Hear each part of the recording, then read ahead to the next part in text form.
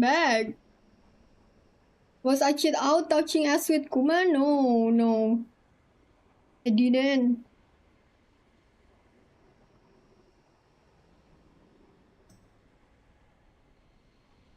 Why potatoes? What happened?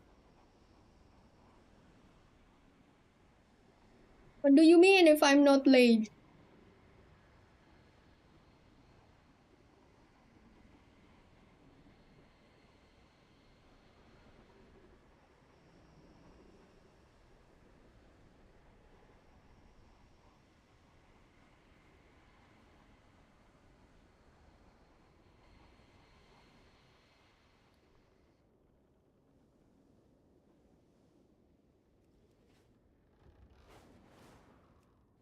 I mean, what will happen if I'm not late?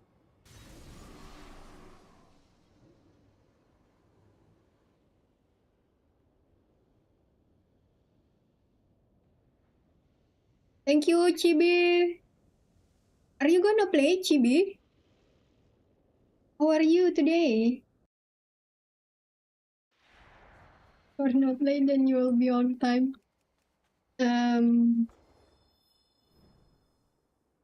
Probably.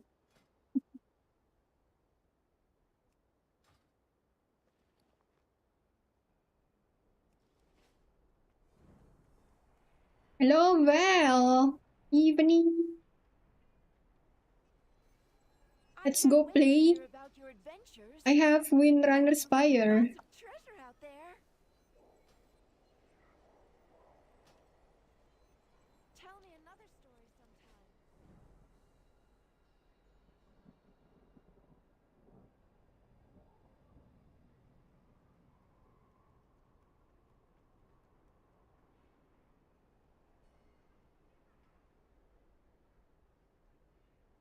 Why my hair looks annoying again?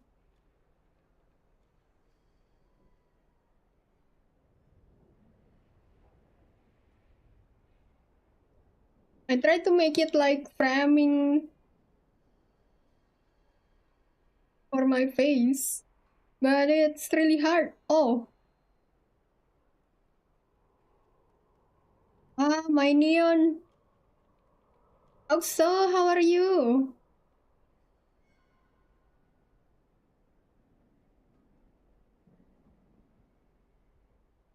I forgot my neon lamp. Well, I'll take care of that later. There is no red highlights today. Nope, nope. No red highlights.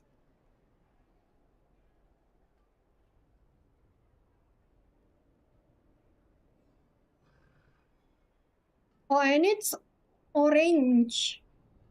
Potatoes.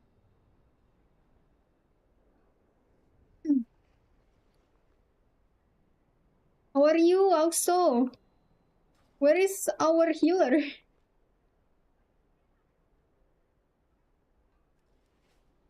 We'll just do Windrunner Spire plus 10. Don't forget to repair your gear.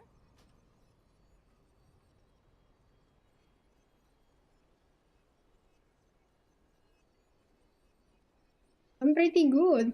Hey. It's waiting for you. But do it.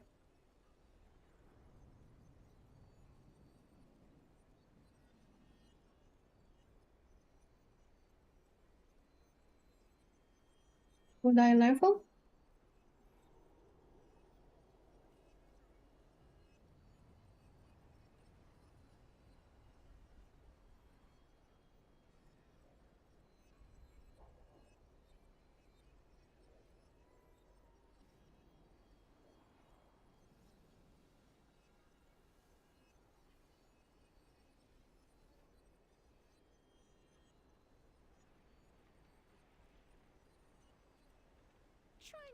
Sorry. What I level? I was saying hi to Provost. Oh, okay.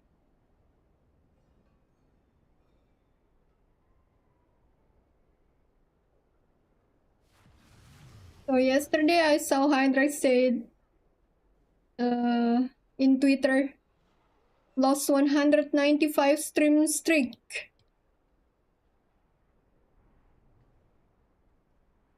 on Twitch channel.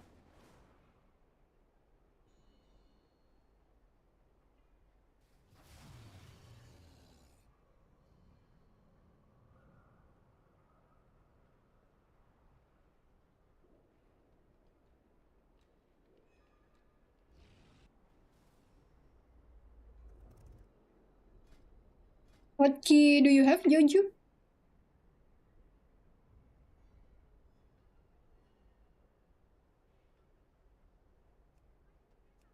Go do my Windrunner.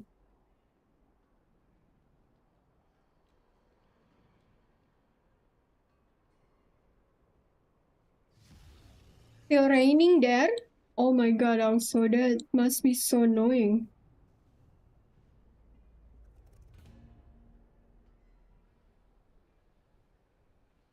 Let me just turn on my neon quick.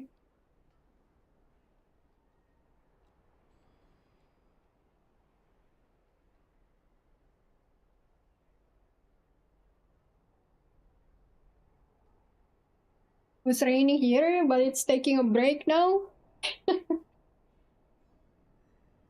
Fun.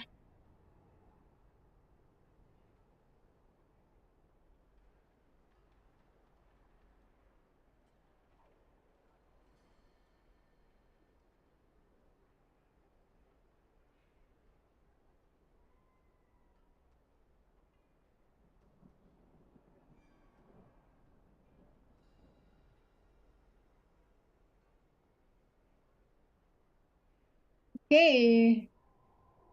Ada red highlight. Uh, Jojo, can you find the queue? Gonna rain again soon? Chibi, let me know when you play, okay? We have MDI watch party in 2 hours, 2.5 hours. So we'll try to do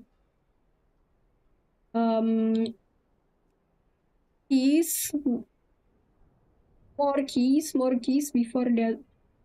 Vaughn, do you want to DPS? Arc foul. I got you.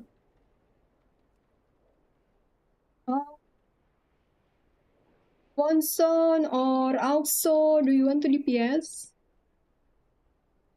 Hey, there you blood. Good morning.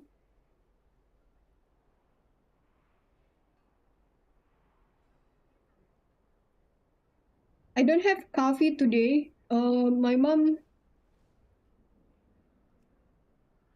told me we have a chocolate. Yeah, I was like, I need coffee. I don't want chocolate drink.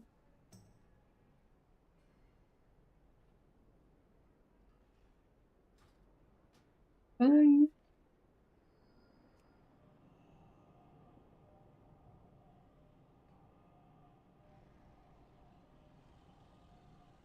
Doing my last delve, but I can come to next. Okay, also. Okay, I'm logging in now. Let's go, one. We are also in Discord. Guys, did you see Wonson's pictures in Discord? He posted and shared in real life pictures. So if you want to check it out, if you want to see it, go to join Discord. I guess we pug then. We pug this guy that's 3.5k IU. This guy is Ragnaros. Maybe not. Sorry. Unless you are from chat. Wait, that's you, Seryu, Menali? Oh my god. You need to tell me that. Uh, I'm not discriminating, but the last time somebody from Ragnaros left group when all DPS died, include him, but we killed the first boss in TOP. Hello, Berlin. Thanks for invite. I'm the hunter. Welcome in, welcome in. So yeah, some people from Ragnaros are really good, but some others, I had experience they had bad internet, something like that.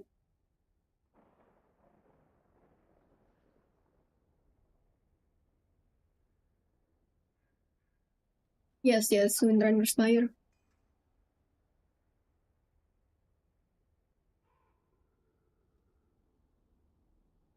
It's very common, unfortunately.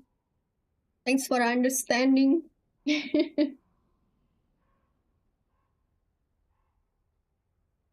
Let's go. Guys, I'm so happy we will watch MDI. Let's go watch MDI. MDI will start in 2 hours, 27 minutes or 30 minutes. 23. Oh my god, why cannot I speak right? 23 minutes.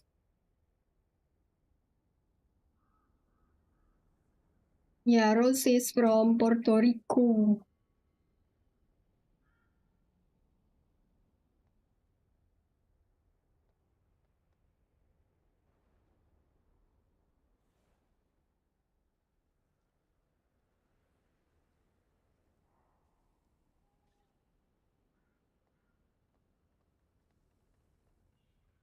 But Rose never gave me her twin sister pictures.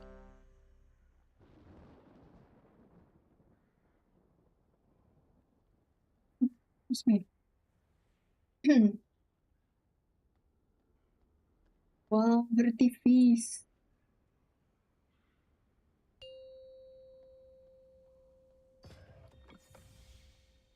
Five, four, three, two, one. Oh, that's pretty Rose. Five, The void four, beckons us three, onward. two, one. Embrace it. Leave. My sisters were the last to visit these halls, but they threw their home and their bond away. If we can calm the spirits here, maybe they'll return. The Ranger General was sharp and steadfast, while the Peacekeeper kept the calm. Yeah, Rose, but it's okay. Will you choose? Oh no. Aggro. Oh my god. Did everybody get aggro? Sorry guys. I'll stand them. At least man, I only got the bloodlust, but the hunter lost the bloodlust. Sorry guys.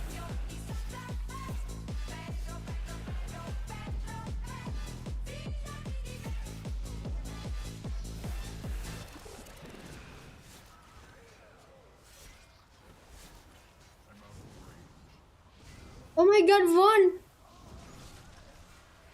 I didn't invite you! I'm glad I'm not in this key. Oh my god! Sylvanas didn't ask Oh my to be god, Ranger Vaughn, General. I'm so sorry. She gave everything to the task. Oh my god, I'm so bad.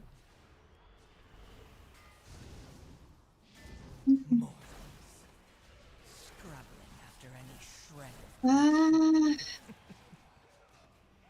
Oh my. Come to next key. Oh my god. That's rough. Yeah, I forgot about Vaughn. Oh, sorry, Vaughn. Oh, She trained with a bow gifted by our mother. Undead fanatics have invaded to loot it and anything else that belonged to her. Oh, I'm feeling very bad now. I have time to go play in traffic before next ski. I think it's the paddle.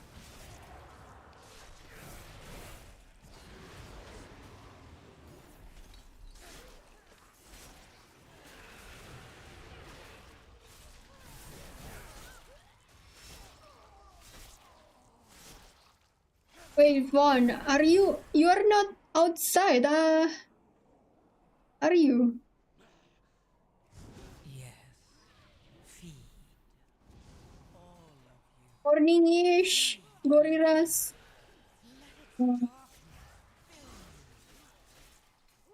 Oh yeah.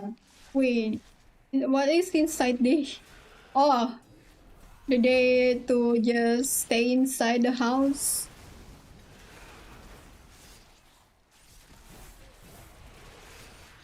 But you still walk the dog, right? So not purely inside day.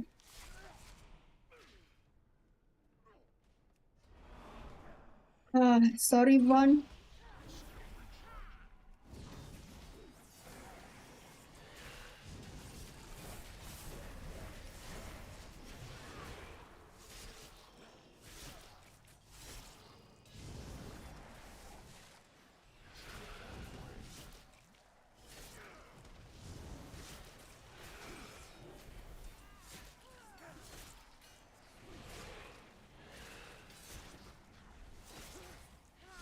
We went on a walk this morning, and now her friend just came over. No, that's stray dog. Is that? Mortals. Scrabbling after any shred of control.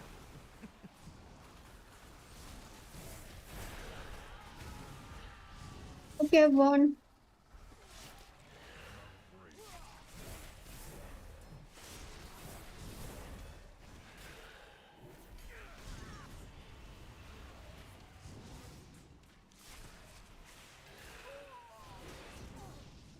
Yesterday I remembered about Aloha. I don't know how he is. Usually he reminds me about everything.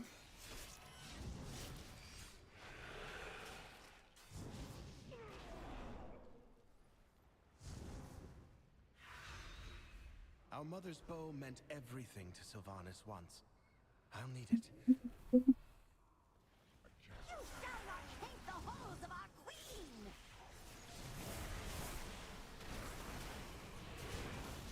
Splattering spew.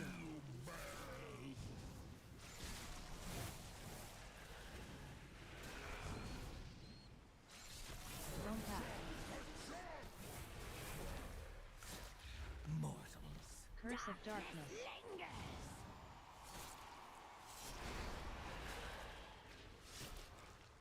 Oh, can curse one.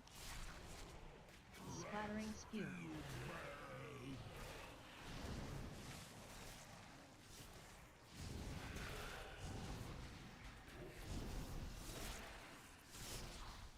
Debilitating shriek. Yes, your mind! What have you done?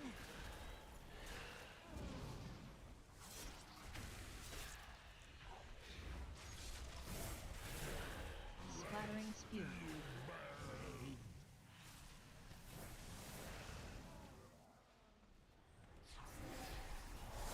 Thrown back. Curse of darkness. Yes. Feed. All of you. Feed on the void. Let it Splattering spew.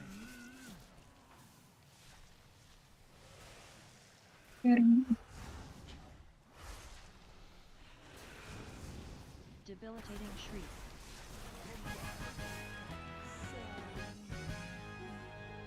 Sylvanas was sometimes vain. They say and he loved to be probably admired. doesn't play She never anymore wanted to be worshipped. also because of the war. Come, Yeah. Let's find the next relic.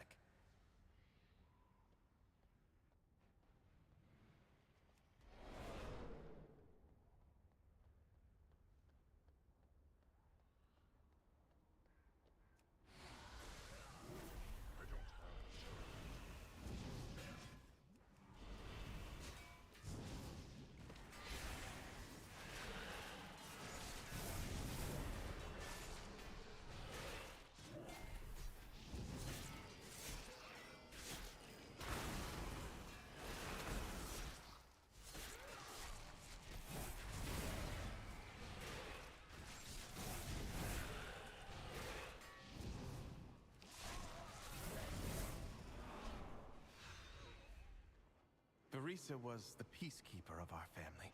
She spent many days tending to the gardens here. But the wilderness has overtaken it now.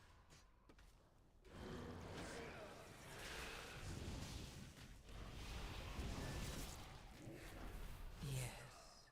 Feed. All of you. Feed on the void. Let its darkness fill you.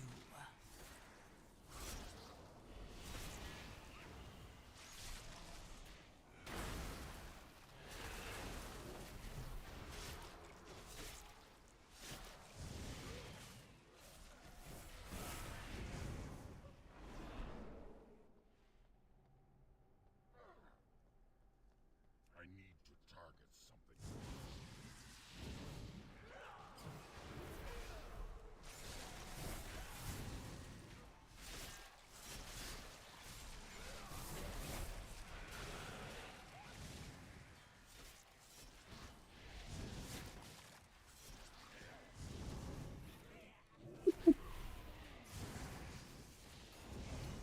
It's broken. Maybe because it's lying. Oh my god.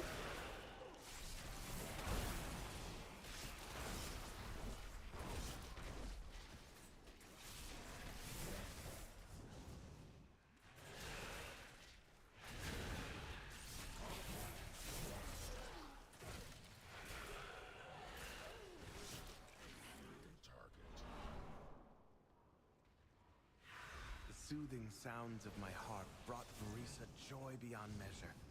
I'll need that relic.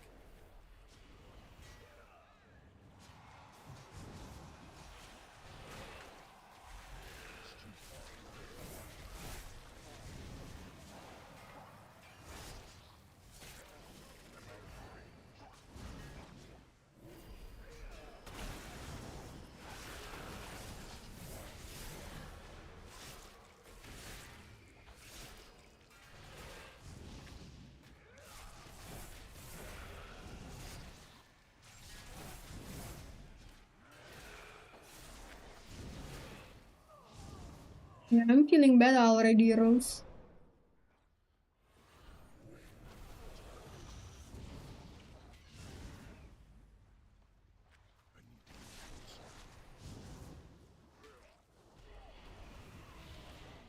Let me grip this. Well now, that Dragonhawk seems to have stolen my harp. She won't let you close without a fight.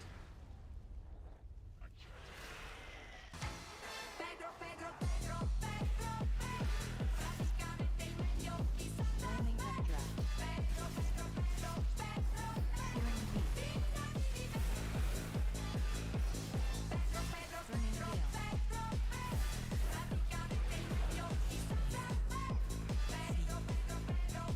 All. Feed on the void. Let its darkness fill you.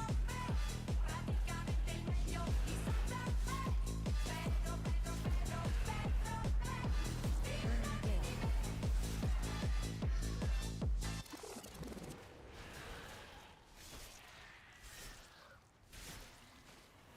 Flaming updraft. Searing beak.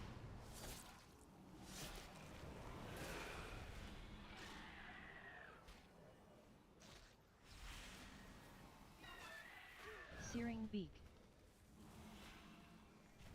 Flaming updraft.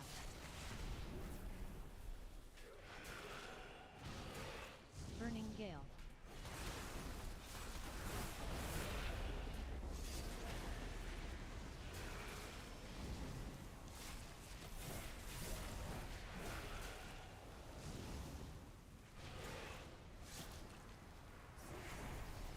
Oh, Burning Gale. just wait, okay? Beautiful. She reminds me of Arisa. Oh, My what sister do you was mean, also yeah? ferocity itself. You when her release family was threatened. Come. you We have found, one I don't more know relic. where. The front? Oh yeah, yeah, that's right.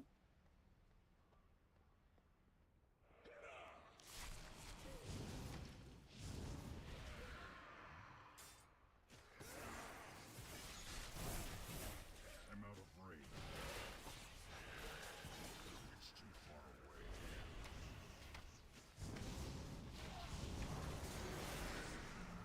Hmm. I'm out of range. I was gripping the ads behind.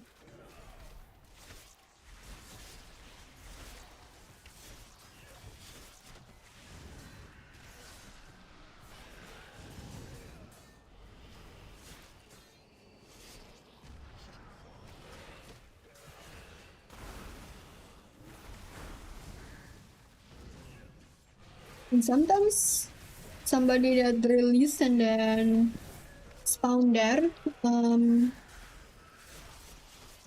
lost their way.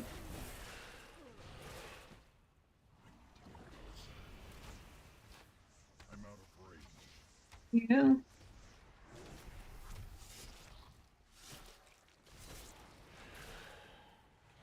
Yes. Feed. All of you. Feed on the void. Let its darkness fill you.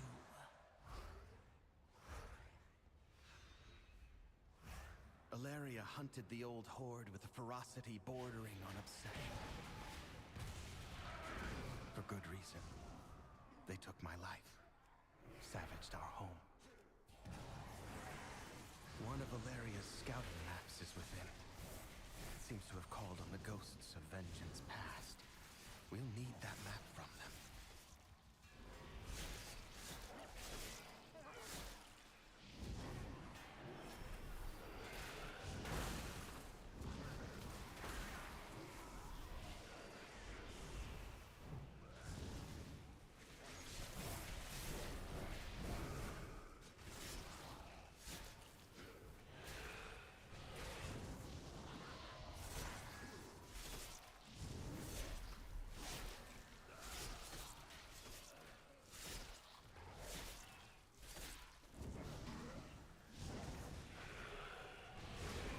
Yes. Feed. All of you.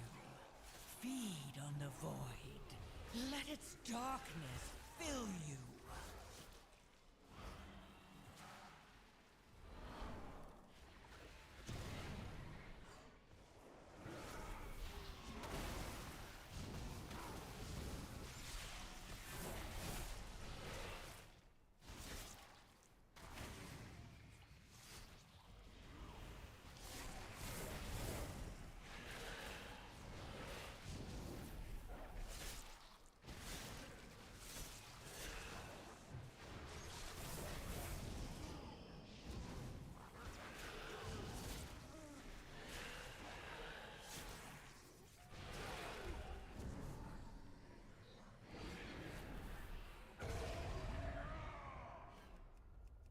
I'll take you down myself! Rampage. Oh my god, I'm just freezing. Reckless Leap. My blade! Intimidating Shout. Yes. Feed. All of Shield Wall. Are you back, Von? Do you still want to come to next key?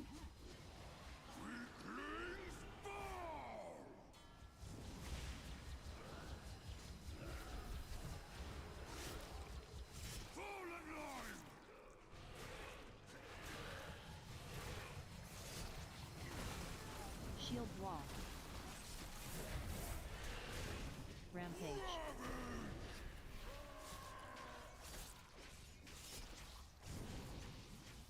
Reckless Reckless leap.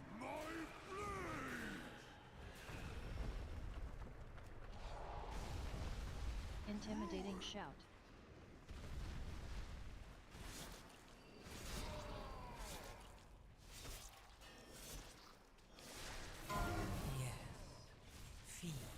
Hello, I love you. Wall. I'm just gonna sit here and say I love you and say hi and slay and yas.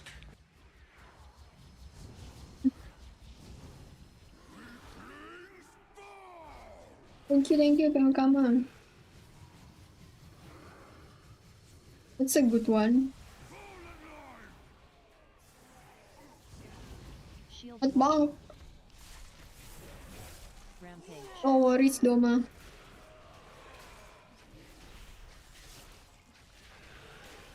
Reckless leap. I'm just a little bit annoyed with Intimidating myself. shout. I forgot somebody to get in this key. We've done it. One last task remains.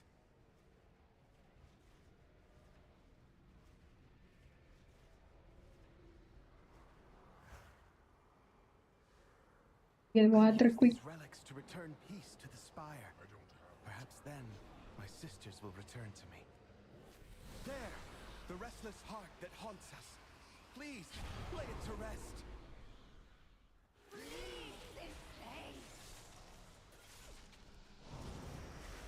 I'll get water after this dungeon.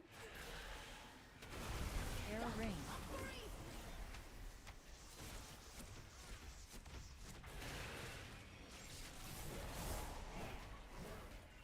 Yes. Feed. All of Good night, potatoes. Multi-wind blast.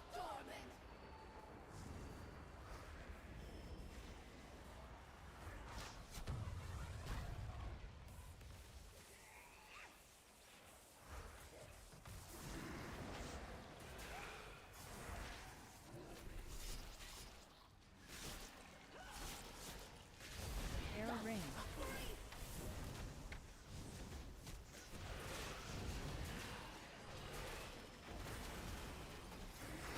Tempest slash. Gust shot.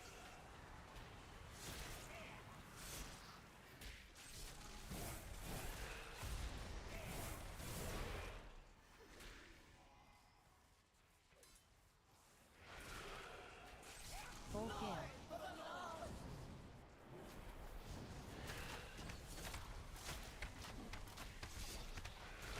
yes.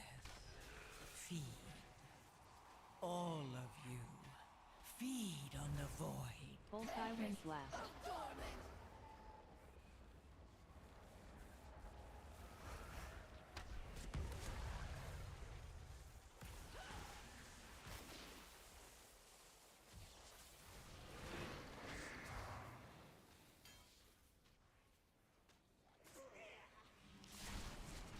Air rain.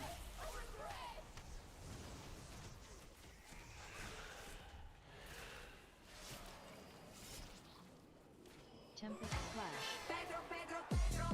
Gust shot.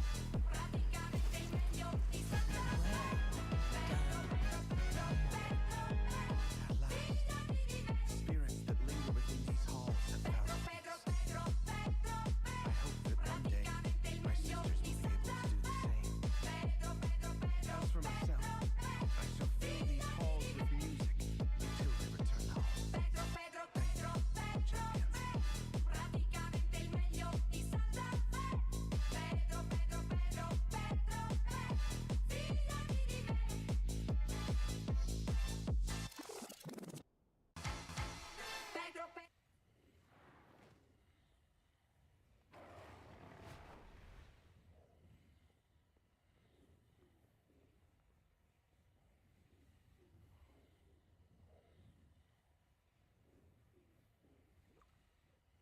I'll be back.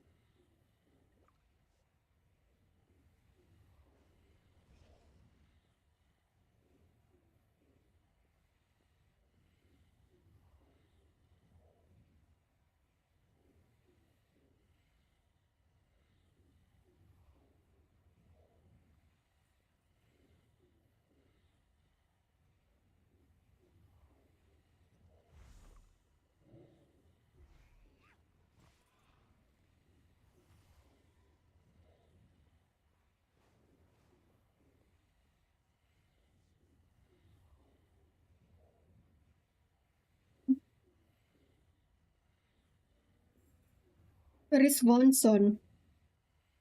I'm back.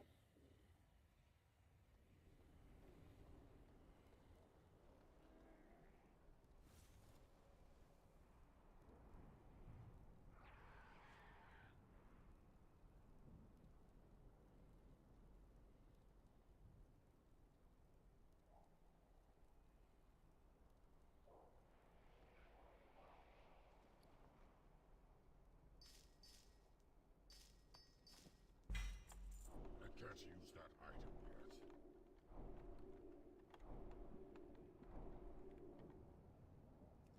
We do Sky Reach. This is Sky Reach.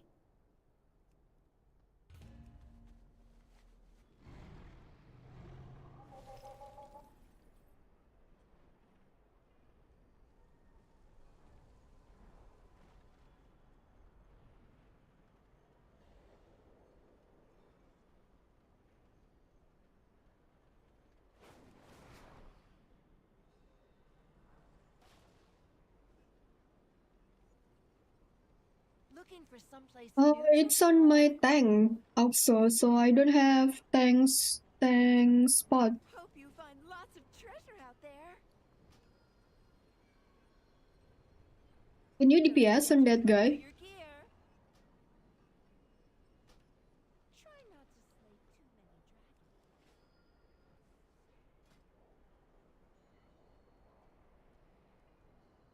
dragons. No, not I can try. Have you DPS at least once or something in lower keys with that guy?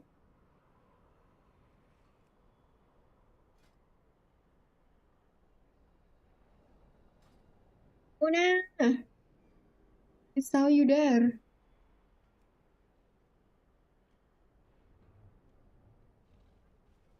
Come Q please also.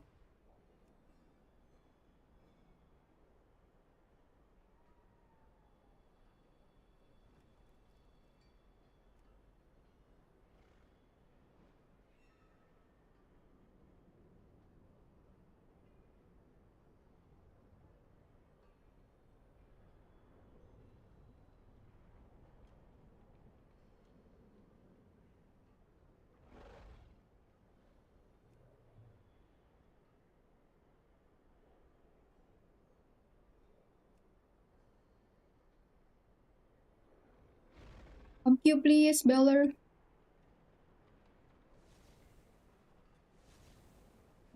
All DPS matters.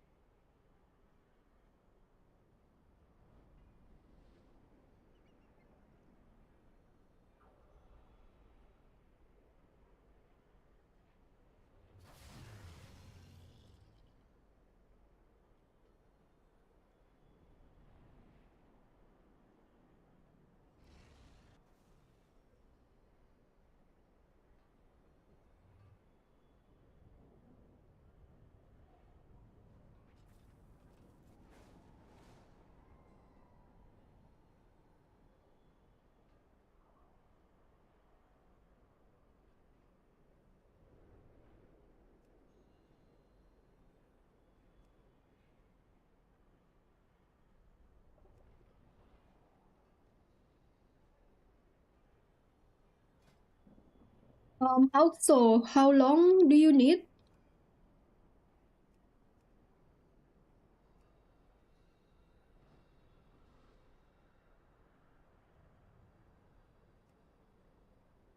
Honda is you, right?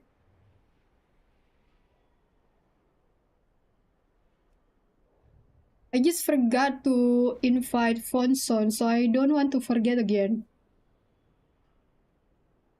Please help me with put your Twitch name in note.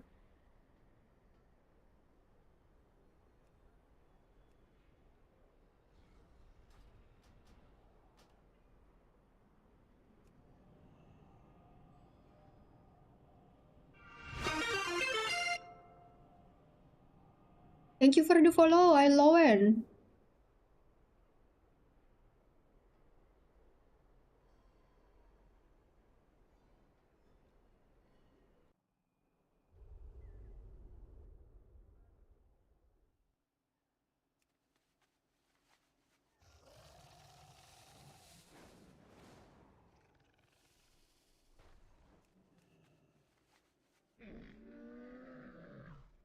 I have many lucky doos you like.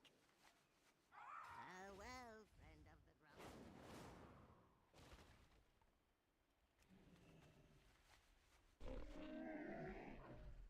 friend of the Grummles. Many deals for a friend of the Grummles, like you.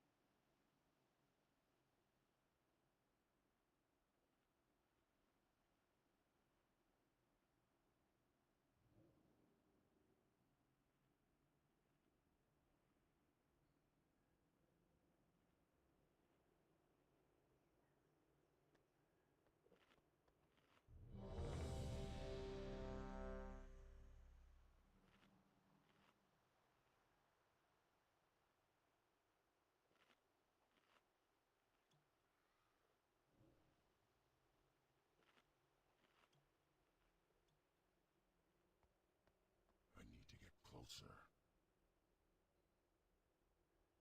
Murni.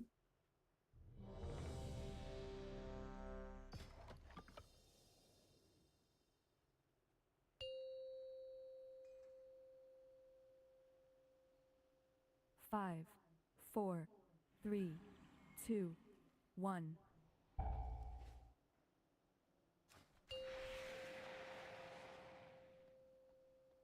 Five, The way four, forward opens, three, and two, your fate one. entwines with mine.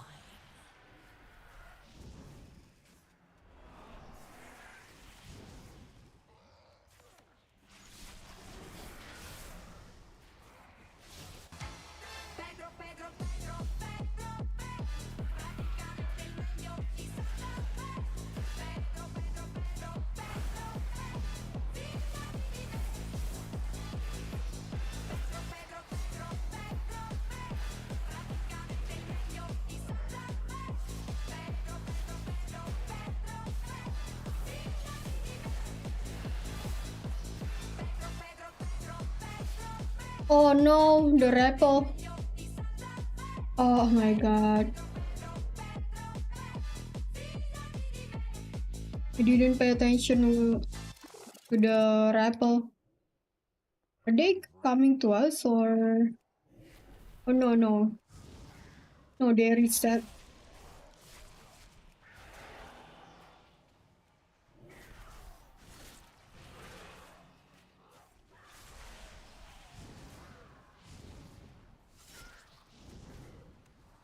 Where is that bird?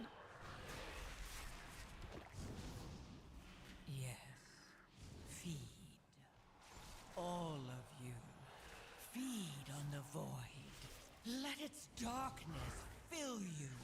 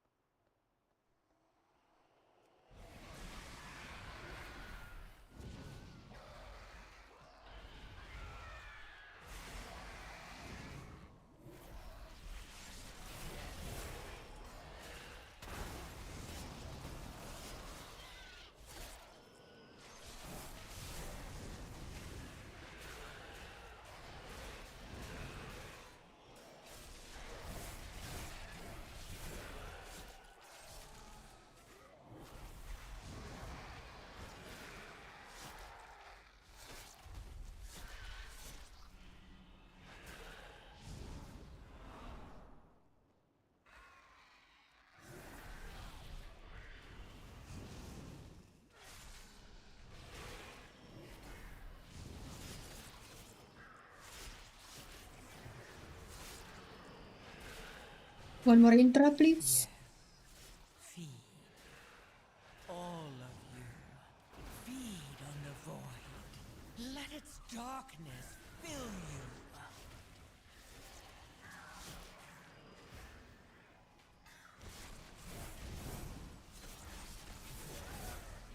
Closer.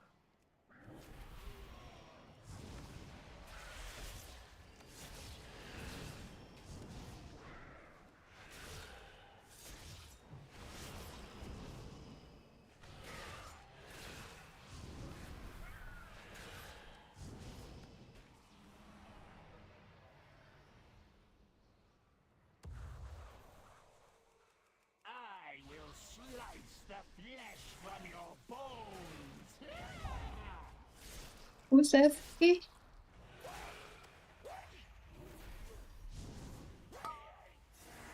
Yeah, I know.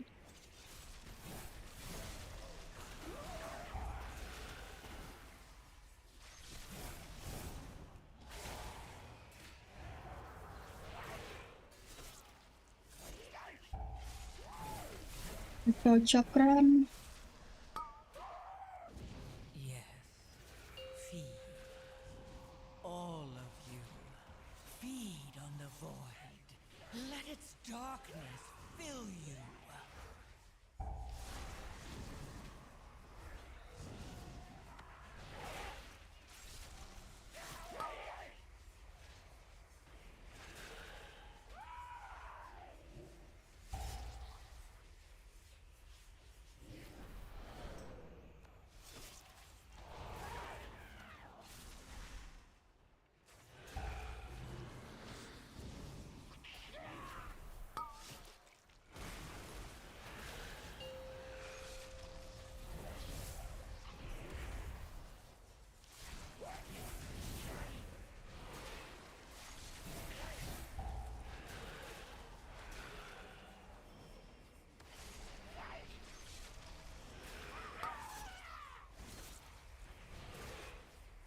Mortals. Scrabbling after any shred of control. Chakram.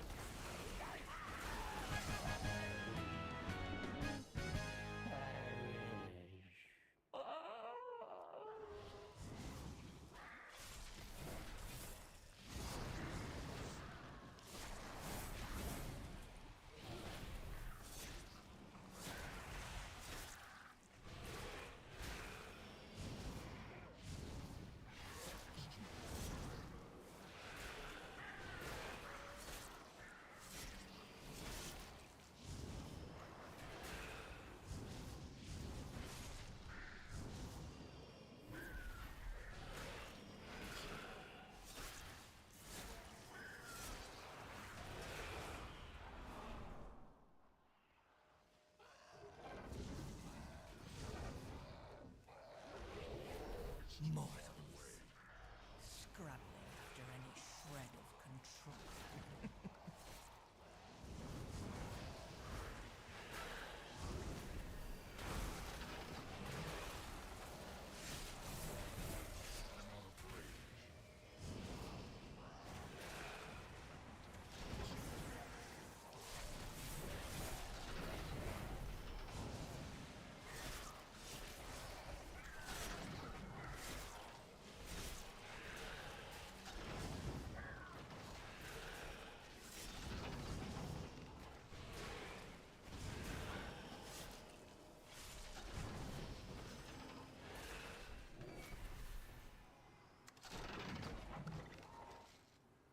I need a target.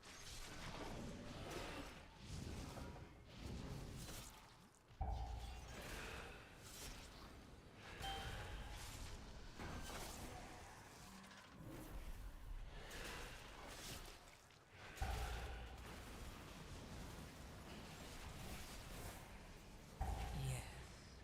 Feed. All of you.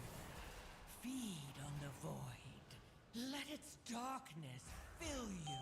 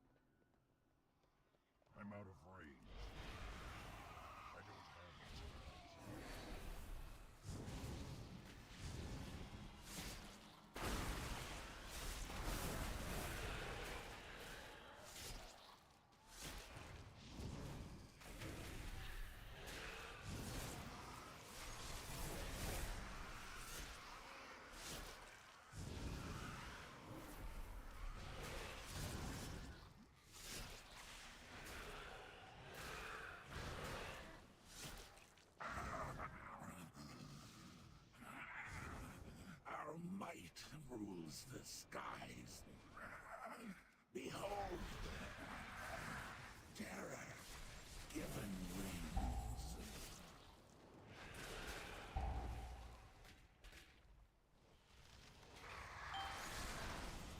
Yes. Feed. All of you. Feed on the void. Let its darkness fill you.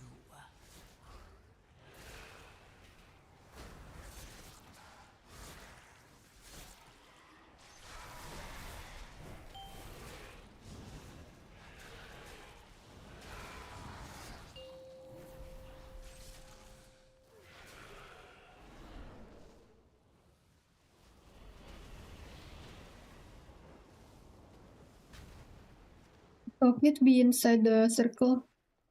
The circle doesn't damage at all.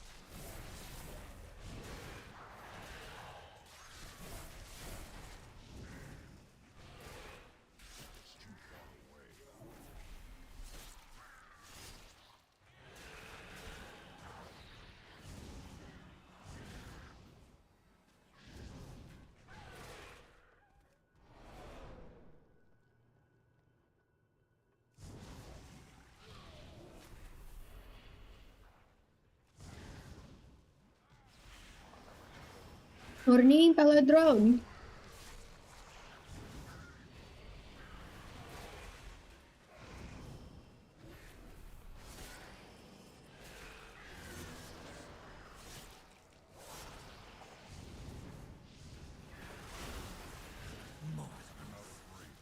Scrabbling after any shred of control.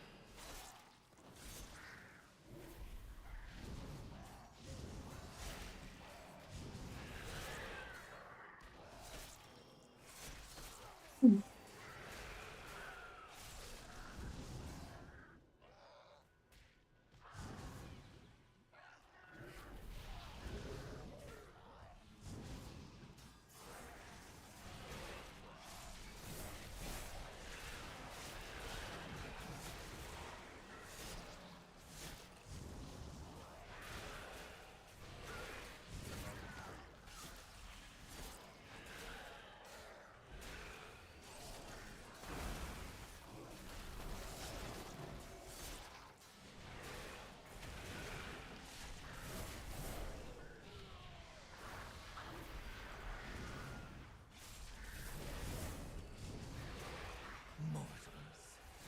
Scrabbling after any shred of control.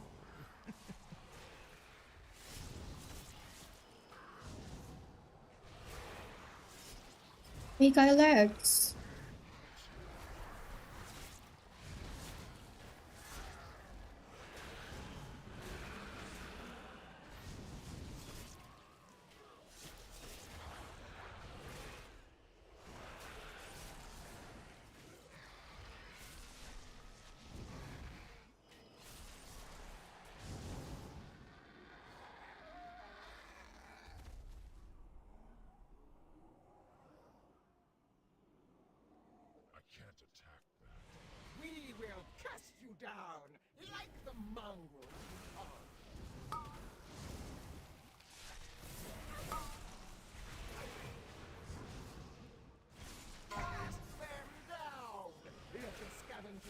6-7, 6-7.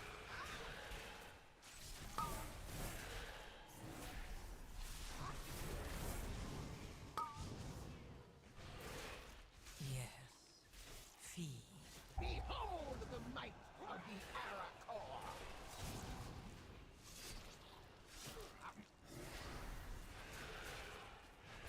Oh,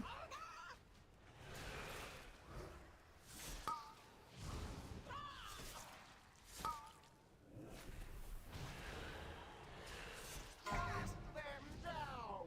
Let the scavengers below maybe did we rebuff? Yeah.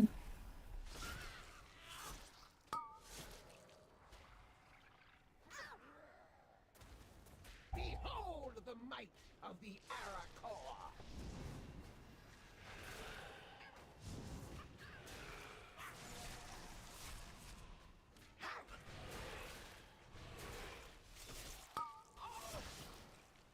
Uh, 4 minutes before we can be rest. Them down! Let the scavengers below feed. Yes.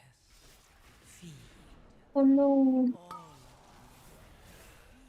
Can we this guy? Behold the might of the Arakor! Oh, never died.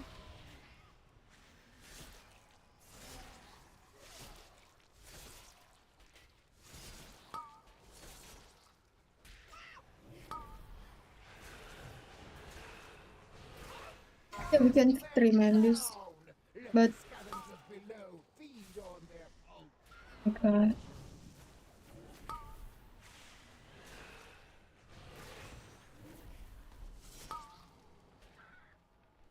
Can you do you have wild charge? You Behold the might of the Arakor! wild charge to me. Get ready.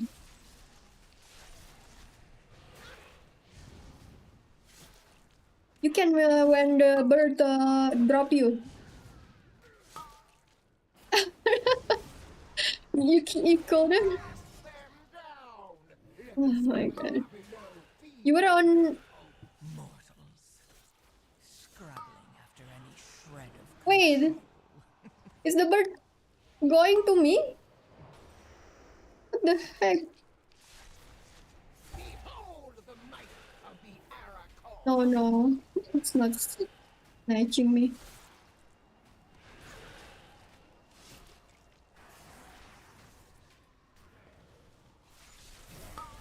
But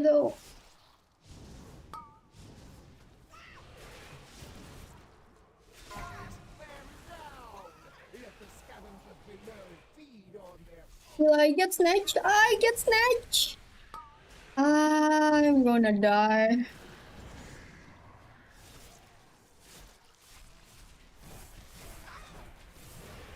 behold the might of the Arakor!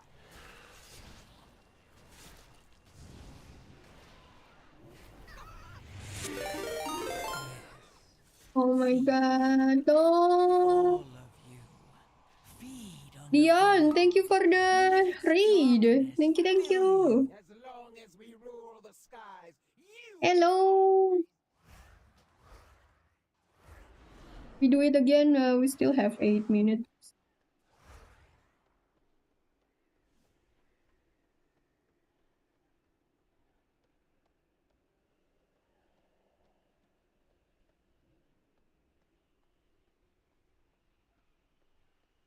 Yeah.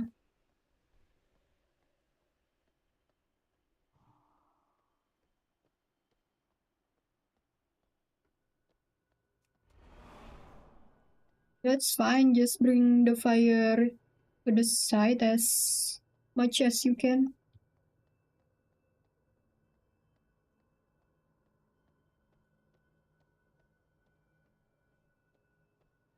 It's too far. we will cast you down like the mongrels you are.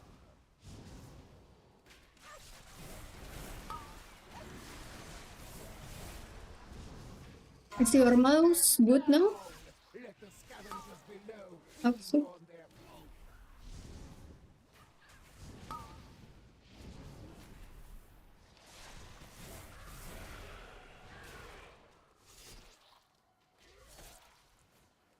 Behold the might of the Aracore!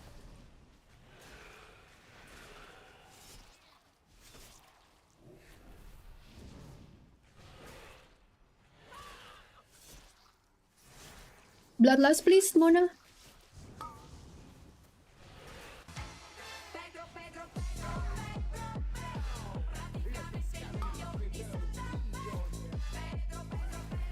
Stun, please. Stun the bird.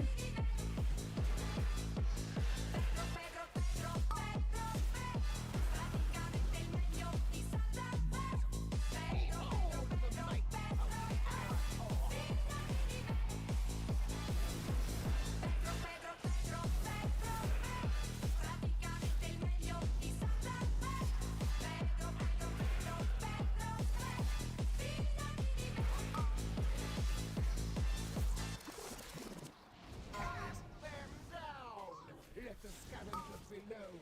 Our agreement stands Yay. for now.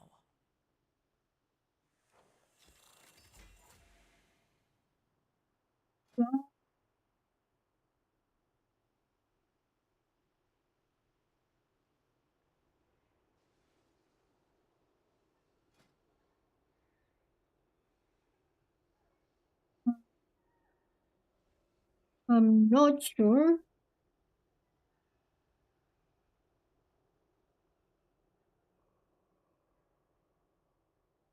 I don't think so, though.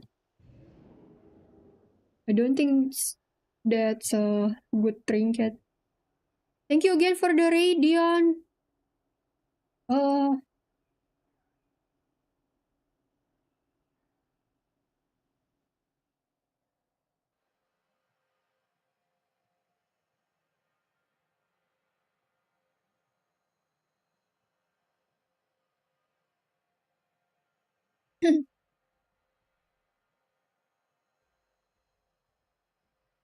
I have my webcam, but I have to close it for a little bit. Be right back. Yeah, I'm not sure. Juju. Is this trinket good for healer?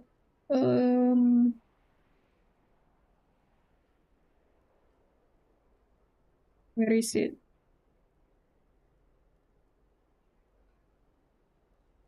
Ah, there it is.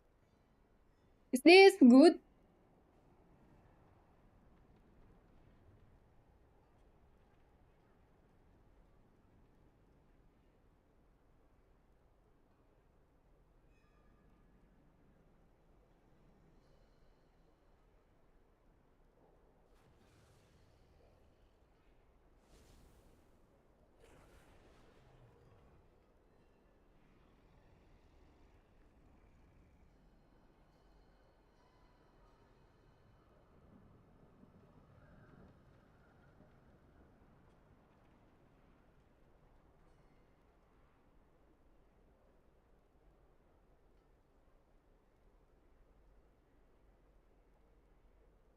Oh, if they have nothing, then it's okay.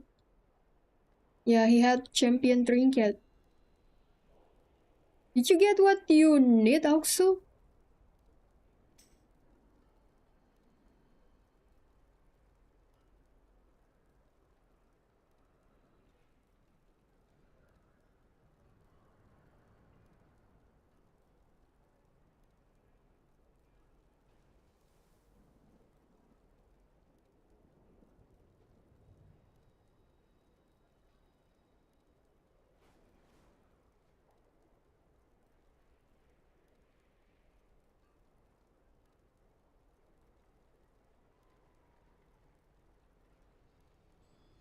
Yeah, that's true.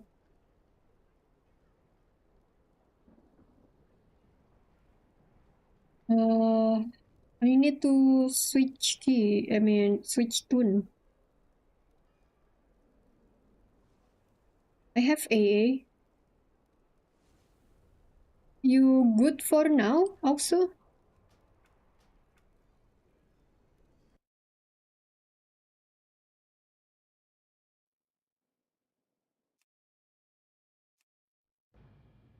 Oh, sounds good.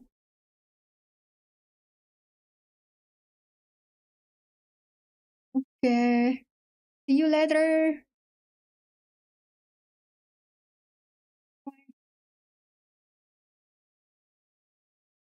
Depends on what they are replacing. I think it's not gays because he never ate.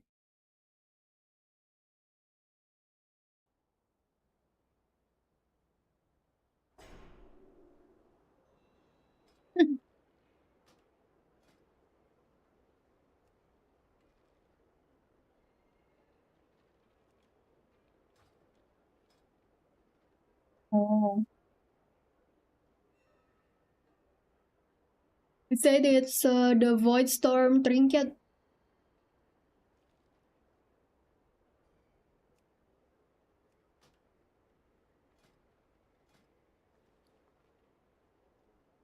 What key do you have, Juju?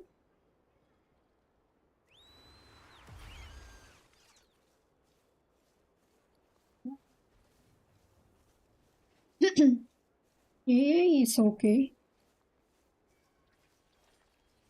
Found any good treasure lately? Do you not want to do AA? Tell me another story Or sometime. seed? Hope you find lots of treasure out there. Try not to slay too many dragons,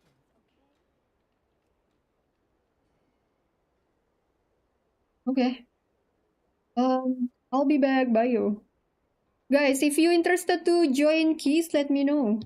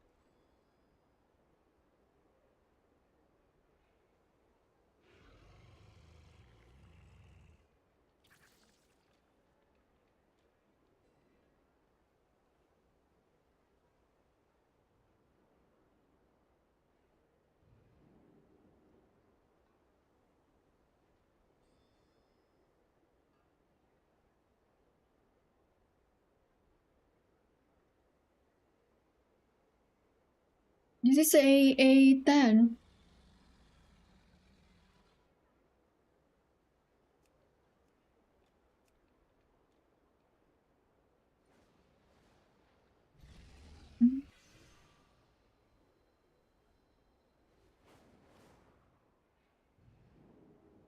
Um, guys, please queue.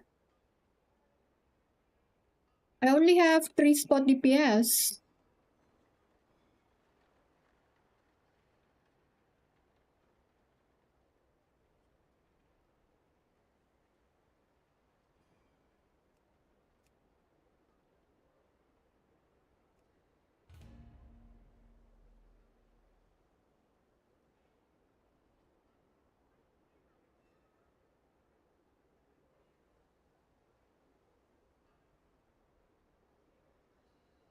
Okay, Drapsy. You have fun.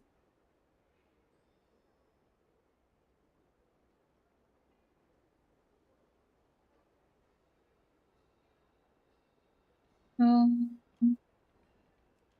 Zach in queue. Idot in queue.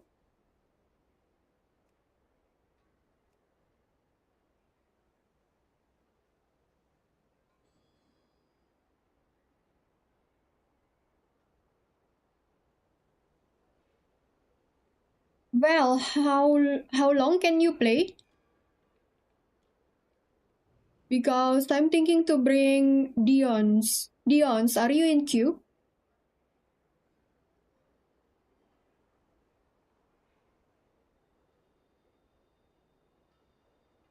Iloan. There is three people that said something first.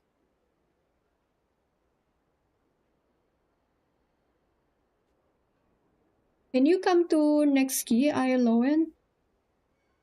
I don't have work tonight. I'm just practicing DH now. Then Dion's, can you come queue? I can see that chin.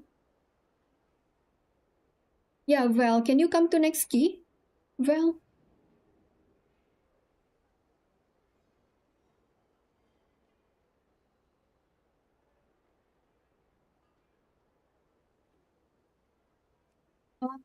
Zach, okay, I'll get the raffle then. Zach.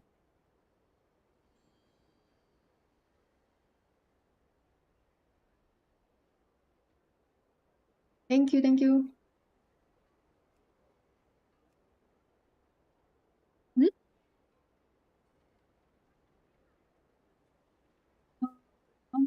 Sure. Dion's, you still there?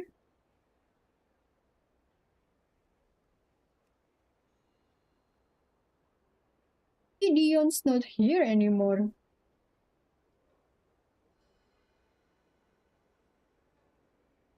Val, come queue, please.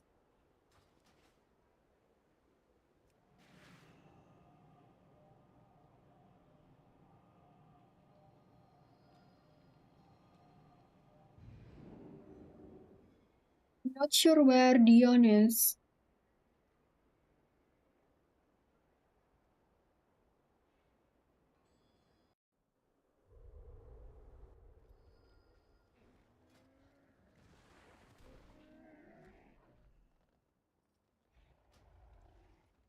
Wait, oh yeah, we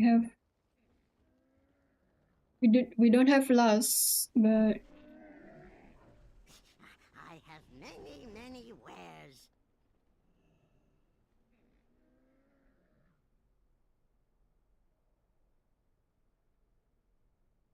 wish me luck with gear ready soon. Good luck, Neo. Hope you get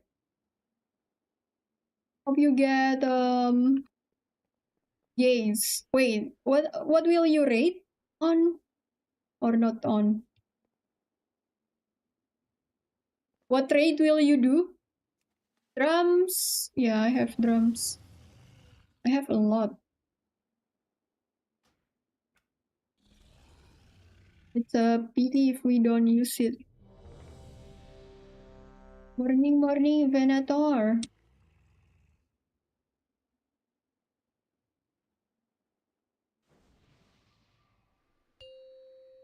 I'm doing all the raids. I'm hoping for the next piece of 5, Cosmos. 4, 3, 2, Oh, 1. Cosmos.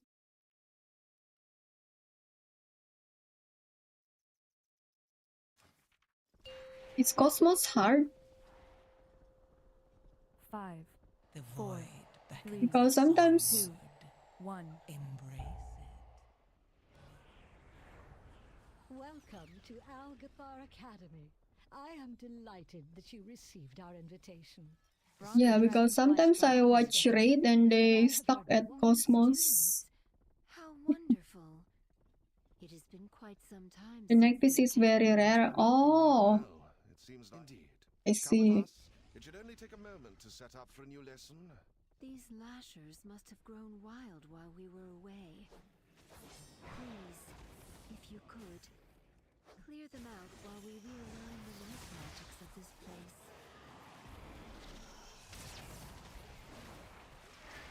Human form.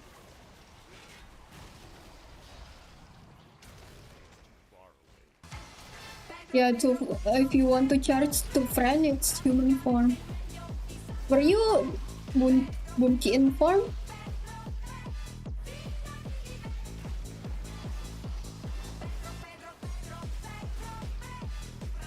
Yeah, that's human form. Oh my god, I'm running.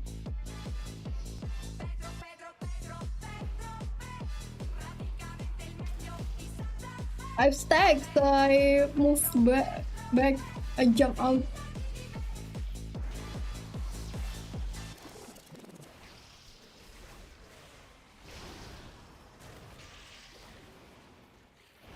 Oh no, don't leave me. Okay, heal please. No more. Wait, Ichistras. No, we do Maximus. What are you doing? Me? There is too much nature. What are you doing? What is that? I'm doing it non normal, so it's not that hard. Oh, I see. Yeah, History, Professor Max Dorman. you say the normal isn't hard. Do see if there is anything he needs assistance with.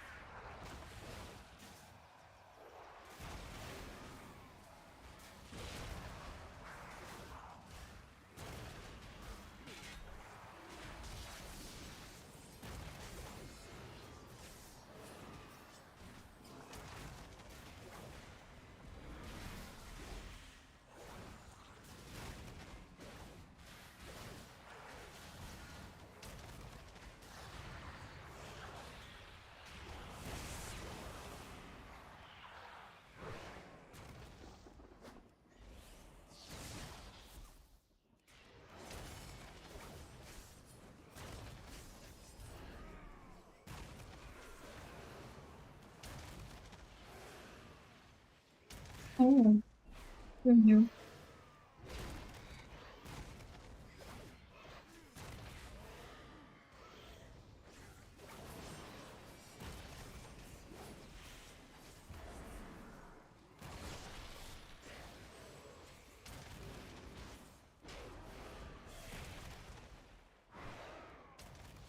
Please excuse the mess. It has been quite some time since students have been here. I'm just putting together my lesson plan.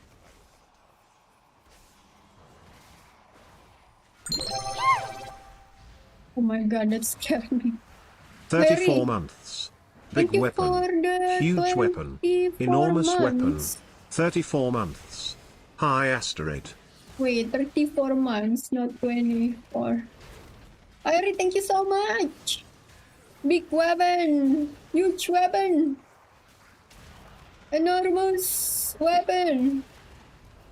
Gigantic weapon. Super big weapon.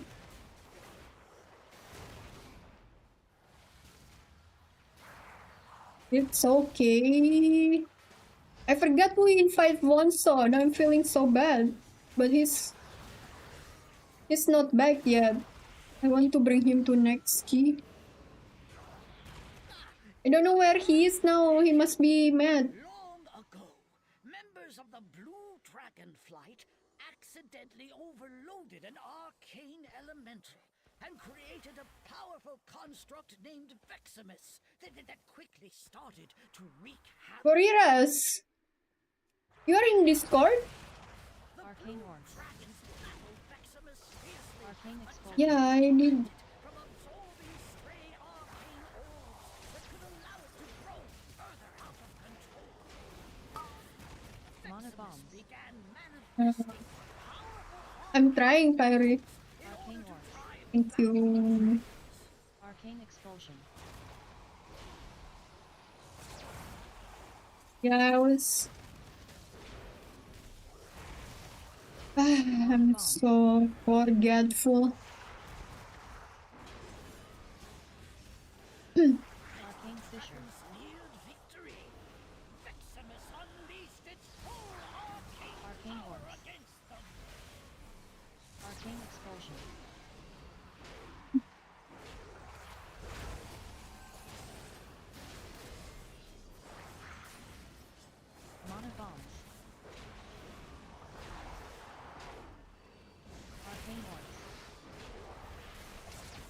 Arcane expulsion.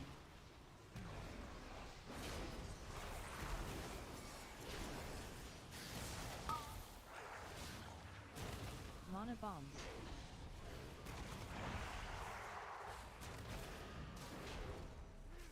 Arcane fissure. Hot water is nearly resil 12. Yay! What dungeon do you need? Called Arcane expulsion. you're a proud warrior, right? You mean? All of you, feed on the void. Mana bombs. Lone Vexillus tried its best to defeat the dragons. It was ultimately destroyed. Well done!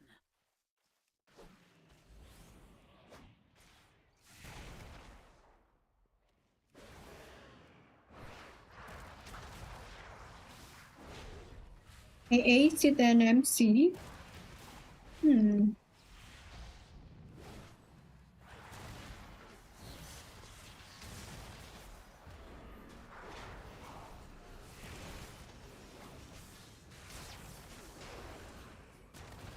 Sorry, say again?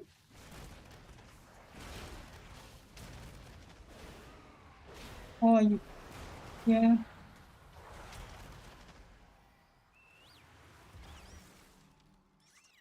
The first spool.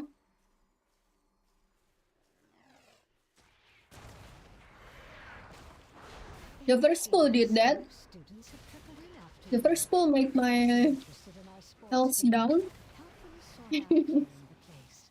It is in quite a state. Uh-oh. Oh my god, no. Come closer, please. Stand closer, but don't get knocked back. Don't get knocked back off the edge. Mortals, scrabbling after any shred of control.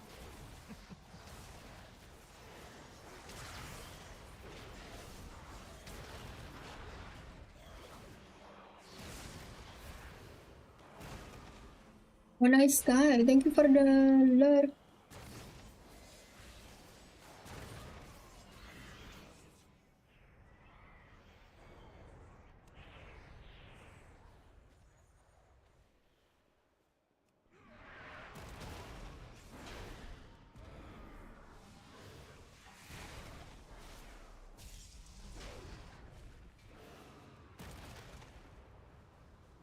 I have the key for AA as well. Oh. So you only need C then MC.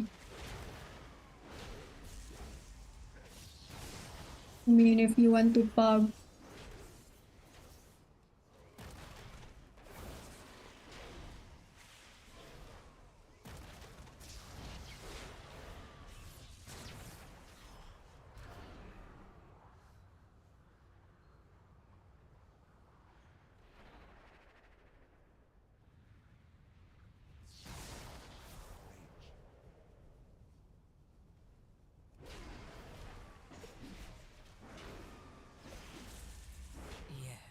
Look at this lish rat arena.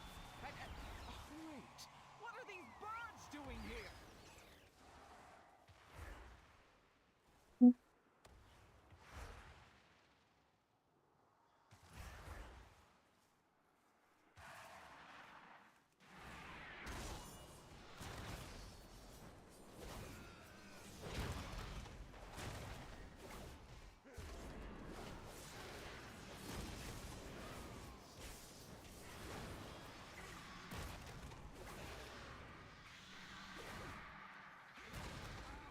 They have ruined the place.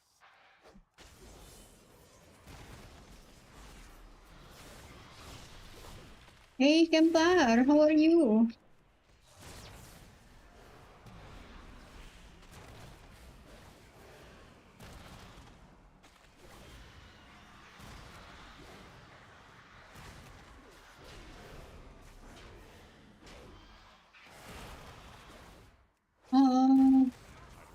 Birds, help us get rid of them. Yeah.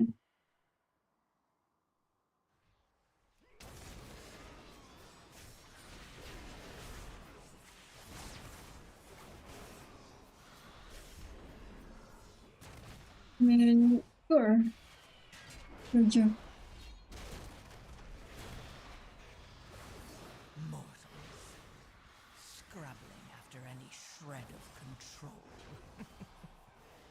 Hello. You need to tell us that you are in Discord. Alright, now we need to clear out the big one. I will activate the goals for Lishrath. That is talent. I mean, I don't have notification also. At least we know that works. Watch Oh, yourselves. I won't see. I won't hear. I can't attack that target. I can't attack that.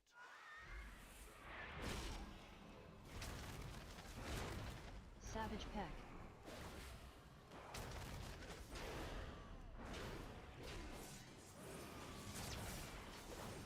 Deafening Screech.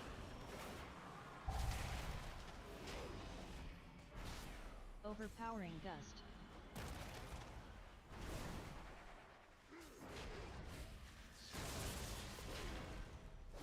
Savage Peck.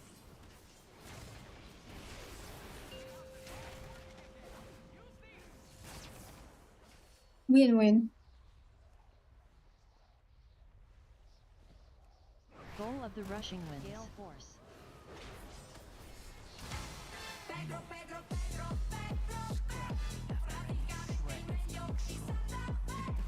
Savage Peck.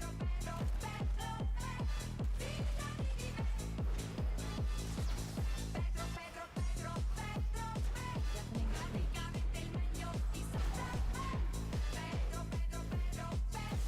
Overpowering Gust. Ciao pronto.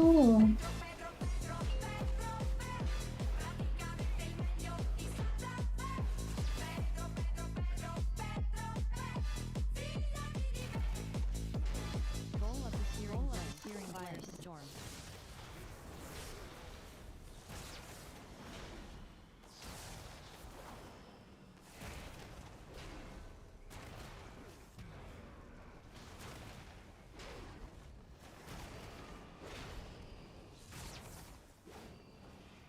Savage Peck.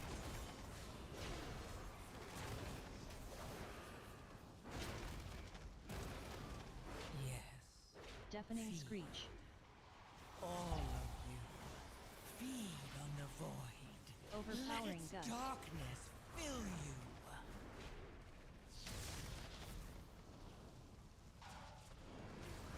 Savage Peck. That there was animation. The bird still hitting when he died.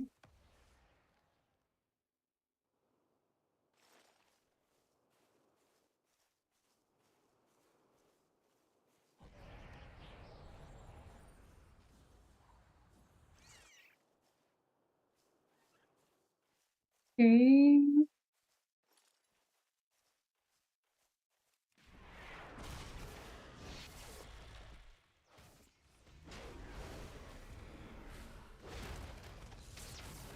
Bark Breaker.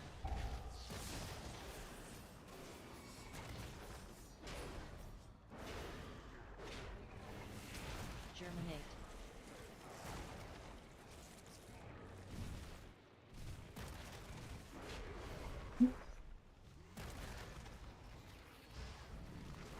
Branch out. This hungry lessers in China.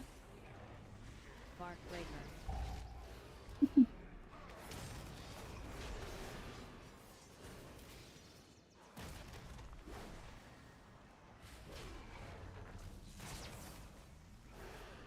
Germinate. Yes, Burst forth. all of you. Feed on the void. Let its darkness fill you. Bark Breaker.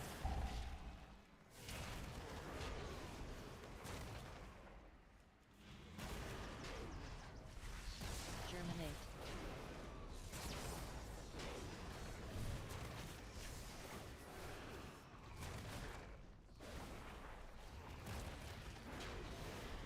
Branch out.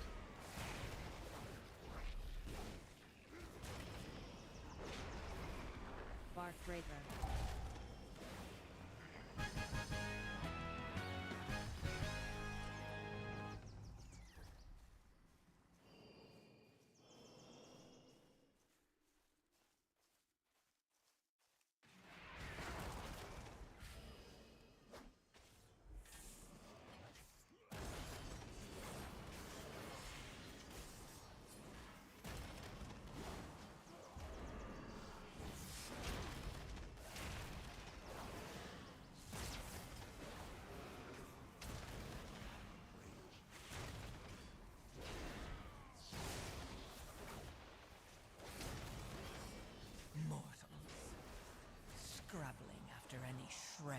control.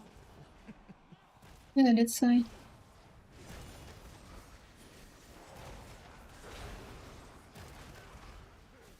Oh.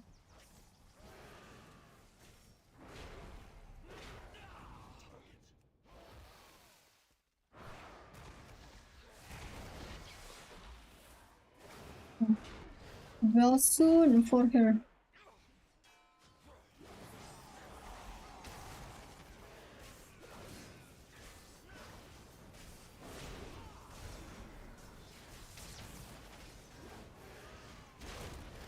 Yep.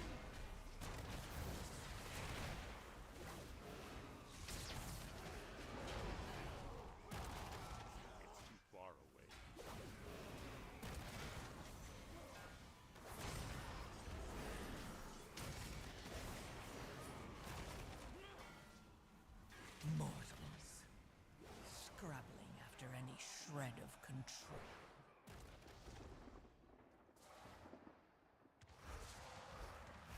Greetings, new. I'm okay, crazy dude. You are not registered here. This room is only for How students. are you? Get to the registrar at Are you getting once. ready to go home tomorrow? Of learning. Only those registered may access them. We're still in party 5. Astral Blast. Energy Bomb. Arcane Missiles. Merit points for you. Astral Blast. Oh wait, you have time to go out and sightseeing, right? Power Vacuum. You will not pass the semester. My bad. Arcane Missiles. That's me. Astral Blast. Energy Bomb. Arcane Missiles. What you have done. Astral Blast.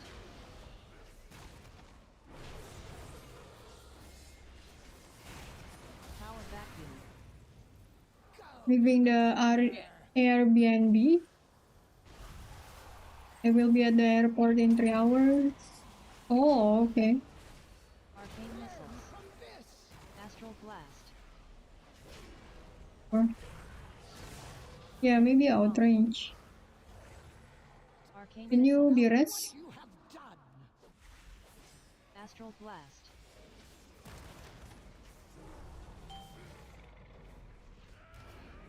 Power Vacuum.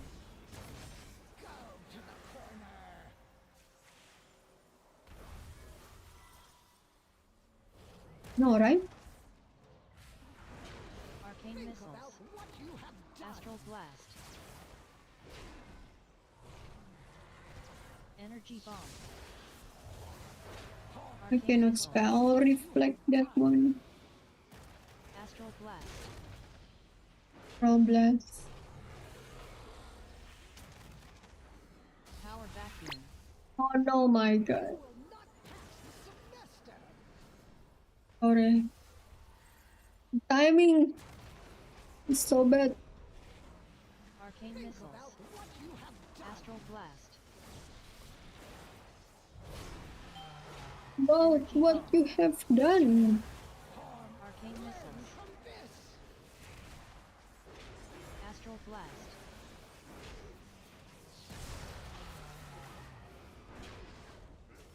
Power Vacuum. You will not pass the semester.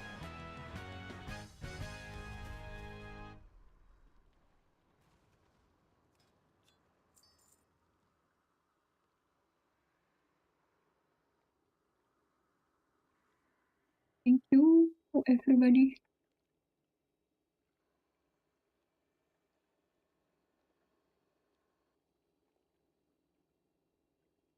Congrats. Thank you, everybody. Easy drums.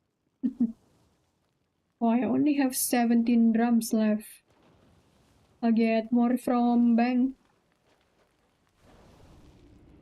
Oh, you had Irish. Bye bye. Thank you.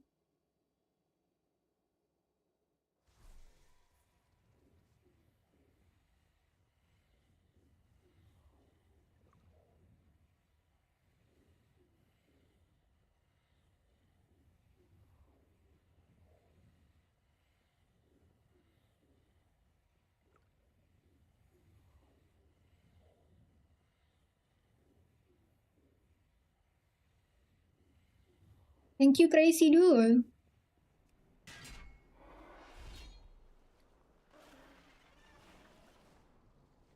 You soon.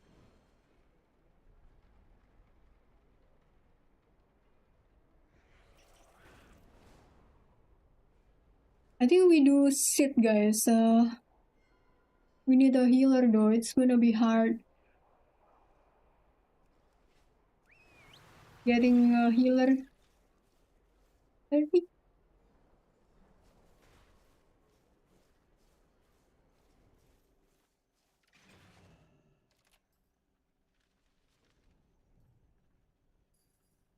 I want to roll something in Magister's Terrace.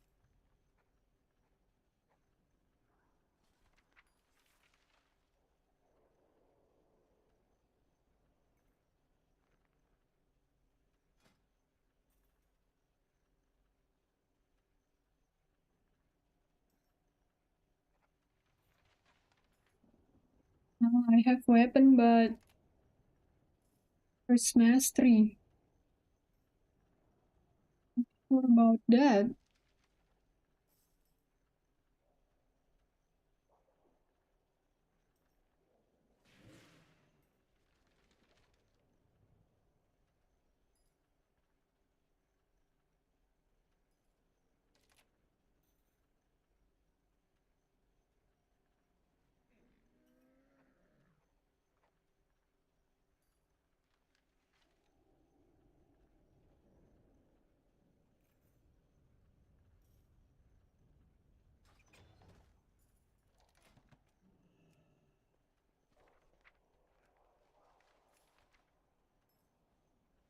Oh, Windrunner Spire has helm.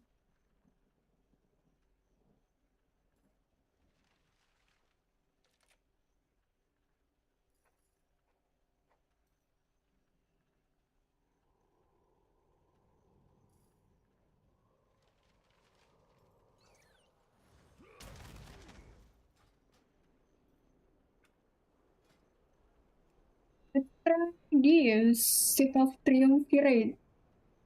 Let's see if we can get a healer. Sit, Pyrie.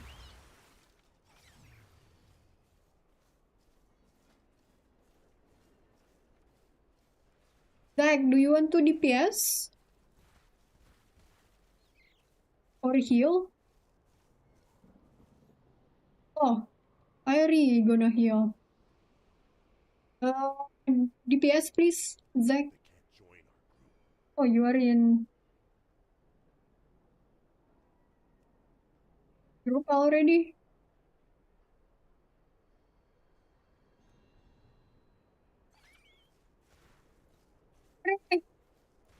Your name. Zach, put your name. Oh my god, you guys didn't put name.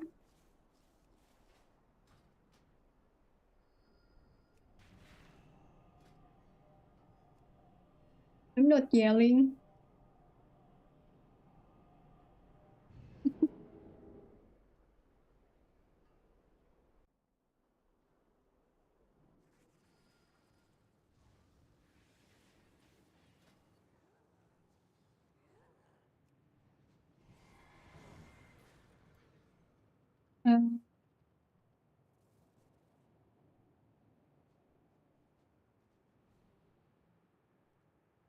Who's Drival in Twitch? I forgot.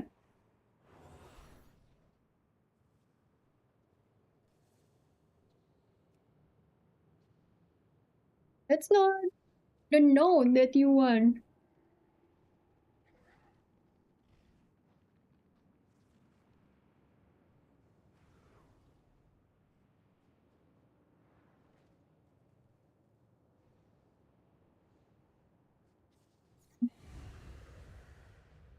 Sure. Yeah, I still have two spots. Okay, Dracon. Okay. I need to remember Dracon.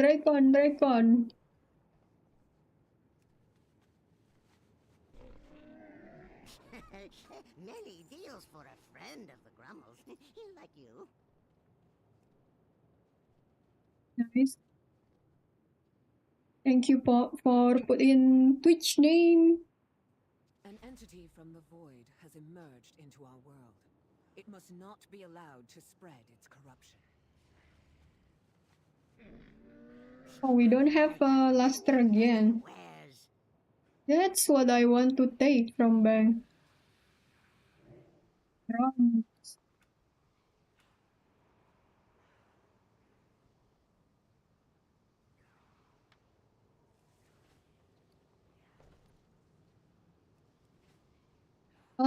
I'll go bio.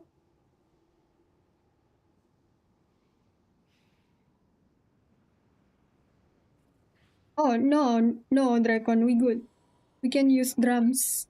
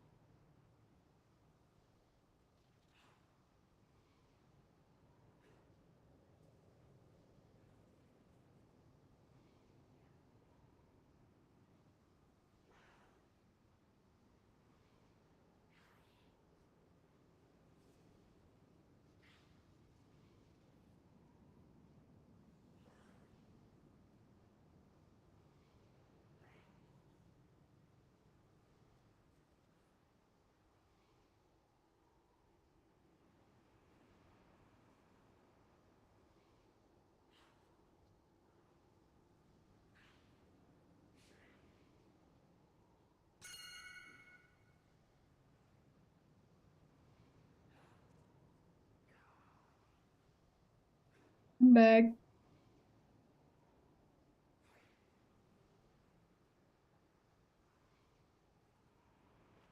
Thank you for the fees.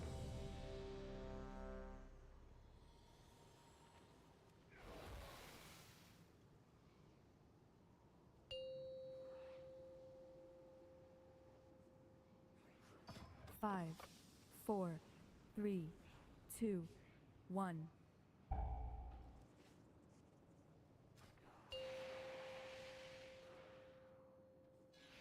Five, the way 4, forward opens, 3, and 2, your fate 1. entwines with mine.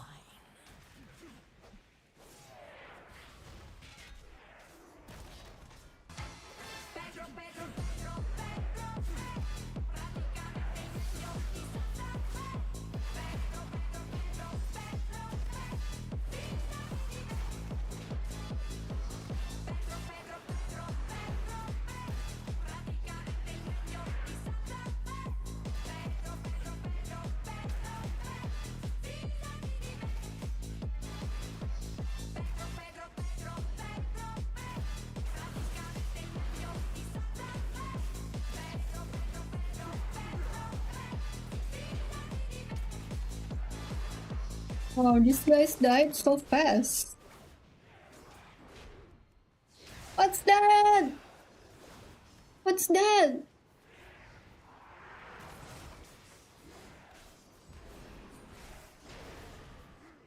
I'm sleepy already.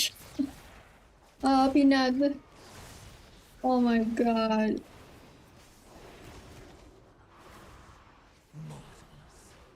Scrabbling after any shred of control.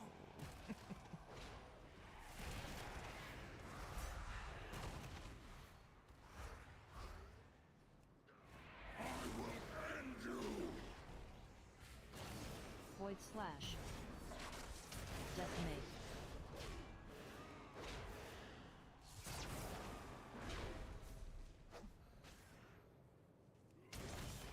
Null calm.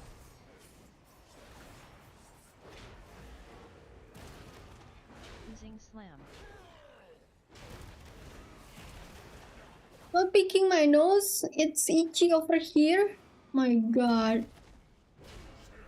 Ah. Decimate. What? My skin cannot be itchy. Void slash. Flower. Crashing void. Yes. Feed. All of you. You should have told him. That's not picking nose. Decimate.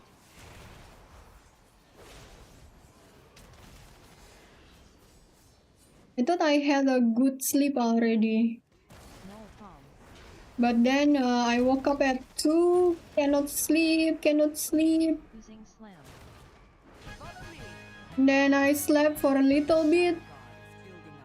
And I got nightmare. And then I woke up. And then Disrupting their efforts would cannot sleep again.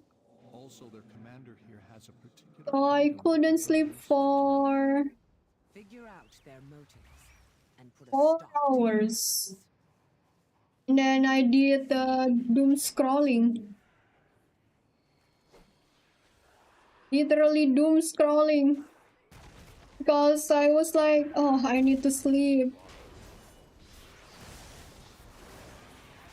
Oh, what about the celebrity that last time? And then I look, who's his wife, and then I look, who's his girlfriend, and then I look, does he have girlfriend or not? Then, so I scrolled, and then suddenly it's already 8.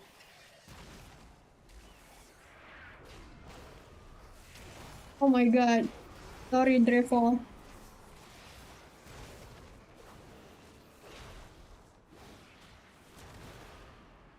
Yeah, I know, right? Look at the DH damage. I mean, everybody's doing a great job. Bring in more forces from the void to deal with these intruders. But that first pull and second pull, I think the DH crushed it.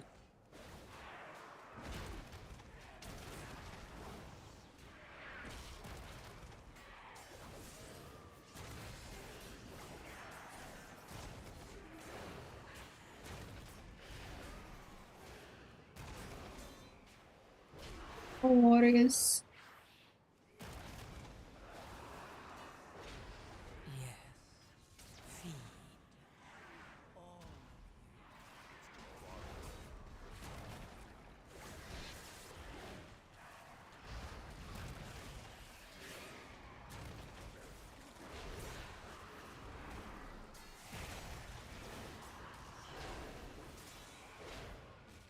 Like, Mare, did you see Peanut? Nah, it wasn't Peanut. But maybe one of them. Nah, there is no Peanut. Oh no! Oh my god, sorry, Dracon. I was thinking about my dream.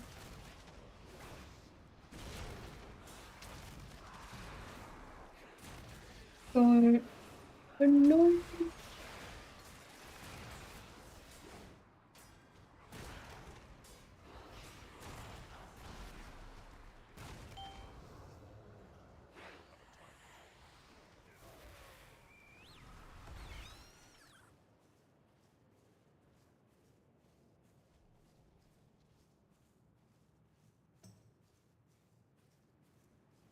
I don't, Templar.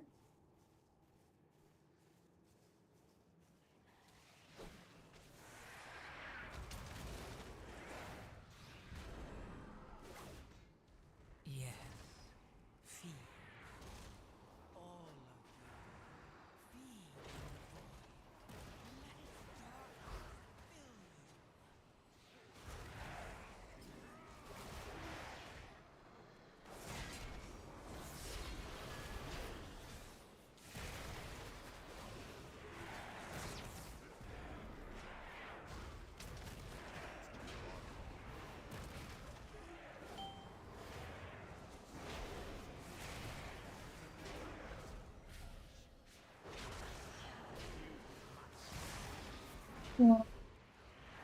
Efforts will not be We still don't have bloodlust. Shadow Pounce. Void Bomb. Should we wait until last boss for bloodlust? Void Bomb. Shadow Pounce.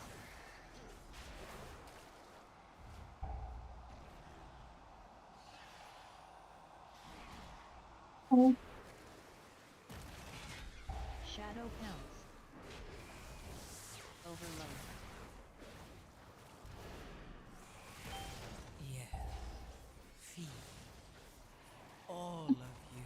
Shadow that's Pounce. so funny. Templar. Void Bomb. Oh my god. Rank 1 what? PvP? Shadow Pounce. Void Bomb.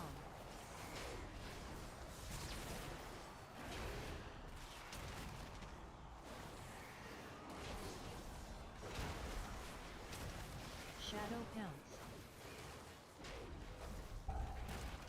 Overload.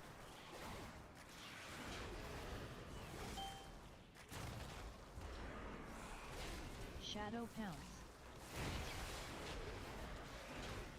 Void Bomb.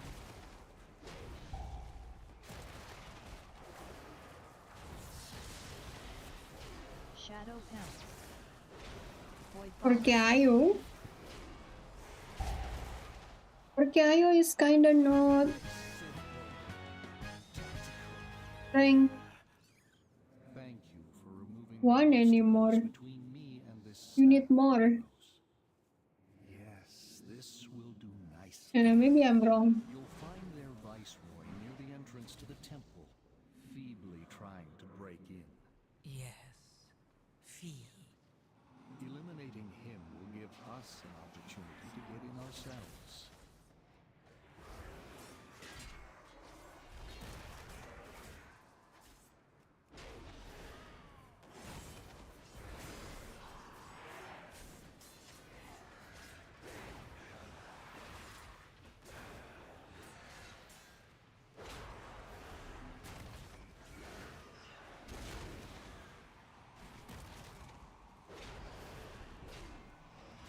We need 82%.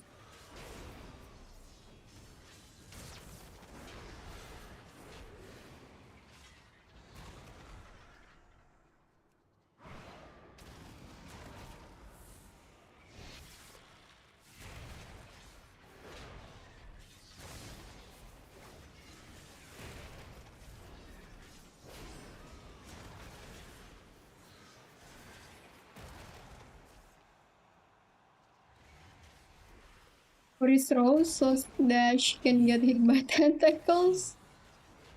Oh my god, I didn't know you saw that, Templar.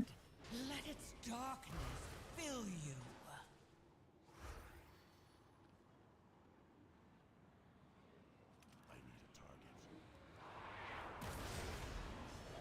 That's hilarious, but don't tell Rose I said that.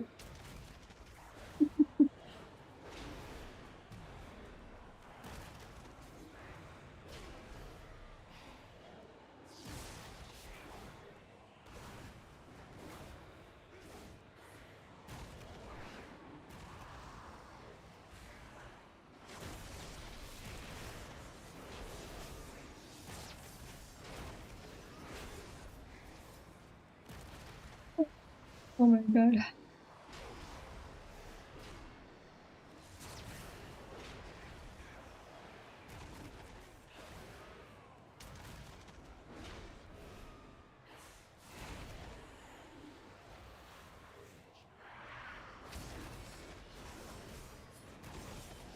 Yes. Feed. All of you. Feed on the void. Let its darkness fill you.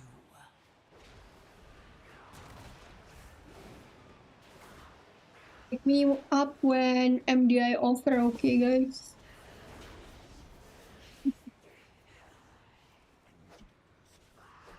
Now I need to comment. I need to make comment.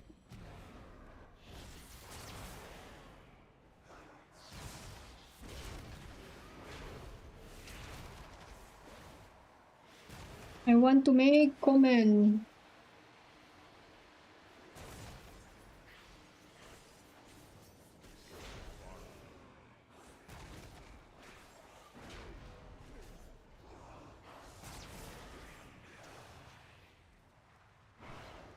The void calls to me.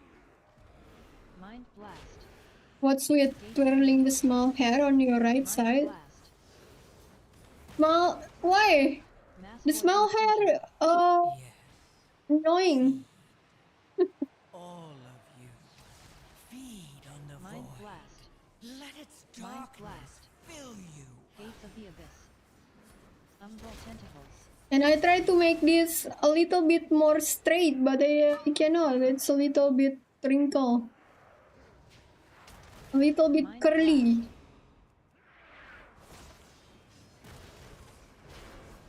Mind blast. Repulse. And once again, I tried to braid my hair and then it was failed miserably. I swear when I practiced it was okay. Mind blast. Gates of the abyss. Mind blast. Mass void infusion. Scrabbling after any shred of control. Sound back? Oh my god. Mind blast. Mind blast. Gates of the abyss. Umbral tentacles.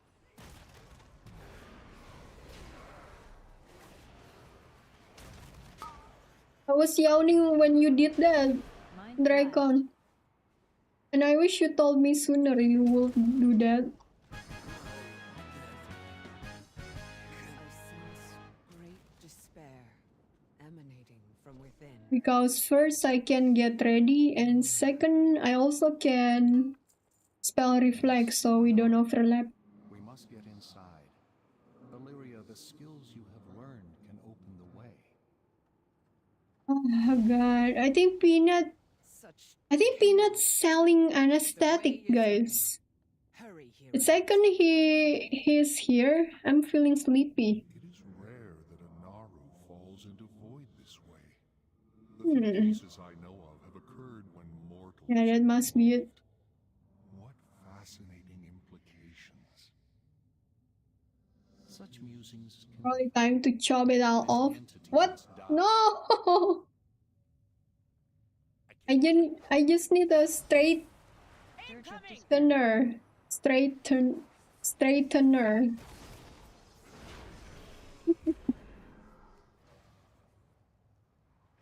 Disintegrate.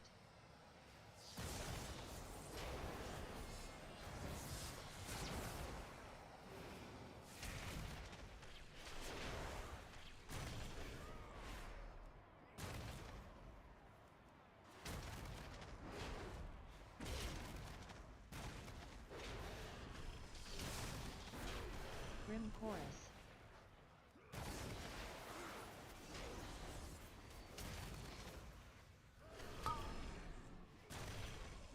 Disintegrate.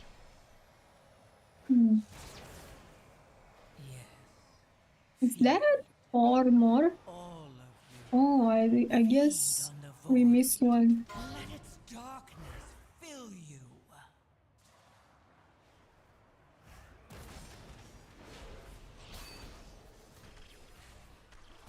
Grim chorus. Oh, I thought we missed one. No, we didn't miss. Why was there? Oh yeah, there is one more. Yes. There was 4 when it's second time. Just one person, okay? Just one. Okay.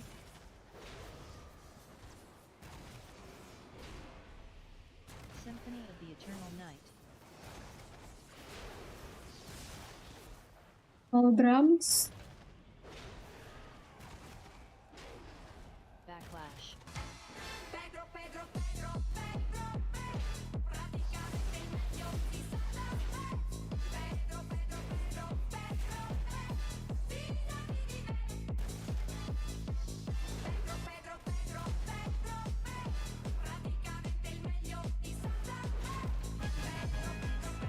Yay.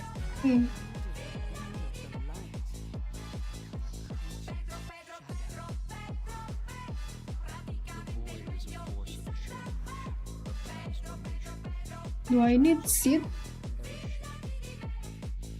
Bonus roll? Feel the fallen Naru's power. It beckons me. You stand on the cusp of destiny, Illyria. There will be choices to make, and consequences to face.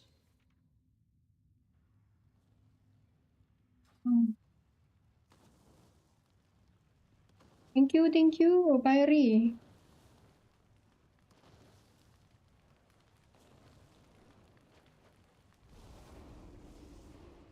Yeah, it's...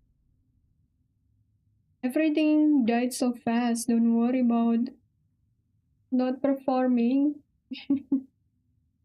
And it's not like you don't perform.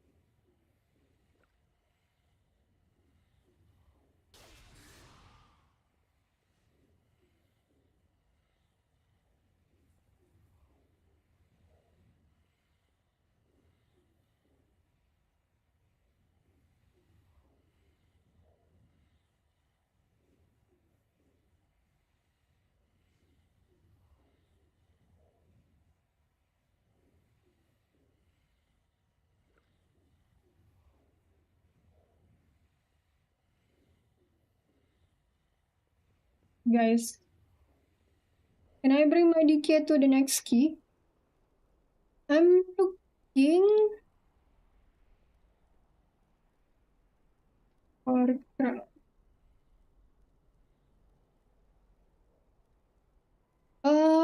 What do you have on that DK, Dragon? What key?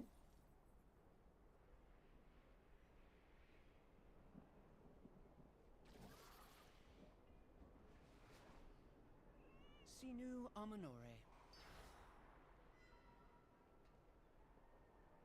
Because my key isn't quick. 15 pit. Oh, can we do 10, Dragon? That's a... Hey, Santa. Or we can do my AA. Let's do my AA. 15 to 10 is too much.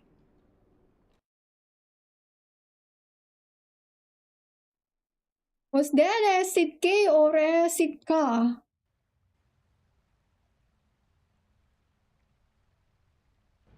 Maybe Acidk. Santa, how are you? The first bow died too fast. I did not finish my Hammer of Justice rotation. Dang, lost DPS. Next time, if Dravel with you again, Zach, we pull 5-pack. Okay? Oh yeah, this is AA. Yeah, this is the right guy. Let's go.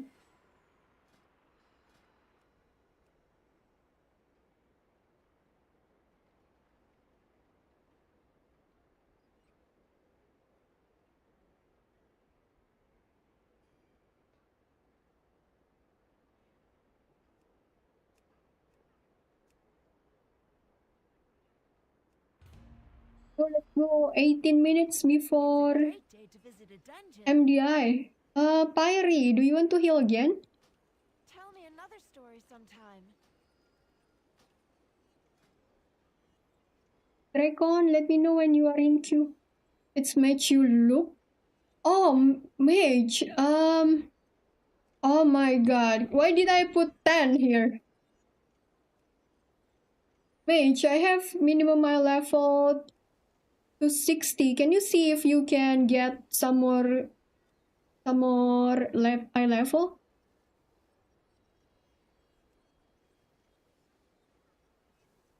Okay, Pyrie. Here, I'll just do. Yeah, I'll just invite you, Mage.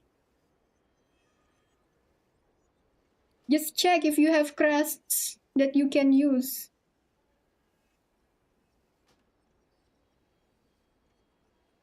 Don't forget to repair your gear.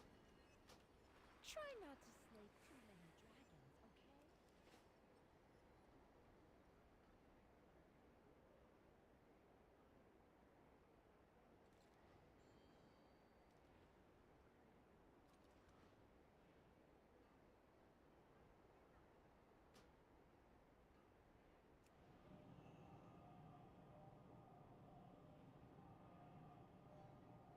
Just use all my crests. Did you use a bonus roll, Mage? Are you gonna roll here? If you still have some.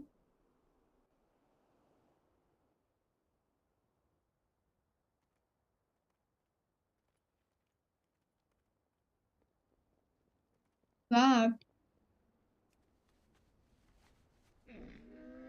I don't know why I'm so sleepy. Any lucky doos you like?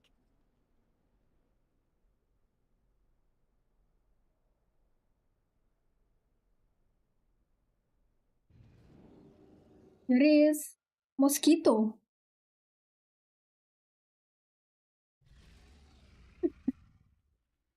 Oh, it's Peanut in Discord. Oh my god. A mosquito.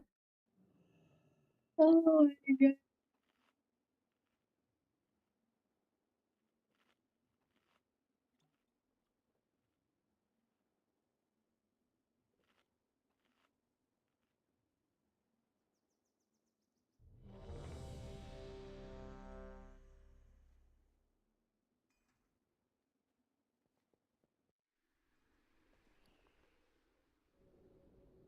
I cannot use that item yet.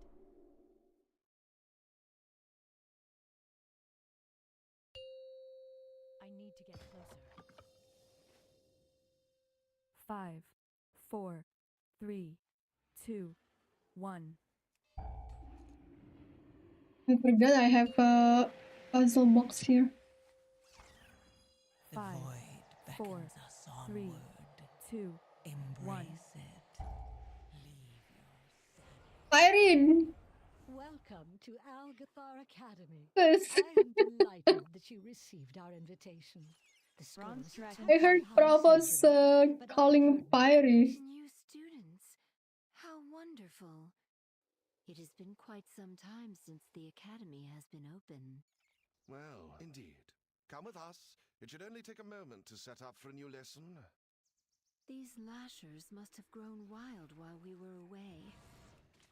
Please, if you could, clear them out while we realign the life magics of this place.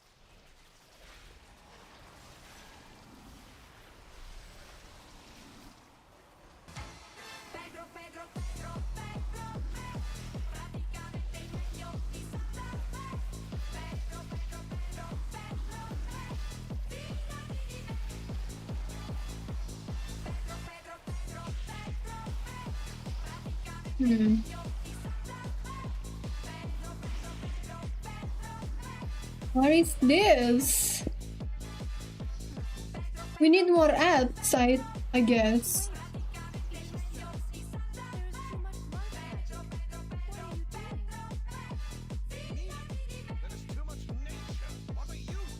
I couldn't even do damage. Our history professor Max Dormer is almost ready for lessons. Do see if there is anything he needs assistance with.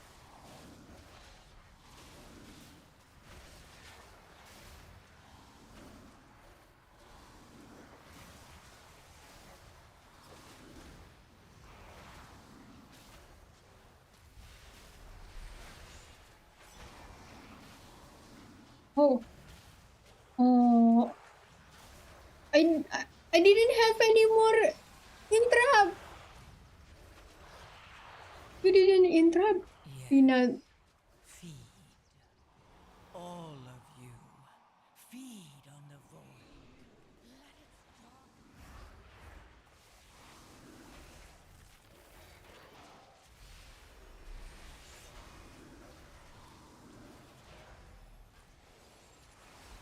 Boo, and I lost from act.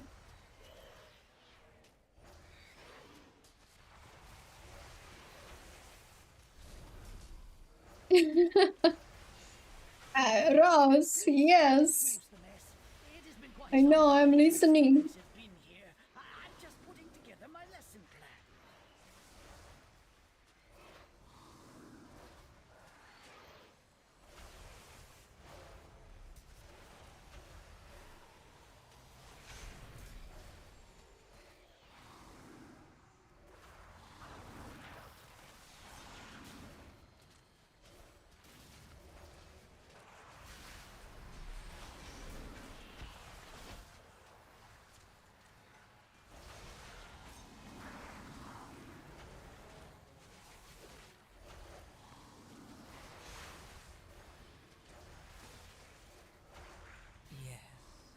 Feed. All of you. Feed on the void. Let its darkness fill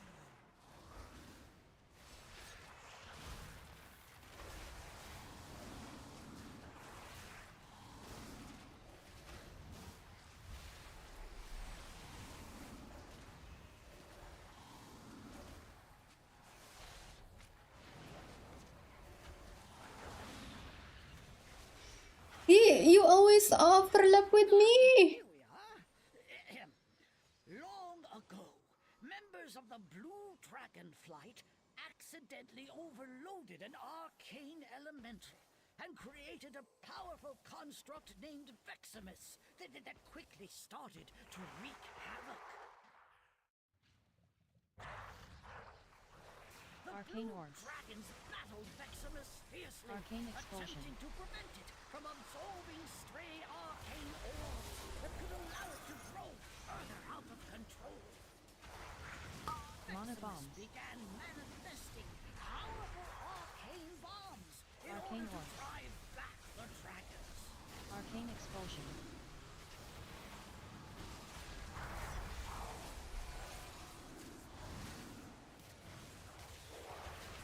Mana bombs. Cristabella has a partner anniversary, guys. Veximus unleashed its full arcane. Don't forget to show some love. Arcane Expulsion.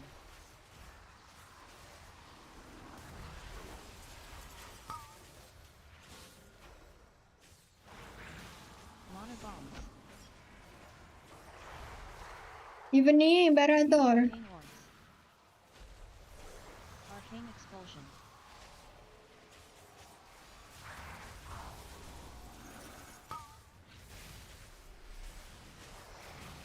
Mana bombs.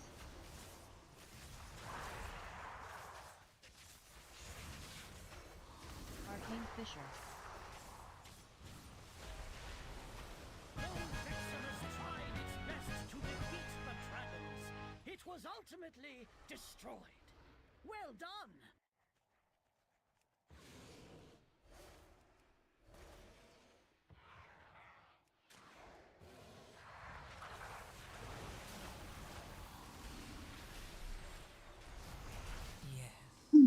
Feed. All of you. Feed on the void.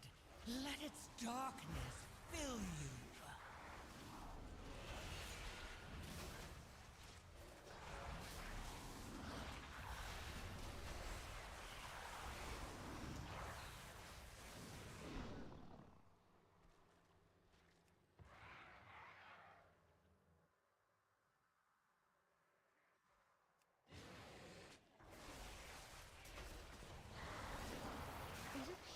Some new students have trickled in after you. They seem interested in our sports field. Help them sort out clearing Oh. the place. It is in quite a state. Inan? That was you, right?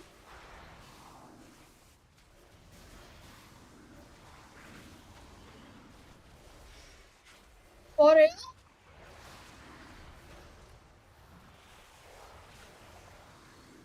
You just want to wake me up. MDI begins in 7 minutes, Perator.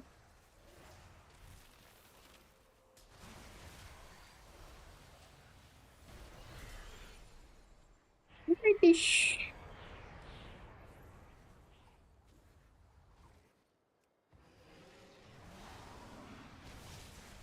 Yes.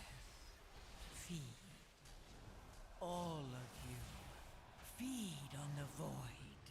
Let its darkness fill you.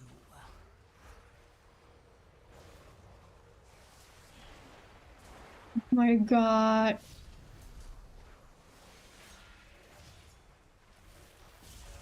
Oh, must be Peanut. For sure. Look at this Lishrath arena. Wait, what are these birds doing here? I have what?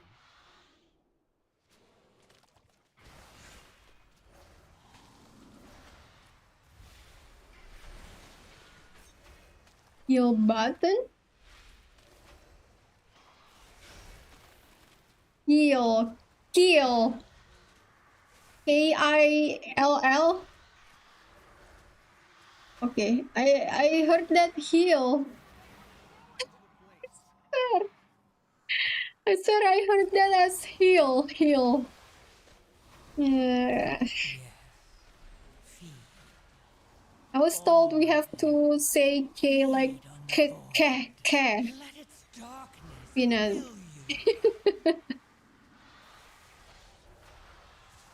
One heal? What do you mean one heal?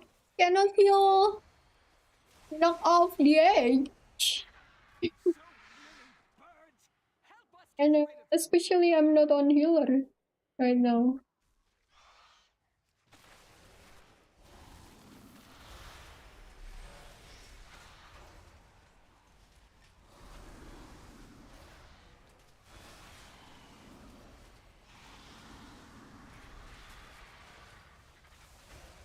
It alter like I'm on mage. Oh my god.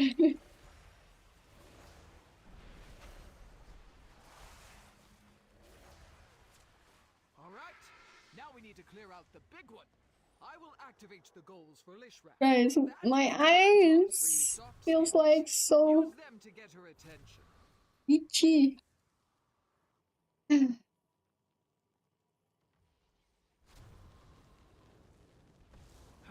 least we know. Right, I was lagging. Watch yourselves. Well, if there is something you could do,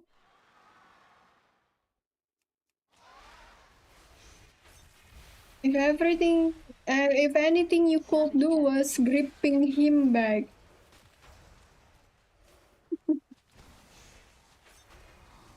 Mortals. Deafening screech. Scrabbling after any shred of control. That wife is a cute one.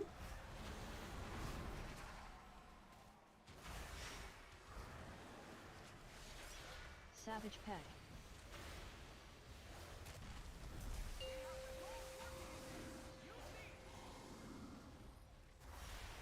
Win, guys.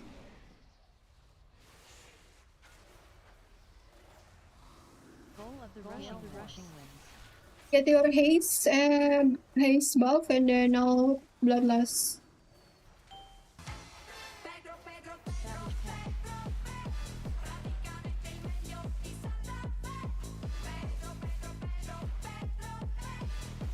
Deafening screech.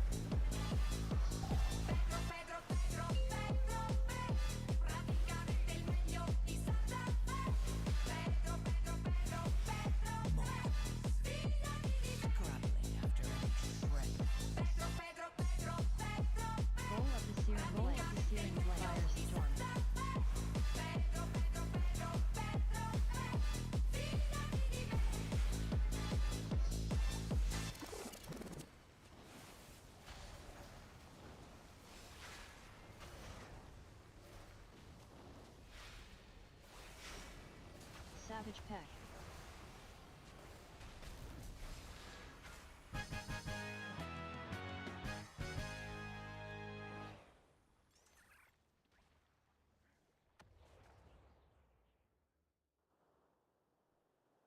Hmm?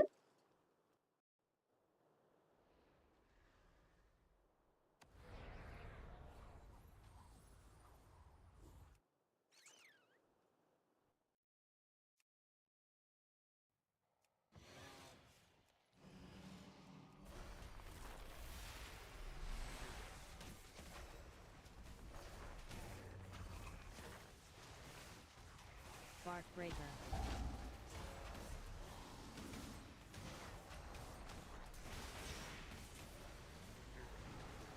Germinate.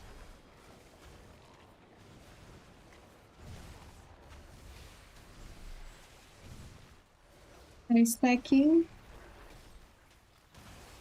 Branch out.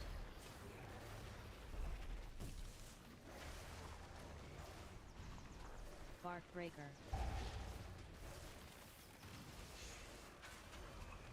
Yes. Feed. All of you. Feed on the void. Let its darkness fill you. First form.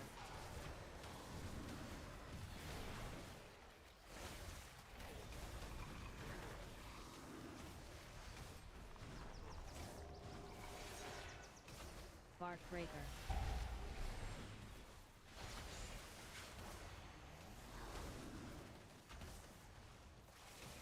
Germinate.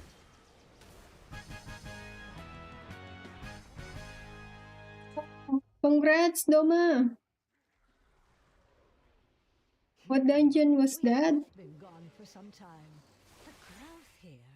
Ah, the way should Must be clear. fun. Please head to my office and wait. I hear Oh, this dungeon. AA for the win.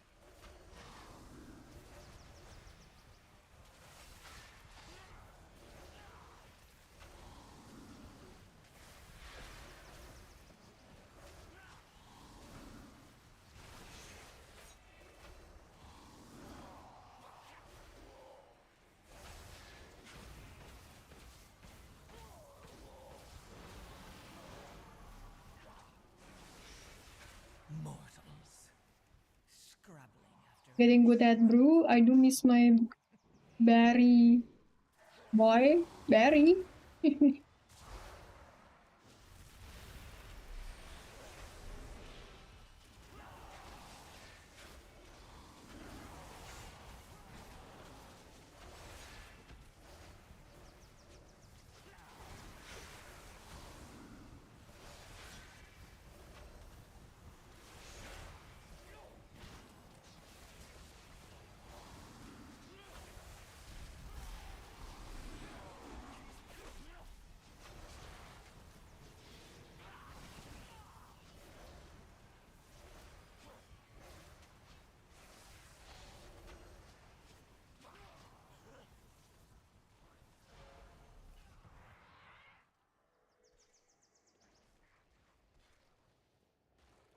Greetings, new. Who are you? You are not registered here. This room is only for students. These are sacred halls of learning. Only those registered may access them. Arcane Think missiles. about what you have done. Astral blast. Yes. Energy bomb. Feed. Arcane Think missiles. about what you have done. Astral blast.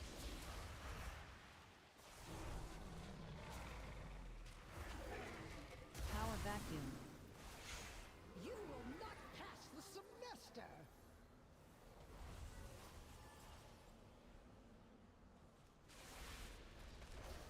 Arcane Think missiles. about what you have done. Astral blast. Energy bomb. Arcane Some missiles. merit points for you. Astral blast.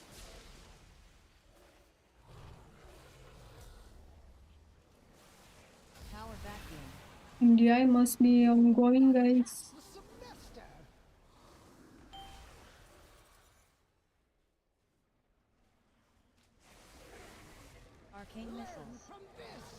Astral Blast.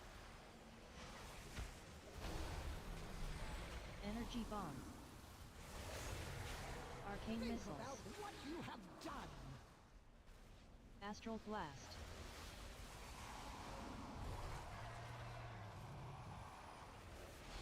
Power Vacuum. You will not pass the semester.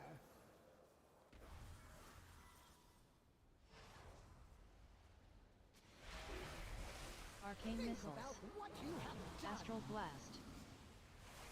Go finish this and then Energy I'll Bomb. get dinner. My dinner is vegetable.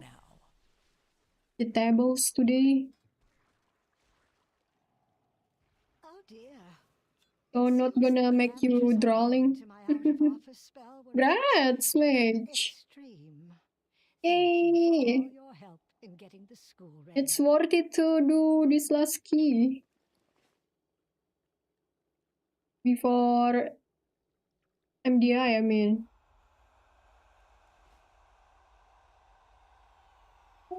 Oh, Bold and Bright, thank you for the alert.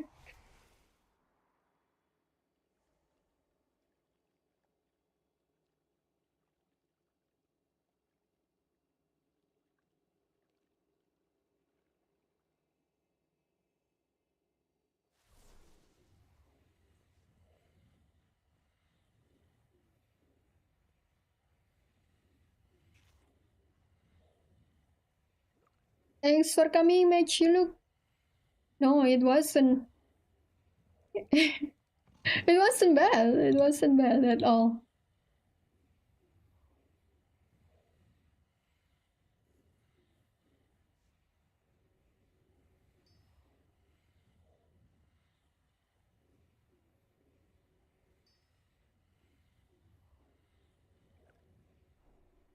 By a lot. They would be around that, Direwolves create team level as well.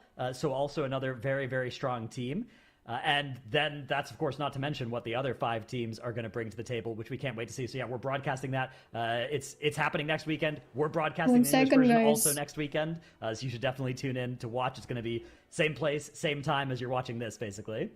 It's gonna be super exciting. Honestly, I feel like this return to speedrunning format is showing really well for the China team, so I can't wait to see what they're going to do and how big of a competition they're going to sort of put up for everybody else in groups. But of course, before we see China play, today's teams are out to settle who will be the top 2 out of Group C. Tuttles, talk us through the journey of our remaining 4 teams and what they've sort of done here to make it to this day.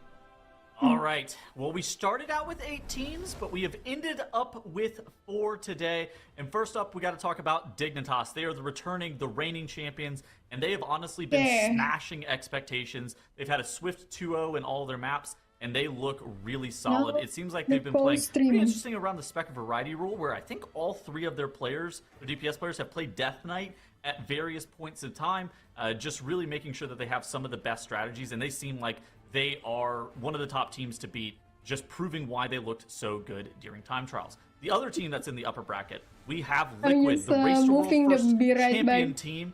They recently picked up Cine.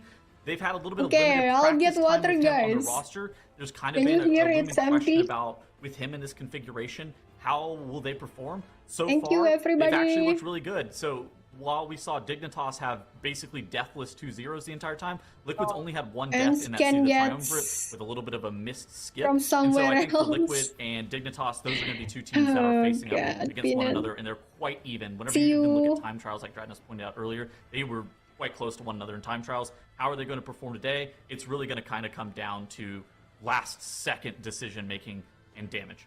The other 2 teams that we have in the lower bracket, we have Create Team. This has been a very interesting team that's been playing spoiler throughout the entirety of the weekend. They put up fairly competitive times. Now it's me that's gonna be right Whenever back. you look at 9th seeded teams, you never really know what you're going to expect out of them. But I feel like for Create Team, if they end up getting like a really good set of dungeons and a good run, I would not be shocked if they could play spoiler. The final team that we have today, we have Ducks Can Fly. Inconsistencies have plagued them throughout the entirety of the weekend with multiple full team wipes, depending on their series, depending on their dungeons. They were also playing against To Be Depleted yesterday, which they ended up 2-0ing in pretty quick fashion. Now, haters would say that was because To Be Depleted snapped some mobs in the Mysaris Caverns and basically FF'd the second map. But, you know, Love Watchers would say that Ducks Can Fly convincingly 2-0 To Be Depleted with the fastest series of the weekend so far. So can Ducks Can Fly build off that momentum of the fastest series of the weekend? We'll have to wait and see. I love you bringing that love-watching energy for the Ducks Can Fly. Thank you, Tuttles. I mean, yeah, it was impressive to see them, what we could see of them yesterday. Hopefully they're able to continue on some of those good runs that they had, and all of our teams bring their best today because they're going to need it here in our Group C finals. Now, before we get things started, though, let's have a little roundtable here with everyone. Starting with Makes, what's one thing that you're hoping to see from today? Oh, easy. We're still missing Holy Priest and Hunter. Now, it would have been easier for the teams to bring it on day 1 or even day 2.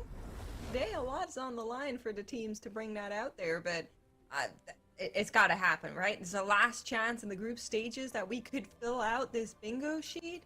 I'm just hoping somebody does it. For sure. I mean, Makes maybe they just haven't used them yet because they're just so strong. They're like too strong, even. Maybe we can hope these last 2 remaining ones, we might see them come into play. Honestly, I think I would love to see it. We want to see the full board be filled out, but already the fact that we've seen this many specs has been really, really impressive. So we'll continue on though. Tattles, what are you most looking forward to from today? Okay, I hope to not see Holy Priest and Marksmanship Hunter, but I do hope that we actually end up seeing a full 5-map series in the finals. That would be really cool if we go to full 5 maps. What are the teams going to be busting out compositionally? What are the teams going to play whenever they're in the bottom Holy of the Priest bag? Not that spec. Not that one, though. I don't know. I think there's a way that this could work out for both of you. I think if we go to 5, they have like no specs remaining. We get to see the ones that Makes wants. We get the 5 maps. I think it'd be great. I think it'd be really good to see all the maps up through there, the 3 maps, I guess. So we'll, fingers crossed, we'll see what happens. It would be great. Now, Dratnos, how about you? What's the one thing that you want to see from today? Well, let's see. We've already got Holy Priest off the list. I would like to see a Marksmanship Hunter. That's the other spec that we're going to need here to round out our bingo card. So one of those, please. If somebody could just access the thank you, Dratnos. The midnight release version of Marksmanship Hunter, I think that one would work out quite well in these dungeons. So good point. Yeah, little time machine. Import one of those here and bang. I'm not sure that's allowed. Hold on now. We're going to get in trouble with is there an admins. explicit rule against it? It's the tournament realm. It's the tournament realm. Well, you know, I can't say that there's a specific rule against time traveling in the MDI, but maybe for future seasons this will now need to be a consideration. So thank you, Dratnos. We'll see if it's possible. Glad I can help. But honestly, everybody, there's a lot that we are looking forward to seeing. And chat, give us your thoughts on what you are hoping to see today as well. But our top 4 teams are going to have a shot at being able to deliver at least some of this during their matchups today. So Makes, what heads-to-heads will be starting us out in our bracket? I mean, we're going to be starting with the Battle of the Beasts, so to say. Liquid is going to go up against Dignitas. Those are the 2 favorites in this group weekend. For those of you that are unfamiliar, Dignitas is missed count since they've been picked up by the sponsor Org Dignitas. And then the loser of that matchup will be waiting in the wings for the winner of Create Team versus Ducks Can Fly. And that will be their last chance to determine whether or not they can get to the season finals in June. And then, of course, we'll see who takes the entire cup in that final that Tettles was alluding to. 5 maps is a maximum of 12 bans that are possible. I was getting food, go to this but it's only vegetables today. So we would love to see that. It would be very, very good. I don't think we've seen but I still a like final it. series go like that yet. So I would love to see it go all the way through. I'd love to see them take it to the end, and it's very possible here with the contenders that we have in the mix for Group C.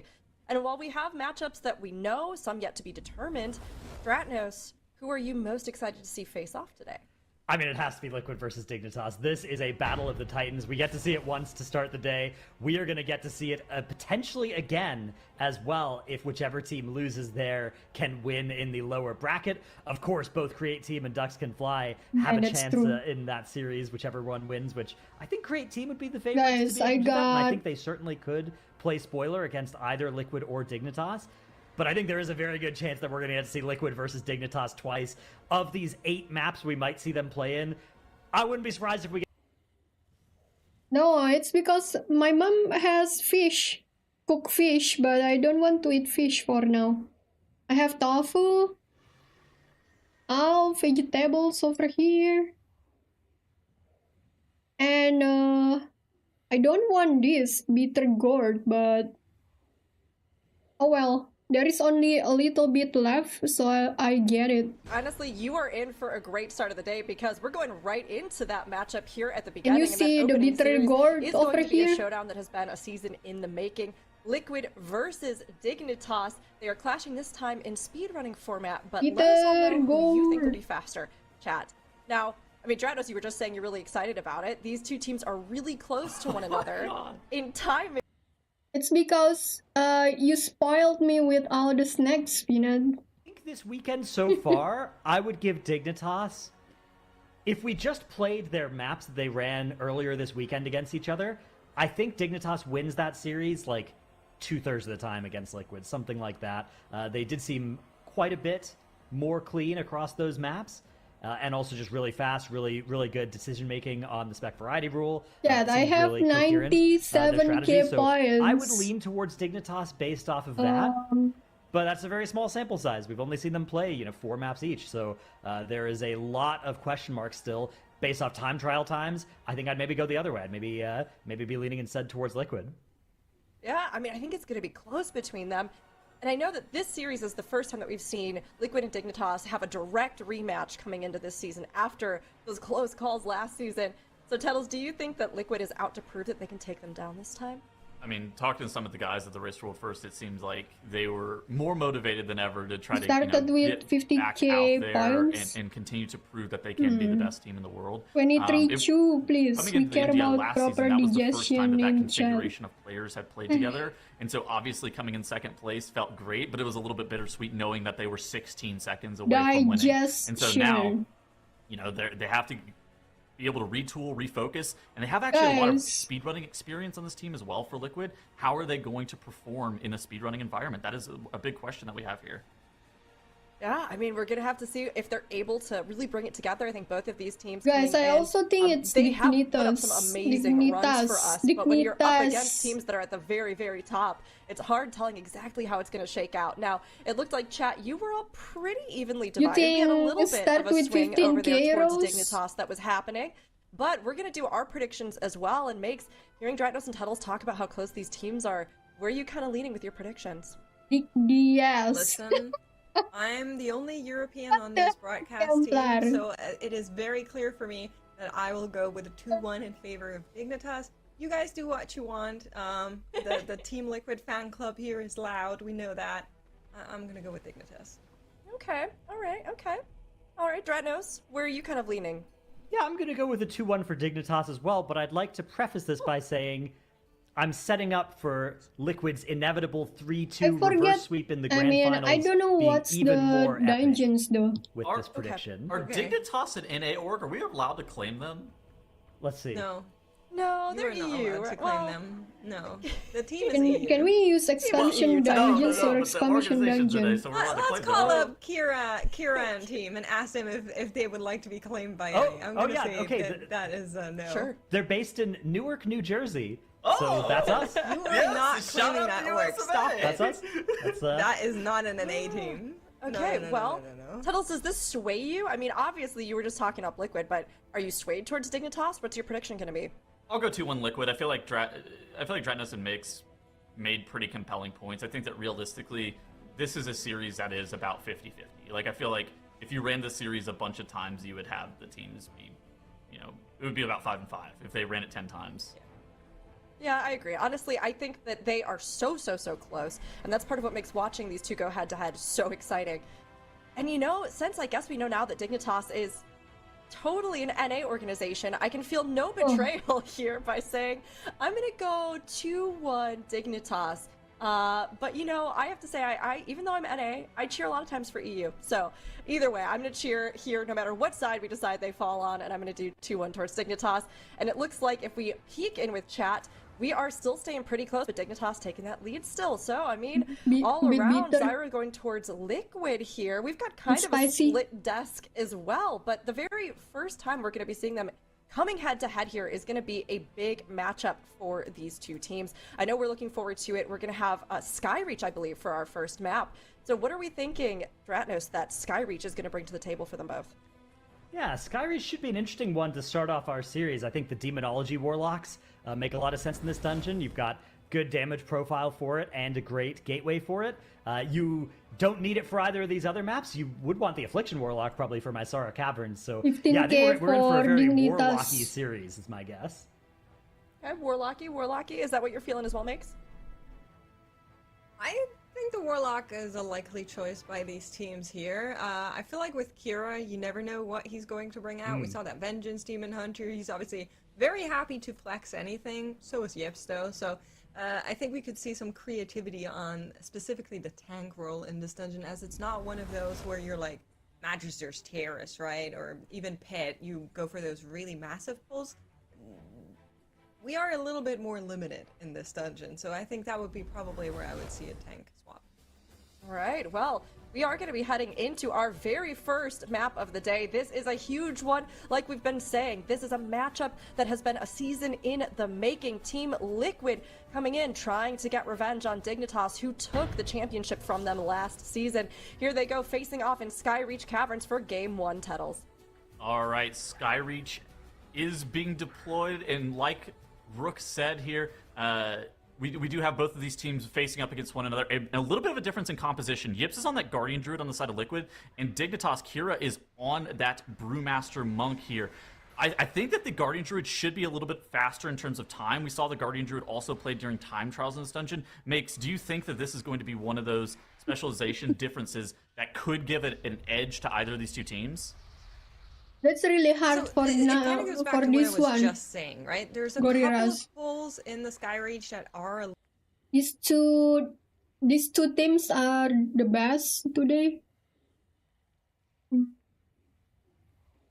Oh yeah, I'm expecting they don't do mistakes. a single pull. That is not normally what happens in the Skyreach. And I'm a little bit worried about what Liquid's ban situation is going to be like if it goes to a map 3, because of course, after map 1, they can take out that Warlock, they can take out the Resto Shaman. We'll also see, I assume, the same selection on the side of Dignitas, and then I would expect them to also take out that Brewmaster, whereas Liquid then need to either remove that Devourer Demon Hunter, that Augmentation Evoker, or the Bear Druid. None of these are necessarily specs you would be happy about losing, so just something to keep in mind. So look at this. Liquid is a little bit behind in terms of trash count, but they do have additional mobs coming in late. I actually think that the additional mobs coming in late on the side of Liquid is pretty good for both the Augmentation Evokers. Dignitas now has that Gale Caller coming in as well. For this Augmentation Evoker, they actually need multiple targets to be able to spread their bombardments to get really Guys, this doesn't have to do with MDI. But I don't think I can eat this, guys. What is this? A leaf?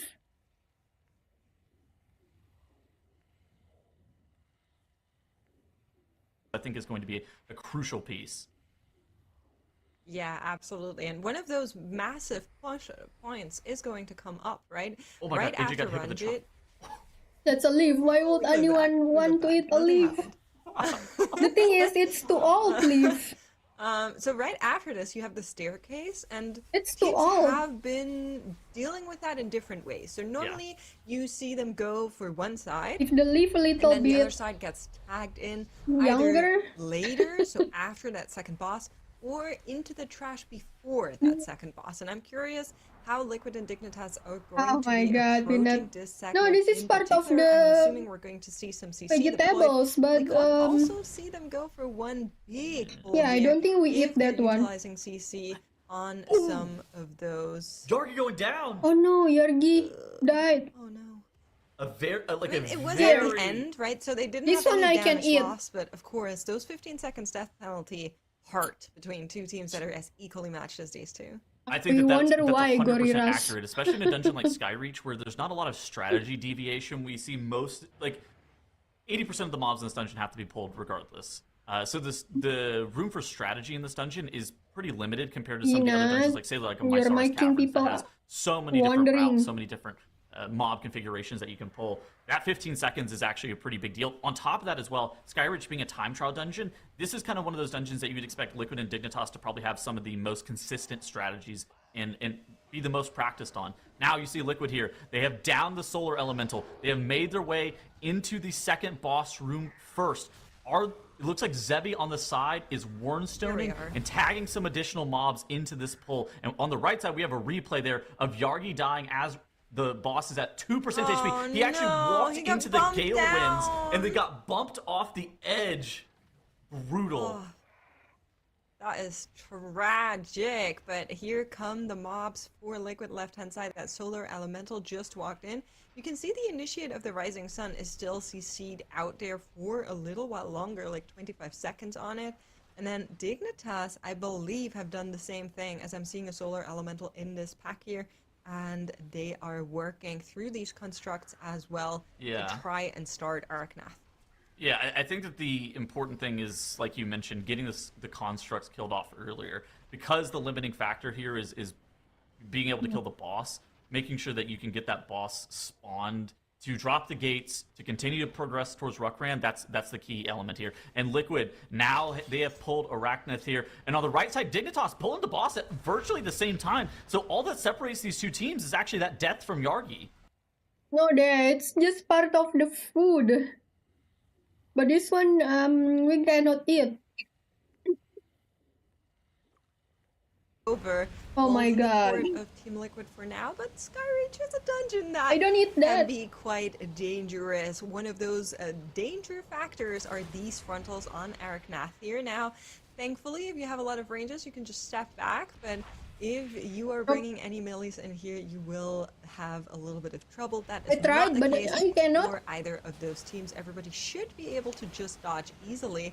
We're also not seeing either of these teams actually doing the tech where the Augmentation Evoker switches back and forth between those two beams, which we've been seeing from some other teams. So I'm actually quite surprised that they're not doing that.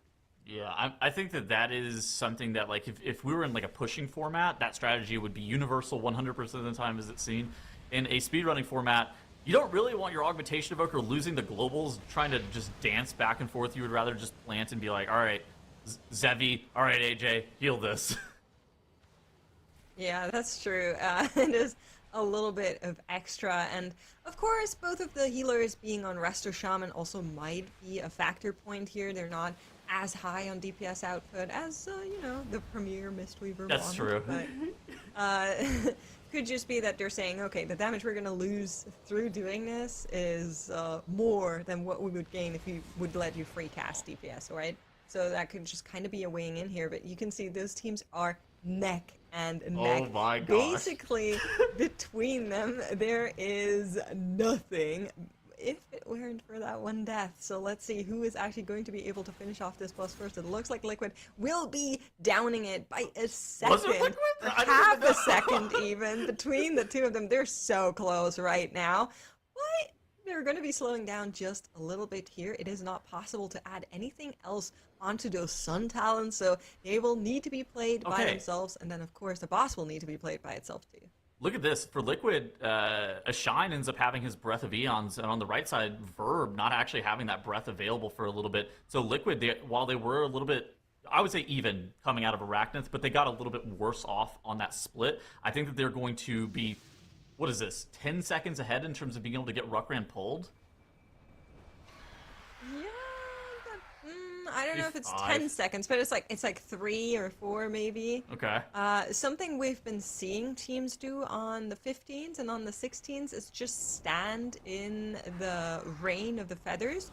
I'm curious if they're going to be electing to do the same thing here on the plus 17. It is a little bit more damage output that Ruckran is going to do, but of course that will only happen once that energy bar is up, so let's just wait a little bit longer to see if the teams are electing to just stand in there and tank it, or if we're going to be seeing them LOS and of course consequentially lose a little bit of damage. Ooh, nice. I think that choice has been made immediately. Searing Quills come in and neither of your teams are looking like they want to be hiding that one. They'll just tank it out. Oh, interestingly enough, Liquid elected to go for a slightly safer strategy. Wolf Disco on that Warlock, banishing the Sunwing, stopping the pulsing AoE damage. We're on the side of Dignitas. They just healed straight through that Sunwing.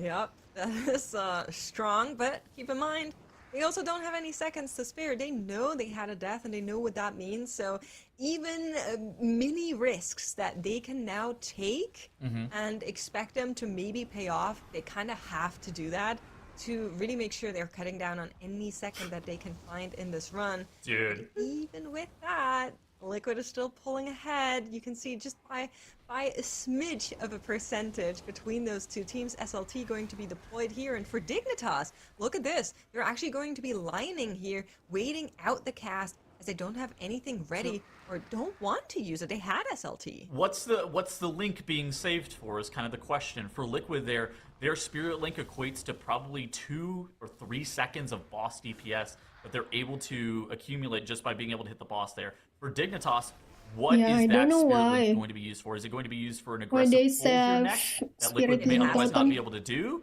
What is the purpose of saving that Spirit Link is really the question here. So it is a 3-minute cooldown. 3 minutes in the MDI format are a lot. You can see both our teams are going to be using that Warlock Gateway to make sure they can grab everything together. And I'm expecting Dignitas to just go from here. I think we're grabbing everything. Despite being on that Brewmaster Monk, it's a little bit more scary than if you were on the Guardian Druid. But it has to be for that. It has to be that they're going really, really massive here, and that is what that SLT is needed for. You can see Liquid. They're already there. They have arrived on that platform. They tagged everything except for a little bit of CC that you can see in the back there, that Demon Hunter cage, a CC on the Adept of the Dawn as well. And they're doing this without the SLT. Yeah, I think it's a Hex. Yeah, the Hex is on the Adept of the Dawn, but the Initiate of the Rising Sun is in that cage. I mean, that's just more funnel for these specializations on the boss. Also, it makes this pull a lot less, let's say, deadly for the tank. Bloodlust being pressed for both of these two teams, and I feel like for Liquid here, this is the position that you hoped for. Yips on that Guardian Druid doing 430,000 DPS on this massive 20-plus mob trash pull. The last boss is now being spawned on the right side. Dignitas with that one death on Yardi on the first boss of the dungeon. They're a little bit slower to get High Sage Virix spawned. And for Liquid here, they just have to pump. I think that with their damage that we've seen so far, this has been the closest map that we've seen during group stage. And for Liquid, they should be on the right side of this timer if they don't make any mistakes. If somebody gets dropped off the edge and dies, that could actually be catastrophic to the point where things tip in Dignitas' favor. But for Liquid, they just have to play as clean as they have been already. Zevi gets selected first for the Solar Zealot. He gusts the winds back onto the platform clean. Wow. Yes, so there are multiple ways to get back on the platform. You see some of them already on our screens. As we just saw, that gust of wind. You can portal if you're a Warlock, and then your Evoker can also grab you back. I believe the Devour Demon Hunter should be good on their own as well.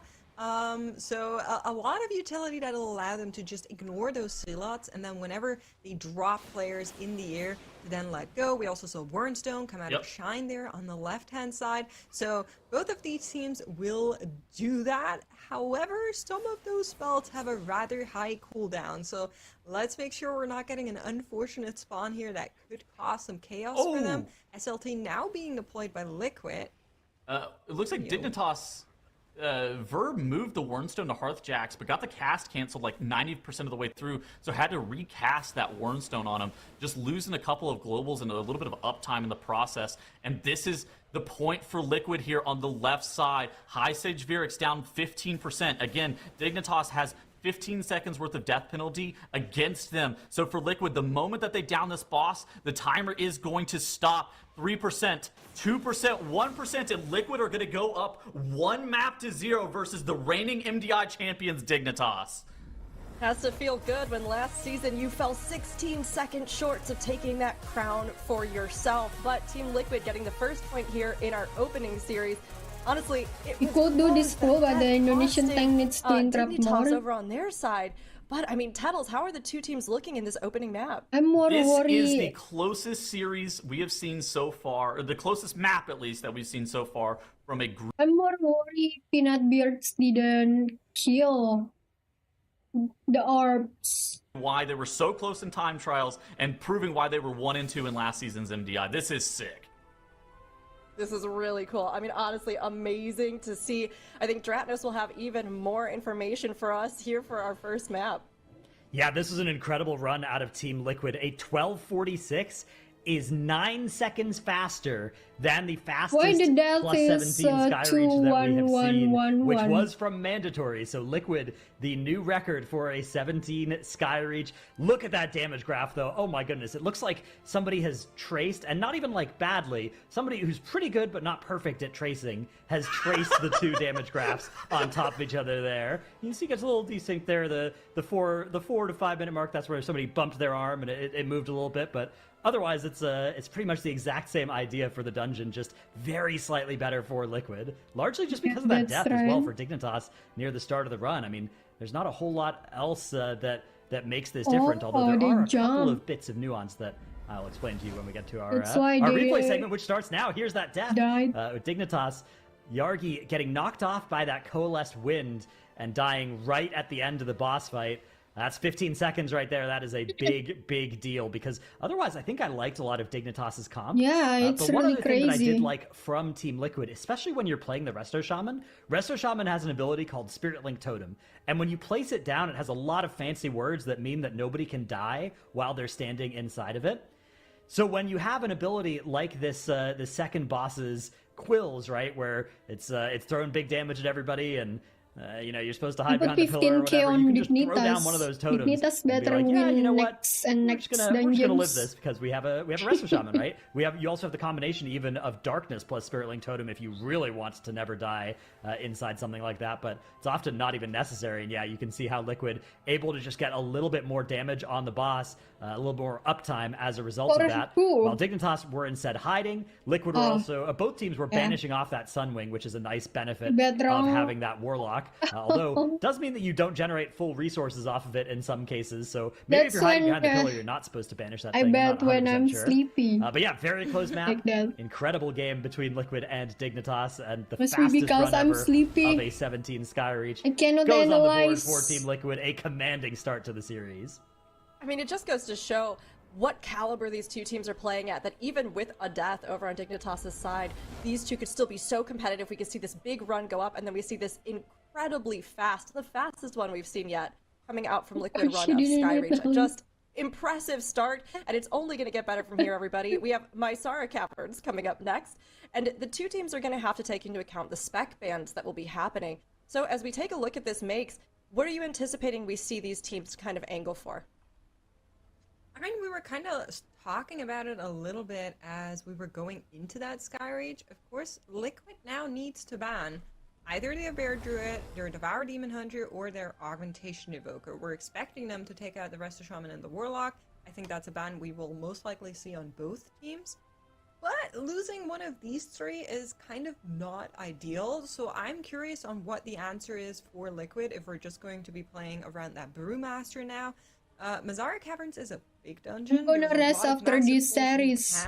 After this series. So I'm curious on what that answer is going to be. I think there's also a lot of routing differences. After Liquid, Liquid against I will say, I Dignitas, think that there's a okay? chance. We've seen this occasionally. I'm We don't so see it sleepy. normally with like our top seeded teams, where sometimes you'll just kind of FF one of the maps and like play some stuff that you think is like a tier 2 or tier 3 comp, and just try to play your best game plan on that composition.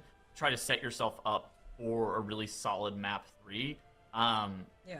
I think that you pointed out we want, like, I think all three of these teams want Bear Druid, or both of these teams want Bear Druid for all three of these maps. Dignitas already committed to not having Bear Druid in the first map, kind of saying that we would have liked it in Sky Reach, but instead we'll play the Brew.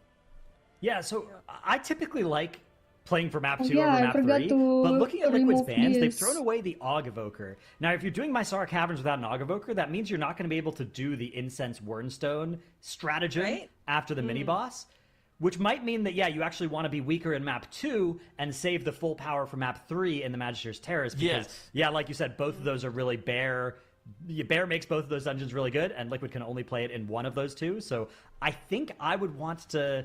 Yeah, play something a little bit less good in the Mysara Caverns and try and win this one in the Magisters.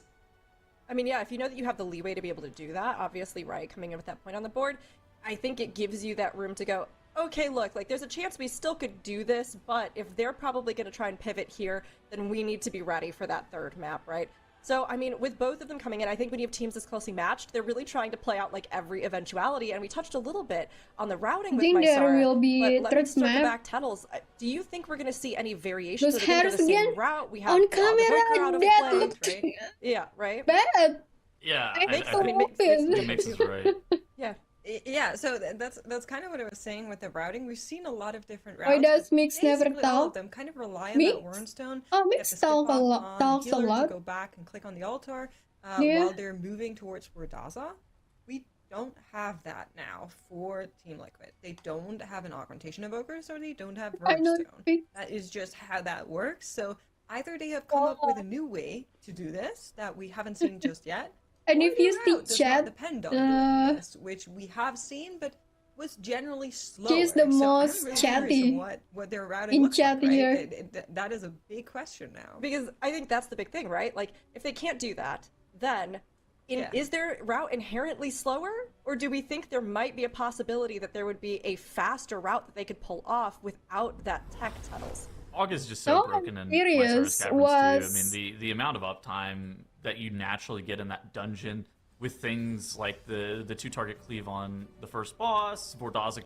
so was her hair blonde, and then she colored some brownish, or was it brownish?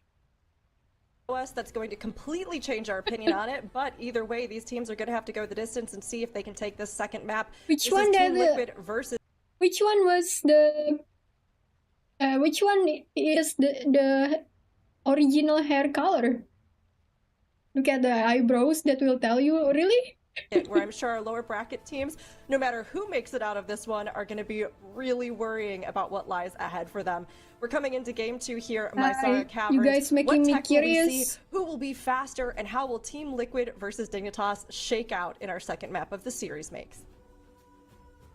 I am so excited to see what our teams are going to show us. Of course, there's always the potential of going to a third map, or for Liquid, they're actually saying, we're not going to bring the Bear Druid, we're instead going to play around with Vengeance Demon Hunter, Demon Hunter. well as the I think they are Hunter, getting ready for that's BM. map 3. Well. That's BM, actually, yup. Oh, wow. So it's kind of what we were talking about, where the Liquid bans kind of pointed towards the possibility that they were going to be playing for that map 3 and that Magister's Terrace. Now, on the right side here, Dignitas, they basically have to play the full meta composition. They are down 0-1, and they need to win this Mysara Caverns, and they're going to have to be clean the entire time. Even though Liquid is on, let's say, a tier 2 composition, this is still the second place team from last season's MDI. They can always capitalize on any mistakes that happen from Dignitas. If they have a couple of errant deaths, that can spell disaster for them. So Dignitas, while they are in a compositional lead, they are, things are not set in stone, They're also in the let's dungeon say. progression lead for now. Well, yes, of course. Unfortunately enough, Bloodlust is going to be running while they're already gathering that next pull, so a couple of dead seconds on that Lust. They pressed it pretty late here, so it's going to actually carry over just a little bit, whereas Liquid's Lust has ended, and they're now also on their way to that second pull.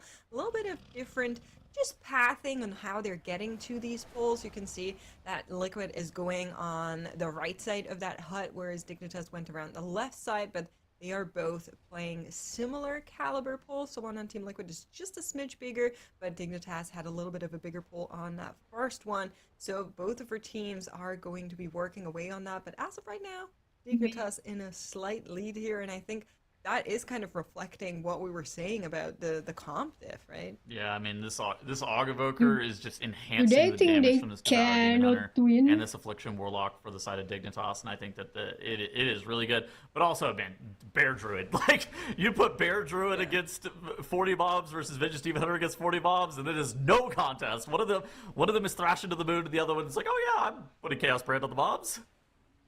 Well, I mean, it could always be worse, right? There's not all tanks are created equal sometimes, and I think that Vengeance Demon Hunter can still do a lot. We saw a really fast It's faster than them in Magister's this Terrace dungeon. from Dignitas on that Vengeance Demon Hunter, and that is notably one of the dungeons with the biggest pull, so I don't think this is a poor choice by any means. But the general composition to me reads as mind games, right? Liquid going in, playing something that is, I would say, decently strong in the first map, then playing a weaker comp in the second map, and then I assume we're going to see something strong in that third map again. Whereas Dignitas is approaching that spec ban rule in a little bit of a different way, and I'm really curious if this is going to work in each of the team's favors and how they're planning this out. But let's focus back on the current map where Dignitas are working away on Origin and Necrax for now. Both of our teams adding in some additional trash here. Dignitas still in the lead. Dude, they're so fast right now. What is the fastest first boss split that we've seen this weekend makes? Well, so this is a plus 16, which this weekend I don't have those numbers at hand in the immediate, but if I just continue talking while I'm looking them up, I am sure I will have them at some point. We haven't seen a whole lot of Mazara Caverns, I will say. Okay. We saw Ducks Can Fly in here in a match that was forfeited with 5:29, and then we saw Ducks Can Fly and Es Imposible in here with 6:11. So, about the 6-minute marker is what we've been seeing from some of the other teams. Hold on, we also saw Dignitas in here. 4:31 was what they locked. 4:31. Took me a minute. Were they playing the exact same composition as they're playing right now? They were playing the... yeah, they were playing the exact same specs. This seems like this is the best Help premier chat. composition, let's say. Acidk is going to fall asleep. We must scream as loud as we can to keep I her wish awake. this one be Dancing Get around ready, the Ann. tool has been quite nice by seeing this, but I think that Liquid's going to be full power in the map 3. Now, Dignitas, 4 minutes and 32 seconds here as they down the first boss. They are making their way into the second area of this dungeon. They're going to have to kill off some Gnarldens, and something that I want you guys to watch in chat is how Dignitas gathers this next pull. They make it look so effortless. So basically what Verb is going to do is he is going to press Spatial Paradox on AJ. AJ is going to use Crackling Jade Lightning. At the exact same time, Kira is going to be tagging a bunch of the Gnarldens and mobs that are in the nearby vicinity, and Dignitas is going to get this pack gathered so quick. I didn't even, it's like, it's one of those things that you don't even know how it's possible that Dignitas gets all 20 mobs here gathered as fast as they do, but somehow they managed to pull it off. Yeah, and within 5 seconds, 14 mobs are completely stacked and are ready to be able to DPS down by all of the stack cleave from the things like the Seed of Corruption, from the Collapsing Stars. You get the Breath of Eons and the Eruptions on those mobs, and you get all of the Thrashes on them as well. That is a really clean setup by Dignitas right there. It absolutely is. Liquid now also on their way to replicate what we're seeing on the right-hand side, but of course, substantially slower. You can see like 45 seconds between those two teams roughly, as you're now also starting to gather up this pull around Rockthal and around the Gnarlden here. So let's see how big they're electing to go. Looks like it should be exactly the same pull that we saw on the other side. And you can also see on Dignitas that AJ is already right now clicking some of the altars, kind of alluding to maybe not needing to go back later on, whereas the rest of the team is just going to walk forward.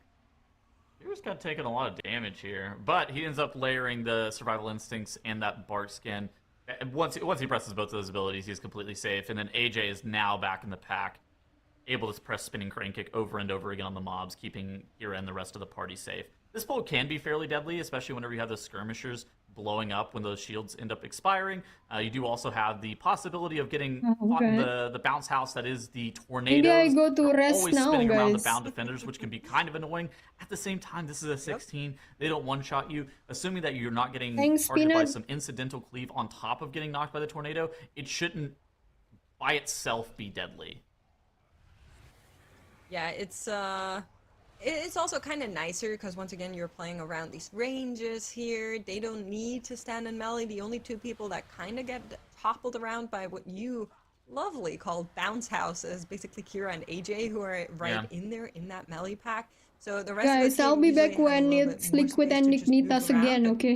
here is Verb, so Verb is No, actually going to I'm go not gonna back while the rest of the team continues, and maybe AJ dreaming didn't collect about all of that. them, so he just started it off, and they're now setting up for Verb to return with I'll be that one back. stone to the rest of the group. What's Harshjack's up? So Harshjack's is starting to RP on the boss. So whenever the boss initially spawns, he actually knocks players within, let's say 20 yards of this entire platform backwards. And so by actually running there early and getting the RP spawned, it allows Kira to have an unimpeded route just basically onto this platform, getting Vordaza pulled the frame that it spawns. And for Dignitas, we've seen some teams in the Mysaris Caverns waste a little bit of time getting the Ensign's lid and getting the ghost here. But for Dignitas, there was no seconds wasted. Kira was always doing something during that entire series of skips, and even while Verb and AJ were running in the back, they weren't wasting any time. Yep, I'm just tracking their timer once again. Just so holding W. Well, sometimes that's the fastest way to get through a dungeon. They had 1 minute slower than the run we saw from them yesterday in the Mysaris Caverns, and their boss split 2 was 9:54. So let's kind of keep an eye on that for Dignitas as they're currently working on Vordaza. Oh. I think there's a high likeliness they'll be under that on the split, so it might be an even faster run out of them as we're currently watching. And I've been looking at Team Liquid, but it doesn't look like they did any of the skipping, doesn't look like they did any of the altar clicking, so maybe they just did it while they were in the room there, because everybody's there and they're also now on to Vordaza, of course, with a little bit of a delay in terms of boss HP progression, but a massive pull on their end as well. I would not be shocked if that Spirit's actually a time loss if you don't have the augmentation evoker. Like, I think that's kind of the thing that enables it to even be a time gain, because otherwise you're sending somebody back and they're having to run, go click the altar, then run back, and then you've wasted all of that time with that Spirit active that you want to have the uptime on Vordaza. So on the right side here, Dignitas, they are going to be down in Vordaza. What was the time that we were looking for? 9:55, I think you said? 9:54. Okay. Let me double check. Yes, 9:54. Okay, so we were looking for a 9:54, and it looks like you were mentioning You're earlier, under that. Dignitas is going to be under that by about 11 seconds. And on the left side here, Liquid, even on this like slightly off meta composition, they're still making it happen. They're in position where if Dignitas makes any mistake here, Liquid should be able to capitalize on it. And Dignitas, they're not out of the woods yet either. They are doing a massive pull into the final boss. We have seen this from this team before. They take double bound defender and all of those skirmishers, they pull it into the boss, they press Bloodlust, and it basically is it dies or I die. And for Dignitas, they have to be able to kill off all of this trash on top of Rock Tool as quickly as possible. If it doesn't die before the boss sends you into the intermission, the trash will reset. You will not get count from it. But more than that, you will probably be wiping because that trash lived for 45 seconds anyways. So for Dignitas here, this is the major point of the dungeon that is incredibly scary for them. They have pulled Rock Tool. They have the skirmishers coming in. You actually saw that Hearthjax was purging some of those skirmishers to make sure that there weren't too many shields. And once those skirmishers explode, there is going to be an insane amount of AoE damage in combination with the Rock Tool AoE damage. Yes, the pull that you're seeing on the side of Dignitas is nothing short of scary. That's also why that Lust is used here. All of our cooldowns are essentially being used right as we get into it, and they're making sure they can get out of it as well. Those Soulbind totems won't be for long. Now, this defender will reset if they go into the Spirit phase, so they need to finish it or they're going to miss count. That is something they should be painfully aware of. We've seen it once. I would rather not see it again. They get one more set of crushed souls here where those totems are spawned on Rakthul, and it looks like the team is on top of it. That defender is dropping lower and lower, but let's just really make sure it actually does die off. Yes, and they should be safe on count as Rakthul will send them down the stairs once more. But look at it, Liquid. I mean, they're not far behind, but it is unfortunately looking ever so favored into the corner of Dignitas. After that, Liquid map 1, Dignitas looking to claim map 2 for themselves. I mean, Liquid's going to end up being about a minute, 5 seconds behind, which is really not bad. But at the same time, this is the Dignitas team that we were hoping to see. We saw them in the Skyreach, and now something that they do that's kind of unique compared to the rest of the field is they fight Raktul on this side of the gate. What this allows them to do is this allows Verb here to just stand here, make sure that all of his players are buffed, and there's never going to be any line of sight issues. There's never going to be any missing buffs on players, and everybody's able to just hit the boss on this side of the gate anyways. Dignitas are able to down the boss in 12 minutes and 27 seconds, stopping the clock and allowing them to even up the series 1-1. They are staying in it here in the upper bracket, not ready to let go of that just yet, as Dignitas say, hey, you know what, we're reigning champions for a reason. We took it on last season, and we're out to do it again here and now. Now, they still have some work to do. Both of the teams could take this next point, and of course, whoever loses will be moving down to the lower bracket. But in this run, I feel like we've seen, after that first mistake on Skyreach, now we've come back. Dignitas have shown really well here on this second map. And I have to say, Tettles, you mentioned that Dignitas have been playing around the spec variety rule very well. So how would you summarize their approach, Tettles? I mean, I think that for Dignitas, they've done this thing where every single dungeon specifically, there has been clear bans.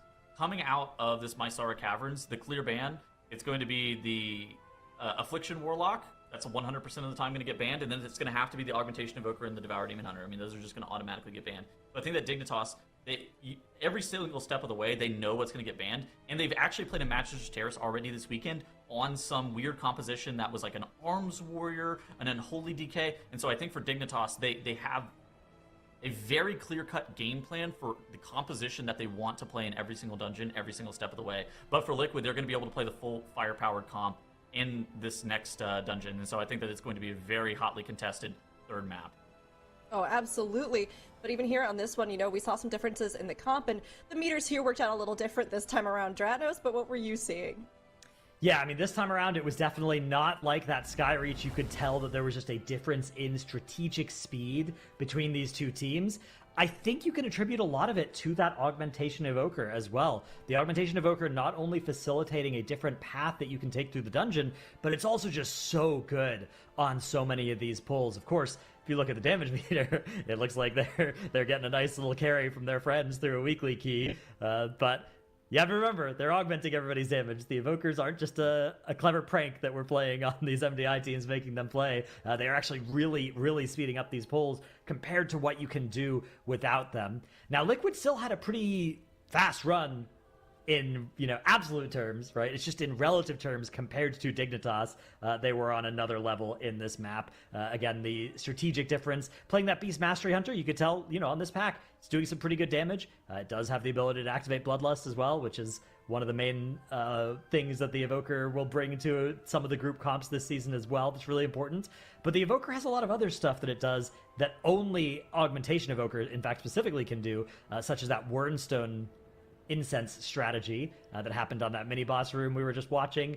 And of course, just the single target damage that it is bringing by how much it is increasing your other two DPS players, especially on single target, while also not doing a trivial amount of damage itself. You know, it looks like a small amount of damage, but when you add in that plus the augmented damage, it is so much. And so Dignitas able to take this map, evening up our series 1-1, which means the Magister's Terrace awaits us here.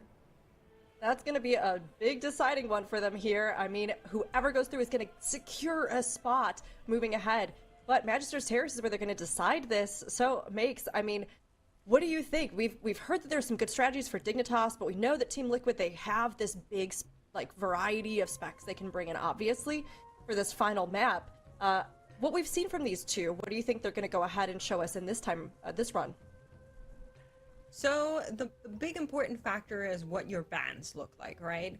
Whatever you played twice is now gone for this map 3. And it does make sense that Liquid was kind of forcing this map 3, saying, okay, we'll just play a bunch of random stuff. We'll play around this Vengeance Demon Hunter, we'll play around this BM Hunter, even just to get the count on those classes up to 1, so that then when classes tie with something like the Bear Druid, then they can take out the Hunter, they can take out the Vengeance Demon Hunter and not lose the Premier comp. Acid go sleep, Acid sleepy. I think Dignitas might have the better ban situation, but it depends on what we're going to be seeing here. I mean, I think Dig is going to play Bear Druid, Mistweaver, Unholy DK, Arms Warrior, Serve. I think that's going to be their 5 stack. Yeah. But I think so. With that being the case, I'm pretty sure Liquid's going to have a better composition, but I'm not 100% sure of that because I think Devour Demon Hunter is like just really really good. Yeah, it's a tough spot. So they did keep the Devourer Demon Hunter, so they will get to play that in this, but they have already lost the Og. So Liquid can play Bear, Mistweaver, Devourer, Unholy. What are you going to play in that last spot? It probably needs to bring Bloodlust, right? So I think Elemental Shaman is potentially a candidate there. Survival Hunter, another one. Or you could play a Mage. I think it would probably be Cindy in that spot. So no, you cannot. It's an option. I'm just saying, it's an option. They have Bloodlust. They have Time Warp. Meanwhile, on the side of Dignitas, yeah, let's see what they've banned out because it looks like, okay, they're going to be losing, of course, that Og Evoker that they had to lose the Devourer as well. So they can play Bear, although they could also play the Vengeance Demon Hunter. Kira played it in their Magisters before. Now, maybe that was because it was the start of a series for Spec Variety Rule versus the end, but he made it look really good. So I feel like they probably wouldn't even mind if they were to play that. But yeah, I think Mistweaver is a lock for both teams. That's the one thing that is definitely going to be in there. Okay, all right. So we've got a sort of thought on what they're going to be doing as far as the specs go. But do we have a thought on how their times actually compare in this dungeon? Do we think that one is faster than the other? Do we think that there's a route that seems like it's going to be something they're going to employ? I mean, I'll look over at Tettles. I don't know if there's something that you think these two kind of compare on in this dungeon. I mean, Dig has played this dungeon and Liquid hasn't. I mean, looking at Dig's times, they're quite fast. And again, that was a Vengeance Demon Hunter, Serve Hunter, Arms Warrior composition. So they might even roll up with a different comp this time around. Okay, well, the comps will determine it. So will the routes. We'll see what these two teams are going to do as they navigate Magisters Terrace. This is Team Liquid versus Dignitas. These two have taken it to a Game 3, and of course they want to keep going all the way in the upper bracket if they can. This showdown is not over yet. Everything can be laid down here, and hey, there's always the possibility of a lower bracket comeback as well. This will be Magisters Terrace between Liquid versus Dignitas makes. That's right, and we're going to be seeing actually that Arms Warrior return here for Dignitas. And then, like Dratnus was mentioning, we're seeing the Ellie Shaman on the side of Liquid. Other than that, very similar compositions. Both of the teams electing to go for that Bear Druid, that Mistweaver Monk. We're talking about it so much. That Unholy DK is going to return here as well. And then the change is going to be that Survival Hunter and that Devour Demon Hunter on the side of Liquid. But that should be, I think that should be very fun. I think both of these comps are pretty even in what they can do. Yeah. I think it's going to really come down to a couple of crucial moments in this series where I think that the pull on top of Custos, that both of these teams are going to be pressing their Bloodlust on and trying to deploy as much damage as quickly as possible. That's going to be a really big one. And then the pull into the Gamillis room, which is double Void Collar, Devouring Tyrant. Those are the two pulls that I think that are going to be make or break for Liquid and Dignitas here. There's also the possibility that the pull right before Serenel Sunlash that has all of the Runic Glaive dots, that can take out a player. So similar to what we saw on the Skyreach earlier, if there's any death, the balance kind of shifts into that other team's favor almost immediately if there's a death. Yep, that's right, but we would rather there's no deaths, right? I would much prefer if we get deathless runs from both of our teams here, but Liquid is going to be moving ahead here just a smidge faster as that Pyromancer has dropped. Now, Kira is out of the door as well, but Gips is just, an inch ahead here to keep it with the American terms for the American teams. Wolf Disco dropping really low there for just a second, able to survive as both of our teams are arriving at Arcanatron Custos with basically all of the dungeon that they could find on their walkway here as well. So something that we actually saw Wolf Disco do that was subtle, but it's actually a really big deal, is you saw him drain that crystal while Yips was grabbing the pack for Liquid. What that allowed Wolf Disco to do is get a 10 stack of the energy crystal almost immediately, giving him 10% bonus damage. On the side of Dignitas, they didn't do that. Nobody ended up draining that crystal. So for Liquid, Wolf Disco should have a little bit more firepower in terms of damage on pull here, but Dignitas already had the boss lower. Even though there was that subtle difference between the two teams, Dignitas have accelerated on the boss damage department. Well, their Bloodlust was also pressed just a smidge earlier, so it's now running out for Liquid here as well, a couple seconds after the Dignitas one has stopped. But I agree with you. I mean, on the damage meters, you can see the clear difference between Wolf Disco and Hearthjacks, but it doesn't seem to be the difference maker in boss progression here. As I say that, Liquid is tying closer, so they're not trailing as far behind anymore, but still, it very much looks like Dignitas are going to be the first team to finish out this boss here, and in record time as well, as Liquid is still trailing on the last couple of percent. We're going to compare this timer to the one that they clocked in on day one, which they're 3 seconds faster than the one we saw on day one. Yeah, and so 7 seconds separate Liquid from Dignitas right here. And on the right side, Dignitas, they've already gathered the Enforcer pull right in front of Serenel Sunlash. Some well-timed spinning crane kick ticks need to keep the team top. The thing that we're looking for is on the debuff frame, the Runic Glaive dot. Whenever those are stacked up to 2 and potentially 3, that's where things can become a problem. Shadow Meld can actually stop those from being applied to you.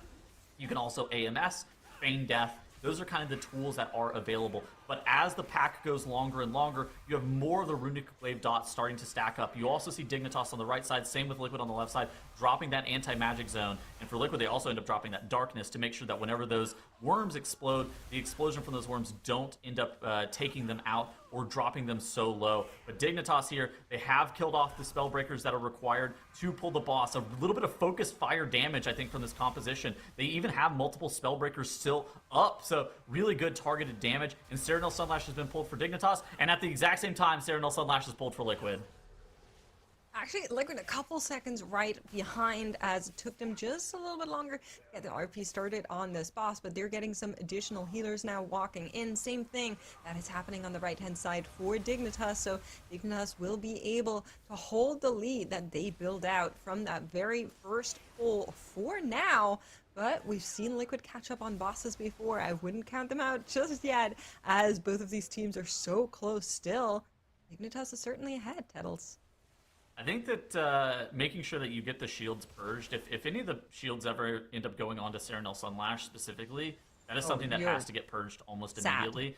For Liquid, they actually have multiple sources of purge with the Demon Hunter and the Shaman. For Dignitas, the only purge that they have available is Yargi's, but he can actually talent into that AoE purge as well. So should be fine for Dignitas. You just really have to make sure that you don't end up slowing down. Now for Liquid, how their composition kind of plays is every single time that Ascendance gets pressed, in theory, they should kind of slingshot ahead of Dignitas, because Dignitas has a more flat damage profile with things like the Arms Warrior and things like the Survival Hunter. But so far, Dignitas has kind of paced in a lead throughout this entire map. I mean, they're certainly slingshotting, right? But they're not getting over the gap. So they're having a wider gap to a smaller gap, but there's still always a gap from the looks of it. Sometimes it's like 2 boss percent, 3 boss percent, and then it goes back up to like 10 boss percent, 12 boss percent. So Liquid are doing what you're saying. They're just not on the same level just yet. But we are at one of the crucial points in this dungeon, because what happens next might determine your entire series' fate. This is the pull. No Bloodlust. Everything available that they have to try and get through this, A, as quickly as possible, B, without anybody dying, C, without losing anything. We're going to be tagging everything we can see that is 1 Void Caller, 2 Void Caller, all of the Tyrants, everything into that Gemellis area, and this pull is not for the faint of heart. It's the Shaman Ascendance versus the damage from the Survival Hunter and Arms Warrior. Those are kind of the key differences. The Devourer Demon Hunter should have really good damage here with that Void Metamorphosis, but it tends to be a little bit more of a flat damage profile. For Dignitas here, they need to make sure they get the Tyrant killed off, and they need to make sure that they get the Void Caller killed off. The game plan is the exact same for Liquids as well. Those are the things that gate Gemillis from spawning. You don't care about that Void Caller that's coming in a little bit late. Instead, you only care about the mobs that pre-existed in this room before you got the pull dealt with. And on the right-hand side here, the pack is dropping lower and lower for Dignitas. Some of the bolts are going off, but they're making sure to get the Void Terror spear kick every single time. Any of those going off, and it would be an absolute wipe, a catastrophe. And Dignitas here, Gamillis is starting to combine and getting ready to spawn. And I think Liquid and Dignitas are going to be pulling the boss at the same time here, Makes. Yes, once again, there's like 2-3 seconds between Dignitas and Liquid on the spawn time here. And I will say that Arms Warrior loves this fight, right? Oh, It's just yeah. so much cleave, especially if the tank is able to get many of the Jumeli shades close to it. There's just so much that they are going to be benefiting off of here. But Liquid, adding in those additional Void-infused light worms, you're going to be getting some extra stacks, but that also means there's some extra damage that's coming in. These guys hurt. These guys hurt a lot more than the other Mana Worms. For some reason, they do, like, I think it's like twice the damage of the other Mana Worms. And so even on a plus 15, they do a ridiculous amount of damage. And for Liquid here, they are able to get those killed off. And Dignitas, are they just ahead in count? Okay, no, there's a Voidwalker here. That's 1.2%. But I think Dignitas is still just ahead in count. Yeah, I think they are ahead a little bit. That Voidwalker should give Oh, 1.2. There's so trash mobs. I see. Still yeah, in the back room there. for Liquid. Yeah, this is fine. Yep. They're coming in now, so Void Terror will be added now.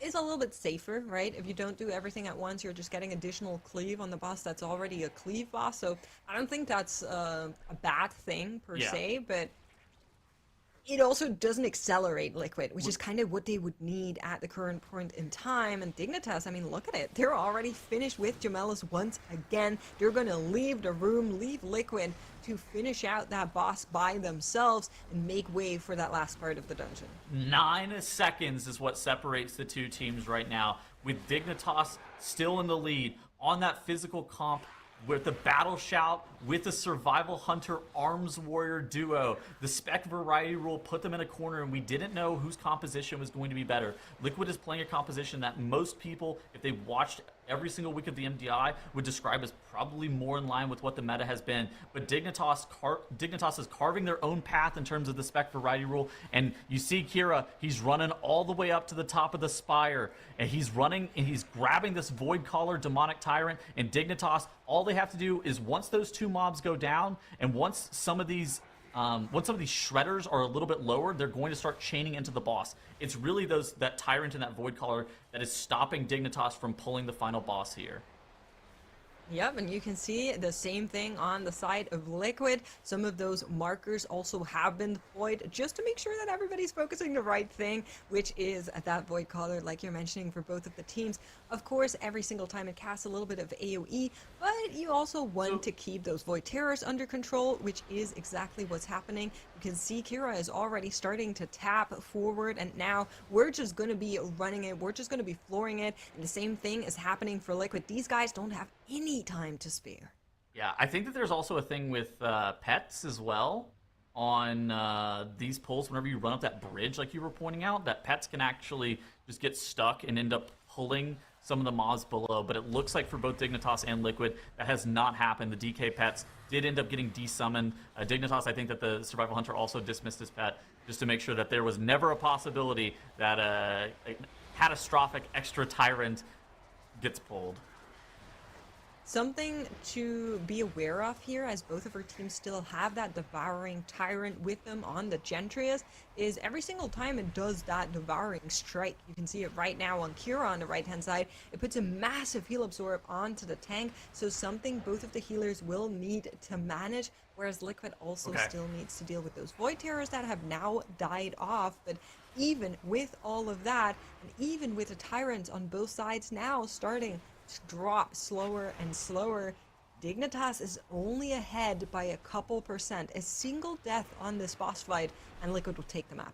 Dignitas notably also gets their Bloodlust up 3 seconds earlier than Liquid, which is not normally a thing that you point out, but in a map that is being separated by 7 seconds on the Gamilla split, it is something that you have to watch out for. Bloodlust has been pressed by both teams now. The army is being pressed by both of the Death Knights. You have the Shaman and the Ascendants. You have the Colossus and it's not coordinated assault now, it's takedown for the survival hunter, the devoured demon hunter. He actually is not in void meta on the side of Liquid. Now Cine is entering that void meta. 15% on the boss for Liquid, but Dignitas have already downed Degentrius, stopping the clock at 12 minutes 11 seconds, and they go for the reverse sweep, and the champions, the reigning champions, are into the finals. Amazing to see. Dignitas continue to show that whether it's pushing keys or speedrunning, they are masters of Mythic Plus.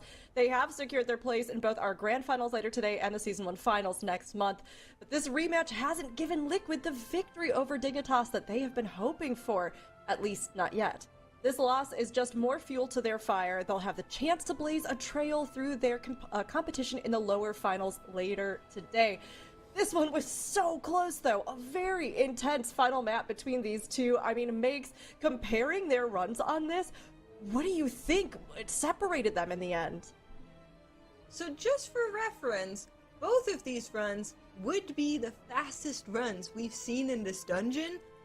For Liquid, unfortunately, Dignitas played at the same time, so they're not going to get that title even for a split second, but both of these runs are faster than anything we've seen in that dungeon yet by about 4 or 5 seconds. And of course, Dignitas with that claim a new fastest run in here. Impressive stuff. I was kind of in between. I was torn whether or not Liquid was just playing mind games and would be able to claw back in this map 3. I think you could see how close those teams are in every second of that dungeon there, and it was truly a treat to watch. That was phenomenal. I mean, Dratos, here we are again. Now we're looking like we have that very similar tracer on the graph again. Yeah, although you can see there are a couple of spots where Dignitas inch a little bit further ahead. There's even, but then right at the very end, Liquid almost clawed it back. 5.794 seconds was what separated these two teams in the Magister's Terrace. I mean, what a great map. What a great way to end our series. And honestly, what a great appetizer for what might be our Grand Finals rematch if Liquid are able to vanquish the lower bracket. Here's a quick look, though, at some of what went down in this map. I mean, I was struck by just how close the two teams were. There was such a high percentage of this map where we were just watching the same exact pull with the exact same enemies, the exact same health bars. There were a couple of slight differences in strategy. Of course, Liquid with the different comp than Dignitas, and ended up going for a little bit less count early, right? You can see that 3% count differential, although this is a point where both teams are collecting count, but it was about 3% in favor of Dignitas for a while until Liquid found a little bit of extra count. But yeah, the big thing for me was just how the two teams were neck and neck the whole way through. Dignitas opened the lead further, Liquid closed it back. Dignitas opened it further, Liquid closed it back. Liquid were never ahead, though. Dignitas were always either tied or winning. But yeah, we were watching the split screen view, just the entire map, watching it could have been the same footage on both teams if it weren't for the different specs a lot of the time. But at that end boss, it was Dignitas that were able to just get in combat a couple of seconds faster, and basically the amount of time they got in combat with the boss first was the amount of time they won the map by. There was no difference, acceleration or deceleration during the boss fight. Both teams put out the exact same boss DPS over the duration of their combat, and it ended up being Dignitas that won this one. But wow, that's one that I think Liquid would have been surprised to find out they lost there after they killed that boss. Seeing these two go head-to-head never gets old. I just love watching them race against each other. And I mean, yeah, seeing that performance on that final boss, it comes down to literal seconds once again between these two teams. But I'm sure it's just making Liquid want even more to have that comeback. So we'll see what happens, but things have shaken out now after our first series here in our bracket. And Tettles, can you give us a little bit of a touch base on where we currently stand? All right, so that was a bit of a treat that we had there. Now you see Dignitas, they have moved into the finals. Liquid have been dropped to the lower bracket finals. The next map that we have available the next match that we have available for us, though, is the Create Team versus Ducks Can Fly series. The team that ends up losing that is going to have their BlizzCon and their Season 1 finals dreams snubbed, and the team that wins that is going to have to go up against Liquid, the powerhouse that we just saw take Dignitas to a 3-map series in the lower finals, and so they're going to have to shock the world, let's say. there's some potential for it. I definitely think so. But I mean, these teams have a lot ahead of them. They're going to still have to accomplish if they want to make it through. Create Team and Ducks Can Fly is going to have a lot to show us. So everybody, while we take a break here to get things ready for the next series, make sure that you are back when it's done, because there is a lot more still to come. Up next, we will have Create Team versus Ducks Can Fly.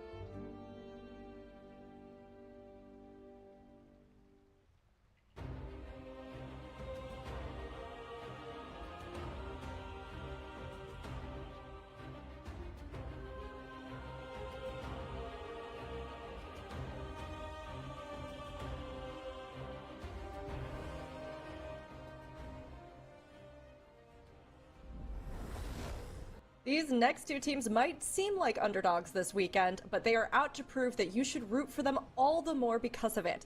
This is Create Team versus Ducks Can Fly, so get your predictions in chat. both of these teams have loads of potential and even some upset potential, as we've kind of pointed out. And Create Team, I think in particular, has put up some very fast times this weekend.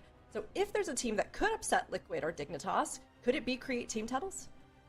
I think that for Create Team, they've actually put up, like you mentioned, very competitive times. I think there was an Algathar Academy and a Windrunner Spire that were both quite competitive.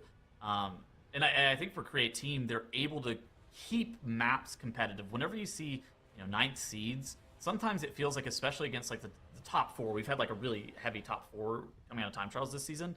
It feels like sometimes some of those maps will be non-competitive, but I feel like for Create Team, there's never a map where I'm like, oh, they're not favored in this map. I think it's one of those things that like they always have a game plan, which I think is more closely in line with some of our top performing teams that have already qualified for the Season 1 finals. For sure. I mean, what do you think then has been holding Ducks Can Fly back?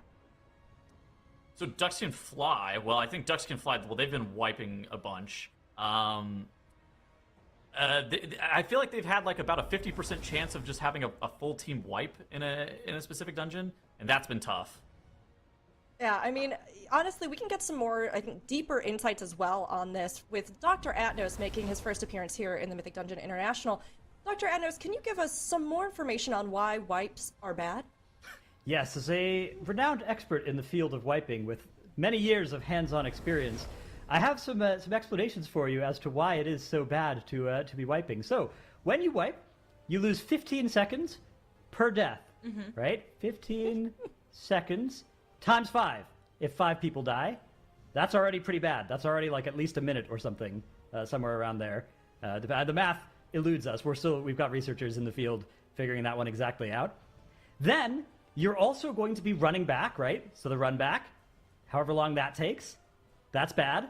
That's especially bad. Then you might have used B-reses, right? So you might not have those B-reses anymore. Yep. That's especially bad as well. And that feeds back in. Maybe this is actually 6 then, right? Oh, that's even worse. If it's at least 10 minutes in the dungeon, it might even be 7. And that could be even worse. 6, 7. Could be. 7. Could be. And then the mobs full heal as well. That's another thing that happens. Mobs heal, right? So that's really bad. If it's a boss that's at low HP, that's just catastrophic. It's disastrous for you. And then your cooldowns, right? Cooldowns. I should have gone with CDs, but we'll write out the whole cooldowns here. You're committed. Yeah. That's a little blunder there. Yeah, thank you. Okay, I'm left-handed, but I use my mouse with my right hand, so this always is, anytime I'm drawing letters, it looks pretty bad. But yeah, your cooldowns will be bad. So if your cooldowns are bad, now you can't maybe do the same pull. We've seen Shadow Meld go on cooldown, and now you can't do a skip. And then sometimes you try and do the same pull, and then you wipe again, and this turns into 11 or 16. Some ridiculous amount of deaths. Or 17. And things can get very bad. 17 even. It's a possibility, right? All of that can happen off of just that one wipe. So that first wipe over here, if you can stop that, if you can cut that off at the source, then none of this has to happen, and you can get all your time back. So that's currently our best theory, our leading theories on why wipes are bad. Thank you so much. I mean, scientists. Wrote that down. Yeah, chat, please write this down. This is cutting technology right here. And of course, scientists and mathematicians will continue to try to puzzle this one out. But Dr. Atnos, I think that you really did a great job solving it. So thank you so much for coming here and gracing us with your knowledge. Thank you. I mean, honestly, these things compound, though, in ways that you don't necessarily think. You can look and be like, oh yeah, a wipe is bad. But there's a lot that goes into it, especially with speedrunning. So, I mean, Ducks Can Fly. Those deaths will cost them. But Makes, you've been a little bit worried about Create Team as well, though, if they end up on a map 3, right? Yeah, so interestingly enough, I've been, looking over all of our dungeon runs last night after the MDI Saturday had ended, and I've been comparing teams and trying to kind of see how they approached your ban situation.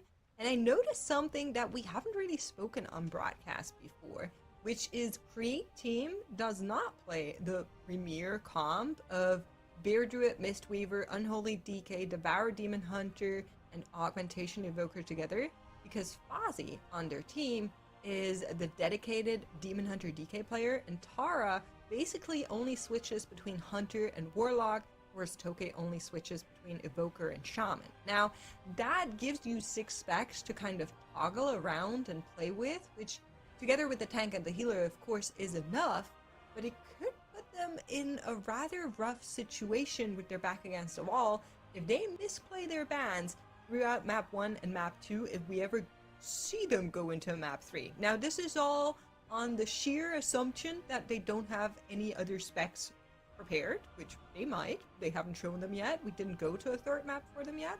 But it is one of the things that I kind of noticed, and I was like, hold on a minute. So, yeah, very interesting. Very interesting, very interesting. Let's see how that plays around the maps for the series here, because we are starting off with the Windrunner Spire, which you've already seen as a pretty good dungeon for Create Team. Do we see any problems with their actual spec choices between their players, the duos that each of them play heading into the other maps in our series, though? What do you think, Tettles? Probably not. Like, I think that you just kind of go with the exact same game plan that you had earlier on in this weekend. Like, I think it was the first map of the series. Yeah. So it was the first map, or actually it was the second map of the series versus Snail Z. But with that being the case, I mean, they were playing like double monk in there. I think that like the strategies, you want to try to keep them as consistent between compositions as possible. That way everybody feels like they have a good understanding of like what is supposed to be our game plan. And that's why the spec variety rule is kind of unique this season, because it pushes teams to have potentially multiple strats depending on the dungeon. Like last series we saw Liquid in a Mysara's Caverns.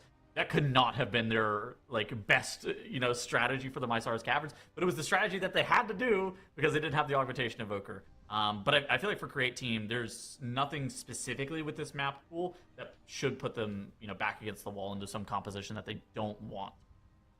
All right, well, we'll see if they've planned it out. I mean, Tettles, you were even mentioning, well, sometimes you can back yourself in a corner. Other teams like Dignitas, figuring out how to play around this so, precisely has also been something that's been a real strength. So hopefully both of these teams are able to take that into account as they come in on the first map, Windrunner Spire. Now, we have some predictions to make, even as you have been predicting, chat, and it looks like a lot of you are leaning towards Ducks Can Fly in this matchup. But, Makes, do you agree? Do you think that's the way you're going? Listen, I love the birds as much as the next person, especially all of the duckies. However, I feel like Create Team, they're massive gamers. They have looked so good. They have done tons of damage in the runs that we've seen them in. So I will go Benevolent 2-1 in favor of Create Team. Okay, I like it. Zyro? I 100% agree. I think Create Team is favored here. I'm going to go 2-1. I also all-in all my channel points on them as well. All right. All in for real. No deception, no fake out this time, Zyro? You're sticking with it? No hedging. I just believe that they've been the better team this weekend. On the dungeons, they're practiced, and they should be practiced for this matchup, because it's the first one they're playing of the day, so. Of course, of course. Tettles, how about you? What are you going to do for your predictions? Okay, so if you go by experience, Ducks Can Fly should probably be favored. However, I think that from the gameplay that we've seen this weekend, I'm going to have to go 2-0 Create Team. Ooh, okay. So you're going to just say it's going to be a swift and decisive one here. All right. What do you say, Rook? Oh, thank you for asking, Mix. I really want to believe in the Ducks. I always love cheering for the Ducks every season, but I have to say, go with your heart, Rook. I know, but no, it's okay. You can go with your heart. I think my heart is leading me away from the Ducks, Makes, and it's breaking in two right now. I'm gonna have to go for Create Team on this one, because they have been so strong. We have seen them come in and really make a name for themselves, literally in their name, and when they signed up for the tournament. Create Team here, I think, just being really strong, big contenders, and ones that we can see rival. So I'm gonna go 2-1 in favor of Create Team. Now let's get in here. This is our first map, Create Team versus Ducks Can Fly, here on Windrunner Spire. Zyro. Yeah, and we're seeing already kind of a mirror matchup. All the teams on the exact same comp with one slight variation. We have the Unholy DK versus the Frost DK, actually two variations, Unholy versus Frost. And we also have Destro versus Affliction, so same class as different specs Makes. Yeah, interestingly enough, it is both classes we play, so yeah. Funny that those would be the ones that they multi-spec into, but as always in the Windrunner Spire, that first pull, there's not a whole lot that's going to be going on here. I'm a little bit surprised that Create Team is, Ducks Can Fly are electing to play around that Frost DK. Usually when we've seen the Frost DK, it has shown up in the Nexus Point Cenas because it's so good at getting that clear single target in. I can see how it can work in this dungeon in particular, though, because you have so many bosses where you can't do a whole lot and they take a long time, stuff like Ember Dawn, the Restless Heart. So I could see how Frosty K could shine here, but I'm interested to see how it plays out between Fozzie and Mirage. Yeah, and the Affliction lock versus the Destro lock is interesting as well, because Destro is very heavily based around its Infernal cooldown, whereas we've talked about a lot in Mysara Caverns, which is where we normally see the Affliction lock played. Affliction lock tends to have just very solid damage all the time. They're just happily Seed of Corruptioning away the entire time, as you can see from our POV on Mozademon over here, and Ducks Can Fly. And they do a lot of damage, but Destro, even without the Infernal, is doing a lot more damage on this particular pull. I'm actually very, very impressed by this. Is he also playing the Diabolist Destro instead of the Hellcaller Destro that we're used to seeing in Keys? I believe he is. Yeah, you can see those little fell eyes behind his character, noting that he's playing that Diabolist hero talent as well. So there's going to be a little more single target damage coming out of the Destro lock. But this pull going a lot quicker for Create Team. Ducks Can Fly under a lot of stress here, actually. Goatface just now cleansing that debuff, started to stack back up again here. But this pull is done by Create Team probably a full 15 to 20 seconds faster. It absolutely is. Ducks Can Fly are starting to finish some of these mops off, but it is taking them a couple seconds longer for sure. You can see Goatface is trying to cut down on that walking time, taking the entire team for a little adventure while the last couple of Reavers are still alive, and they're already on to the next pull. This is everything on to Derelict Duo. There is that behemoth in there that we always like to call out because it is a massive mop, does a lot of damage, needs to be controlled, needs to be taken into account whenever teams do this. And Ducks Can Fly should be having, yeah, some of the additional trash just walk in here as well. But it looks like they have a little bit less onto their boss than we're seeing on Create Team right now. Yeah, there could be some trash being dragged behind a little bit there. Some casters that sometimes will sit back and channel a little bit. We'll have to see if anything funnels in the final moments. But I believe, yeah, they're pretty much in combat with everything that they're going to have. Still slight advantage here for Create Team, but no major mistakes from either one just yet. That's the thing I really want to keep an eye on. Both of these teams, when they're on their game, we talked about it before the game here, when they're on their game, when they're practiced in a dungeon, they have fantastic strategies. They both play for the fastest routes, but they've also both had some major issues. Lots of wipes from both of the teams over the course of the weekend, so we need to make sure that they can both keep it relatively steady. I do think, though, as the trash starts to dwindle out and be dealt with here, I think Create Team is going to have a little bit of an advantage. The two target from the Destro lock, Spect into Mayhem, so it's going to have almost constant Havoc uptime on these two targets. Should start to propel Create Team a little bit ahead here, but you can see it's very, very close between the two teams right now. It absolutely is. I'm curious for how the pathing is going to look like from here on out. Of course, that first class was used already. There is a massive pull that some of our teams have been doing on to Ember Dawn, but it doesn't come without risks, as is the nature of massive pulls like the MDI ones. So that is something we'll need to keep in mind as we're looking at both of these teams once they're finished out on Derelict Duo. But I will say, after that first pull, it looked a lot more like Create Team was ahead. Here on this boss, Ducks Can Fly are pulling back into contention, getting back closer to Create Team. Still going to be a couple seconds later on the boss kill finish, but not by much. Yeah, it's still really close. I think the thing that I really want to focus on here is the cooldown usage between the teams, because the interesting thing about the specs that they've chosen is it completely changes the way they're progressing through the dungeon, right? The Destro Lock and Holy DK are completely centered around the minute 30 cooldowns, whereas the Frost DK Affliction are 2-minute cooldowns. If Create Team can actually get perfect usage of the minute 30s every single time they're up and they don't have to sit on them, they should start to pull ahead slightly in this dungeon. It is on the middle key level of the MDI, so they should be able to deal with the pull in about a minute 30 and then like move on to the next pull right as cooldowns come up. It was a little awkward at the start of the dungeon there. They popped their cooldowns on the first pull, didn't have them up until the end of the second pull, but then saved them for the boss and the Bloodlust push. So there was a little bit of time lost there, whereas the 2-minute cooldowns for Ducks Can Fly just naturally came up right around when they pulled the boss. It's probably why it's so close here. Create Team, though, and Ducks Can Fly both gathering up the next massive pull. Create Team, variation from the triple threat strategy from last week and pulling the trash outside, line of sighting through both of these doors here. Yep, whereas Ducks Can Fly are doing what we've seen before. They're just going to be standing inside that door hallway and then eventually will go outside once some of this trash has died off. I personally love when teams go outside here, but keep in mind there's a lot that happens right now. Graham, for a second, looked a little bit scary, was able to be healed off by Acidk. So both of these teams are making headway through this pull. A couple of CC. Oh, Ducks and Fly! Go face To be down! done before we can get the Lasher, but tragedy comes in for the Ducks as it just unravels. And I mean, I hope chat paid attention to our little segment before this matchup. Wipes are indeed bad. I mean, that was exactly what I was talking about there. The 2-minute cooldowns were not back up for Mirage on the Frosty K on that pull. That pull lasted too long for them. The damage differential, I mean, look on the screens here. Create Team, their Unholy DK was doing almost double the damage of the Frosty K on Ducks Can Fly.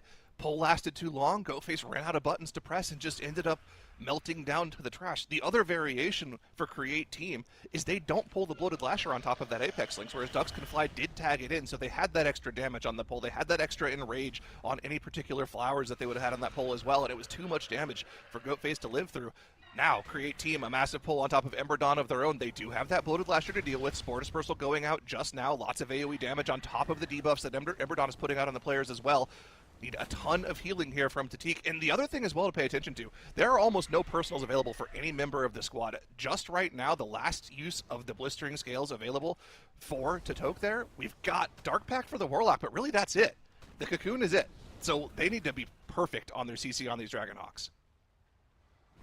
Yeah, I was watching back on how that just happened there, and it might have been a trap. We'll need to see what Tuttles has to say once he actually comes in on the analyst segment, but it did look like that might have been the reason on why it all went wrong for the Ducks here as they were moving through it. But once again, Ferocious Pounds is going to take out Koroks. Mozart trying to live, very, very low on HP, gets the poison and live for now as they're trying to get back through this pull here. But of course, Great Team has the ball in their park, working through Ember Dawn. That Lasher is now dead. That is the additional risk, like you mentioned, that they tagged onto this boss that is now no more. Now they can only deal with the boss in itself. And while they will slow down just a little bit until their cooldowns are available again, they're looking pretty good here. Look at the safety as well. They knew this pull was dangerous for them. They still have that Restless Steward CC'd in the back here. They don't need to pull it in until the Burning Gale is done.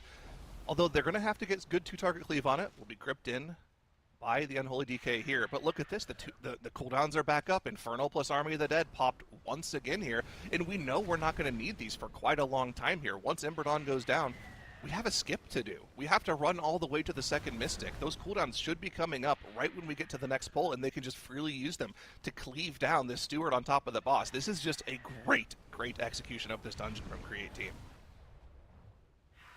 Yep, Ducks Can Fly are now arriving in the Ember Dawn area as well. It's taking them a little bit longer to get here, but it's good to see them moving on. All it takes is one wipe on the side of Create Team, and those teams will be back on equal playing grounds here. So there's no giving up until the series is done for. But let's look at the skip here for Create Team. Are they going to be able to execute it cleanly? We have seen some teams have issues with it. Token needs to make sure he doesn't step in any of those arrows. He knows, he moves, it's all good. In come the Shadow Meld, waiting for Graham. Okay, we should. And we're good. All right. Very, very chill. And look at the cooldowns. They're up in 20 seconds, but the travel time here pretty much allows those to come up by the time you get to that second Mystic. Still a very dangerous pull incoming here. They should know at this point that Ducks Can Fly have had that wipe. They don't need to go for this pull, but it's part of the route. It's part of the plan. You don't want to change anything when you're so used to doing it. They've already done this route 2 times this weekend and executed it nearly perfectly both times. What's one more time for the road for Create Team? The cooldowns are back up. Infernal is down. Army of the Dead being summoned to send these Mystics home. Just blasting AoE damage here. Yeah, and this is not an easy pack. You can see all of those axe throwers in the back. You're going to be adding some extra bleeds, some extra damage on to individual players in that group there. And they're now being gripped in by Fozzie, making sure that they also can get some damage onto them. You can also see how Graham is just slowly but surely moving towards that last axe thrower. In the end, that Ring of Peace will be deployed to help them grab them together. And that means that they now can get the boss spawned. I believe they should have killed everything that they needed. And yes, Kroluk is in play. So Create Team is on to the third boss already. Not much remains from here on out. But this boss in itself has caused a little bit of a commotion. I don't think we've seen any of our MDI teams fully feared yet, but we had some individual fears, so let's just make sure we're playing those clean. Yeah, and I mean, they're doing a great job of it. I haven't seen it happen to this team in this dungeon yet. They've been on top of their execution when it comes to the bosses, so I think we should be good for them. Yeah, pulling in the remaining trash that they need here on top of the boss, just getting a little bit of extra funnel. And we're in here. Augavoker actually baiting the first Reckless Leap there. Tank going for the second one. Oh no, Toka's feared for sure, right? Oh, he made it back. He has it. What? He has it. Don't worry. Okay, we're good. Into the first There's always a little division. bit of extra time. I like that they're making it, you know, tense though. It's for the entertainment. They're doing it for the plot. As they're now into the at phase, you can see Toke, of course, dealing with the Blade Storm. Terra now focused on next. Both of these players are already pre-positioning, just making sure they don't have to do too much walking here, but in the meantime, the pack has died off and they can progress in this boss fight here. Hold on. Skip for Ducks Can Fly. Can they do it? We're good. Okay, another successful skip for our teams. Wait, that breaker's kind of close. That was just the charge, though. We're out of combat. That was good for them to notice that was happening. Because if they activated that Wernstone as it charged down, they might have gotten in combat and would have ended up having to pull that extra mob here. It looks like it's going to be too little too late for Ducks Can Fly. That full wipe once again costing them. We talked about this team throughout the weekend. They go for the best strategies, but when they fail, it's usually not just a single death. It's usually a full wipe for them that causes the problem, and it's the same story here for Ducks Can Fly once again, as they did have that wipe on the Apex Link in the Ember Dawn wing of the dungeon. Still going for the double Mystic pull, trying to give themselves a chance in case Create Team does have some potential problem in the final moments of Commander Krolik, or potentially on the Restless Heart. A lot of AoE damage can happen on that boss if you aren't careful with the frontals, but Create Team are just on top of it here. Warlock baiting that first leap with the wall active, back to the tank for the second one.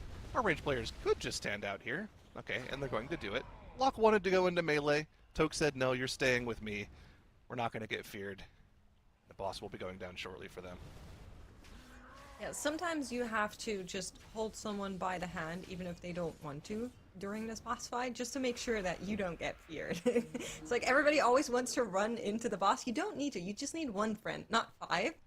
Something to learn from this boss fight here, maybe for your LFG routes in case you encounter those type of players. But Create Team are on to the last platform. The Restless Heart is just spawning in, and between them and 1 point awaits Bloodlust.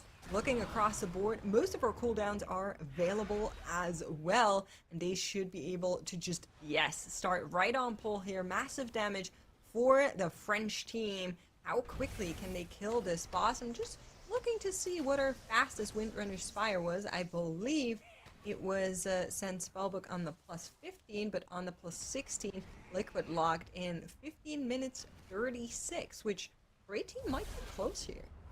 It's about a minute 45 to 2 minute encounter, depending on your RNG. They did pop minute 30s on pull. They'll have them up active again at about the 1540 mark in the dungeon, if my math is correct. So I don't think they're going to be on the same pace as Liquid here. The damage is going to start to fall off in just a moment, as we are out of those cooldowns now, and the Bloodlust will be falling off right about now-ish. So I don't think they're going to. I don't think they're going to get there, but it's still going to be fast. I think they can beat their personal best here, which was a 16-12 earlier this weekend. They're on pace for that for sure. They're nothing if not consistent in this dungeon. I feel like Create Team has kind of really made Windrunner Spire their home. They're so solid at dealing with all of the difficult pulls in this dungeon. We haven't seen them wipe in any of those big pulls just yet. We're starting to drop low to those debuffs here. Still have the Bolt Gale going on the Warlock, but everyone else gets out of the way, so they should be good to go here. I want to clear that debuff for our healer here. There's no reason to really play it any more dangerously than you need to. Well, but They're you just gonna get wait knocked for the up, Gale. and being knocked up is a damage loss, ironic. That is true. That is true. Healers heal. That's what they're here for. And that's exactly what Acidk is doing. They don't need to clear any of those debuffs here. They get cleared right now. There you go. And this is going to be the last round that they need to play here, as Create Team are on to the single digits, onto the Restless Heart in this Windrunner Spire. Not the fastest, but certainly a fast run that we're getting from them here for their first point on the board. It was quick and clean from them here. Great to see Create Team coming in strong today, and Ducks Can Fly are going to have to see if they can clean up their gameplay to stay in the running on our next map. But here on the first one, we got to see, I think, a very efficient sort of run from them, and while it wasn't as fast as Liquid's time, how competitive did Create Team look in this one, Zyra? They looked very competitive. This was actually their best run of the weekend. I already was expecting them to play well in this dungeon, but like I said, their previous best run was a 16-12. This was about 10 seconds faster. The question for me, can they continue to play this well for the rest of the series? And can they also play this well, but actually even better than that, to have a chance at upsetting Liquid next series? If they do make it there. That's the real question, because you have to remember at the end of the weekend, you want to be one of the top 2 teams. That's the grand prize. You get to play at grand finals. But for the time being, this was impressive. Just have to finish off the series now. Indeed, I mean, they want to keep moving ahead, of course. But Tettles, when you were watching this, what were you seeing from either of the teams? I saw that Create Team made France proud in the Windrunner Spire here. They looked absolutely phenomenal. I think there was actually a moment of time on the Dirlik Duo boss where Create Team did lose a little bit of time. Just allowing the bosses to get spread. It seems like something that allowed Ducks Can Fly to kind of get back into the swing of things on this map. Where, again, Create Team, they were a bit ahead coming into this boss, but I think it was like the Debilitating Shriek got baited super far, and then the mobs are getting a little bit spread, and it felt like there was a little bit of a damage loss there, maybe 5 or 10 seconds that could have been made up. At the same time, they had a really good run, and on the other side, Ducks Can Fly, well, Dratnos made a presentation at the beginning of this segment talking about why wipes are bad.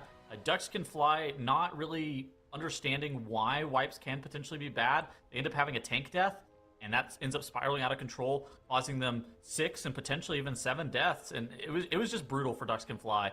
I think that they've had like 25 or 30% of their runs so far this weekend in catastrophically with a team wipe. And even though they're in the lower bracket, even though they've actually been able to kind of battle back in some of these series, none of their series have been, very one-sided affairs.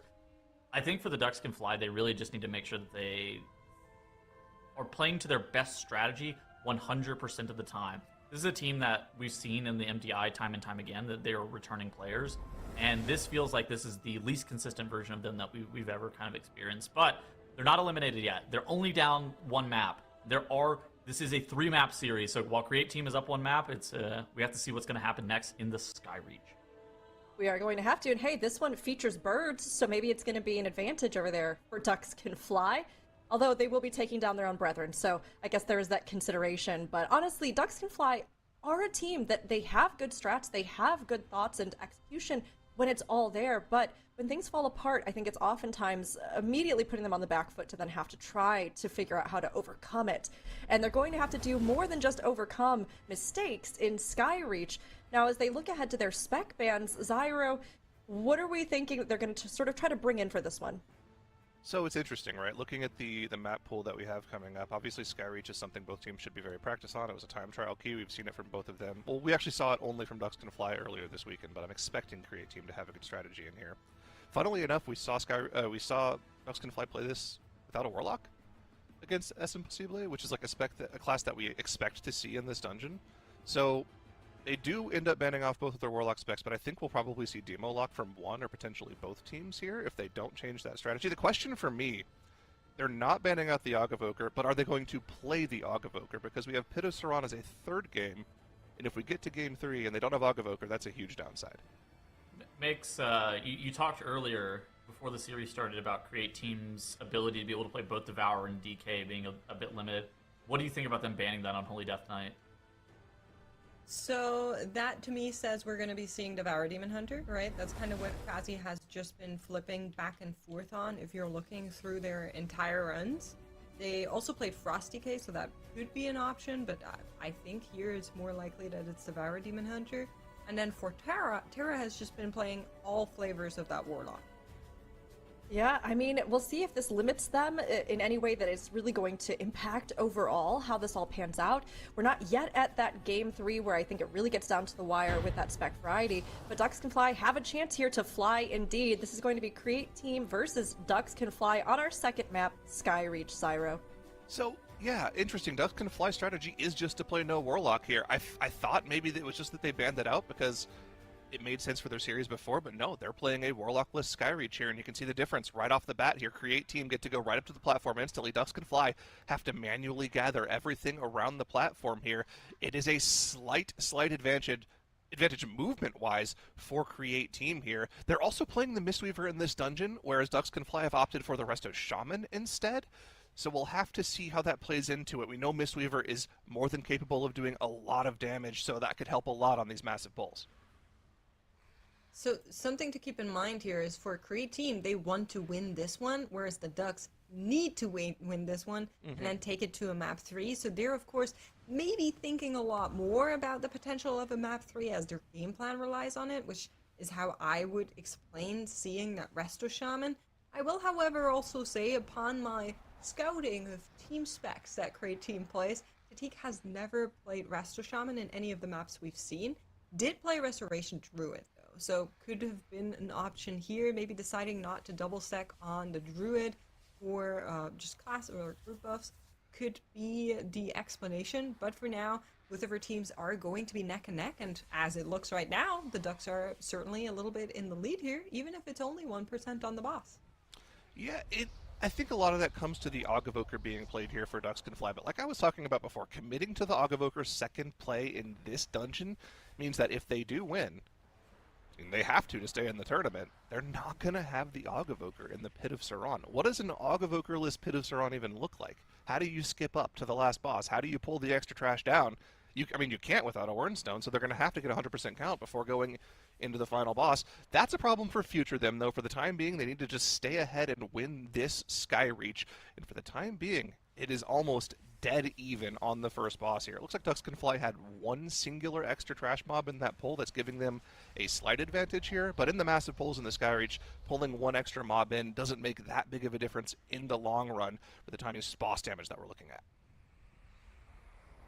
Yep, that's right. And you can see how Create Team, once again, as they're playing around this Ellie Shaman, they're just kind of slingshotting with the Ascendants. We were talking about it with Tettles earlier on in that Magister's Tears. Every single time it's used, you can see Create Team just accelerate in damage. You're now going to surpass the Ducks once more. Once it is run out, or has run out, the Ducks will be back on to more similar steady pacing as they have been doing, and both of these teams are going to move closer together. Right after this, though, comes the segment on the stairs where we've seen a lot of our teams just try to deal with one side and then tag the other side into the construct pool while they do triple construct. So that is something I'm curious about, how our teams are going to be dealing with that now that they are finishing out Ranjit. I actually kind of want to talk about the Ellie Shaman a little bit, because like you're talking about, we saw it from Liquid in the Magister's Terrace, and I was under this assumption that, Ascendance is still the cooldown that it was last expansion, and I was expecting to see them press their Ascendance and pop off and top the meters and do a ton of damage, but every single time they pressed that button, I was extremely underwhelmed by the damage that class did. I feel like it's a Sky Fury merchant, right? Like, you buff your teammate, it's probably the best dungeon buff in the game outside of Mark of the Wild. But unless, you're proccing off like crazy, or you have a power infusion to augment your damage, or, you're specifically there to do damage during a damage amp, I feel like this class is just, it's just okay. I don't think it's anything super special. It does solid overall. I think that's about all I see out of that spec. Unless you get, 3 Tempest during your Ascendance, you're really not popping off. It is a little bit unfair to compare it to its most vicious version, right? Last season, Shaman was certainly something. It was the most fun that spec has ever been in the history of the game, and I will never forgive anyone for removing deeply rooted elements from the game. Just being able to press a spender and randomly proc an Ascendance and pop off is the most fun I've ever had playing a class in the game. So, yeah, I'm a little salty about the state of Ellie Shaman right now. I love that button. But either way, it's still a solid buff right now. Ascendance is back up here. Should be great for this AoE pull, but that means it's not going to be available for the boss for them. Ducks Can Fly also on a big pull of their own. Triple Solar Construct here, doing a ton of damage to the group. See that Spirit Link going down for Ducks Can Fly here to help keep the group top through that first wave of damage on the group, but another set of Solar Flames active on the group. Also have to swap to the Solar Orb before it starts doing AoE damage. Looks like Create Team is going to be dealing with this pull a lot faster with the use of that Ascendance, though. Yeah, a lot of shields on the side of Ducks Can Fly that they would need to purge to maybe get on through here or just finish off quicker. They still need to kill a lot of those constructs. So if you're looking at it, both of them had like 10% there, while Create Team had already started that pull. Maybe a little bit of misfocus as well as they were doing this massive pull here, but certainly something that has now slowed them down a fair bit. That construct is now going to spawn in the middle, and Argnath is in fight for both of her teams. The Create Team are taking the front foot here. Still have a Sun Priest in there that we also need to eventually kill off, but should be fine, as it'll just mostly get cleaved down on as Cram is just taking it for a little adventure around the boss. Yeah, very consistent damage here for Create Team. The Demo Warlock is great at that, right? It will pretty much constantly have some form of damage that is dealing. You get a little bit of burst out of every tyrant window, but in general, you're just looking at almost always having some form of damage. That can suffer on the bigger pulls when you don't have the cooldowns available, but in general, it's never going to be that kind of situation for them. They'll have practiced the pulls around those cooldowns and be ready to do a ton of damage. Create Team, though, starting to slowly open up the gap here. The first boss split was only a 1 second differential between the two teams. Create Team on the trash here, though, gain themselves about 10% boss damage. But as we've seen throughout in this dungeon throughout the competition makes, 10% on a boss, you know, that's within 1 death differential. There are so many things in the latter part of this dungeon that can kill you if you're not careful. We've even seen players die to the wind tunnel skip coming up. There's a lot that can go wrong. That's like the hardest part of that dungeon, Zyra. Well, it is for Ducks Can Fly. For Create Team, they have the benefit of just being able to take a gateway. Don't say that. Create Team can take a gateway. Ducks Can Fly have to actually play the whole thing. They will need to play it. That's actually something I'm a little bit curious about, how we're going to be dealing with that. Of course, they have shown it in day one, but I will admit, in all my disdain for the Warlock community, that Warlock, there it goes again, that Warlock gateway is just, it's a nice quality of life feature that you have. That was probably like 5 seconds they saved there just from being able to gate up. And it'll be even more with the wind tunnel. So I think that's a really interesting conversation to have, because I've talked with Lamike about this a little bit whenever I'm doing replay. He's a replay ops guy. Yeah. And also former MDI competitor. He's the GOAT. But I was talking to him about it. I'm like, oh, there's so many good gateway skips. But he's like, yeah.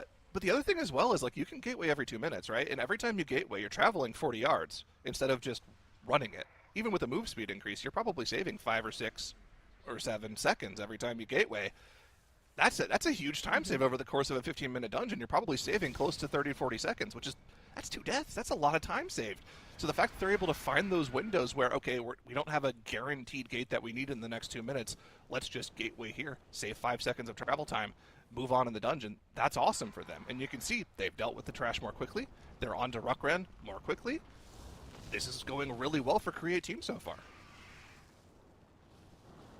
Absolutely is something that we'll need to look out here for both of our teams as they are dealing with Ruckran, is how they're going to be playing those Searing Quills. We saw earlier today between Dignitas and Liquid how even just line of sighting one of those Searing Quills can cost you a lot of time on this boss fight. So if for some reason Create Team elects to line of sight right here and the Ducks do not, that could bring them back forward, but by the looks of it, that is not what they want to do. They're going to be tanking this one out just with defensives as well as darkness being deployed here, and Acidk just, healing as healers do, whereas the Ducks will now get their own Searing Quills. Have they prepared their defensives? Looks like the answer is yes, and we're going to see the same thing from them as well together with the AMZ. Yep, very clean from both teams living through that Searing Quills. Create Team looks like they will be getting a second cast of that as well on the 17 here, highest key level we have in the competition. What's the plan going to be for that second Searing Quills? We don't have the personals or no AMZ whatsoever for them to live through that, so probably just going to see them line of sight this one. Except for our bear. Our bear can tank it to the face, no problems there whatsoever. Rest of the group going to pull this Sunwing. They can do what they want. Yeah, bears just go where they please, so it's all good for them. Bird killed off in the middle. Rukran down below 10%. Ducks They though have 25%. SLT, right? They do. They could just stand here. What's the Are they plan? going Oh yeah, to? they're going And for the it. answer Okay. is yes. So that's going to save them a couple of seconds. Obviously, as Create Team has finished out and are now on their way to just Warlock Gateway up the wind tunnel. Oh, couldn't find it on the first jump. Ducks are behind. There it is. But it doesn't mean they're as behind as they looked before. Let's see if everybody has made it up here for Create Team. So there's no Wernstone for Create there Team. he is. It has to be the Transcendence to a teammate from their healer in order to get the skip done here. Rolls through with the Cocoon on top, transcends the team. A Shadow Meld skip through. Great skip there from Create Team. And we're off to the races. The other thing we need to focus on this boss, with no Wernstone, there's no saves for some of the Solar Zealots. We've talked about this a little bit in the past. The Warlock can Gateway. I'm pretty sure the Demon Hunter can shift, or I'm pretty sure they can shift it if they get it. Demon Hunters can jump around. They can also double jump. They've got a lot of tools. And Shaman can Gust of Wind. It's a little more personal responsibility. There's going to be no Wernstone save, no rescue save. But for the time being, massive trash pull in order to spawn the boss in the first place. Yep, that's right. And this is a scary one. That's also where that lust is going to come in. You can see the cage in the back there on just the initiate to make sure that is not yet another mob they will need to interrupt, make their life a little bit easier, get a little bit of extra cleave, extra target onto the boss, which is exactly what that is. And I mean, they make it look so easy. This pull is basically already done, as Ducks Can Fly have arrived at that same spot, and Goatface dropping really low here, trying to get through the same pull. They are catching up, but is it going to be good enough for the Ducks? I'm not sure, as Create Team has engaged High Sage Berries. Here we go, cleaving down. Our last trash mob needed, the Initiate of the Rising Sun, will require a kick. Actually, the Axe Toss being used, unfortunately stunning it outside of the group on that kick. Decouple those abilities, please, Blizzard. Make Axe Toss just interrupt and not stun, please, I beg. But look at this, they're having to cleave down this Solar Zealot. Ducks Can Fly aren't going to have to cleave a single one of those. They aren't going to have to commit any CC to that. This is going to cost them boss damage in the long run. We'll have to see if Ducks Can Fly can catch up off the back of this. They are on the boss right now, only 13% behind on the boss, so there's really not that much of an advantage here for Create Team. Okay, Gust of Wind, Luca, you got this. Bang. There we go.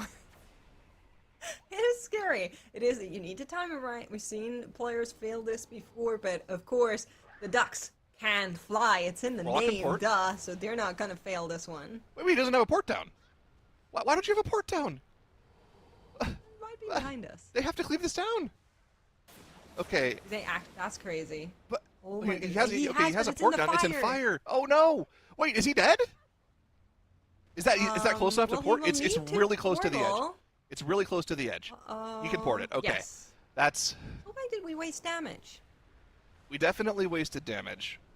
But for some reason, even though they've been cleaving down the Solar Zealots, Create Team has somehow still pulled even further ahead on the boss from Ducks Can Fly. But the cooldowns are back, about to be active for Ducks Can Fly. Breath of Vions available in 30 seconds. Army of the Dead is going to be used probably together with that, because there's only going to be one more usage for Moza. But I think they're running out of time here. They're falling even further and further behind on the Sage here. That gap has opened up to 20% now for Create Team. Create Team, cleaving the Solar Zealots down now, are going to kill this boss before Ducks Can Fly have a chance to press their next round of cooldowns. This is so crazy. The fact that they're electing to deal with the cells, I mean, Ducks are doing it now as well, but that is such a major time loss, and yet Create Team are going to be able to get this 2-0 and move on to fight Liquid, who are waiting in the wings. And unfortunately, that means an 0-7 for Ducks. It does, but you know, honestly, amazing performance from both teams, and we got to see a much closer final map. And while Create Team are a newly created team that continues to give us experienced runs, they seem as though they have the potential to be fast enough to take down Liquid in the lower finals, but they are going to have to live up to their potential and then some. And very soon we'll be finding out if that is possible. They have taken this series, and we'll be seeing more of them in our next matchup.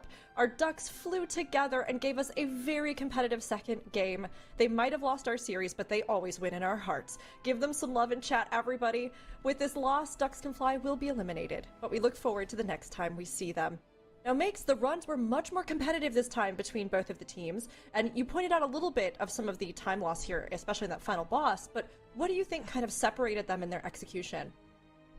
I think throughout the dungeon, it was Warlock diff. I don't even know if I can say it any other way. There's so much time. We were talking about the gateway skips that you can save on the back of that Warlock that I think the Ducks probably would have had the potential to also do. Their execution in this run looked good. There were no deaths.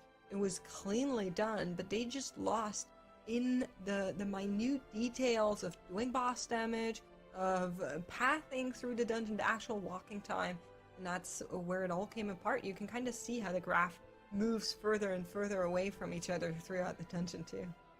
Yeah, I mean, honestly, you can literally watch it happen across the chart, but, you know, I think both the teams did come in and really give it a great run. Tuttles, when you were looking at both of them, what were you seeing and how they compared? I feel like for Create Team, there was a moment in time where they were actually pacing quite closely with both the Dignitas map and the Liquid map that we saw earlier today. I mean, it even started off right off the bat, where we have Create Team on the left side. They start their first pull so much faster than Ducks Can Fly, just because of how it's set up. By, doing that early gate and just like standing on the platform, it allows you to actually save so much time getting the pack gathered, because instead of having to have your tank run through and tag all the mobs specifically, instead you just gate and you let the mobs just get body pulled. Then Great Team does something really cool that we haven't seen any other team do so far. They gate up to the top of this ledge, and that actually saves them a couple of seconds, even though it's not the largest time save of all time. I think that was pretty cool. And so then, after coming out of Ruckran, they do end up LOSing here. They are at I think it's like the 9:45 marker, which is, again, only 20 seconds behind where Dignitas and Liquid were on Ruckran. Great Team did end up losing a little bit of time compared to that split in this last trash area, but in that allowed Ducks Can Fly to kind of get back into things. But I feel like for Great Team, they were always kind of in control of this map in a way that they just proved that today they were the best team.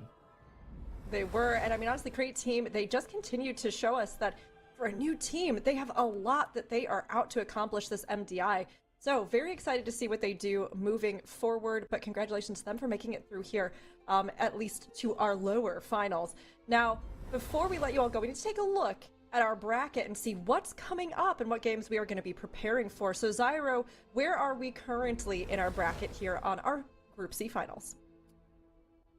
All right, so unfortunately, Ducks Can Fly going home here sets us up with a interesting matchup here. Liquid versus Create Team. Liquid dropping down from the upper bracket here. They'll have about 45 minutes or so to have practiced the series. I'm so confused looking at the way Liquid played, because there are maps that they look lights out in, right? But there are some maps that looks like they just haven't had enough practice time with Cineon to have fully fleshed out their strategy yet.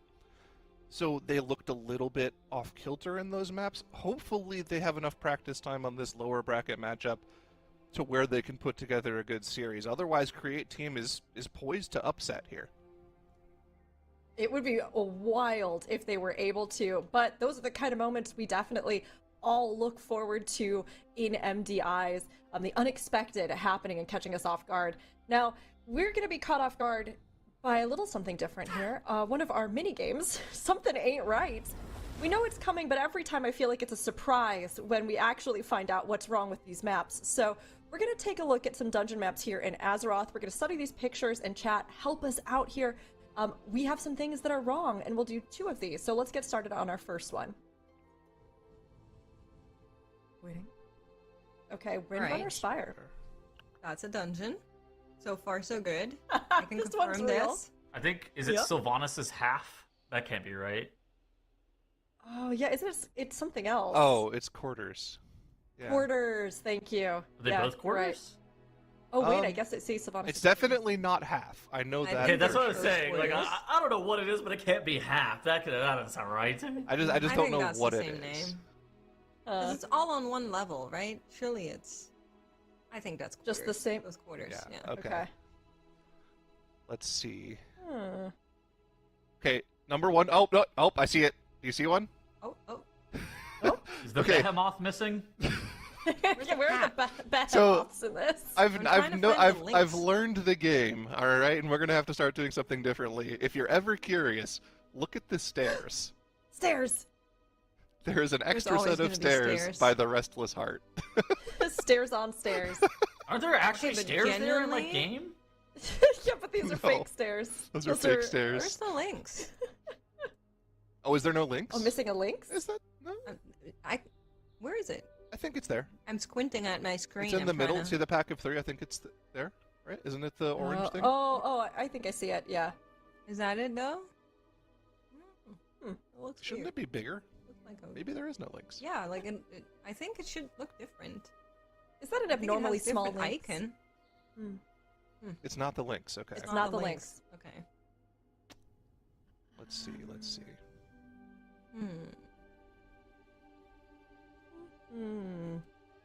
Like scanning. Doesn't look like anything has been erased from the map. Derelict Duo looks good. Okay, what if, and hear me out, this is a theory, I have no idea if this is true, but what if they turned the Derelict Duo around? That would be a typical production thing, where they just switch those two bosses for fun. How are we supposed to skip that? Okay. It's not the that. case, but they have done it before Makes, so you are right. Yeah, yeah.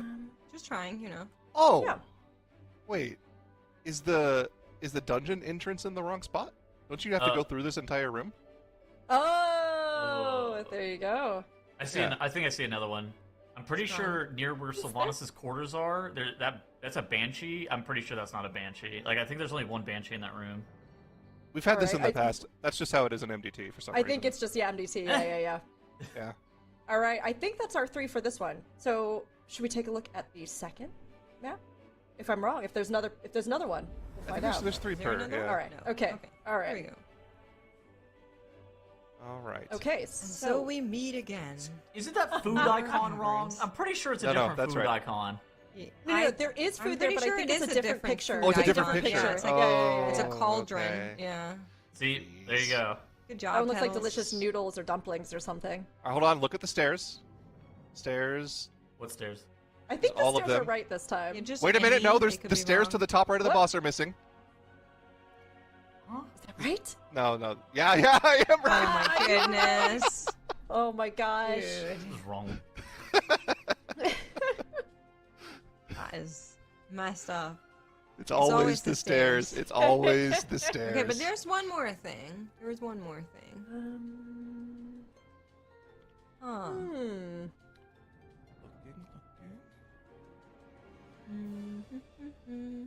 Everything is spelled right. Yeah, it is Echoing Span and Wailing Depths. Those are correct. You know what's really funny? I'm like looking at all of those mobs, and I'm like, yep, those sure are mobs. That's what mobs look like in MDT. And I like gaslight myself into thinking I know exactly what pack looks like what. The problem is that it could look like an MDT is always the... Right? Exactly, yeah.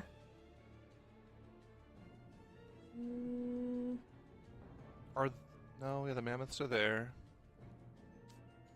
It's not that. Huh. I don't see it. I think the ghosts, like the prisoners, are all in the right spot. Yeah, I think... Okay, we're getting a hint. Something there. Oh, it's in this zone. In this area. That pack is normally Oh. not in the boss room. Is there Where's a that voodoo pack in the hexer boss pad room? that's missing? Oh yeah, That really pack is outside? not in the boss Oh. arena. It's not there normally. Yeah, Oh, well, they the got, way that our teams pull. they got snapped in. They got Welcome. snapped in. Yeah. All No, right. no. That's This not map is allowed. disqualified. This map is disqualified. This no longer can play my Sara Caverns. Take them Those to are jail. our 3 on that one. Thank you, chat, for playing along with us, and that is yet another, I would say, much more successful this time around for us with the Mapster. I feel like we spotted those decently quickly this time. Yeah, pretty good. All right. Everybody, we've got more for you coming up. Our next series will be Liquid versus Create Team. This is a really big one in the sense that, is there the possibility for an upset here? Could Liquid get eliminated when we were sure coming in that they would be one of our top 2 teams making it out? Who knows? They've been looking strong, but so has Create Team. You're going to want to stick around and see how it all unfolds in just a few minutes.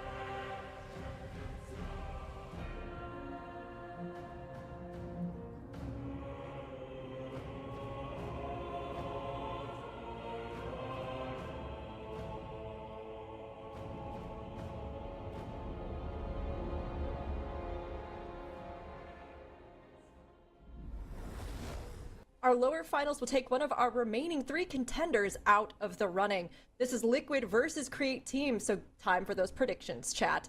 Now, obviously, this is a competition that I think is a little unexpected. Create Team is a team that we didn't totally know was going to be as strong as they've looked so far this season, whereas Liquid, we know they're strong, and they came so close to taking the crown for themselves back in our last season here of the MDI. So Zyro, Liquid put up some record runs earlier, but are they looking entirely on form this season? Yeah, so it's a little bit of a variance, I think, from what we've come to expect from Liquid, right? Obviously, this team is full of some of the best players in the world. They've had some dungeons where they've looked good, but the question marks for me are the dungeons that they might not have necessarily been the most practice on, whether or not that means they're prepared for them overall. Like when we talked to Echo, they said they were prepared for literally everything. Or if maybe that's part of the problem of having a last-second sub. Of course, Cinny swapping in for Boomy at the beginning of this week, so maybe that's something they've had to play around. Could be. I mean, it's interesting with that, though, Liquid kind of coming in. I mean, Dratnos, do you feel the same? Do you think that maybe there's something that's not quite jiving, or do you think they are stronger than ever? So if we look at the Dignitas series that Liquid played, 2 of the 3 maps, one of them Liquid had the fastest time of our MDI. The other one, they were 6 seconds slower than Dignitas, who also had the fastest run of the MDI. So 2 extremely, extremely good runs out of Team Liquid. The Mysara Caverns, though, that 3rd map in that series was rough for them. They went in with a subpar plan, and that is not something that typically a team that wins an MDI will do in any maps of their series. Even if you think, hey, we're going to be the best team in the world, we can beat these other teams, you're never going to be 100% to beat a team like Mandatory, a team like Dignitas, a team like Triple Threat in every single map. So what you need to do is make sure you're giving yourself that chance in every map. And that is definitely the thing that I'm worried about for Liquid, is there are some maps, based on the spec variety rule, based on the map pool, there are vulnerabilities that they have that I do think there's a good chance it is due to that last minute sub, that plan isn't as fully fleshed out. And hopefully if they can win this series and still make it to the finals in June, they'll have the time to actually iron that all out. But right now that is a huge vulnerability for them. I mean, it's definitely something that Create Team could take advantage of, right? If they're looking to get that map, if they know there's one that might play to their favor, they could get in there for it, and we can see the ones that we'll have coming up here. But Create Team is fast. Tuttles, do you think that they are fast enough, though, for Liquid? I think that Liquid, on a per-map basis, should be just across the board a little bit quicker. But I don't think... So sometimes you have matchups, even in the lower finals, where the team that is favored... it would require like a pretty significant mistake from the favored team to actually lose. Whereas I feel like with a couple of deaths, if Liquid have like 1 or 2 deaths in a dungeon, I feel like that could actually open up for the possibility for Create Team to just kind of take a map off of them. I do think that Liquid should be heavily favored here, but I don't think it's something that is like guaranteed by any means. Oh, absolutely. I mean, we even saw in our past weekend with Group B some upsets that were surprising. Across the board, we've had some surprising matches, I think. So that would definitely be the case here. I agree that Liquid still feels like, even with this replacement, they've come in very strong. And yes, with a bit more practice, that locking in or that sort of synergy, I think will fully round out for them. But they do have to make it through this series. And of course, they're going to be facing off first here on Nexus Point Zenith. So, Zyro, how does this one look for them, for both of the teams? Listen, okay, so looking at the actual map pool, Seed of the Triumvirate was one of the dungeons that Liquid looked a little bit sketchy on, right? They did have one major mistake that probably ended up costing them in the realm of 1 minute. I'm going to go ahead and go out on a limb and say that they're going to be practiced for this series, though, after the hour break they just had. I'm going to go 2-0 Liquid. Ooh, okay, prediction, all right. Dranos, what are your predictions on this one? Yeah, I do think this is going to be a close series as well. I am also going to go for Liquid. I think I'm going to go for 2-1, however. I do think that this particular map pool with the Seed of the Triumvirate there, that will give Liquid the flexibility to play around the spec variety rule in such a way that if it goes to a game 3, they're not going to be in big trouble. So, yeah, 2-1 for me. Okay, Tuttles? I'm going 2-0 Liquid. It's one of those things that I actually think that whenever you have a strong inkling that one team is going to be winning any map specifically, you should just double down and kind of pick them to go 2-0. So I'm going 2-0 Liquid. I feel like they should just be favored in both of in all the maps, honestly. Okay. Oh, I would love to see an upset, but I don't know if I would love to see it so much that it would take Liquid out of this MDI. So I think I'm going to go 2-1 in favor of Liquid myself. I mean, especially too, because they are still looking incredibly good, let alone for bringing a different player in, which I think the fact that they're putting up the times that they are, as well as they are, just goes to show the caliber of all the players on that team. And Create Team, they don't have the same level of experience quite yet in this scene and here in the MDI. So they have already gone very far, and I think what we would expect, and I would love to see more, but I think that while it's possible for them to take it here, I'm feeling like Liquid, it's going to pull through and they're going to be able to make it. Now, everybody, we will see how this actually pans out here. It looks like a lot of you are leaning towards Liquid yourselves, but this is going to be Game 1, Team Liquid versus Create Team on Nexus Point Zenith here in our lower finals. This is an elimination match, so whoever makes it through will secure a place in Season 1 finals, and everybody wants to make it there, Dratnos. All right, we see right off the bat a very similar idea from both teams for this dungeon. Those powerhouse picks of the Guardian Druid, the Mistweaver Monk, the Death Knight, which the exact flavor will be revealed when we see them cast their first. It's Breath of Syndragosa for Create Team, so it's Frosty Kiss for both. Yep. And then the only disagreement we have is whether you should play a Demonology Warlock or a Devourer Demon Hunter in here. Both strong choices. I think the Devourer Demon Hunter is better in the other maps in the series, so I think I like saving it a little bit more, but definitely both really, really good. I think that this map pool has kind of an interesting dynamic for a spec variety rule, where I feel like a dungeon like Sea of the Triumvirate, you're more likely to play something like a Protection Warrior in it. A dungeon like Algathar Academy, you're not actually mad about playing a Brewmaster Monk, so you just slam down the Guardian Druid here, and there's potential that you can get you could go Guardian Druid ban, Elemental Shaman ban, Frost Death Knight ban for both of these two teams, and that would make logical sense from like a meta strategy perspective. That's true, actually, because we are going to move into the Seat and the Algathar, which are Prot Warrior and Brewmaster homes, respectively. So that does work out really nicely, and that frees up some of the pressure that would otherwise fall on your DPS if you're trying to preserve both the Mistweaver and the Bear. I think the Mistweaver definitely will get preserved, though. But a lot of the thought process behind this composition that both teams are running is that the Elemental Shaman is uniquely good in this dungeon at bursting through Core Warden Nizara's burn phase, the other boss on the other side. So we'll have to see how that one works out. The Frost Death Knight, though, I think an unsung hero at being OP at that as well. It's kind of like, I feel like for being able to meet that burn, it's kind of like you have to do a pick two, where it has to be two of either Augmentation Evoker, Elemental Shaman, and Frost Decay. That Augmentation Evoker, that's a premier pick for pretty much every single dungeon. You would play Aug in most dungeons. So instead, you take those, you call them unsung heroes in the Elemental Shaman and that Frost Death Knight, and that allows you to commit to a potential one phase. Now, Liquid, last time they were in the Nexus Point Zenith, they had a pretty good run, but their players did get stunned during the damage burn, which left their boss at 20% coming out of the first burn, which is not great. If that ends up happening again, it could become problematic, because on the right side, we see Create Team pulling Khazreth at virtually the same time as we're seeing from Liquid here. Yeah, exactly. These two teams are neck and neck right now, which is a great place for Create Team to be. They are certainly coming into this series the underdogs, but I actually think the way that their team operates, they are very well positioned to take down Liquid if this can get to a 3-game series in particular. I think that they have shown us that their potential is right up there, and I don't think they're going to have as many weak spots as Liquid might in later maps of series. So definitely going to be something to watch out for. As ooh, this is an ugly bomb for Create Team here, and yeah, you can see they're actually Death's Advance and just tanking the explosion are the plan for the two melee that stayed next to the boss, while everybody else was forced to flee away from it. It is something where you don't want to hit the beams. The beams are, I think, very, very bad to hit. I guess the tank can probably live either the beams or the explosion. You definitely don't want to get hit by both, so moved into the explosion to avoid the beam, and then the Death Knight, of course, with Death's Advance, able to avoid everything. Yeah, beam is deadly, but I think that the movement is something that you're kind of pointing out as well. If any time, like, players kind of have to panic, or say the DK ever gets separated from the boss, that is actually a decent amount of damage that you were losing for both Liquid and Create Team here, as they are just trying to make sure that they have unmitigated uptime on all of their abilities. Even something like the Devour Demon Hunter that's 25-yard range. Weird stuff can happen where if they get stuck on the wrong side of a beam and they're not able to constantly cast on a boss, that is catastrophic.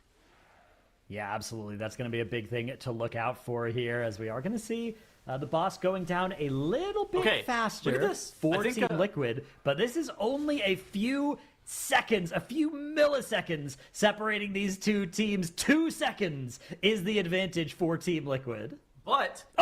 Oh no! Oh my god! Disaster for Team Liquid. Is that 2? Is that 1? It looks like he's gone offline. So a disconnect maybe landing on the side of Team Liquid here. That is 15 seconds that they could not afford to lose. They did have a 3% count advantage over Create Team, which was a nice thing in addition to the 2 seconds that they had. But now disaster is befalling Team Liquid. Now luckily it looks like Cindy's been able to reconnect and get that res going soon. Get that release spirit. It'll be right at the front of the dungeon, which is really nice. But Create Team, they've gained 15 seconds off of that death, plus maybe another 15 as Liquid stood around waiting for their 5th teammate to rejoin them. I was thinking that, for Create Team to be able to have an advantage over Liquid, they were going to need something to go about 30 to 40 seconds wrong for Liquid, and I feel like this is the opening that Create Team needs here. For them, all eyes are on the right side of the screen.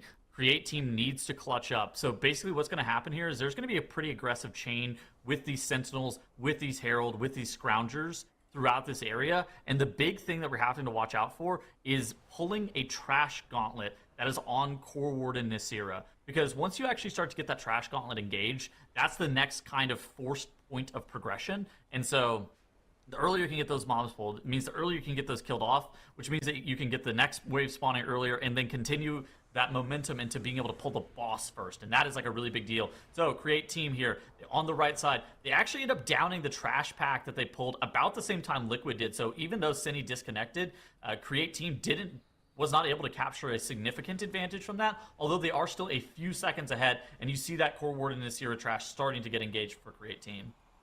Yeah, this advantage for Create Team is small, but it is significant. If the two teams remain on perfect form for the rest of this map, I think it might be all that Create Team need to go from being slight underdogs to winning this map. Are they going to be able to hold on to this lead, though? A lot is going to come down to that Core Warden Nysara burn, but like you said, a huge variable is how quickly you can get the darn thing to spawn. You have to make sure that you're focusing down the right targets in these pulls, the 5 mobs that are like associated with the boss RP gauntlet to spawn the next wave, then focus those ones down, including a nullifier that often likes to stand off over to the side. Make sure that you actually bring the pull on top of the correct nullifier when it's time for that. And then you finally will get in boss combat. There's a Herald. Okay, there it is. That's the Herald for Create Team up over on the top left of the screen. So hopefully they've identified that, and they're going to be bringing the pull over exactly down to this Herald as they are doing and focusing damage into it, because that is the mob that is now gating their progression. For Liquid, you can see it's just spawned as well, and they are also going to make that shift. Yeah, and I think that's the focus damage is actually kind of the key element there, where since that is the mob that is limiting what's going on, you actually don't care that there's a second Herald on the side of Create Team all the way in the middle of the room still casting Entropic Leech on them. Who cares about that mob? We're just going to continue to let it cast. Our healer's going to out-heal it, and we are just going to continue to try to progress the dungeon, getting the boss spawned as early as possible. Is there one more trash pack for Create Team, or is this the last one? I think it's a Null Sentinel wave is the final one. Yeah, you can see it spawning for Team Liquid just now. And the Sentinel is coming in. And actually for Create Team, it's spawning a little bit later than it did for Team Liquid, as they're just getting into combat with that Sentinel now. So it looks like Team Liquid have accelerated here. They've made up the time in terms of dungeon progression, but they do still owe 15 seconds at the end of this. That could be a big problem. Yeah, I think they're about 5 seconds ahead in terms of real-time progression, but they're, whenever you have to factor in that death, that would equate to 10 seconds behind. Now, we're kind of having to think about one specific point that's going to be pivotal for both of these two teams. The ability to be able to one-phase Core Warden Nasira. There is that Light Scar Flare cast that gives the players a 200% damage amp for 20 seconds. We've seen some of the teams really indexing super hard into being able to one-phase the boss. Both of these two teams have a setup in terms of their composition that looks like they're going to be trying to one-phase the boss. It's the Elemental Shaman and the Frost DK. Those are the two big single-target damage sources, and look at this for Liquid here. Core Warden Nisira has been engaged. They grab some additional Scroungers as well to get a little bit more count going into that last side. On the right side as well, Create Team not too far behind them. Only, what, 10 seconds maybe? Yeah, this is a very, very close pull of the boss, which means that the burn is going to be a crucial variable. 1 extra second of good damage can translate to 5% more health off the boss, which can translate to 10 seconds quicker of a kill time on the boss at the end of it, or even more potentially. So this is going to be a very important check. As you can see, that image dropping now for Liquid. Zinni getting behind it, getting ready to walk in and get that damage amp, and Team Liquid are blasting into the boss. A collapsing star, going to be doing huge chunks of that boss damage. Here comes another one. Bang! Another 2% come off the boss's HP. Yeah, I mean, look at this for Liquid on the left side here. They are going to the moon. Wow! Wow! They killed it in the burn. That's the first time we've seen that. Even Dignitas weren't able to do that. They got it to 2% in their burn earlier, but Liquid are enraged. They're saying, you know what? Look at this. No. For Create Team here, they have the boss at 10%, like you were saying, and now that time that was lost from Zinni has been completely wiped out.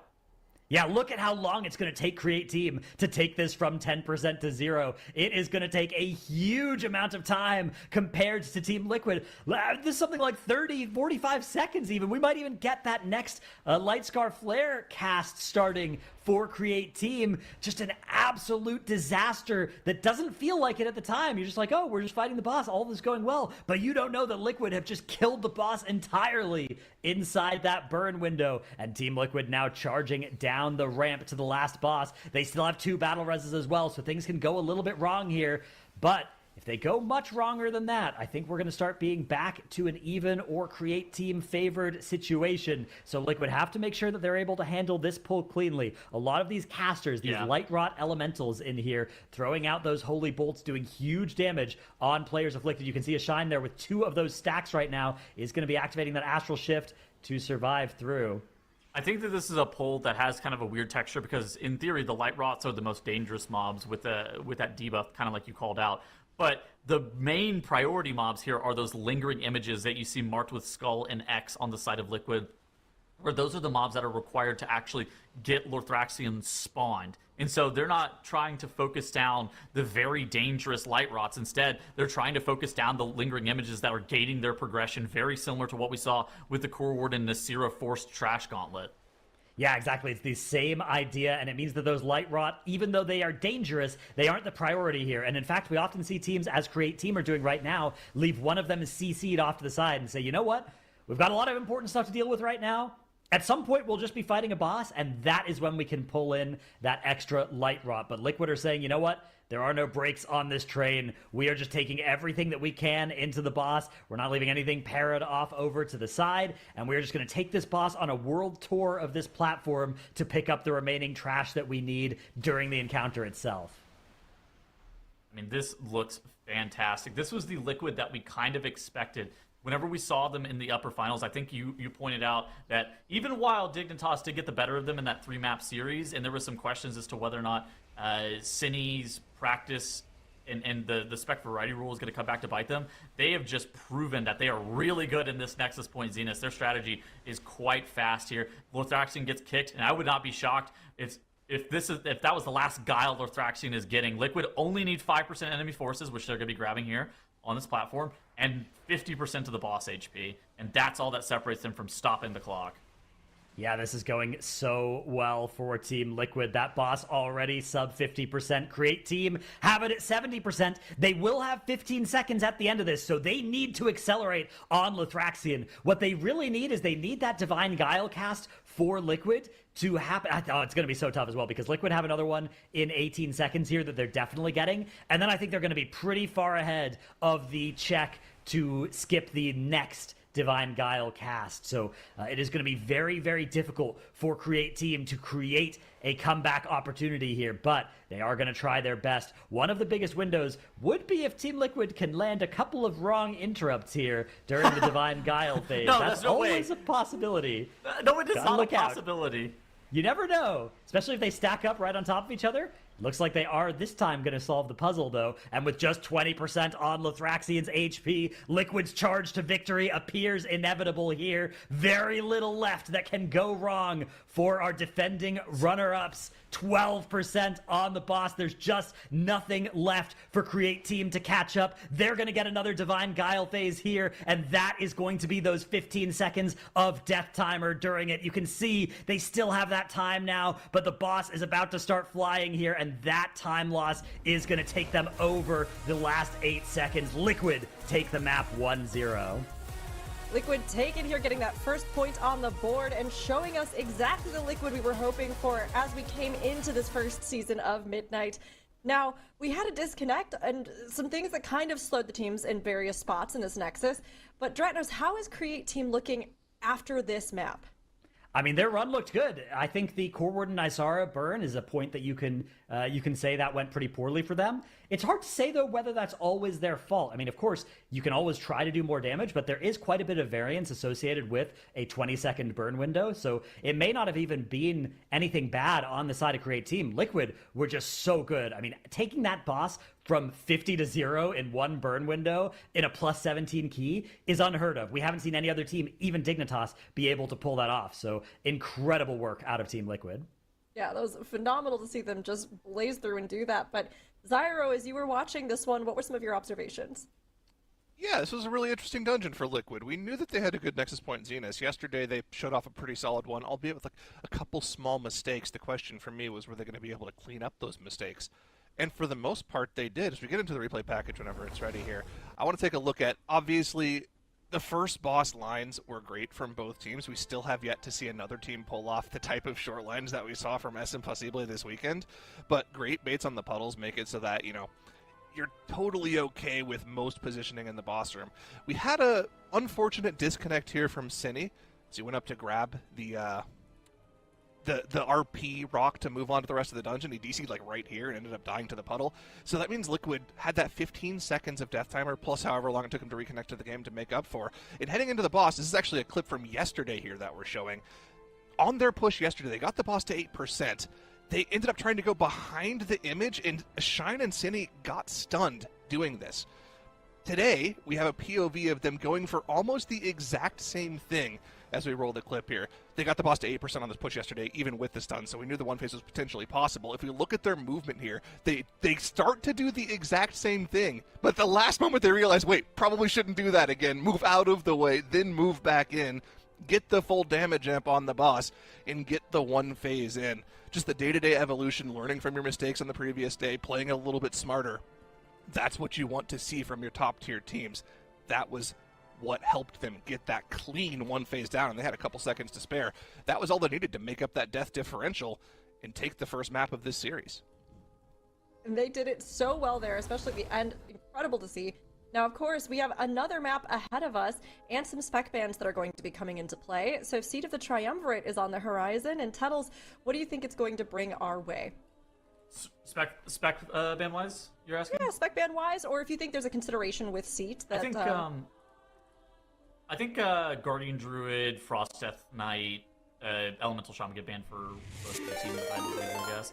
In theory, you could ban the Warlock or Team Name if you want to, but like I feel like it's just those three specializations, because realistically, you want to play the Protection Warrior and see the Triumvirate, and you're probably going to want to play the Brewmaster Monk in the Algathar Academy in Map 3 if you end up making it that far. I think that one of the big considerations, though, is that both of these maps, the Nexus Point Zenith and now the Seed of the Triumvirate, are on that 17 Keystone level. So the higher the Keystone level goes, especially in the speedrun format, the more volatile things can be, particularly slated towards that first pull of the dungeon. All right, we're getting our bans in now.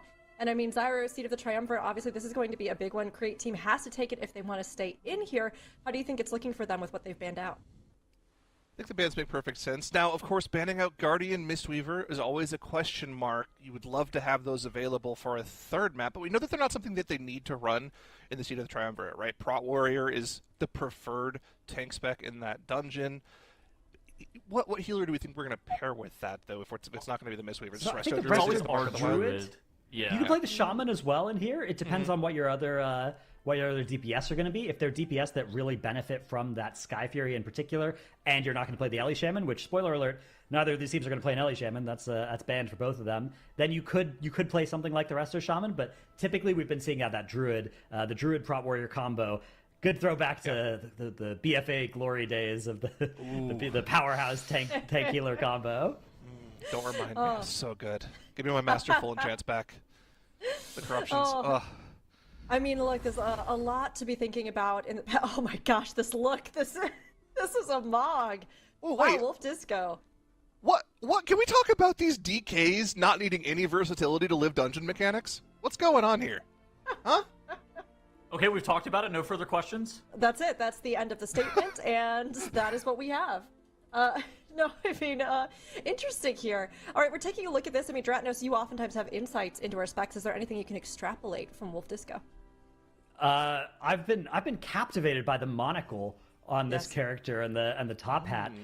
When you're looking at the tree here, I think the Frost have a fairly standard build that they will run here. So it looks like that is what Wolf Disco is using. I'm trying to see if I can find any comparisons. Of course, using that puzzle box, so an on-use trinket that does need to be channeled. Of course, always something you do need to look out for.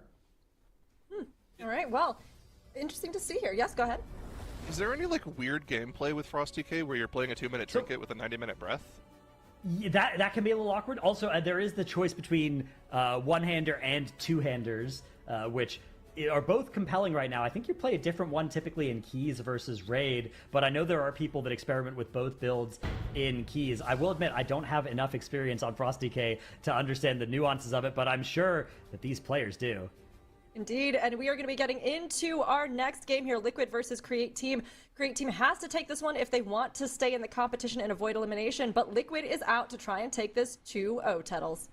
All right, and you actually see immediately a little bit of a difference in terms of composition where Create Team, they're playing that Guardian Druid, where Liquid are playing that Protection Warrior. The Guardian Druid is really, really solid for this first pull, and you can see Graham Meow, 700,000 DPS compared to Yip's 380k. But with that being the case, Liquid still get the first boss pulled 10 seconds faster than Create Team. What is going on? Liquid just have infinite damn. Dude, I'm telling you, these bears, they just pad on AoE, and they're like, oh, I'm doing so much damage. Like, yeah, you're killing all the mobs that my Devourer Demon Hunter was going to kill anyways. You were accomplishing nothing and looking good on the meters. And then the bears look back at me, and they're like, yeah, that's what I just said. And we've reached an impasse. So what did the Protection Warrior do there that allowed them to pull or kill the pack a lot Protection faster? Warrior cast Battle Shout, which has empowered Wolf Disco to deal more damage to the priority targets. You'll see. Oh. Okay, yeah, it cleared up his monocle, even. Allowing him to do more damage. Landing those shield slams on the primary target as well. That's a lot more prio damage as well than whatever the bear's doing.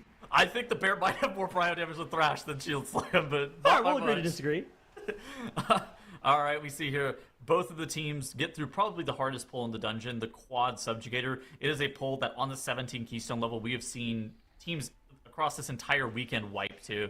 So that is a pull that is always very dangerous. And now Liquid, I really like how they're actually routing through this room where they're making sure that Yips is never getting charged by the champions. I feel like that's something that's been happening to these MDI tanks, is where they're kind of at this weird decision where they want to chain and get far away from the mobs and get the next pack started. But at the same time, these champions have this, you have to stay in melee range kind of mechanic because they'll charge them and put a nasty physical damage dot, notably not a bleed, it's a physical damage dot on the tanks.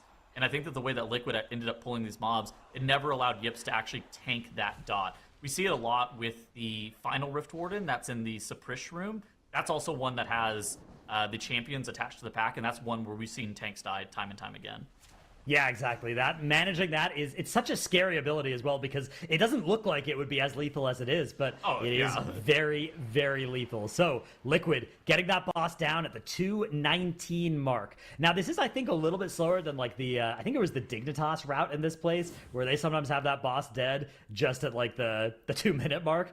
Teams that are playing, say, the Havoc DHs can absolutely melt that boss with their burst, but still very good out of Team Liquid, and substantially ahead of Create Team this time around. You know, in that Nexus Point Zenith, the two teams were neck and neck until they weren't. Wow. This time around, though, it's already a 35-second advantage for Team Liquid as they jump into this big Rift Warden pull. I mean, look at Liquid. All of their offensive cooldowns kind of lined up. They had the Breath of Eons rolling. They had the Void Metamorphosis, and now they have the Army of the Dead being pressed by Wolf Disco here, and they are just going to be able to melt all of this trash on this very scary pack. Now, the question after this pull is, what are they going to do for their cooldown recovery pull? Not something that we talk about too much in the speedrunning format, because every pull is fairly large, but there's certainly a question as to what Rift Warden, how many mobs you're supposed to pull. What is the next pull going to look like for Liquid here? Yeah, exactly. There's a good... You want your dungeon route typically to sort of breathe, right? You do breathe in, and then you breathe out with all your cooldowns on a pack, and then you breathe in with a scary but not as scary pull. Of course, with the way these compositions work, there's always something available, right? Devourer Demon Hunters, they are able to get into that meta very quickly, very frequently. Yes. Frost Death Knight consistent damage is certainly not bad, but the Prot Warrior currently on top of the meters for Team Liquid is a good indicator that it is a cooldown recovery pull. I mean, look at this. This is like 6 mobs. Like, I think that's the biggest indicator is Liquid just did a 15 mob pull, and now they're doing a 6 mob pull.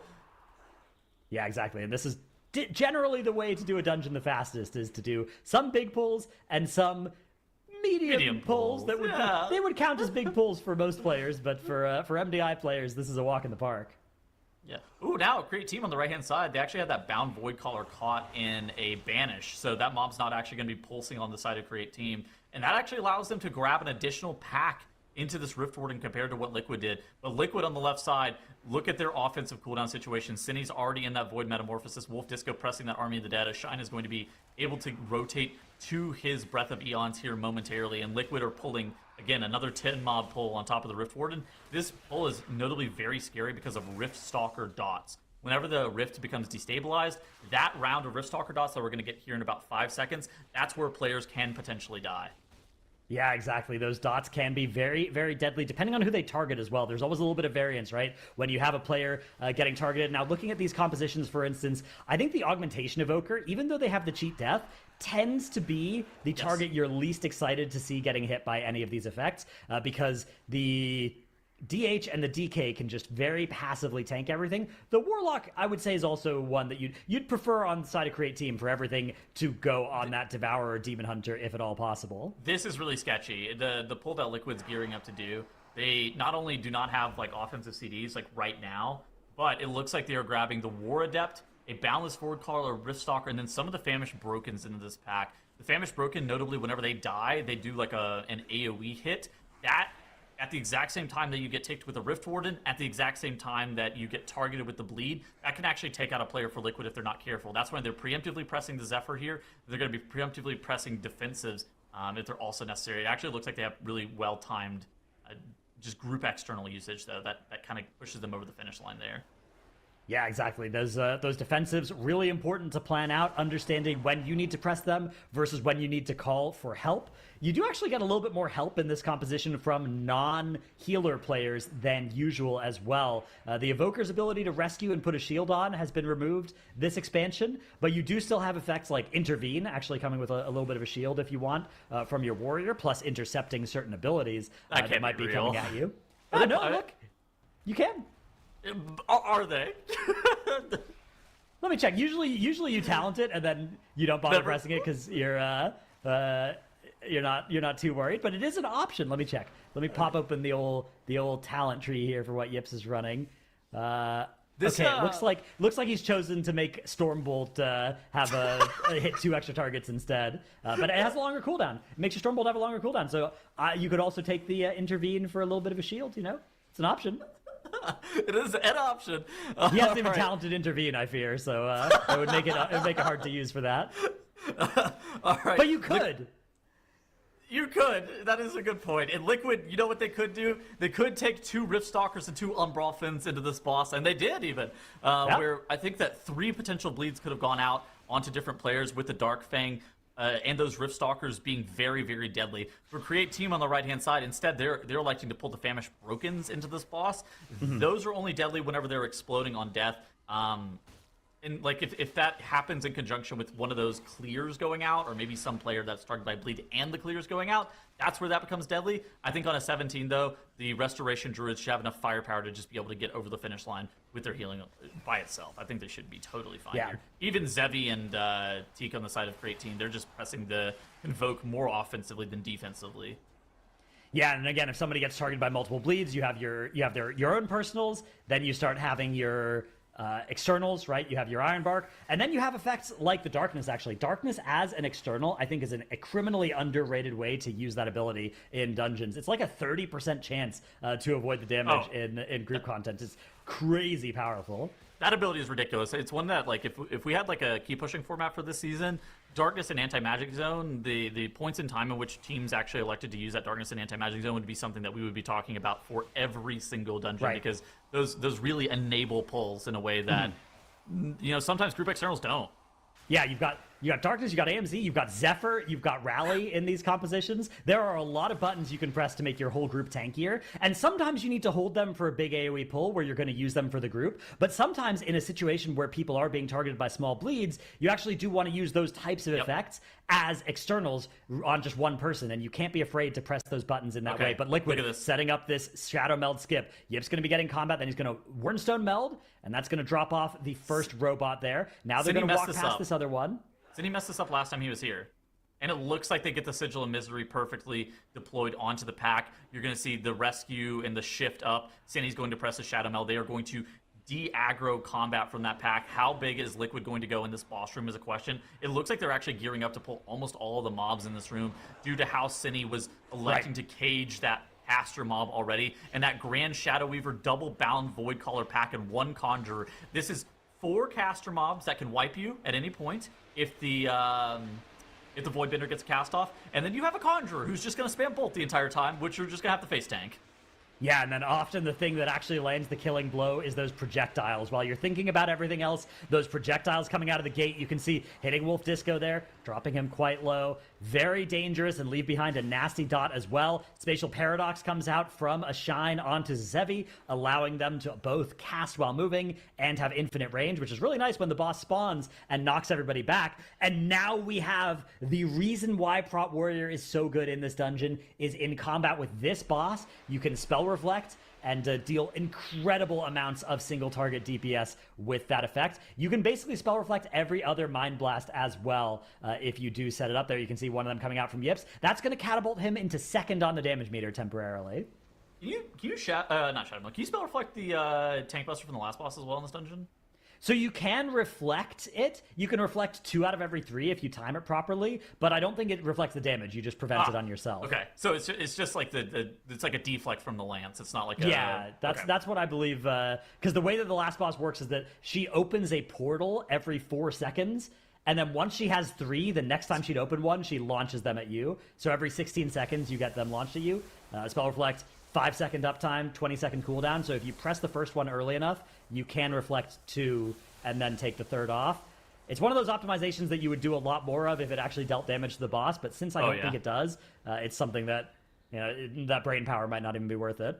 But something that you pointed out as well is this is the reason that the Protection Warrior is played in here. Oh my god, this is so bad. So, not having access to that Spell Reflect, Viceroy Nazar with the bolt that connects onto the tank for Create Team, taking him out. It was very likely that there was some additional damage with, like, the Grand Shadow Weaver. Maybe a ball got hit on the tank as well. It's unlikely that it was just the bolt, but that is catastrophic for Create Team, because on the left side of the screen, Liquid, they're about to down Viceroy Nazar. Yeah, Create Team were a little bit behind in this, but they were close. They were within striking distance. They were working on the same boss as Team Liquid, but then and everything fell apart. And it looks like, luckily, their Shadow Meld is just coming off cooldown here, so they can do this same skip to get back. But they are going to need something to go generationally wrong for Team Liquid in order to have a chance to come back in this one. And there's just not a lot of opportunities left in the Seat of the Triumvirate for something like that to happen. Team Liquid just 10% count and one boss away from getting to that finals in June and later today.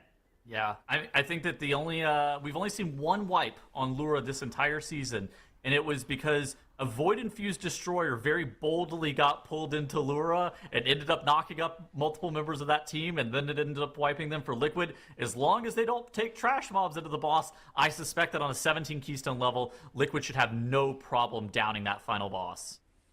Yeah, just working on a little bit of trash right now, and yeah, not taking any Void-infused Destroyers into the boss is something that we've learned is very important. Even if that thing has 1% HP left, it can cast those circles, it can cast that cleave, and if either of those happen, you are in huge trouble, as we have seen. So Team Liquid being disciplined, making sure to finish off that Destroyer. A good decision by Team Liquid. Raiders. That's going to bring them to 100% count. And Zasevi, meanwhile, he said, you know what, you guys have fun with that pull. I'm going to go start the RP, so by the time you get here, the boss is ready to fight. Okay, so 17 Keystone level. Something that we talked about in Nexus Point Zenith was Core Ward and Nasira, the one phase, what does that look like?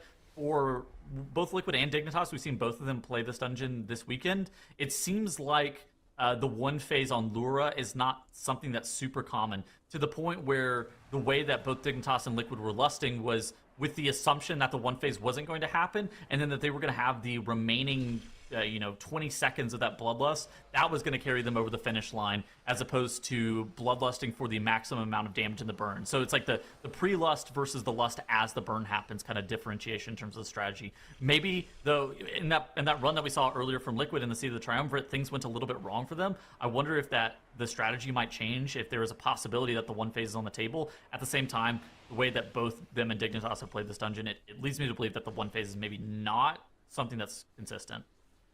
Yeah, exactly. It is something that might be a little bit composition dependent. If anybody can do it, I think it would be Team Liquid here. We'll see just how much damage they are going to be able to bring to bear when it is time to hit the boss in that burn phase. First, though, we have to hit one more set of these relics with these next frontals. Always a mechanic that you don't want to mess up, but does happen sometimes in the pugs, yes. Yeah, the pug killer. This Discordant Beam, I have seen some stuff in my days where... Oh my goodness, Tettles, they are also happening to Team Liquid here.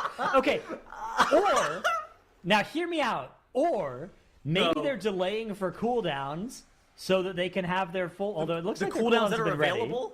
The cooldowns that are available. Yeah. Oceans? Maybe they're theorizing what they want to do against Dignitas in the next series, and they want a little bit more time to think before that series starts here. They know the Create team have wiped. They know they have an opportunity, but here we go. They finally do hit that last relic, and we are now entering the Symphony of the Eternal Night as another death happening for Create team. But the big question is just how much damage will Team Liquid be able to do here? 72%, the burn starts. Let's see where it ends. They were waiting for Zevi's Convoke to come back up. Commit to the one phase. That was definitely this plan. So there are strategies on this fight where you intentionally miss a Discordant Beam, but the strategies involve your Augmentation Evoker and your Unholy Death Knight pressing Army and Breath of Eon's first global of the boss, which was not what Liquid had planned for. Fortunately enough for them, it's not going to matter. As Lura is at 5%, there are no Heaven's Glaives, no Seeds here to take them out, and they are going to be able to take this series 2-0 moving into the finals. Liquid weren't content being thrown down to the lower bracket earlier. They are out for a rematch, and they're going to get it. We'll be seeing them face off against Dignitas once more in our grand finals here at the end of the day. And Create Team not only created a team, they also nearly managed to make it into the top 2 in their inaugural season. If we're lucky enough to see them again in the future, they're going to be a huge team to watch. For now, though, their journey in Season 1 ends here. See them off in chat, everybody. I mean, this was a great matchup between these two, but Liquid, they are just on fire. It feels like they are amping up for this final series of the day. And while we mentioned before this series that there were some points of possible weakness for them, is Liquid still looking at all vulnerable tunnels? I Let I me would check have to go with something. yes. So, I mean, they had a really good series versus Create Team. I think that it's one that you can't look back and be upset about. At the same time, this is going to be their hardest matchup. They have to go up against Dignitas again. In a series where we saw earlier, they basically said that we don't have the best strategy for Mysaurus Caverns, so we're going to play like a tier 2 composition and just try to play for future maps. That is not a strategy that we have seen weekend winners play for yet, and so I think that with that being the case, there is still a bit of vulnerability for Liquid, but you can't say anything but good things about this series that we just saw in front of us. I think it's a good point, honestly. And Zyro, you were watching through this series, so here in our last and deciding map, what were some of your observations? Yeah, again, this was another dungeon where we saw good evolution of strategies from Liquid. Obviously, this is one of the first maps that we saw them play earlier in the weekend, and the strategies have only gotten faster and faster for them throughout the weekend. The first pull in general, they end up killing... This is Create Team. They end up killing off this pull, but it's the tail end of the Void meta. Fastmars doesn't really get that much of this Void meta on top of the boss. This might be also, part of the Warlock versus Unholy Dignitas DK and Liquid differential between the two. again. He gets like maybe one good collapsing star on the boss, but then drops out of the Void meta. Are Whereas you over on the side of still- Liquid, they just obliterate this first pack. And they get a ton of extra damage out of the Demon Hunter. Look, only 7 million damage from Are you Phasmar still here for rooting Create Team out of that for Void meta. It was somewhere in the line of about Liquid? 20 million damage there Peanut? for Cine on the side of Liquid. And they carried that about 20% boss damage differential throughout the dungeon, accelerating past the second boss here, where they got the skip done. Cine didn't forget to press Sigil of Misery. It was a clean push from them. Massive pull on the third boss that they didn't get to do earlier in the week because they missed that skip. Went well for them, and this was just overall a much, much cleaner dungeon for the team. And they needed to have it in order to qualify because Create Team was hot on their heels throughout the dungeon. They did end up, unfortunately, wiping to this pull on top of the boss, but they were right there if Liquid were to have a similar mistake to what they had previously in the weekend. So it's a well-deserved series from Liquid. I'm sad to see Create Team go, though. This team definitely showed a lot of promise for one of our lower-seeded teams. Overall, throughout the entire competition, I think they were the 9th seed overall, but they played much higher than that. I think in a different world where they get put into a different bracket, they definitely could have upset one of our teams and been one of our grand final teams for sure. They were very impressive to watch. I think they could have beat Anti's Angels and Sin Spellbook. I think that both of those teams would have lost to them. Like, I think that Create Team is... I totally agree. And it just goes to show it's tough when you get put into these group weekends with huge competitors, but I have no doubt they have taken away a lot from these maps, a lot from the experience, and it'll only make them stronger in future seasons. But we have to take a look now at our bracket. Every single series this weekend has brought us to this, our final one. Can you go ahead and give us a little bit of a rundown of what we've seen so far this weekend, Dratnos? Yeah, we saw Liquid and Dignitas charging their way through the upper bracket, colliding earlier today. Dignitas taking a 2-1 victory over Team Liquid off of the back of a 6-second advantage in the Magister's Terrace to win that series. Meanwhile, the lower bracket was scrappy. It featured some impressive performances. Create Team in particular, really well played by them to get to that lower finals, but unfortunately, as we just saw, vanquished by Team Liquid, which means both Liquid and Dignitas will be making it to our finals in June to play for a shot at BlizzCon. But the big question is, which team will be coming out the winners and which team will be coming out the runners-up? We saw them win and run up respectively, with Dignitas winning and Liquid being the runners-up in the MDI last season. This is going to be a grudge match, a rematch here once again in the upper finals in the best of 5. Honestly, I can't wait. It's going to be an incredible one. But before then, we have another mini game here before we send you all off for a quick break. The Great Route Race is making its chaotic return. Tuttles and Zyro are going to have to try and replicate the route Liquid just ran in Seed of the Triumvirate. It's not only our teams that are speedrunning, but you two who are also being tagged into race right here and now. Are you both ready? Yes. Ready as I'll ever be. All right, chat, you can do the same. You can think about it as well, but you two are going to have to face off and see what you can do to get these routes scripted out. All right, 3, 2, 1. Replicate that route. Oh no, my cat just sat on my head. No. No. The Excuse Factory ramping up production already. I posted a picture. No, this. I think this. That looks right. Okay, I think this is this. Sure. They seem to be moving more efficiently this time, Dratnos. They do, yeah. They are zooming right Maybe now. something like this. Something feels wrong about that.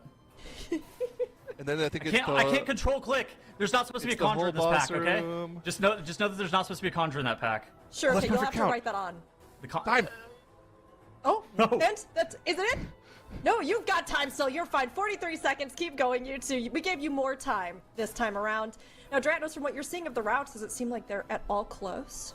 Well, I don't even see their routes anymore. I saw Zyro was clicking with a frantic pace earlier. Oh, Tettles also appears to mostly be done. Although it looks like he prioritized signing his name over finishing clicking all the correct mobs. Now he says he is done. Okay, Zyro putting in the smiley face as well. Here's a little bit more of the footage from the route that you're trying to replicate. Definitely make sure that you got all those bosses clicked. Always something to do in your routes.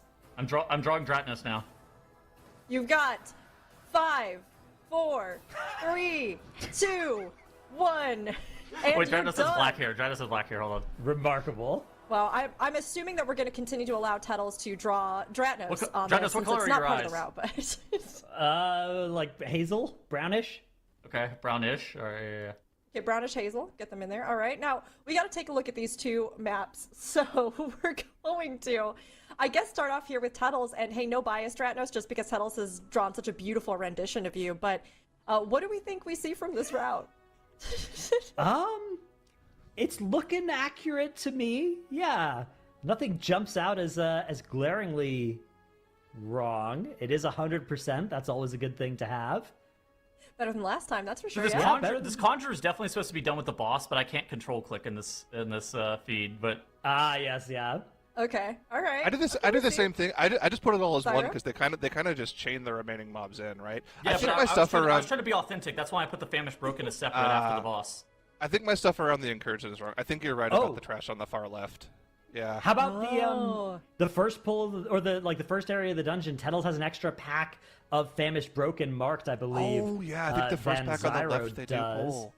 Yeah, but that's right. Zyro's is a clean 100%, whereas Tettles' went over. So yeah, you can see that extra 5-pack up there being tagged in. I think these were definitely pulled. I mean, they were but down by the first. The ones boss. at the start. Yeah, that pull 3 exactly. This is done as a resource generating pack right after. All right, here's the answer. Okay, Let's find out. I can't see. Oh, it looks like. Oh yeah, Tettles you're is definitely correct. closer.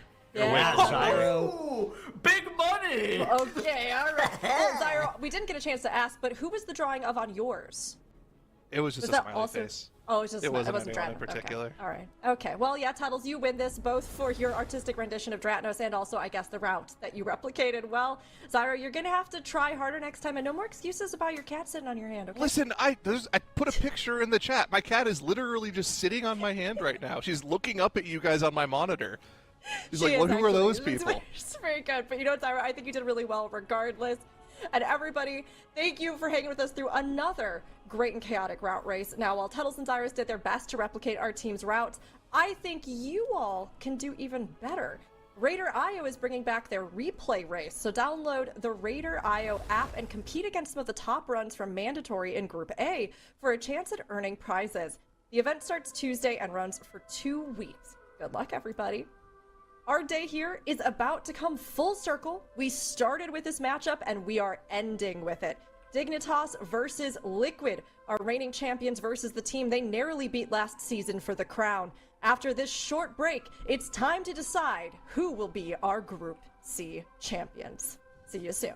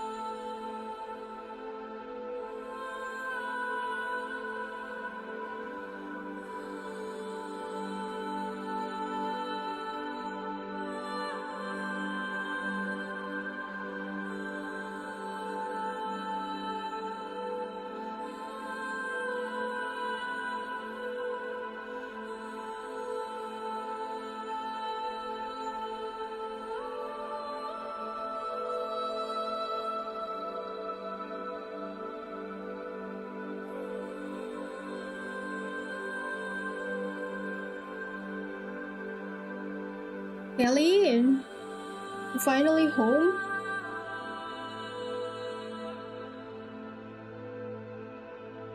I just back on my PC.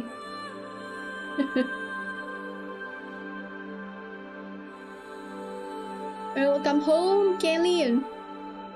Welcome back also.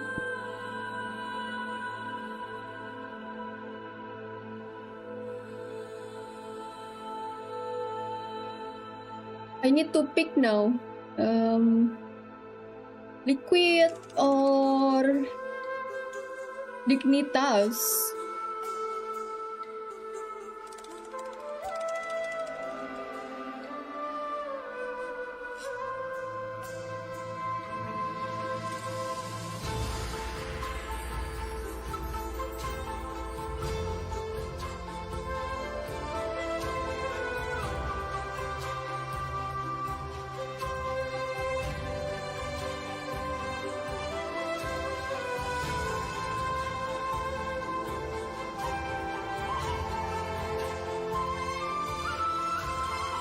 Guys, my eyes still a bit blurry.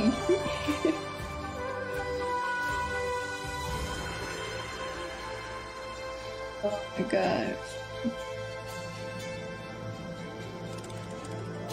I have this though.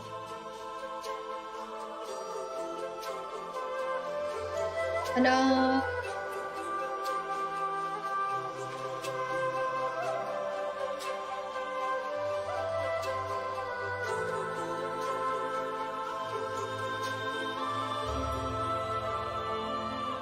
it's called fried bread or something. Yeah, I think fried bread. Fried Grand bread. finals are fried about to bread. start, and as such, it's time to get your last predictions in of the day. Chat, Dignitas versus Liquid. Tell us who takes it all. And neither of these teams are content with simply making it to the Season 1 finals. They already have that locked in. Both of them want to be champions. We've got a double revenge match on our hands. And I mean, honestly, knowing the history between these two teams, what does the outcome of this match mean to them, Zyro? I mean, we already covered it at the top of the upper finals, right? Liquid are still... Some of the players in Liquid are still a little bit upset that they didn't get away with any MDI victories last expansion. I think Wolf Disco in particular could have won both the first one of the War Within and the third one of the War Within. Ended up losing out on both of them, getting second place in the first one to Mandatory and the second one to this squad on Dignitas. They didn't get their revenge in the upper bracket. Can they get it in the finals now? I'm sure they are hoping that they will, honestly, especially after not making it through those upper bracket earlier. But Mysara Caverns was kind of weak for them in that upper bracket series that we saw. Will their other maps be strong enough for them to take it, mates? Well, that is just the question, right? We saw their Mysara Caverns. Now, it might have been a Bandif, but I personally don't believe that, just based on what we saw in there. I don't think that's a dungeon that they have prepared expertly enough, so to say. So I'm curious on how their Pit of Saran and their Nexus Point Cenas looks like. We've seen the Pit earlier in this group weekend on day 1. We've also seen the Nexus Point, both of those maps day 1. Well, one of the maps was against Nomer Gang and the other one was against Ducks Can Fly. Now, both of those teams are I have 124k, guys. So he will be on. How much I should mean, I again, put I in think they are, prediction? like, if there's a time they want to bring it, now is the time. And I mean, Dignitas as well, coming into this season, we weren't totally sure how they were going to compete. We saw them win, finally, but in the TGP format, now in speedrunning, they have been having to really step up their game and go even faster in this head-to-head sort of format we have this season. So knowing that we've got this spread of dungeons ahead of us here, I mean, Dratnos, where are you predicting this is going to end up? Yeah, this is going to be a tough one. I think that Mysara Caverns is a problem for Liquid in all likelihood. I agree with Makes. I think if they had a fast Aug Evoker strategy, they would have done the work to keep it available in the upper finals. So, I think that Liquid are going to lose that map, but I think then they're going to come back, reverse sweep, win the series. I'm going to go for a 3-2 for Team Liquid. Okay, wow. I like it. Going to that 5. I mean, we were hoping for it earlier. Makes, what do you think? So I'm with Dratnos. I would love to see the full 5 maps. I mean, just think of the spec ban. We're gonna get 12 bans per team if we can get to that 5th map, and I just want to know what that looks like, how the teams are gonna do it. So I'm gonna give it a 3-2 in favor of Dignitas. Okay. Zyro, are you on the same sort of page as these two?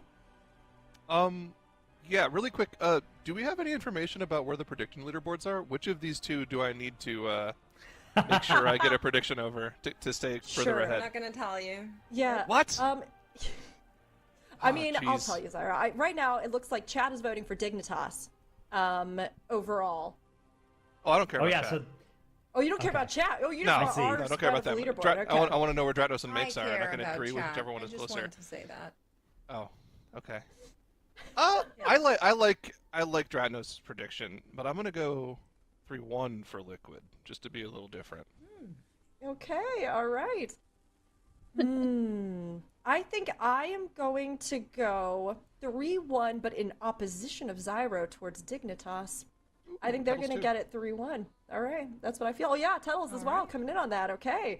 Well, of course, we can make as many predictions as we want, but the teams are the ones who have to prove us right or wrong by the end of it all. So we will see what they're able to do. Now, they're going to be heading into this very first map, Pit of Saran.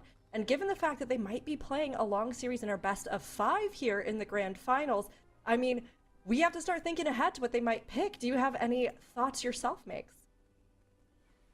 Well, I just hope they make smart choices, because obviously the spec ban rule gets more and more difficult as we move on. So hopefully they have made a plan, they looked at it beforehand, they said like, this is what we're playing here, and this is what we're playing here, and this is what we're banning. Earlier today, somebody told me that we are still waiting on the deliberation of a team on what they would want to ban. I'm not going to say any names, but I don't think you can afford to do that in the best of 5 grand finals with top seeds, so let's hope the teams have a plan. I think that Liquid, if they don't have a better plan for the Mysara Caverns, when we get there, which is game 2, we're starting off in Pit of Saran, but the Mysara Caverns, when we get there, if they don't have a better plan, they should play a much worse plan and save all their good specs. Just get one on the board of a bunch of specs they don't mind losing for the rest of the series, because you're not going to beat Dignitas in there if you don't have a better strategy than the one they used last time, so you may as well make it work for the spec variety rule. Yeah, checks out. I mean, and a Marks Hunter? Yeah, put the Holy Priest and the MM Hunter on the board, get our bingo, bang.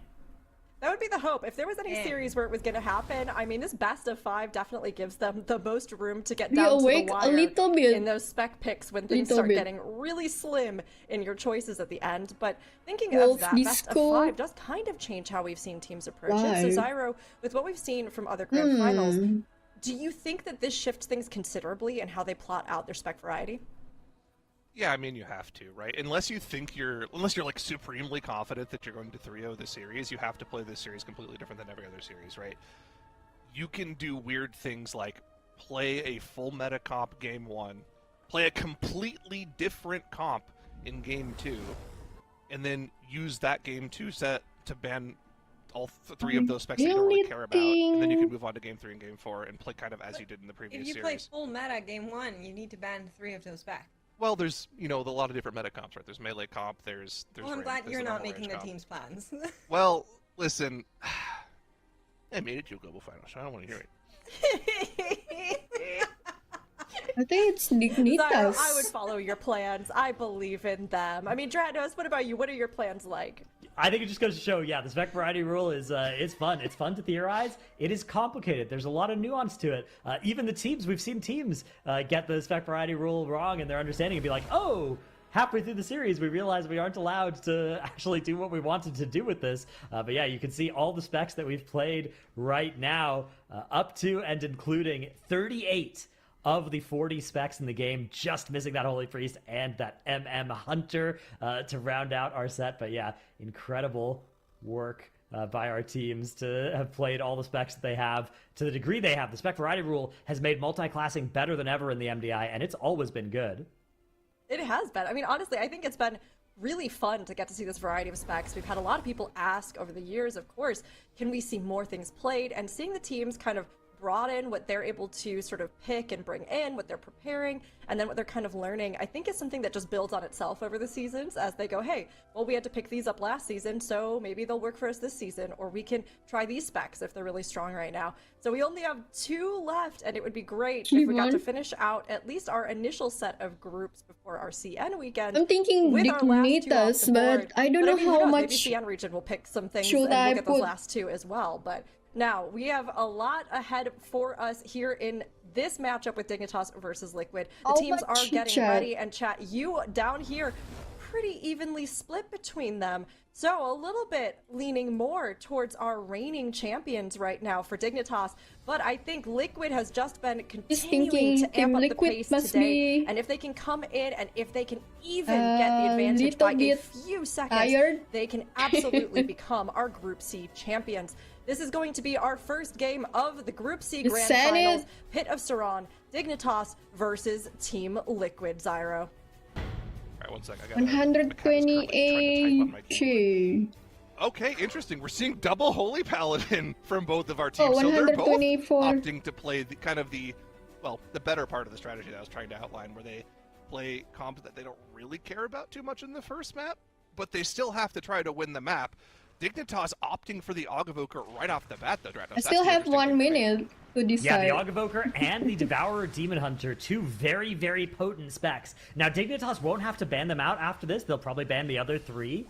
But that will mean that if they play them again in map 2 or I believe map 3, they will only get 2 total uses in the series, where you could potentially get 3 if you delay the usages to those 4th and 5th maps. Now, Dignitas might be trying to 3-0 this. They might be trying to win this thing as quickly as possible as well. So in that case, it wouldn't matter. But yeah, the Holy Paladin out of both teams is interesting. A great choice in Pit of Saran. The Blessing of Freedom in particular, super powerful in this dungeon because it frees people from those plunge grips. It also just cleanses one of the dots in this dungeon that's used all over the place in this dungeon. It's a nasty frost damage over time that comes with a small movement speed decrease. And so if you have a freedom, you are both going to remove it and immune it for the duration of that freedom on you. And I believe Holy Paladins, when they freedom, they also freedom themselves for free. So you can get double value on it if you are lucky with how you set it up. So very potent spec for this dungeon, largely I think for that reason, for the power of freedom.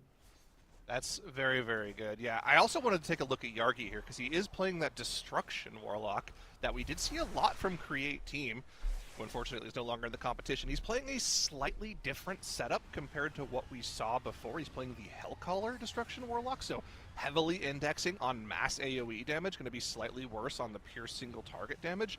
But as you can see, he bursted for 1.6, 1.7 million damage on that first pull. It is a lot of the reason why Dignitas are so much further progressed in the dungeon right now with that massive first pull. I think it's a really smart choice, and it really kind of ties into this same spec ban idea where Destro seems like it's pretty good, but it's not like near the top of the meta right now. It's great for the AoE blast and the lower keys, but it's something they're freely able to just ban out right after this map. Yeah, exactly. It's something that you can get rid of, and you don't mind losing it in other maps, but it certainly works out in a lot of these dungeons. And the interesting thing as well is, Affliction is probably the version that you want to play in Mysara Caverns, which is coming up next. And then Demonology is also one that you'll use in maps like, say, a Skyreach, which I believe is towards the end of our pool this time.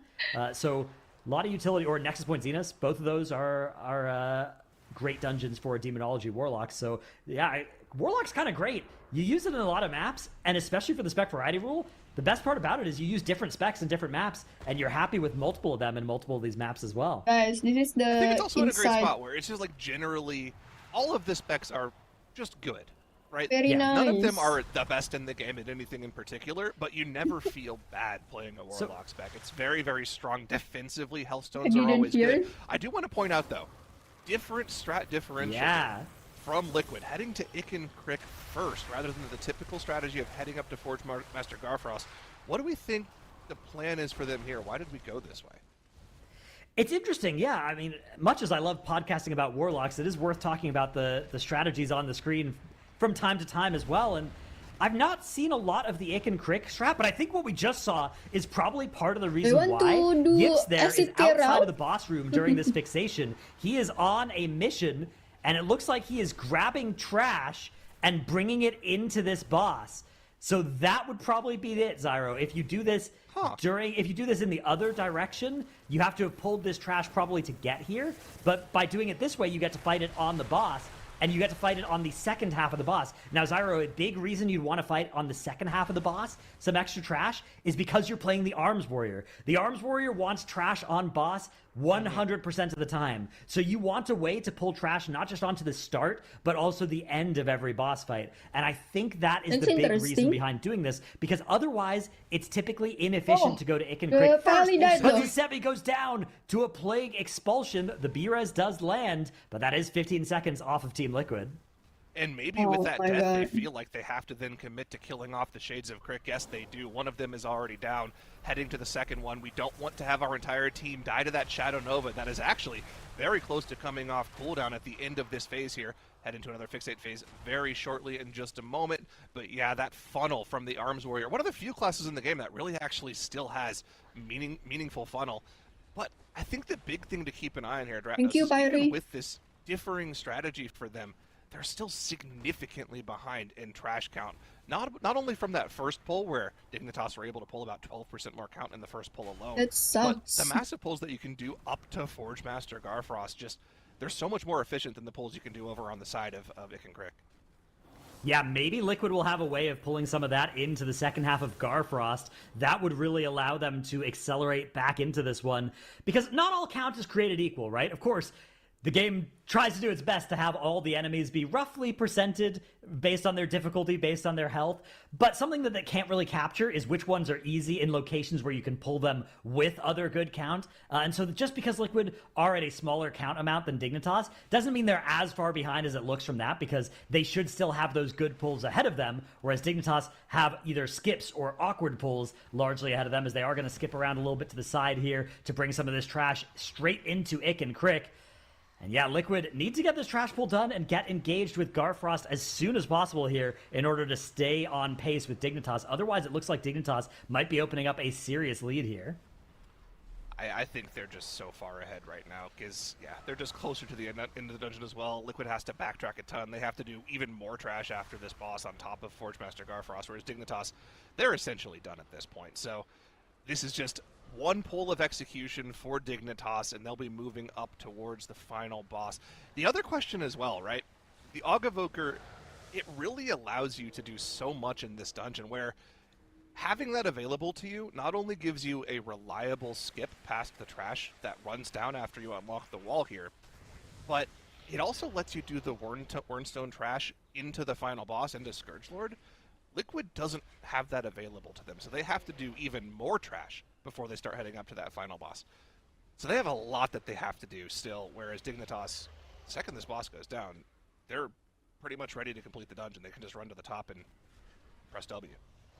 Yeah, exactly. There's just so little dungeon ahead of Dignitas and so much ahead of Team Liquid here, as Forge Master Garfrost with some trash is good, but I don't know how they'll ever get trash in after this, so I think the Arms Warrior is going to really decelerate as soon as all of this trash dies on that boss damage metric. Meanwhile, Dignitas looks like they are making the commitment to just focusing down Ick and Crick, not worrying as much. And Kira's actually running out to grab trash during this as well. We've got a Plague Bearer, it looks like, running on to the boss as well. So Dignitas a little bit less aggressive in terms of just how much trash they're pulling onto this boss, but they are on the same idea, if on a smaller scale.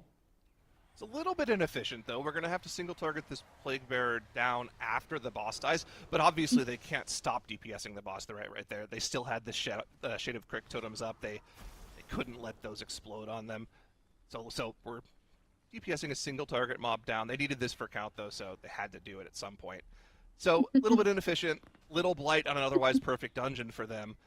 But of course, we still have to set up the rest of the dungeon. Last prisoner, not freed yet. They don't want to free it too early because we want to be able to get in position here before the wall disappears so that we can already be on the right side here before the trash runs down. Now, we take a gateway. Oh, okay. It's a rescue skip normally. I think that's the first time we've seen the gateway used at that particular point in the dungeon. New tech for people unlocked if you didn't already know about that, and we're already heading up to Glaciath. Gateway is a very nice way to go. You go a little bit further, you get to all go through it without worrying about navigating a 3-seater mount, which takes some time to set up. And then, of course, afterwards, it'll take some time to set back up being all individuals once more. But yeah, Dignitas on this big cave pull, while Team Liquid, not only do they still have to finish off this final health point on Garfrost, they also still need a bunch more count. They need like 13%. Actually, no, it's even more than that because they're not going to have the 6% or so that you get from the Wernstone skip down. So yeah, they need something in the realm of like 15%-ish more count. Maybe they'll just pull the trash that's behind the wall as well. The Wernstone stuff they'll just get now, right? They'll get it on the way up probably. But yeah, Yips going on a adventure right now. Oh my goodness, Zyro. This is absolutely novel. I mean, this looks cool. You're getting a lot of count. Your warrior is forced to go off the mount to be able to health pot to not die. And now trying valiantly. Oh no, Shine! The plunge grip. Gonna grab a Shine from Narnia. Absolute disaster for Liquid. And I mean, Zyro, this just seems so bad. Like, if you mapped out the total route that Yips ran here, he has run 2 full circuits around that inner section of the dungeon where the Lich King's, mining operations are in full swing. That is an incredible amount of movement and backtracking to add to an MDI route. It all is in the service of things that look cool, but Shine getting targeted by a gargoyle again. Luckily, this time he's able to go into Ghost Wolf form, but now the Geists are leaping on him, and Shine just can't catch a break. Oh man, that's supposed to go on your Warlock. He's the range player, but they're taking so much damage from all of these leaps. The rest of the trash starting to funnel in. The Proto Drake finally makes its way up the hill. That's going to be something they have to keep an eye on as well. Those frontals going to start doing a ton of damage to the group if they don't dodge them. Yips, though, still under a ton of pressure, tanking all of this trash. We have a Cold Wraith in the back just free casting Ice Bolts on the group here, finally interrupted by a Shine. Oh, but they also Axe Toss it. It gets stunned outside of the group, so it's going to start free casting again. No. You're not supposed to ever interrupt a mob outside of the group as a Demo Warlock City. You cannot do that. They're just going to, take their losses, move on. But in the meantime, during the gather of this circus of trash, Dignitas have gotten the Wernstone skip down. They have the remaining trash they need on top of the boss. Yargi is in an interesting position inside the ice blocks there, but it looks like Dignitas are cruising to a map 1 victory here, Dratnos. Yeah, this is looking so good for Dignitas. We spent a lot of time talking about what Liquid were up to in this map because they were on some really novel ideas. Dignitas, though, also doing some really great stuff across this run. In particular, just the execution of this strategy with some of these off-meta specs has been flawless out of Dignitas. They won against Liquid earlier today. They won against Liquid last MDI as well. And this one is looking like it's going to be one of the least close wins against Liquid that they'll have had in a map, as Wolf Disco going down for Liquid is going to cement this for Dignitas. They are already so far ahead. Scourgelord Tyrannus just getting absolutely melted by all of their damage. Experiments. I'm very, very impressed with Experiment the off-meta for picks Liquid. here for Dignitas, making them look fantastic, and they are practiced on these off-meta picks as well. A super clean dungeon from them. 5% remaining on the boss, but it's a formality at this point. Dignitas take the first map of the series. The rematch is already moving in Dignitas' favor with that first point ending up on the board here, but this is a best of 5 in our grand finals, so there is plenty of time here for Liquid to still make a comeback. Now, seeing these two go head-to-head again after their earlier maps, I think has us all on the edge of our seats. They are both so competitive, and even with Dignitas on top right now, Liquid has a lot of potential in what they might be able to do. Now, you were both talking about noting the routing differences between the teams, but even though we know how the timers panned out, Dratnos, do you think the novelty for Liquid really was going to pay off in efficiency? I think this was a spec variety rule plan. We've seen Liquid in here with their full powered composition, and they are really good in here. In fact, I mean, yeah, this run from them, I think, is really just saying, hey, now we're in a best of 5, right? We've got to make sure that our spec variety works out in these other maps, so we can't use all of our full power in the Pit of Zeron this time, and we instead have to go with a different strategy. But given the different strategy that they had, I do think there was a lot of intelligent decision-making they were doing with the way, they pulled that trash onto Ick and Crick, for instance. That made a lot of sense to me. Okay, Zyra? I mean, I wanted to point out, the strategy there for Dignitas, 1209 there, that's only 5 seconds slower than Liquid with, their full meta comp. that is a ridiculously fast run for playing the specs that they did. That is extremely impressive. Okay, well, Megs, you have an even deeper insight as our analyst. What were you observing from this run? Yeah, I mean, that was one of the things I was kind of looking out for. I was looking at the day one Liquid Pit of Saran, where they look pretty fast now. Not as fast as some of our other teams across the tournament, but still decently fast. Now, something to keep in mind here, of course, and I know you guys were covering this as well, is that we're seeing the kind of off-meta comms where teams are playing some strange variations of specs, but I didn't expect to see an off-meta route from Liquid as they actually just beeline for Ick and Crick first, while Dignitas is playing the normal route. And for a second, I was a believer. I was like, okay, maybe it's possible, right? Maybe they have just this really insane route where they're going to double back, and then that'll be worth it because they can add so much into Garfrost. You can see even here, Yip's just adding some extra trash on because, in case you don't know, those walls are fake. They're just an optical illusion. But then, unfortunately, there is that death that does come in and take down Sasevi, which then costs them an additional 15 seconds. There it is. That Plague expulsion is going to take him down. And then we reach that point where I'm like, okay, now they're going to go really big into Garfrost, and it just doesn't happen. In the meantime, we're seeing a familiar picture on the side of Dignitas. They did deal with one of the shades, actually, interestingly enough, but the other one was left up and they then clutched it out. All in all, really fast run, a really nice first dungeon here, but I feel like our teams are telling us something with their spec selection as we look upon this potential of My mom gave me... Yeah, I mean, as we talked about before, right? This is a bigger game than just any one map. So Mysara Caverns coming up next, and I mean, honestly, both teams performing very respectably on the I didn't even know we have this glass. Dranos with Mysara Caverns and these other maps ahead of us. Where do you This think is they're going to hot strategize chocolate. for their next picks?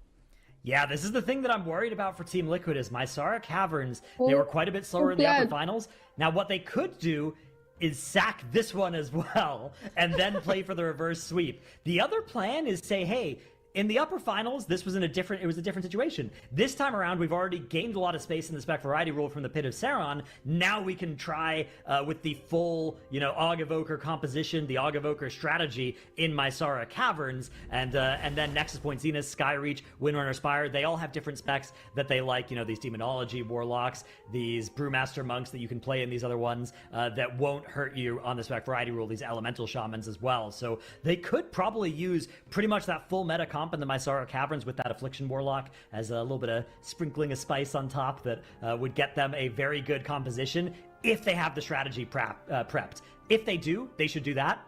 If not, they should play another 5 off meta specs and just get to play whatever they want for the last 3 in the series. It will be a very difficult road, but it's better than using some of your meta specs in the Mysara Caverns and not having a chance of winning it, which is what would happen if you don't have something as fast as Dignitas prepped.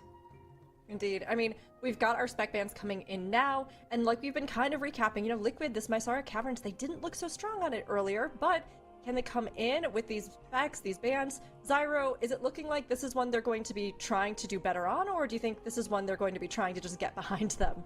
I think these bans are completely unsurprising, right? Like, they're really not banning out anything that we don't suspect. Liquid still has the Holy Paladin ban that they can do after this map as well that they can fall back on. The big tell for me about how these teams are prepared for this series is what the comps are going to look like for the Mysara Caverns.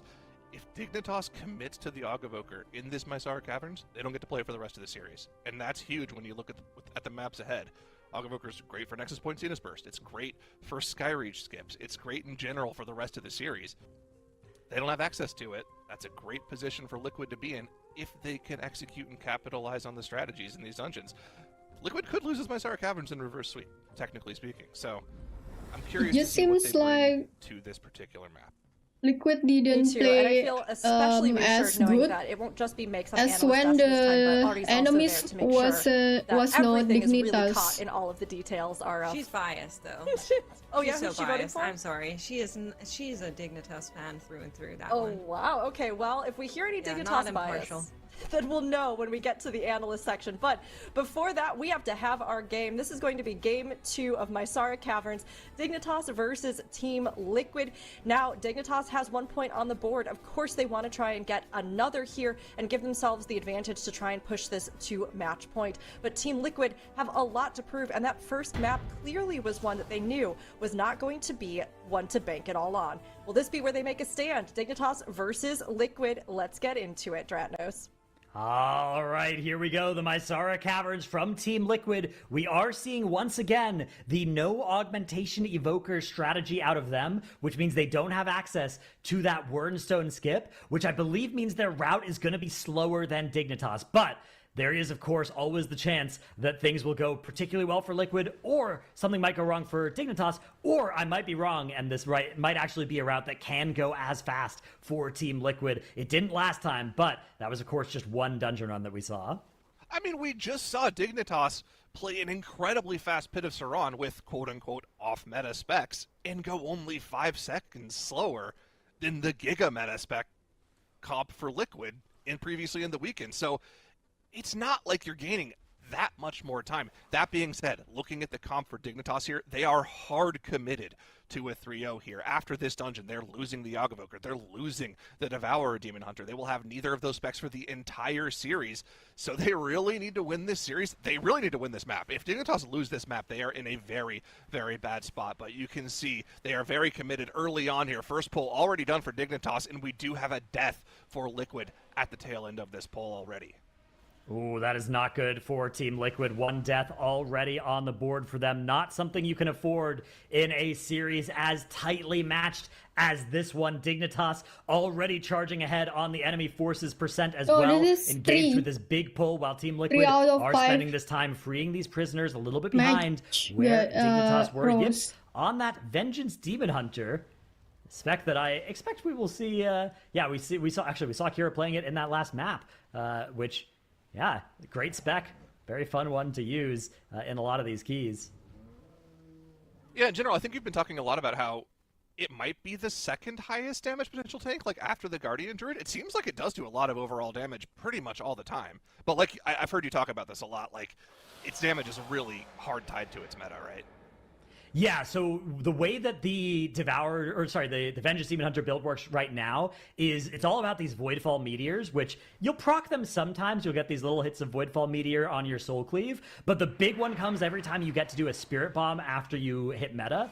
So when you hit meta, and when you proc meta, and when you proc Last Resort, all of those are big opportunities for you to get, you actually get both of the kinds of Voidfall Meteors right then.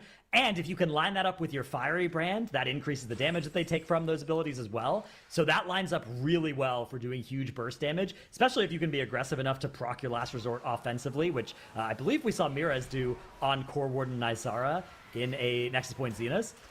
The problem with the entire thing is that your Metamorphosis and your Fiery Brand are also your 2 main lines of defense when it comes to staying alive on these big pulls. So you have to line up your defensive cooldowns for offense if you want to maximize your damage, which might mean they're not available when you actually need them defensively. For our MDI like next year. You use your Incarnation offensively, right? And you enjoy the defensive benefits while it's rolling as well. But you get to hold Barkskin and Survival Instincts to use defensively. Vengeance Demon Hunter really only gets like Health Potion and Darkness to use in that way, and anything else it should be using offensively. And Health Stone, that's worth noting.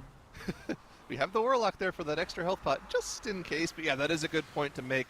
Got to keep an eye on the defensive capabilities of that Vengeance Demon Hunter. For the time being, though, Dignitas, with behind the damage of the Guardian Druid Yogg-Evoker combination that they have in the group, are careening ahead in the dungeon here, nearly 50% ahead on the first boss here. Liquid only just now gathering this trash on top of the boss for their 3rd pull of the dungeon. Liquid also notably using the Fury Warrior after banning out the Arms Warrior last dungeon, really committing to banning out these off-meta classes. Sevi goes down, that's their Ankh being used, but a Shine going down. They don't have the Battle Res, I don't believe, from earlier on in the dungeon. I believe they already used that when Cinny died earlier, so I believe we're going to see a boss reset here in just a moment from them. You don't want to be dealing with this boss with the DPS down for 80% of the boss HP. Yeah, this is not good for Team Liquid in the slightest. Down a player. You can reset the boss by running up the stairs, So we'll see if they decide to do that. You could continue the fight, but yeah, the way the math works on this is like if the boss is above 70%, it's still got a third of its or 2/3 of its health, and you only have 2/3 of your DPSers. Now, of course, the tank is also doing a large amount of damage, but the DPS player, another one going down, is going to seal this in for Liquid. They are indeed going to be forced to reset this boss. That is a bit tragic for Team Liquid. Luckily, the trash didn't reset. They've killed most of it, and there's a few pieces alive that still have tiny bits of health. One headhunter here that was CC'd, still at full HP. But they can deal with this while they wait for the boss to respawn and for their friends to respawn. In the meantime, Dignitas have dealt with the first boss. The duo is down for them. Spatial Paradox on AJ to tag all of the mobs in the room. They went into this pull. Quick gather together to go into the AoE blitz of our Affliction Warlock, Devourer, Demon Hunter. Also aided by the Incarn Thrash spam from Kira on the Guardian Druid as well. This is just a textbook pull once again from Dignitas. They are looking so clean in this series. 0 deaths again at the start of the dungeon for them. Little unfortunate bait on that whirl. Is that actually on the altar if they get put up there? No, they're good. They've got a little bit of room, so won't be killing any players. You can see Yargi standing behind that altar, free casting the Seed of Corruptions, not getting pulled in by that ability. Just so clean play from Dignitas. This is just perfect. Yeah, exactly. Down goes that last Gnarlden. You can see AJ already on an adventure to activate some of this incense. You have 4 different incenses around the room that need to get activated. And then you actually activate the spirit later. So prepping that spirit to be activated as quickly as possible later, really valuable. You can see the Wordstone even used there by AJ to cover a pretty small amount of distance. It will be back available, I think, when they... Actually, probably what will happen is Verb will be the person who goes, and then Wordstone's back to AJ. So, yeah, a little bit of the Wordstone juggle going on for Dignitas. So you know that it's just so game-breaking miscount, right? Wordstone is such a cool ability. It is AJ so died. unbelievably strong, but AJ going down. Okay, that's the Piercing Screech going down. That's the Ankh being used, able to top himself off before any further damage goes out, so they still have that Battle Res in the back pocket, but that is the first domino to fall for Dignitas. Liquid does, however, need several more to fall if they want to have a chance of coming back in just this game alone. A slight blemish on the record for Dignitas, but still on great pace. Yeah, this is, again, characteristic of Dignitas, is if there's a mistake in the dungeon, there's typically only one, and it's typically very small. Even a death is a bigger mistake than we've had for them in almost every other map that they have played. This team has just been lights out all weekend as they're now making their way down. Verb going to be heading backwards, though, Dignitas and activating this spirit. Then he's going to be rejoining AJ via the use of that Wordstone that he bestowed earlier. And now with that spirit, they'll be taking that gateway and getting to this boss as quickly as possible, wasting very little time and gathering the enemies along the way. Yeah, I mean, okay, it's a slight improvement that could be made, but if the person that's getting Wordstone too just gets on a 2-seater, and the person Wordstones and then hops in the mount, they don't have to spend time casting their mount. That's a little bit faster. You know, it's super min-maxy, but that is literally all we are doing in the MDI is min-maxing the hell out of a 12-minute dungeon. You know, it's a tiny thing, but every little second counts. Dignitas already have the trash gathered together on top of Vordaza. Keep an eye on those skirmisher shields as they start to slowly whittle away. Personals lighting up across the board for the team. Yarki only using the Dark Pact rather than the wall to live through that burst of damage, and everyone is perfectly healthy and topped from AJ there.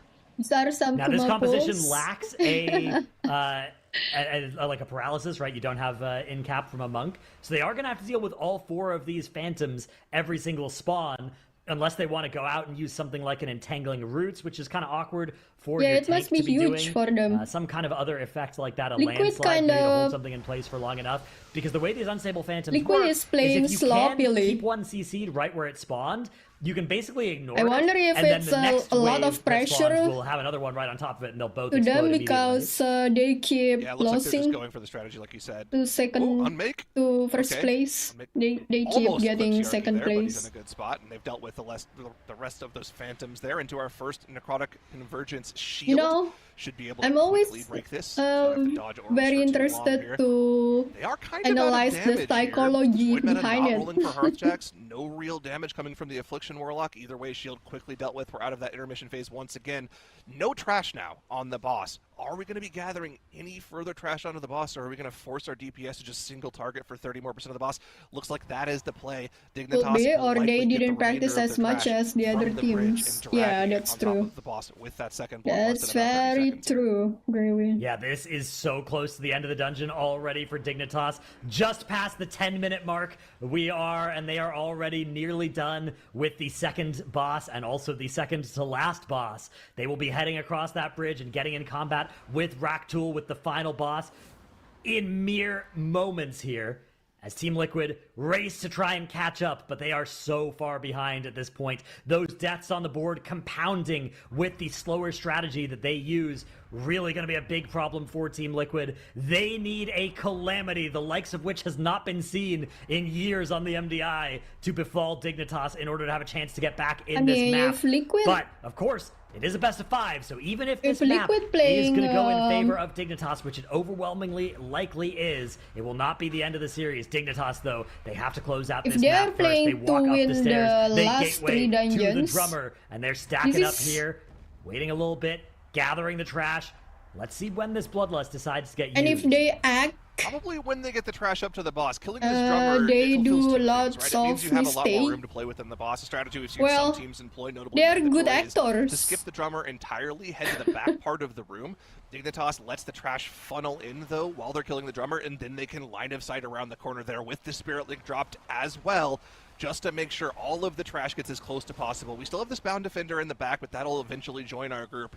They do have to kill this down before the intermission, though, or the trash will reset. So we need to make sure we have a lot of focus damage. But the burst AoE on the trash pack with the cooldowns, with the lust, is just so good for them. Meanwhile, on the side of Liquid, gathering up the Vordazapol, Yips ends up going down to the trash pole. But I fear they were so far behind at this point that they had to go for that. It just wasn't going to be enough for them. Yeah, tragic for Team Liquid indeed. As down more players have gone for them. 8 deaths on the board.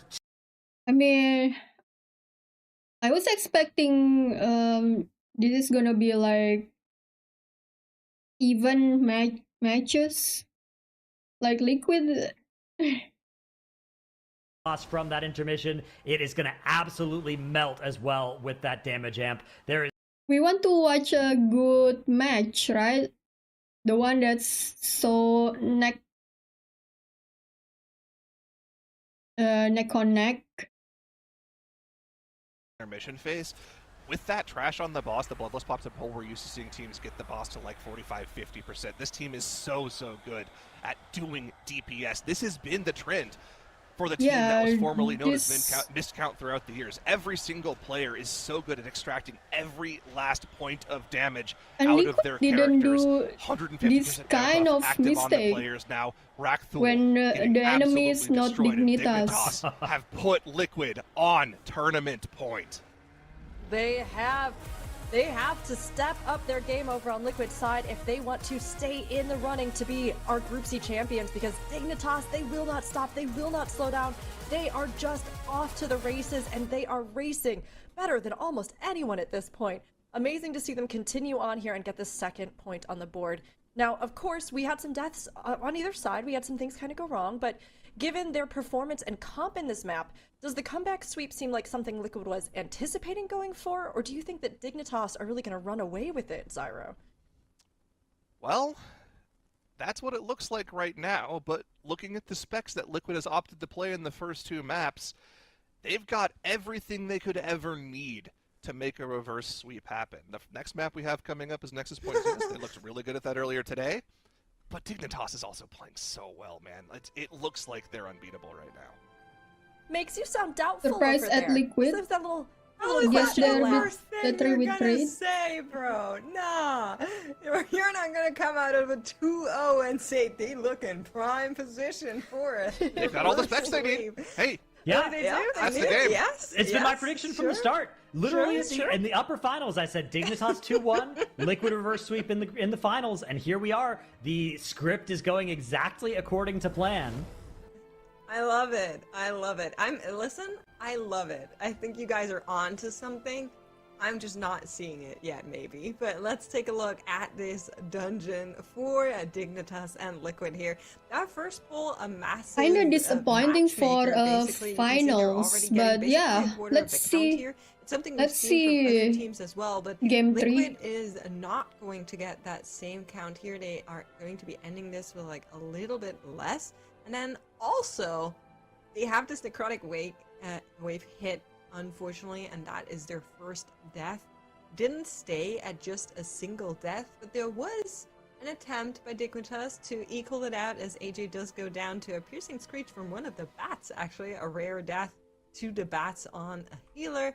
Then, of course, we did see Verb return to the altar, and then Wernstone back to the team. In the meantime, Harshjack's moving forward. You can see him kind of like gliding in the background. He looks like a little moth, but I promise it's a demon hunter, as he's starting that RP already onto Verdaza.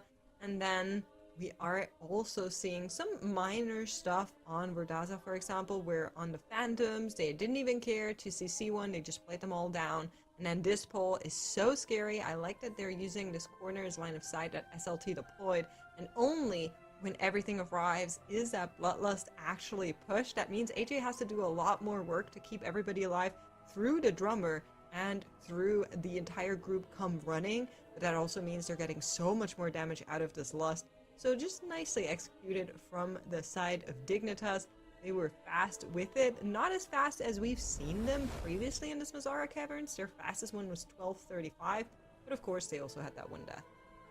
Yeah, it'll cost you time, as we have gone over. Even Dr. Atnos telling us about the cost of deaths earlier in more detail. But on Nexus Point Zenith, neither of these teams are going to really want to have to contend with that. And for sure for Liquid, if they are trying to make this reverse sweep, this is the moment to do it. They need to bust out the specs, they need to bust out the strats, and they need to be able to get a winning map. So Dratnos, what do they need to do to achieve that? They need to do exactly what they did last time they were in Nexus Point Zenith, except without a disconnect. But there, they were the team that was able to one-phase Core Ward and Izara. Now, Dignitas have done Zenith before. They were not able to one-phase Core Ward and Izara. They got it to 2%. That's pretty good. You know, we'll call that an A, maybe an A- performance, but Liquid's performance against Core Ward and Izara was an A+ in their lower finals. So if they can do that exact same route, if they can do it as up to their potential, again, without that disconnect, I think that they will be favored in this map. All right. I mean, I agree with you. They had a really strong run. Even with that issue, it was still so fast. But of course, we have 6 specs that now are going to be taken out of the running. Looking over them, Zyro, what are we seeing available for the teams? I mean, the big thing for doing Yeah, I put in chat. For the rest of the series. Those are both I'm expecting more for to you.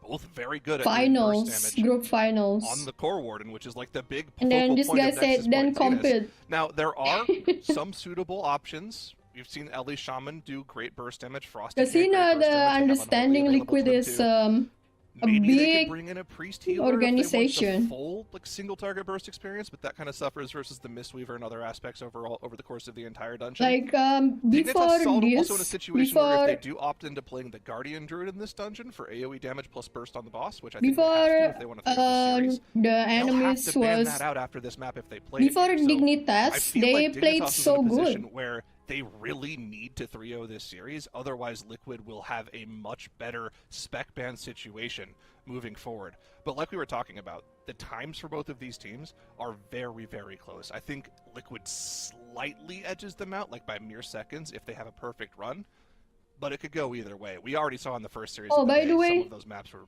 literally decided by less than 5 I thought seconds. So it's gonna be a fun one to watch. Mixed status Yeah, no, I part love of challenge part themselves. of Like, her last season clothes. it was determined by like 16 seconds. Sure, this time let's just That's go what ahead I and bring it thought down to the like first 5. time. Let's see if we can make it like 1. Maybe we'll see here on this map. Just get it as close as possible. And honestly, your predictions chat as well were showing that it is so close between these teams. And while Dignitas definitely seems to have the advantage right now, Liquid, it's very possible that they have set things up in such a way that they're going, maybe this wasn't the optimal way to do it, but at the same time, we feel like we could focus this, maybe get the most out of it, and then we can take this here with Nexus Point being our sort of pivot point for both of the teams.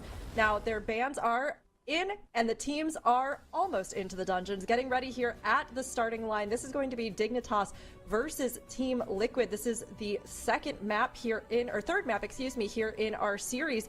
The first two have gone to Dignitas. This one is the deciding factor for them. If they can take it, they win 3-0 and are our Group C champions. Team Liquid, though, they are out for revenge. Last season, they were robbed by 16 seconds. Earlier today, they lost by less than 5, roughly 5. And now here they are, hoping that they can determine this once and for all and have a comeback sweep here in Game 3, Dratnos. All right, here we go. The exact same plan from both teams, except for the Warlock versus the Devourer Demon Hunter. Liquid, of course, still having access to basically everything they might want, whereas Dignitas starting to run it a little bit more into that spec variety rule, especially as we go later into this series. Both teams going to run down the left-hand side here and start a big Bloodlust pull right away. And again, the difference class-wise here, I'd say Devourer has the slight edge, but we've already seen Dignitas is so good at just extracting every single point of damage from their characters that they possibly can. That is the sole difference, the Demon Hunter versus the Warlock.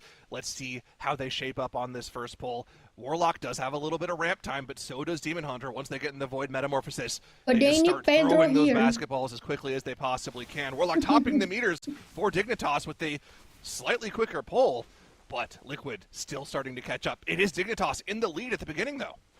Yeah, Dignitas zooming a little bit ahead on this first pull, but a lot Dignitas is going to be gather based the on how ads quickly so they're able to get fast. these gathers going on the next few pulls, and how quickly they're able to start dealing damage to the priority targets inside each of these pulls. You can see this time around, Kira wasting no time to get up to the top of the stairs. We've got some target markers already on some of these enemies as well. They're going to want to focus down. And this is a theme across the entirety of Nexus Point Zenith. You want to focus down the mobs that spawn the boss. Every single boss has specific mobs that you kill to spawn it, and those ones are the ones that need to be getting your priority damage, especially valuable if you have players, you know, that do have a main target that takes way more damage than the secondary targets, which neither of these compositions have a huge amount of that, but all of these specs have at least a little of it. Yep, Dignitas This one just maybe now dealing with the can- first couple of mobs of this pull. Boss RP has started. The boss is active. They have already pulled the boss. They are quite far ahead I of may have Liquid. lied Liquid about only this boss, just right? now starting the RP. Yep. Yeah, this is one of the ones where you just walk up and it starts spawning, right? Or are there trash to kill for it? It's the other two that have the mobs that need to die to spawn it, I believe. Yeah. Yeah. Either way, boss active for both teams. We are on the boss. Dignitas already dealt with every bit of trash with the cooldowns popped on top of the boss. Actually, it's just the Frosty K really popping cooldowns now. Hearth, Jackson, Yarky don't have those available for another 10 seconds, but will be popped almost immediately in order to get as much boss damage as possible. Liquid's starting to catch up a little bit on the boss damage, though. Wow, we saw an almost exact mirror happening for both teams as a Nexus Adept that was CC'd earlier off the side, ran up the stairs for both of them, and then got Death Gripped in at basically the exact same time for both teams. I'm getting flashbacks, Zyro, to the Magister's Terrace that we had earlier today between these two teams, where you would just look back and forth, and you would see the exact same thing happening on both sides of the screen. Right now, we're at basically that position in this dungeon. What will happen to allow either team to take a commanding lead, or is this Is one it going to fine come again? down to 5 seconds Yeah, on the and last boss as then well? next This time dungeon, around, if almost Liquid mirror wins, comps, too, right? The only difference is that one it's Sky DPS Rich spec, but again. there's really not that much of a difference between the overall damage those two are capable of. The big thing is going to come down to that burst window on Core Warden, right? Warlock, its damage is spaced out over a 25-second burst window. Lightscar Flare, notably, a lot shorter than that, so it's not ideal for the Warlock. Devourer Demon Hunter, though, they have to time it perfectly to where they can get the tail end of their Void Metamorphosis inside that window. If they don't get enough souls to get that third Collapsing Star inside the window, they lose out on a ton of damage. They possibly don't get that one phase. And the difference between a 5% left on the boss versus 0% left on the boss, that's over a death timer's worth of differential, which we've already seen when these teams are playing at their best, is less than the difference there is between them. So these guys, they have to be perfect. For the time being, though, Dignitas, first boss, already down. Liquid, not far behind. They are exactly 8 seconds behind off the first split. This is so close, Dratnos. Yeah, this is so incredibly close indeed. 8 seconds feels like an eternity between these two teams, as Liquid finally will be teleporting as well. Dignitas going to be getting this next pull started. And honestly, Zyro, I think the biggest gap opened up just on that very first pull of the dungeon of anything that's happened here, when Dignitas were able to just get up to that boss platform much more quickly than Liquid. Liquid looked like they were kind of accelerating back up a little bit in boss combat, but Dignitas then at the end of the boss fight once again reopened that lead. I mean, the big thing to look at for Liquid in particular, right, is how they're playing around the Void Metamorphosis. Are they getting great usage of that button? Are they chaining packs aggressively so that Cine isn't dropping out of the Void meta? If they're able to do that, that is how they come back in this series. The Warlock has a much easier time of it, right? They just press Tyrant and they start spam casting Hand of Dance. Hopefully they get a lot of Entaur and Inquisitors so they can mind sear the mobs away. That looks like is what happened for them on the very first pack of the dungeon, because Demo Warlock typically doesn't beat out other classes on mass AoE like that, especially when you're talking about the top meta classes. Either way, it's still an advantage for Dignitas here. Keep an eye on Cine here as he's in the Void meta here. We want to try to make sure on Liquid's team that they can chain this Void meta into further trash so we can get maximum value out of that button.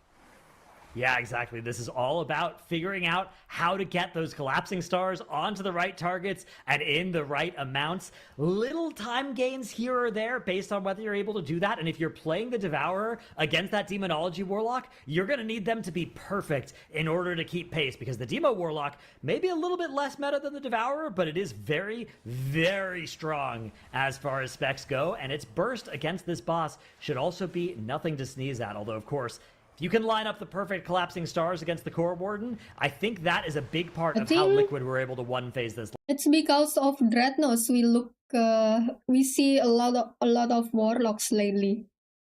Nullify cast, missed interrupt for Liquid. They are now even further behind. Already about half a trash pull behind on the Core Warden spawn RP. Now 15 seconds of time differential and no safety net. Battle res gone for the next 3.5 minutes. Fortunately, Wolf Disco had not yet gone into his Breath of Syndragosa, so they didn't lose the cooldowns. It could have been worse. I didn't see that. It could have been worse. It can always be worse, but hopefully Liquid will be able to stop things from getting any worse here for them. And if they can execute this burn as well as they did the last time they were in this dungeon, that might still be enough to get them those 15 seconds back without anything going wrong for Dignitas. It is such a high damage composition that Liquid are playing. Yargi dropping super low for Dignitas. The Life Cocoon does come out, keeps him alive, puts that big Absorb shield over the healing Absorb from that Entropic Leech that was being channeled into him. Lots of little minions to dodge as well here for both teams, as those Heralds in the back are just being allowed, of course, to free cast the entire time here while both teams just focus on the boss RP mobs.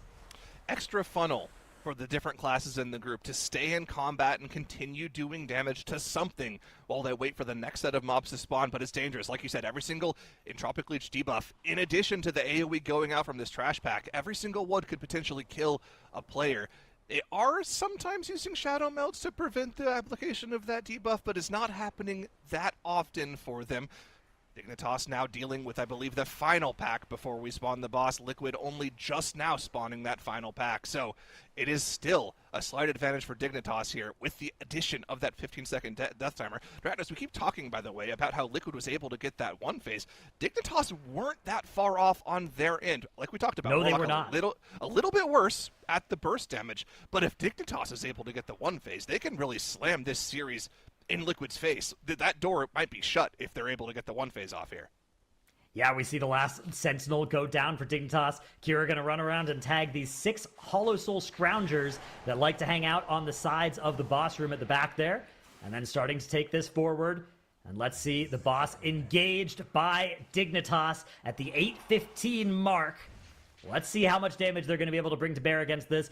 Just the P1 damage as well, right? Before the intermission, before that burn is valuable, but it is, of course, way more valuable inside that burn. That is the most important thing, is if you are able to get huge damage inside that Light Scar Flare window. Liquid in combat with the boss as well, factoring in the deaths about 30 seconds behind Dignitas. Will they be able to make this up on the boss burn? The first answer is going to be coming from Dignitas soon, as we see that image up at the top there, starting its animation, leaping down, and starting that Light Scar Flare channel. The entire group getting ready to jump in. Here we go.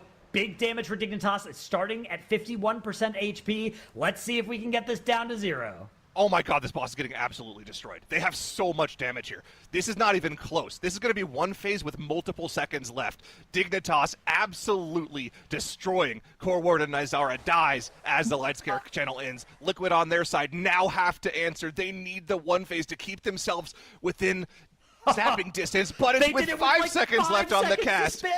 A Shine absolutely ascending. Look at a Shine 800k.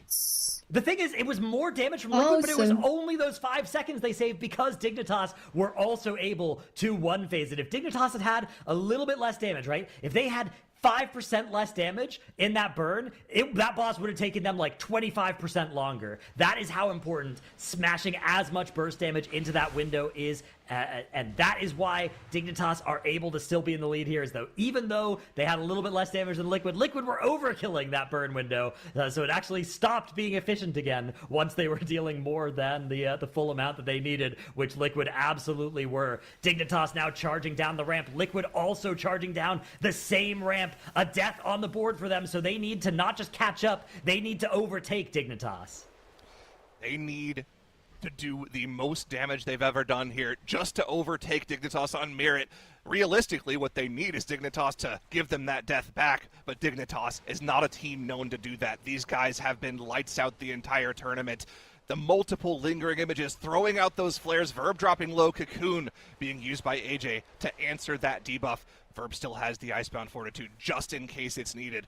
But look at this. Breath of Syndragosa not even being used on this pack. They're waiting to spawn the boss. They're waiting to do maximum boss damage. They're lining up everything for a perfect Bloodlust window to burst this boss down as quickly as possible. Liquid on the other side, gearing up to do the exact same thing, but they do have the Void meta already active for Cine. Is this going to line up with the Bloodlust? Are they going to be able to get maximum use out of their cooldowns? That's been a problem for them in some of their dungeons in the past. That Void meta has not been perfect. And look at the Cine dropping out of the Void meta right as the boss is pulled. If they lust here, it's not going to be a good lineup for them.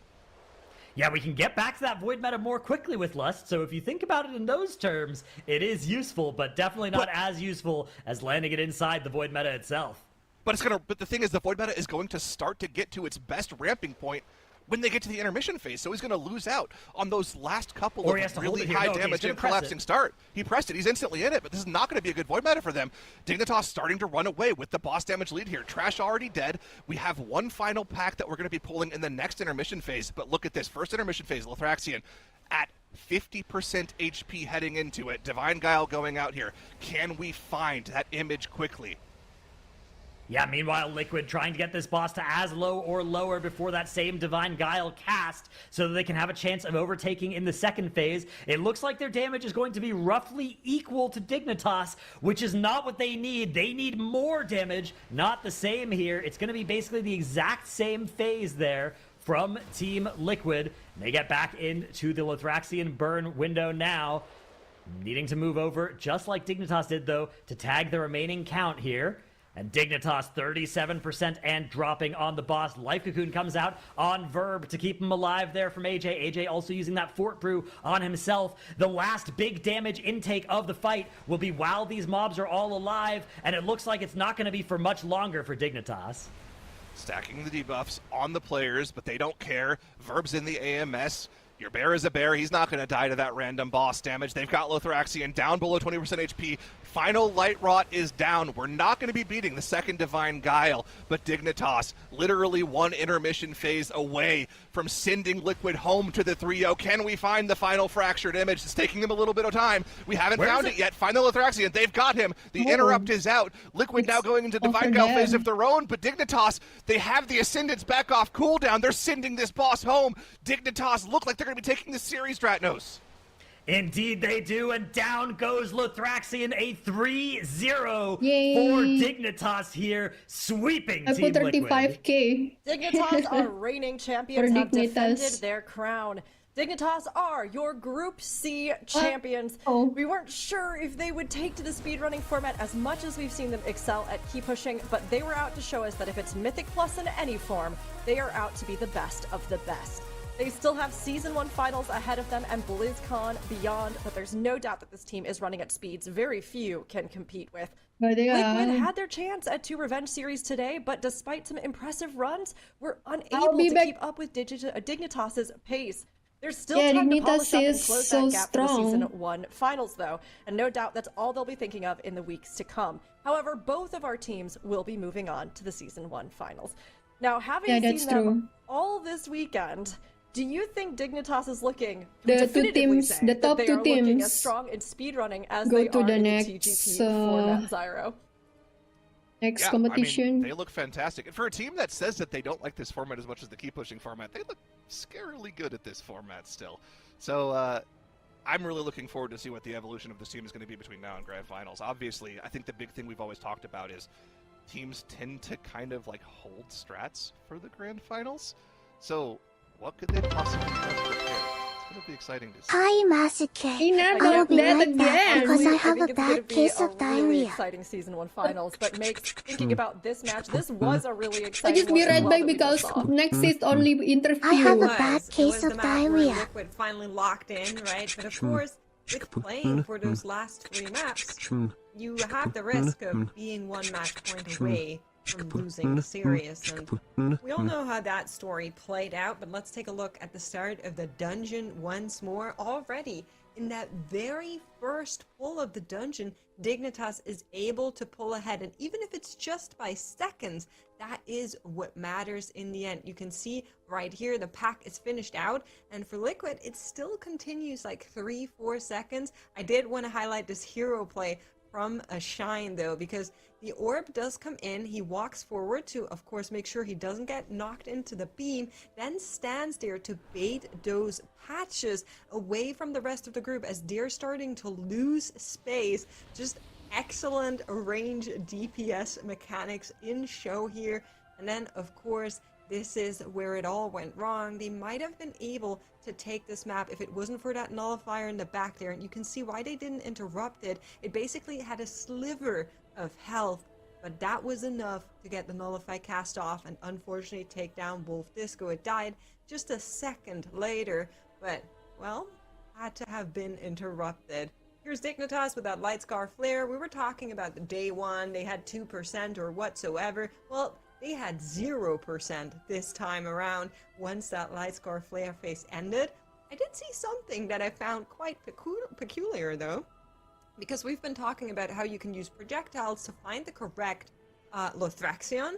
To me, the way this team approached Divine Guile looked very much like we'll group under the boss, and then everybody has like a quadrant of the room that they're running towards to try and find the guy without the horns. So maybe a thing that has not been min-maxed by Dignitas just yet. We'll need to see. They did do some minor adjustments between their day one and the run that we saw today from them as well. They started spam clicking the console, for example, so maybe just something to take into the season finals. There's definitely going to be time. I mean, of course, as they look ahead, we've got our CN group next weekend, and then we don't have the Season 1 finals for another week after that, a couple weeks into June there. So everybody, keep an eye out, because I think our teams have time to really focus in on some of these details that maybe they hadn't quite finessed yet. And we're going to see even stronger showings when it comes to those finals. But looking at our, overall weekend, how the bracket has shaken out and where we've ended up after it all. I mean, Dratnos, how did this weekend pan out for you? Were you surprised? I was certainly surprised. I mean, I was really excited to see Dignitas and Team Liquid clash. We saw some really climactic maps between the two, but unfortunately then we had some kind of anticlimactic ones here in the actual finals here. As I think the Zenith was a great end to it, but those first two maps really was hoping that we would get Liquid at least taking the third, then bringing us to a Game 4, Game 5. This best of 5 with the spec variety rule has so much potential, and then we keep having these 3-0s with it, and we don't get to see those maps 4 and 5 with so many specs banned. Yeah, I mean, it's tough, and I think we know there were some considerations as well, right? Liquid had a replacement player. They're still kind of finding synergy with that. And I know, Makes, you were pointing out some of the dungeons, like that Mysara Caverns, that were perhaps a bit slower for them. So what do you think that they need to really kind of focus in on in the weeks leading up to those finals? I mean, I think with a replacement, you're just always going to have limited time, right? For every other team, you had like a month or something to prepare from time trials to come here. Liquid had 3 days to practice with a new player. They think, or I think they did as well as they could have in that time. It's a lot of dungeons you need to kind of get ready within that short time frame, and sometimes the best approach is just to practice a handful of dungeons real good rather than all of the dungeons kind of like lukewarm. And I think that's what we saw from Liquid. So hopefully more time and they will be back in the shape that we expect them to do. Yeah, I mean, meanwhile, Dignitas was just in incredible shape. I think that just makes it even harder when you're going up against them. I mean, phenomenal seeing them come back in and still look so strong this season, even in the different format here. But I mean, looking at both of our contenders from Group C, Zyro, how do you think that our finalists here sort of measure up to our finalists from our other weekends?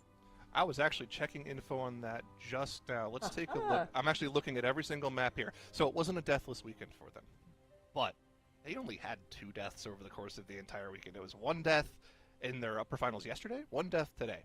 That's a pretty damn good weekend, right? I think Mandatory had a 0-death weekend.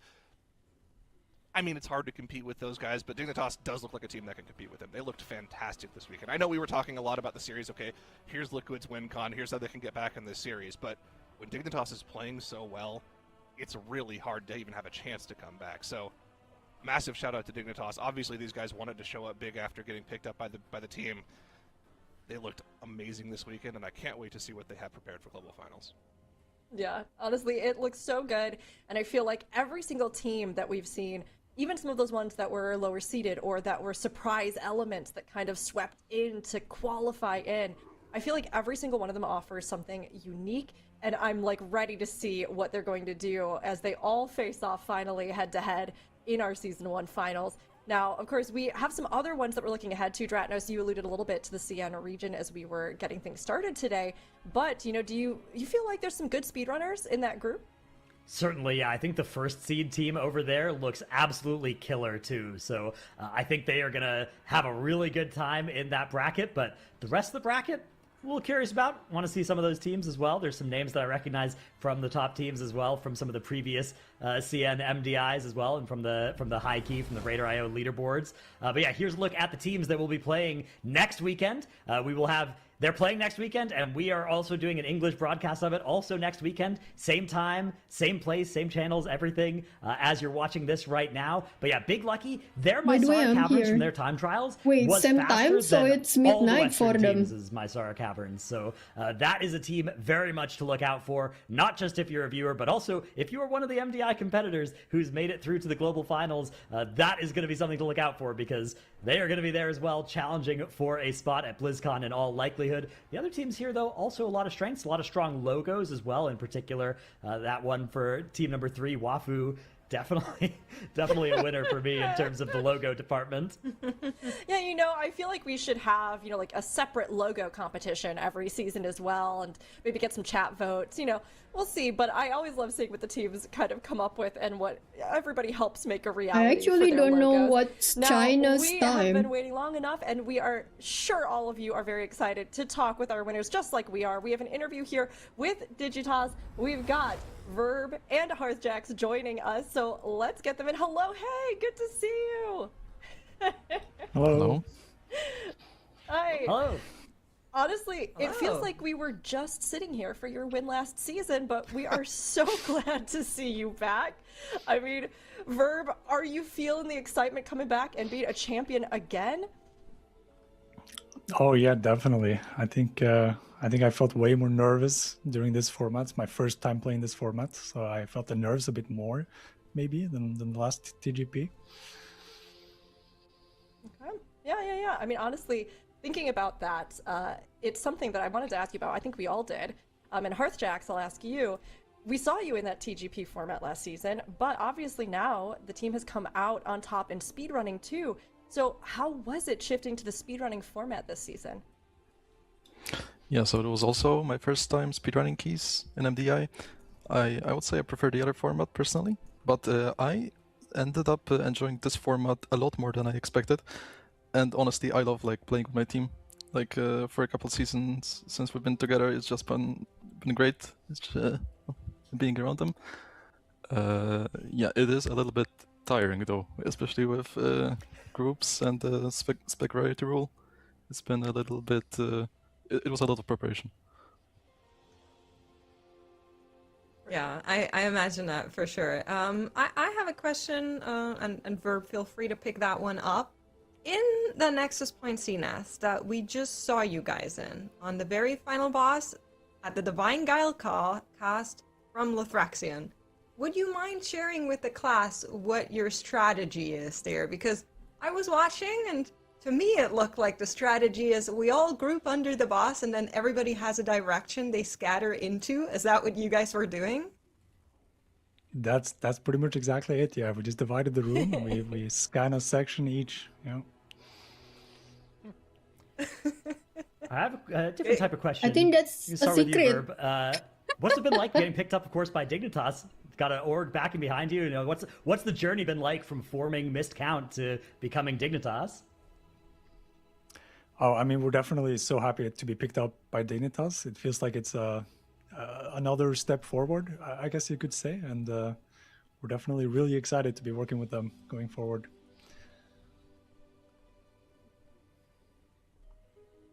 Cool. Okay, I got a question for Hearthjax here. So you talked a little bit about the prep for the MDI here, and talked about how it was pretty intensive. I'm curious. So how do you guys approach choosing what your spec ends are for a series? Do you practice multiple different things per dungeon, or do you have like a set plan in place for each series once you see which dungeons are in each series? I guess I can spill all the beans since the groups are now over. Well, we definitely went with the approach like similarly to what Mandatory said in the interview, where we want to win every, like, have a chance of winning every match. There's definitely specs that are maybe not in the the ultimate best team comp, or like not one of the best, but shine in a given dungeon. Like apparently Affliction Warlock, well, everybody played it in Mystery Caverns, for example. And then so we try to put those there, where they're like maybe 95% of the best second best spec, or like the very best spec.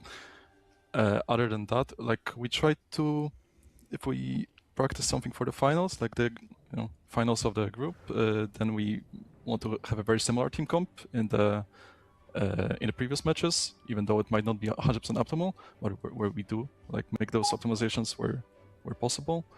Okay, that's you. Yeah, and that's about it.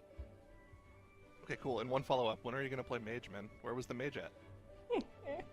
There was a plan for a Mage in the last match. Oh, okay. Yeah, but Can't believe we missed out on that. That is upsetting stuff. I speaking of that last map though, we had some casters, I shall not name names on this broadcast, who were convinced that Liquid would reverse sweep you guys. How were you feeling about kind of going through that series? And obviously Liquid were kind of playing for those later maps with their spec choices based on how it looked like. Like, what was going through your head as you loaded into that third map that was match point for you guys? I don't know, Jax, if you want to take that, or if you want to follow up, whoever feels like taking it. Sure, I don't mind taking it. Well, definitely winning third match was important. Like, it clearly was what they were going for. Like, lose first matches and then win 3 in a row.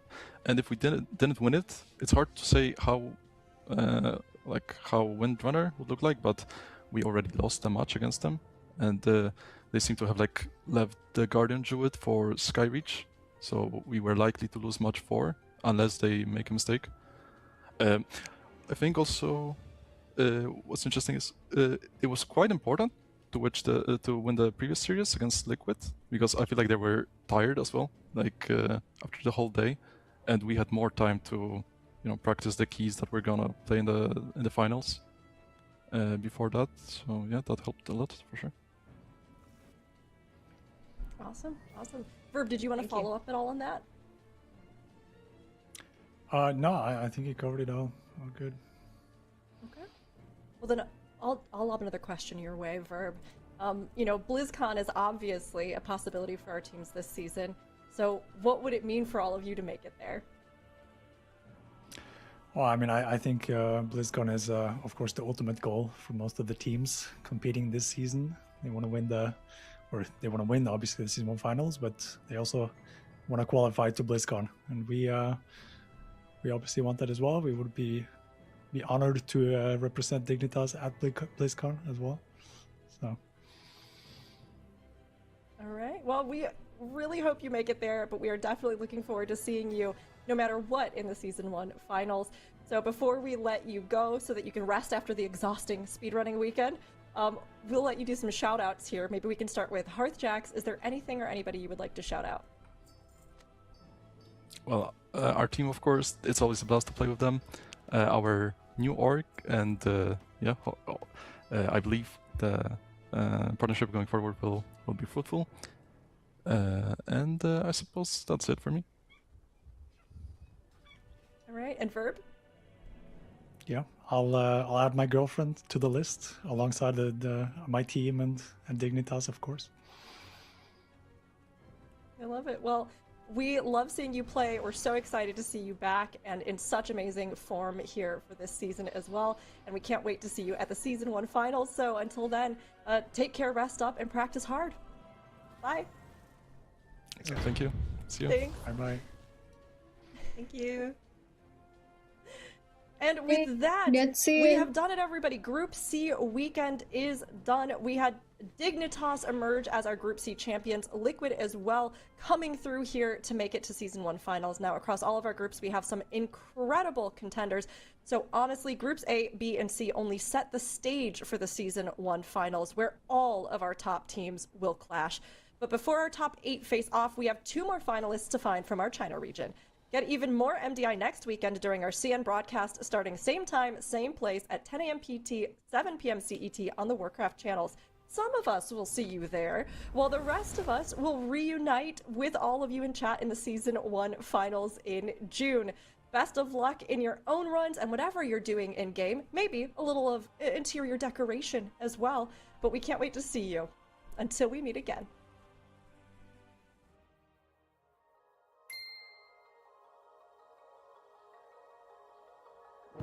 Okay. That's it for the MDI.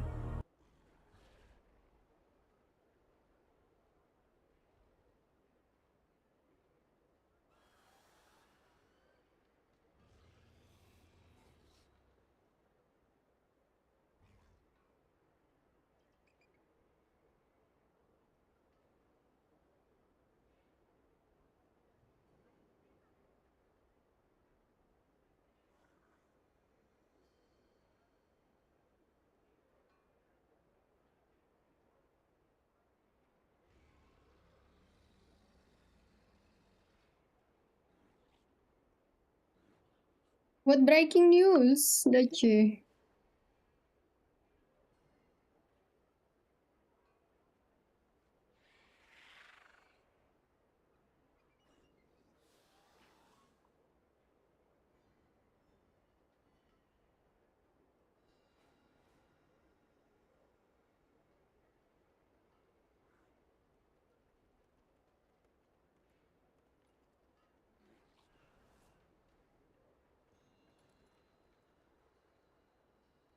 Oh, yeah. I know that.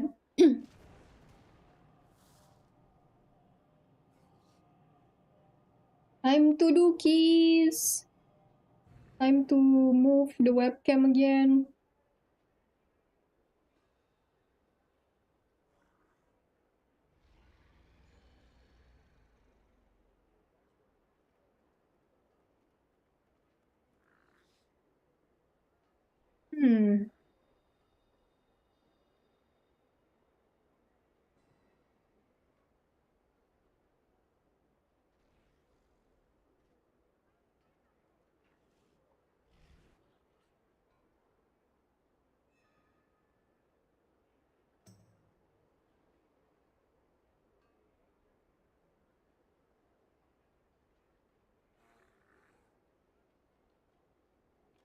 Hey.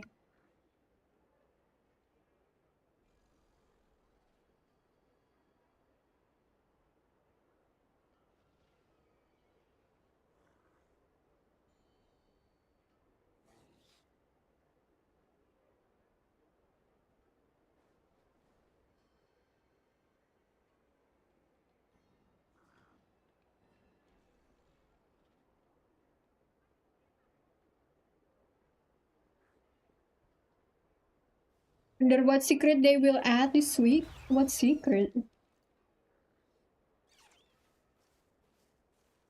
No secret.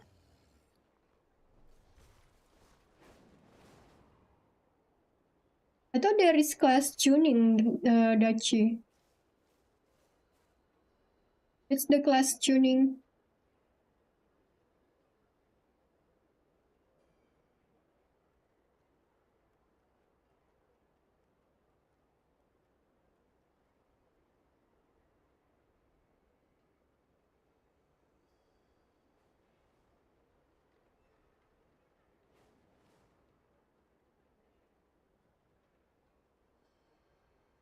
Let's see the blue tracker.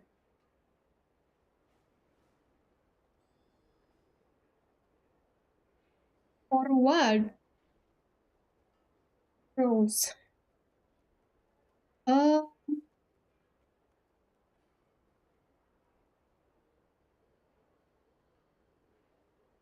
wow. For Demon Hunter, uh, they will buff Aldrachi River. So here guys, there will be class tuning for May 26. This is so for Demon Hunter, Aldrachi River performance has been below its alternative hero talent options. So we are buffing some of its effect to reduce the disparity. Alright. Havoc getting buff. That sweep damage increased by 10% for everybody that doesn't play Havoc. That sweep is the same as Blood Dance. Only that sweep the other version when Metamorphosis active. Yeah, Blood Dance is that sweep. And then Reverse Glaive damage increased by 15%, okay. Warblade's Hunger damage increased by 55%. I don't know Warblade's Hunger, but okay. Wounded Quarry now deals 30% of physical damage to the target of your reverse mark. Oh, that's nice. Single target damage. For tank, Aldrachi reverse glaive damage increased by 30%.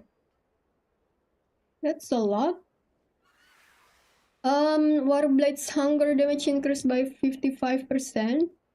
And Wounded Quarry now deals 25% damage to the target of your reverse mark was 20%. Okay. Druid, peril all damage dealt increase. Mage, wow, Arcane God, nice buff. All ability damage increased by 5% and more and more. You can read it yourself. They're buffing hero talents that no one playing. Yes. For fire, pyroblast damage increased by 8%. That's not enough. Frostfire bolt damage increased by 5%.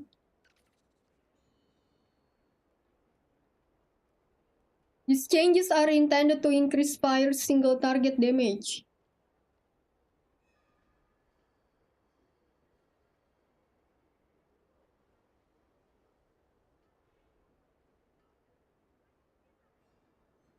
The value of the increase should be comparable to all hero talent options. But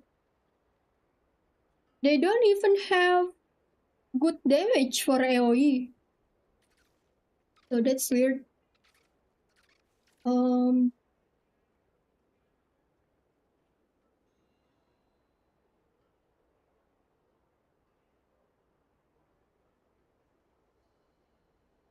Doesn't people still play spells Slinger? Yeah, that's right. Frostfire performance is farther behind Spellslinger. So we are boosting a number of its talent to increase their single target and AoE damage. But fire damage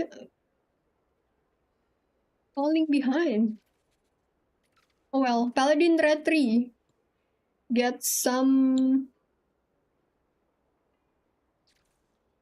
changes.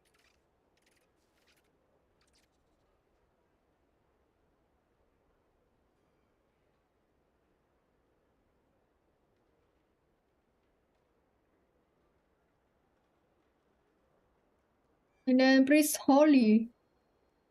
Mana cost reduce.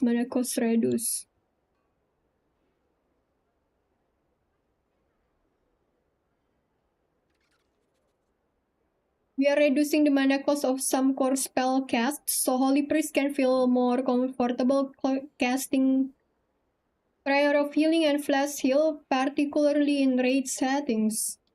Yeah, I agree that's more for raid.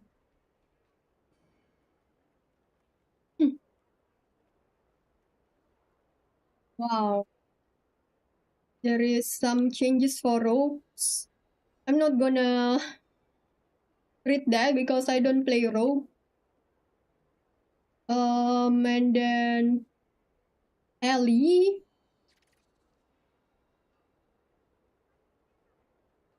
Farseer, ancestral spirits from Farseer hero talent tree. Now benefit from the critical damage increase of the elemental fury talent. Oh, that's above for Farseer.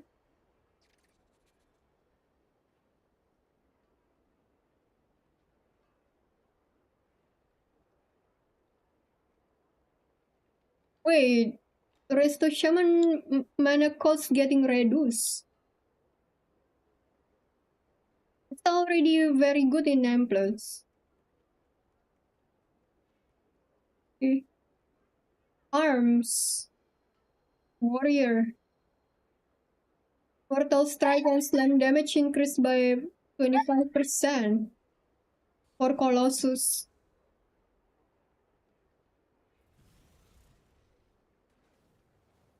Excuse me.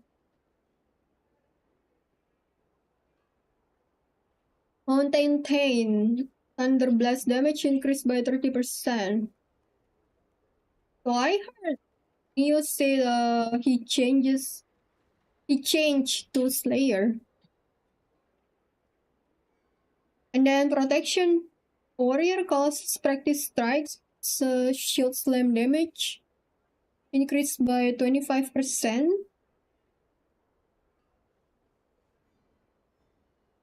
Okay. Mountain Thane, Thunder Blast damage increased by 30%. Oh, Thunder Blast?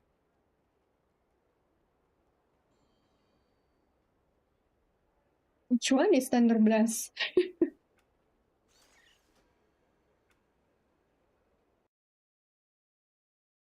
Decent Warrior buff. I don't remember Thunder Blast. I only know Thunderous Roar. That's the name. Oh my god. I only know this, and this, and we push this, and this. But I don't really remember Thunder Blast. Thunder Blast. This one is Thunder Blast.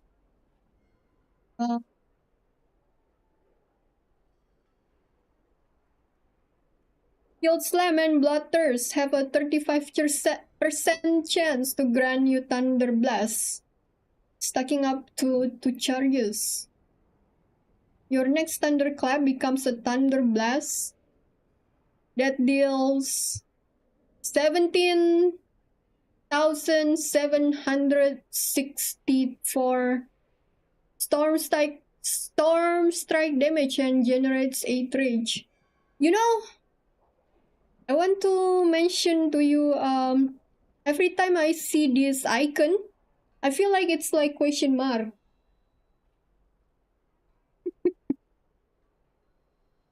It's like thunder.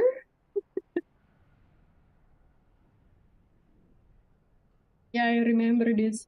I didn't know the name, but I know the skill.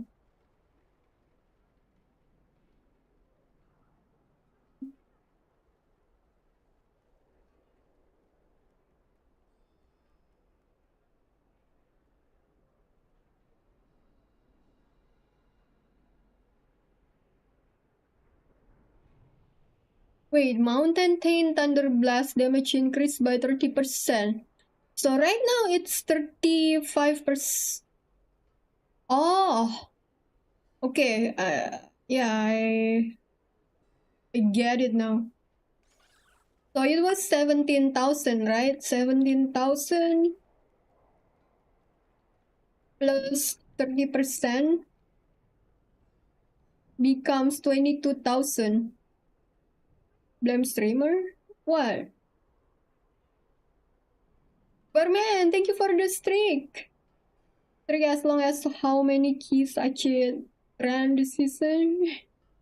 I lost my streak again. Oh, regret. Sometimes it's because of my internet. But no, I'm also not sure. Oh, you were gone? Okay.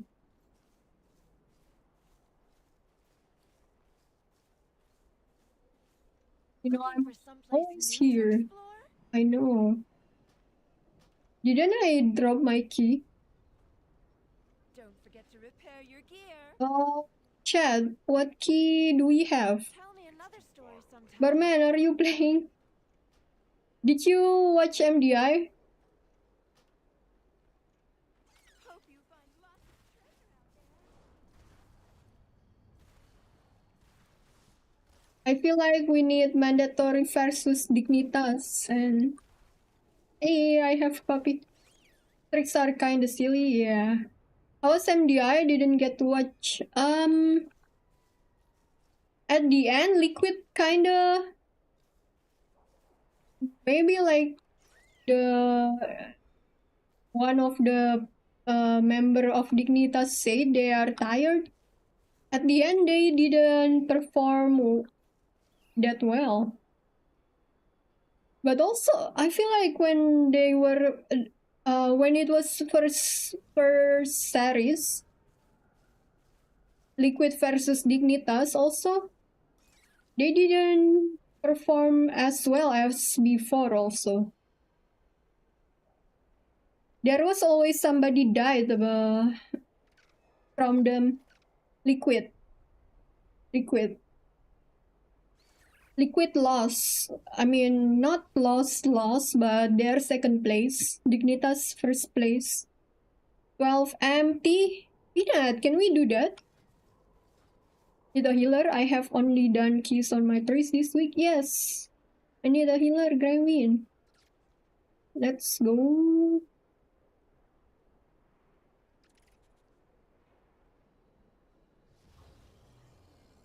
And I put, I'm expecting more for finals group C. Because I was expecting, if they are the same skill, same performance, maybe also same situation, or well, one team will always be more tired, right? Because they will climb from lower bracket, but I always expect they go to the fifth game. Like if there is 3 out of 5, a good one is 2-3 for me. I like the push MDI instead of the speedrun MDI. I just don't like when it's push MDI. They don't have the teams head to head, Barman. So they have eight. They have 8 teams, and then there is usually 4 teams in one screen, and it's so small. Like, do we need to use magnifier to see them? It's almost like we cannot see what's happening. And also when there is 4, we have to look one by one, right? It's really hard. Hello Shadow, how are you? 12 empty, guys. Yeah, 4-way screen. It's too annoying. And then they changed it into one team a little bit bigger, and then there is 3 teams at the side. That's also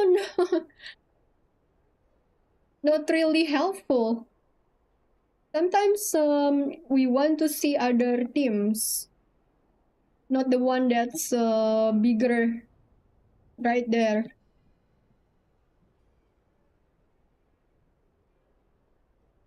So I prefer the speedrun more because of that also. And we can see more strat because like it or not, they have to run the dungeons faster, right? Better yet, have 2 streams. I have puppy. That's you.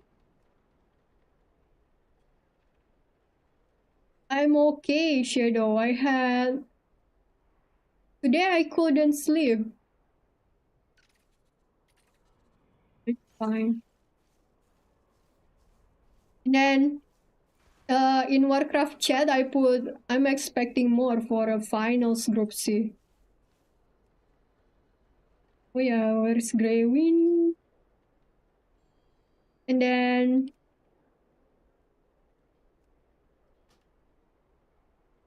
there was one troll that said, compete then. I was like, sure. Sure. Shadow! Oh, you are the warlock. So we are good, guys. I just enjoy watching those teams push like plus 22 keys and stuff. I remember it used to be plus 21 plus 22 for speedrunning, but I don't remember when. But yeah, I thought they will give the team more than plus 18, but they actually only have plus 15 to plus 17. Maybe that's the expected level for them to do a speed run with this gear, you know, Barman? I'm not sure. Maybe when it's time for BlizzCon, they will increase the level.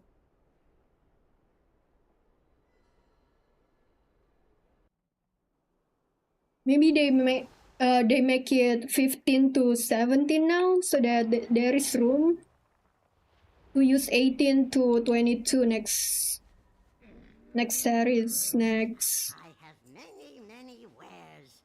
rounds.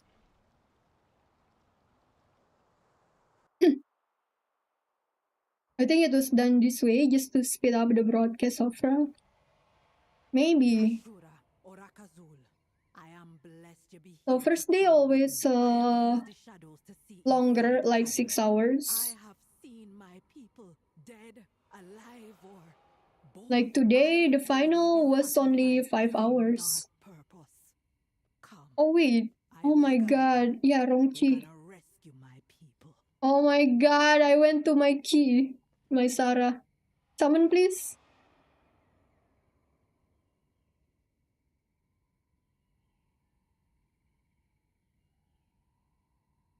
Global finals are always higher.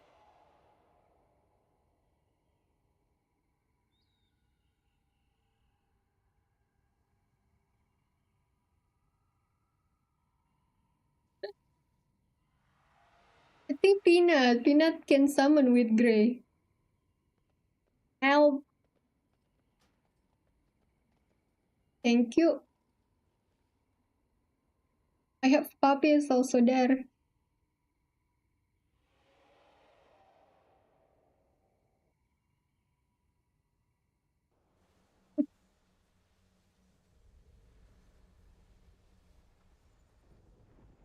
I want to do 8 dungeons. Yeah. At least.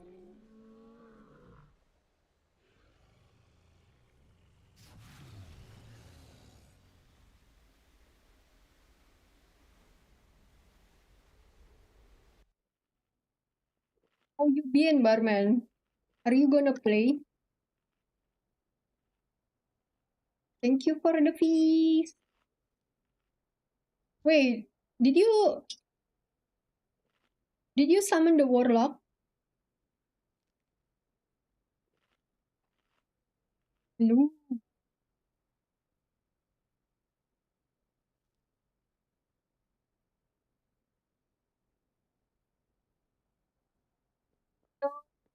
Please summon the warlock.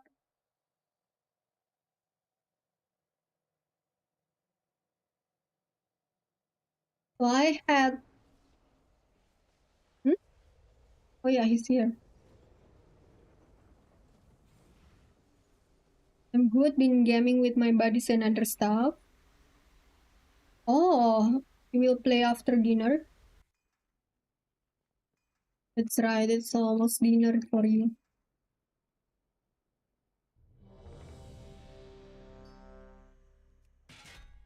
Thank you, barman. I had ponytail, but then I went to take a nap.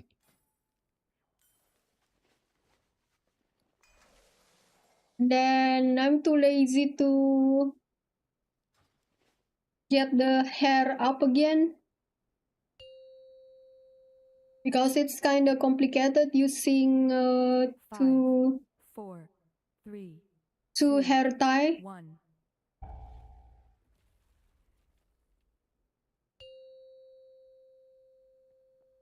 Yeah. 5, Well, 4, 3. it is what it is. 1. Next time I'm gonna try braid my hair again. Because I tried many times before sleep and usually when it was the practice, it was okay.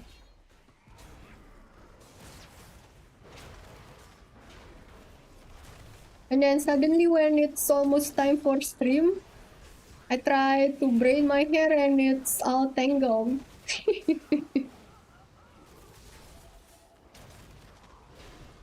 It's good either way. But it's maybe only me. If I see a girl streamer with the same hairstyle every time, feels like there is something missing. I like to watch the girl streamers that having different hairstyles. Doesn't need to be every time, every day, but once a week or once a month.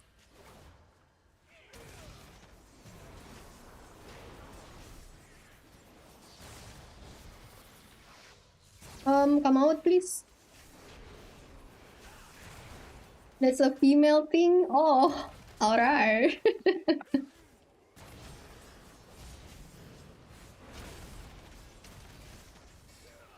Yeah, and I also want to watch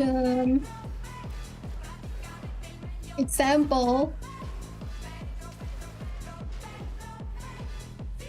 And if the hairstyle looks pretty, I want to try.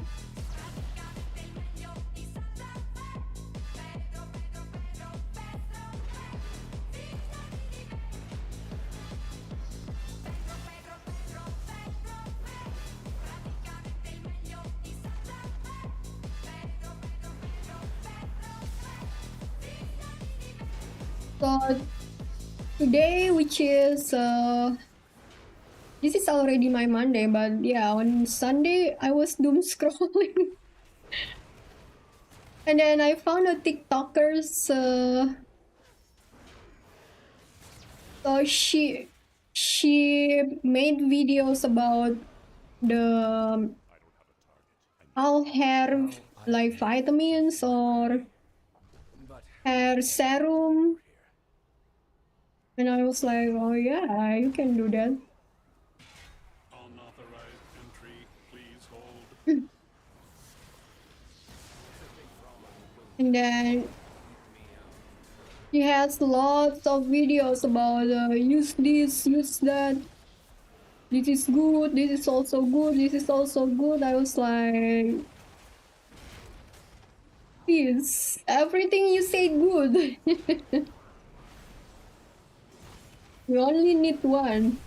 You'll go no further, Umbrick. These new defenses were specially But you know, TikTok, the content creators get money from selling products mostly. Unless they are very famous and people give gift. Oh no, this truck.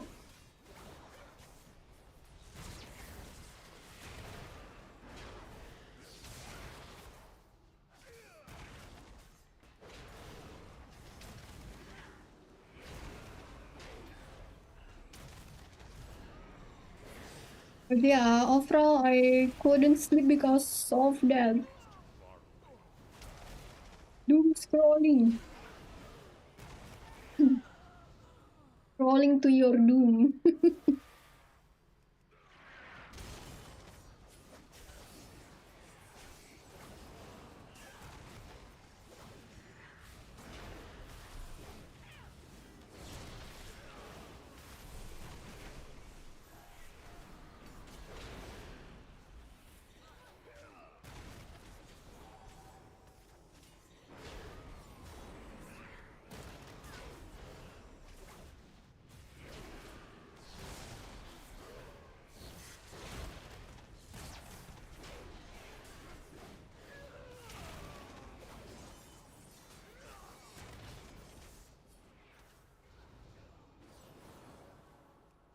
All students must follow policy. Policy demands compliance.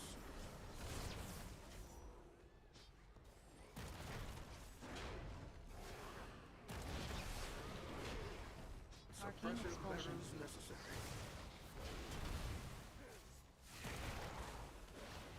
Ethereal shackles. Need to check my druid. My druid almost Resil 13.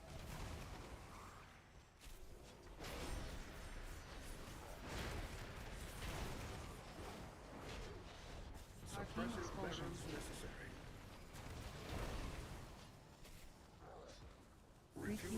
It was raining the whole day. I mean, when I was trying to sleep and then when there was MDI, it was raining the whole time. Oh no! Rest, please.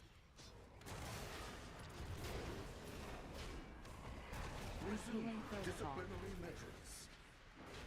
It's raining there now? Policy demands compliance. Is it spring or what?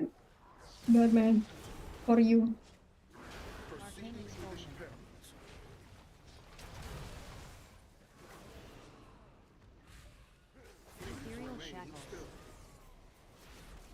I imagine having 4 seasons is like Harvest Moon.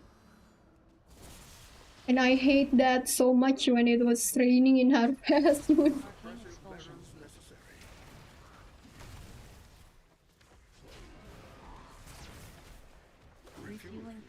Oh, I went to wrong way, guys. Oh well. I'll get this one. Great! I'll get it. Rebate live. Springtime. Ah, nice. I don't. Okay, you can release. How are you alive? Are you waking up? How was your weekends?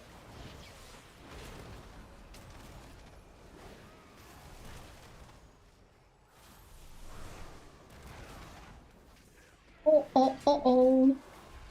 They hit me from the back.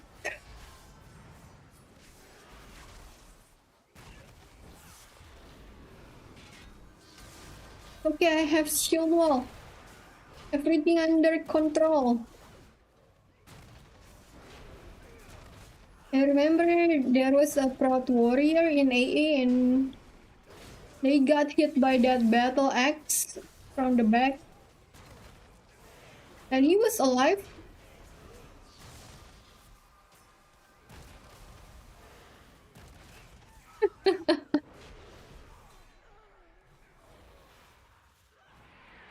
So what I did didn't even half that one.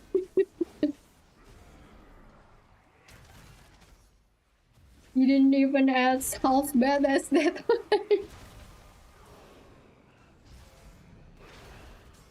I mean, you never got killed by the battle axe. That's why.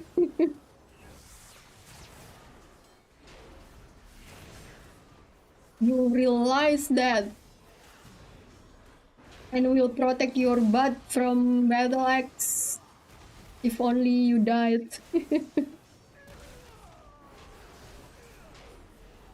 It's ski day. Today I'm off and baby is at grandma's house. What? With the mom also? Or just grandma's and baby's day? My weekend I was working. Oh, okay. I think it's a different experience to work on weekends. If I had a job in office,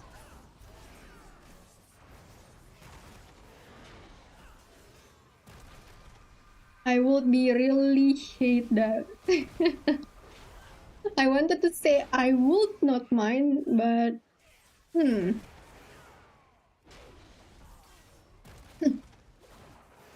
I usually treat Sunday as sleepy day. Zaranel, stand down. I have permission from Lorthamar himself. Then sleep the whole day. None shall lay hands on the Cynosure. The Cynosure remains here. Hey! Restrain him. I'll take I taunted.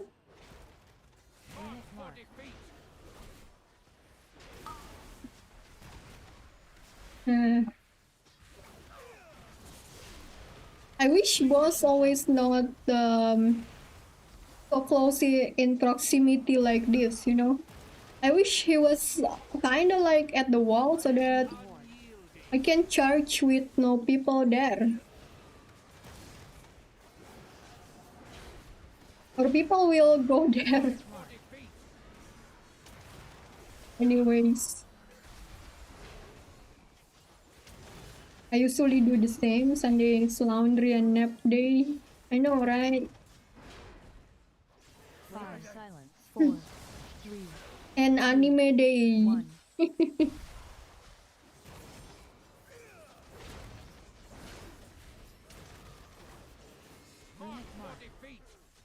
So I mean, I did laundry yesterday and then suddenly it's raining. The one day I did laundry, it's raining.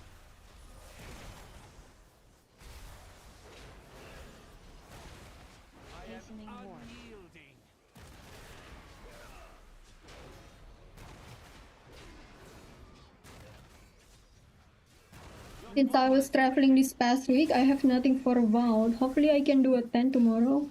Why not today, Kaylin? Do you have raid? Oh, I'm bad. I got hit by a puddle. My headset was falling off. Maybe today, just no one in guild. I mean, do you want to come to next key with me?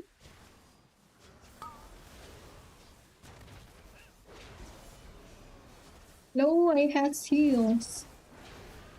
Suppression zone. Oh.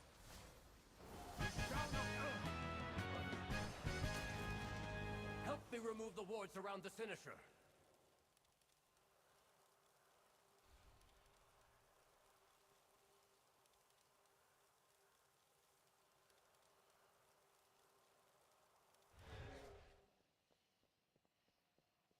Go. Is there sound just now? Oh, it's Peanut making weird sound.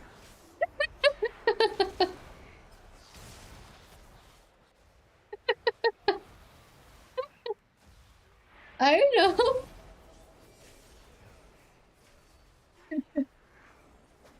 But stream doesn't know.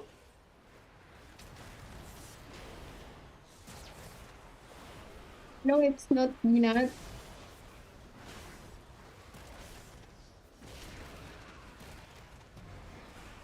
Acidk for you.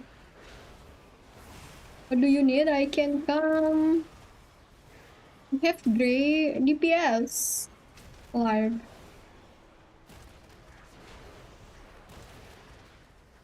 Morning, Dion.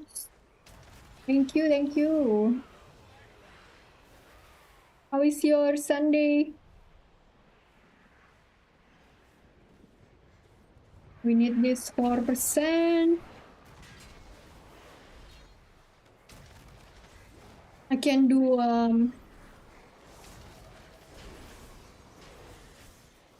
all town for interrupt.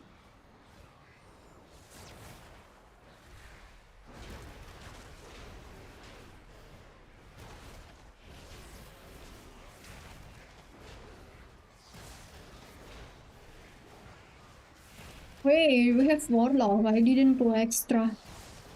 Come back after this, pull extra so that we can get way. This one.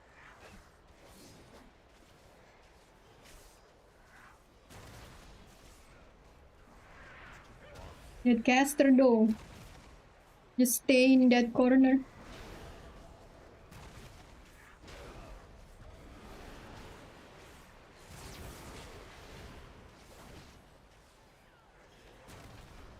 Oh, this buff, damage increase and damage taken increase.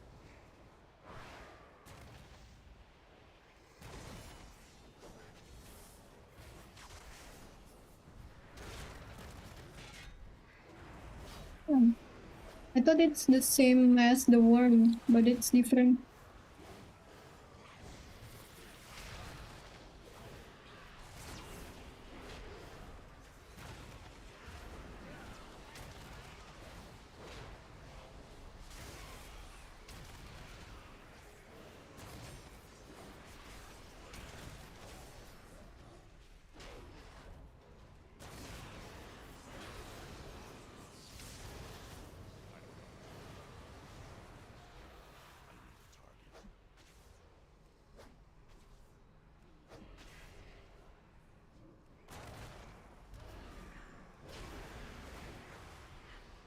It's good, Dion. Are you alone at home?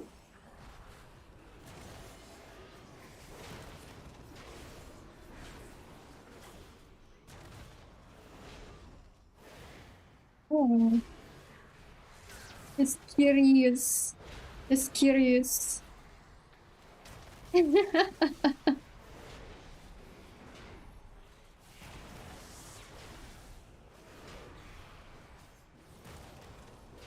He streams too, side.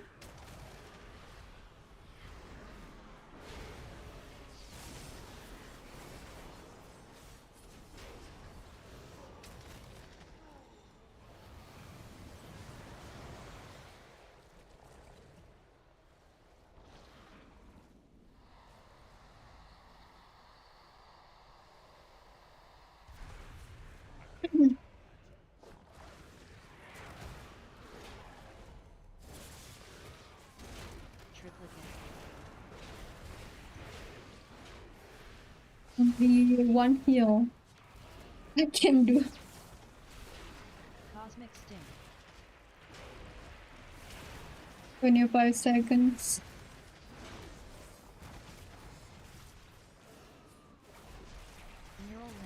I think 40.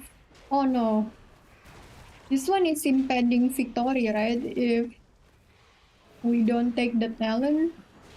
That victory rush can be only used when the enemies almost die.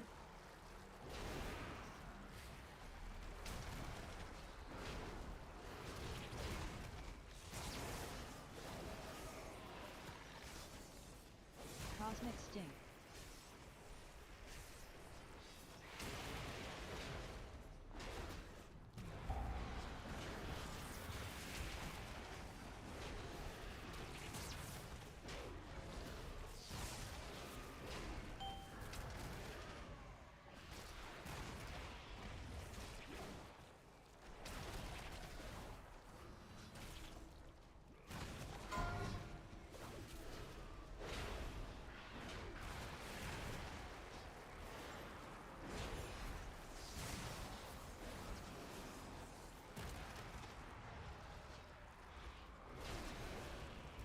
Victory rush is after you kill something.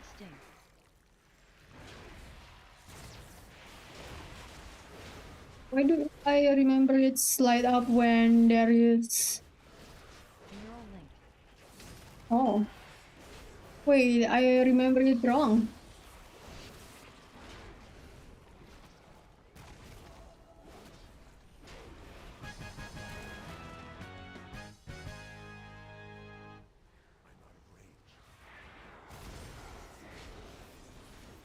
No, I know it's like that. Can you recheck kills? Ina, how is Victory Rush?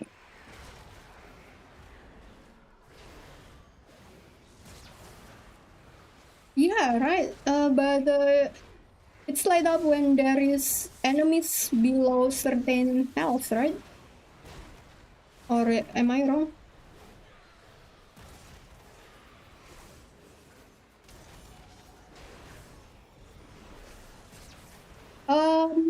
Yes, after we kill something, Victory Rush reset.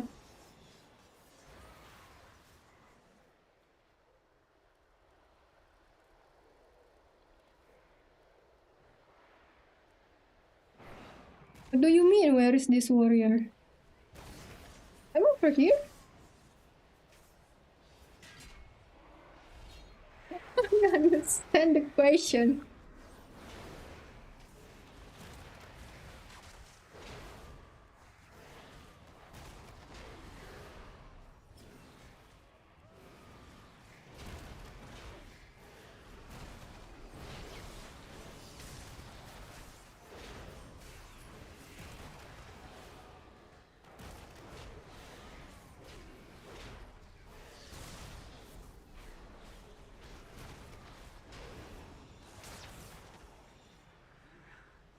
Gateway, please. Yes. What's your pet? Champion, I know what to do. I'll need to attune the Cynosure to the Void Storm. What is that one? Making sure there is nobody left behind, like some certain warrior in AA.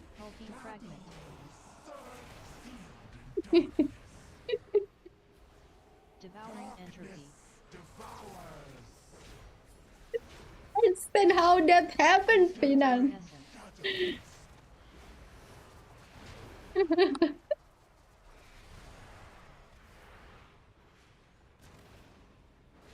Pretty sure you were picking notes or something, but I'm not gonna ask.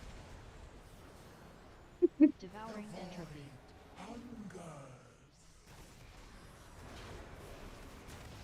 Giving medicine to cat.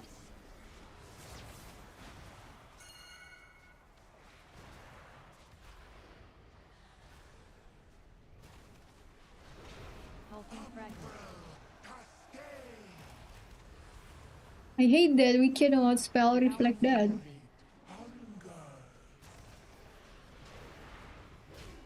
Unstable Void Essence.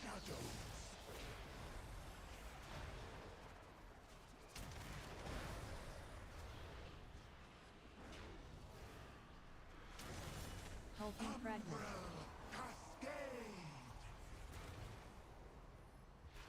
Devouring entropy.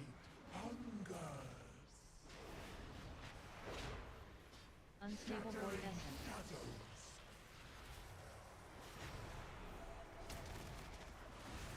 I remember that. Oh, were you there, Barman? Pulsing fragment. Yes, yes, yes. I heard it's a famous warrior.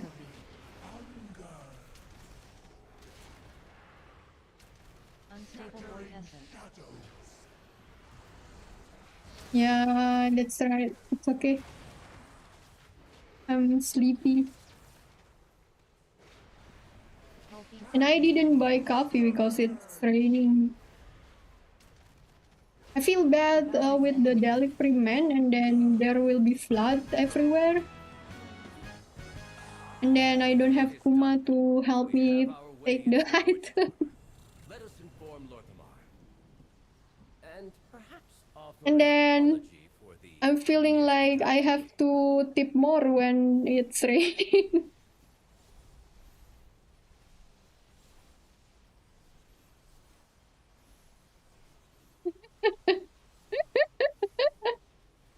Yo, bestie.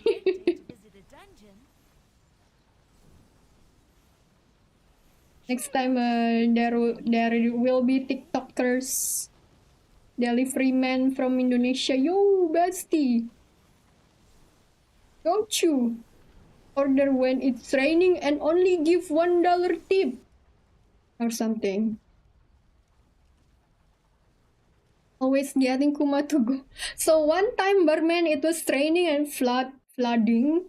There was flood, and then the delivery man didn't want to go through the flood, but he also didn't want to eat the food. Barman, I already told him, oh well, if there is no way to go, to bring the food here, then just eat the food, sir. It's okay, or mister. And then he was like, I'm afraid, ma'am. What do you think, ma'am? What can I do? And then I said to him, right, there is another way, but he has to go around a little bit far. And then he was still staying there. Yeah, I told him to keep the food and just eat the food. It's okay, right?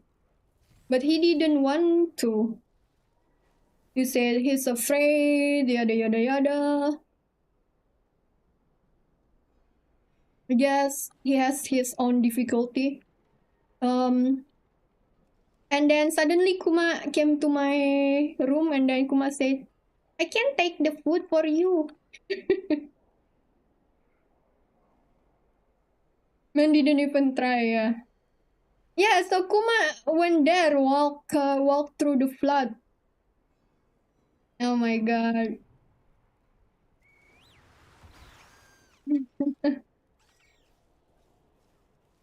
It's so nice. I need to switch. Thank you, thank you. I have puppy and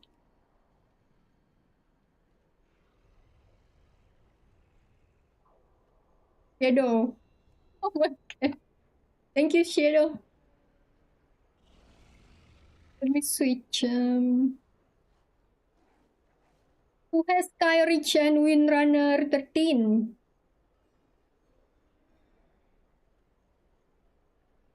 Buddy?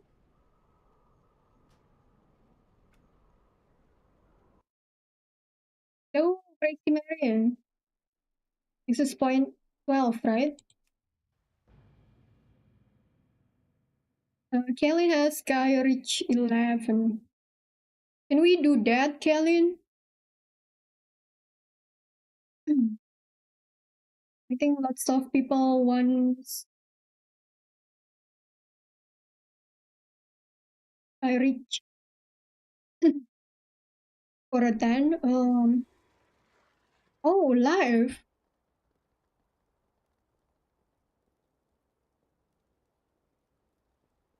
Can we do your key after Sky Reach live? Thank you, Shadow. Yeah, reform, please. Because you are also switching, right? Yeah.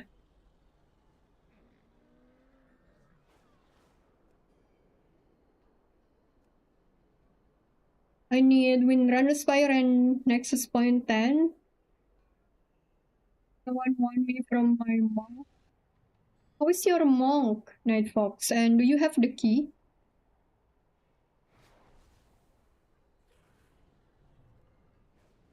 Thank you, Shadow Blue.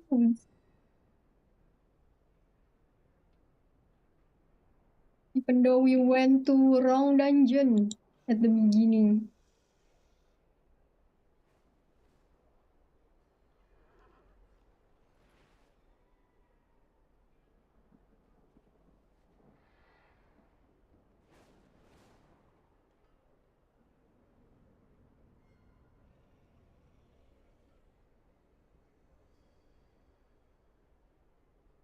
My key is +5. I only join LFG.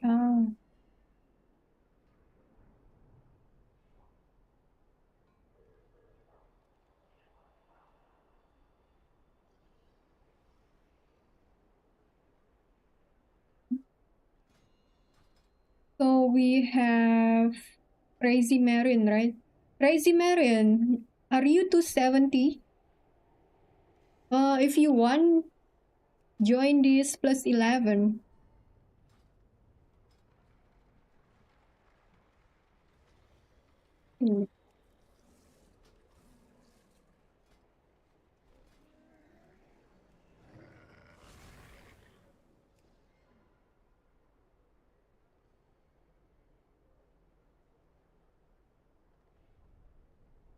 Hey. Oh yeah, I remember we did this key also the last time with you. It's so funny. Yeah. I feel like we did multiple same dungeons multiple times. Same dungeons.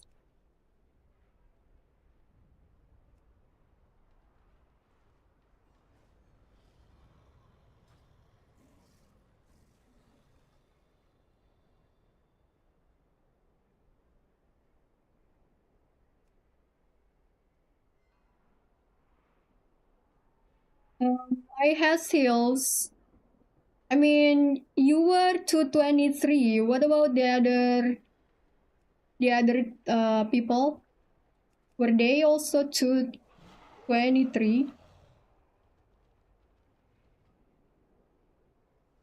I do have minimum eye level because for in general, Crazy Marion, come queue this please. I mean, some people can do that. Not all people play at the same level as sales. You can bring out to 25 you want to +12, but it's not like that here.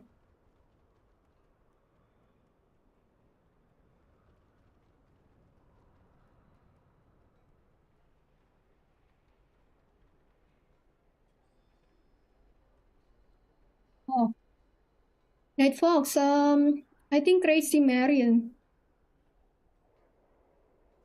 will do this key.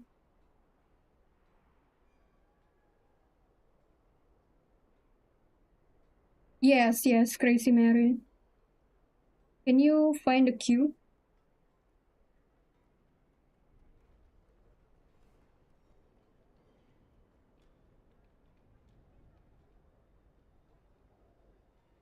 Crazy Marine. Yes.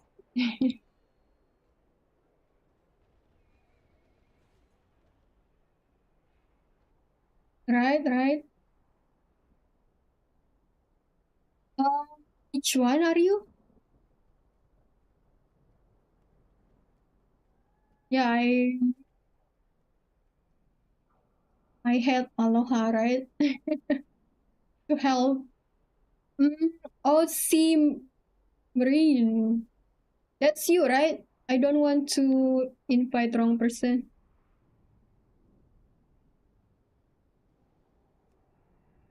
Yes, I have sales. How many times did I get some people that's 280 and couldn't even do mechanics? That's really rough. So with 260 in plus 10, at least there is not that much king that can one-shot you. And also the lower eye level you are, the more pressure on the healer. You like it or not, either it's you the healer or it's somebody else, you need to heal extra. With some people lower eye level, and then imagine in pit, nobody use freedom, nobody stun that bats. It's so rough. At least eye level will not what you call it.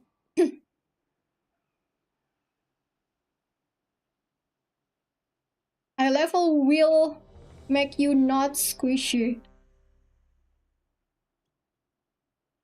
Healing Pax is the ultimate WoW challenge. Thank you, Shadow.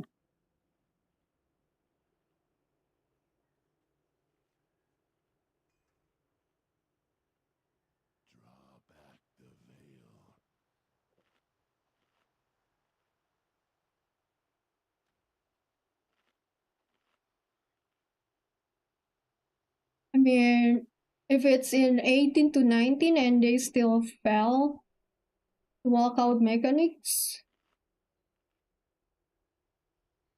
that's different thing, I think.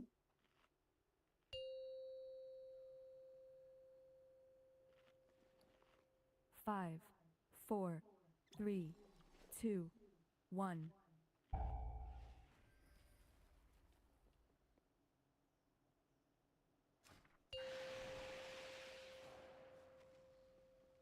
Five, The void 4, beckons us 3, onward. 2, 1. Embrace it. Leave your sanity. And also my friend told me I don't have to explain, but I think I need to every time. But yeah.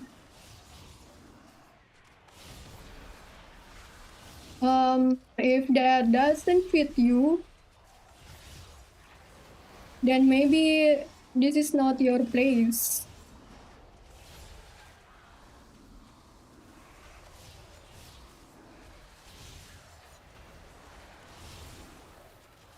Oh, by the way, we need drums. Ouch.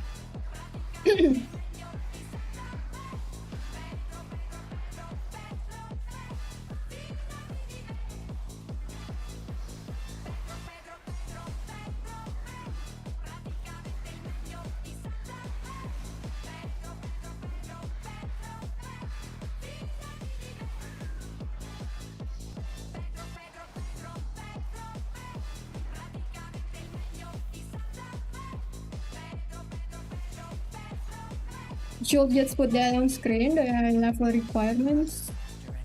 I think I have room.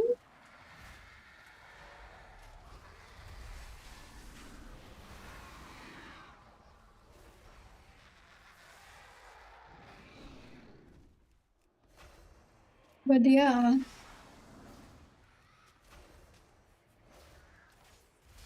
Sometimes I also look at the composition.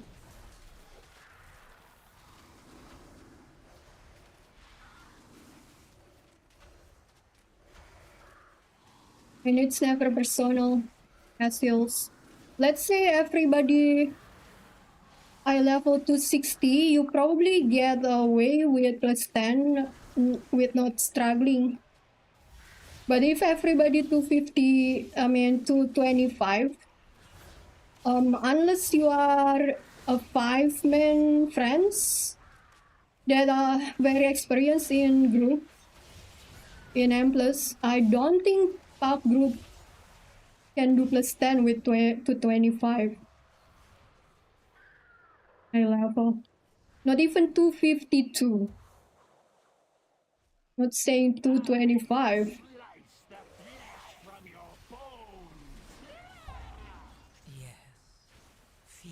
And it's never personal, it's in general. Let its darkness fill you.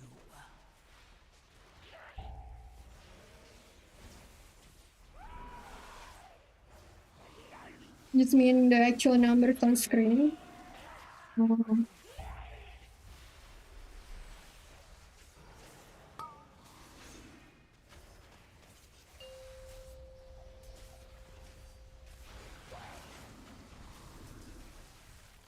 Hey, Saluda.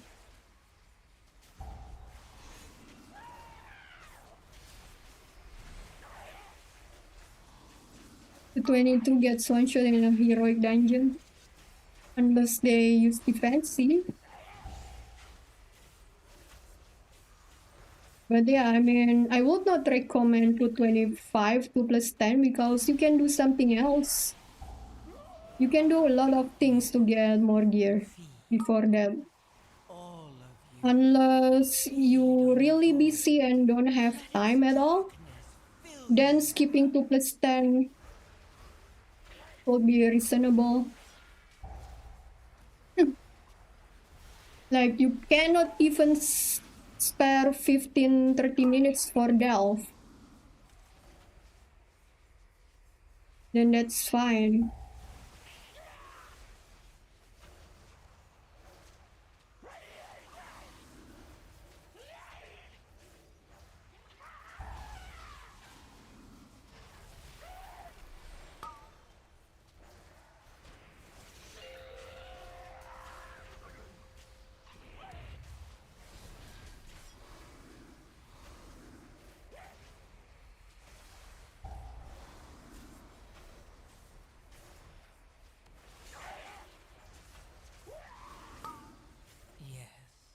Yeah. I'm dancing around the boss.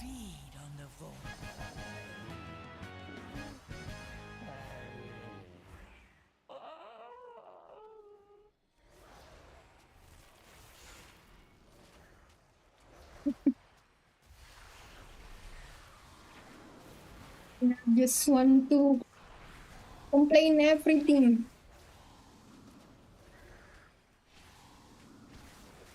Yeah, I'm back here.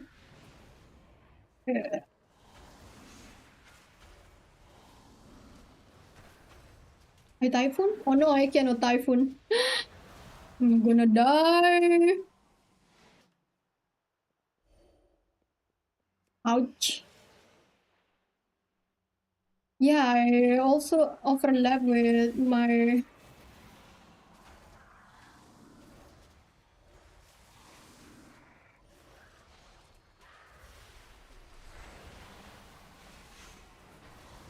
Yeah, we need interrupt.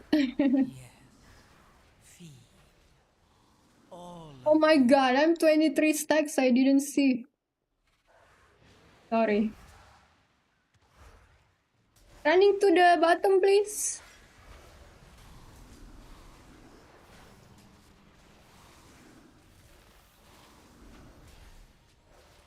Oh, Tina, do you have interrupt? Okay.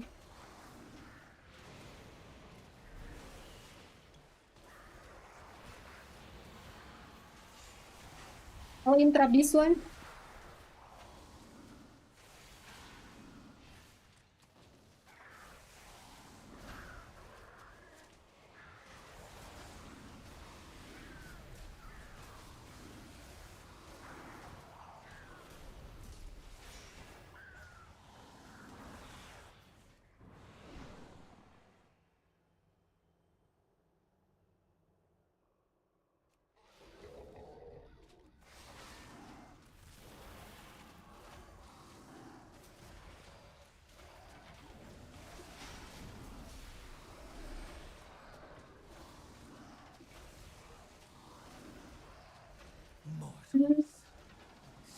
Don't forget to use defensive if there is 2 beams on you.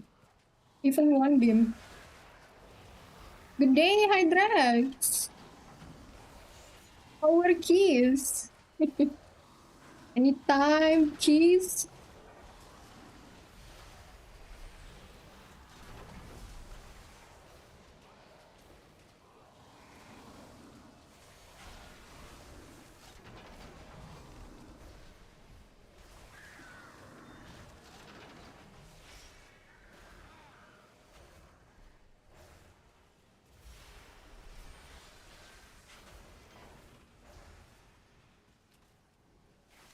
But nobody online on Sunday for your guild?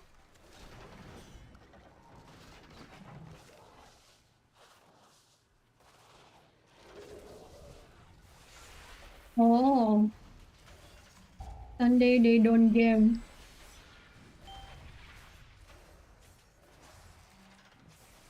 Mortals, scrabbling after any shred of control. Yeah. Oh, full? Like 1 key? What key was that? But you were pushing, right?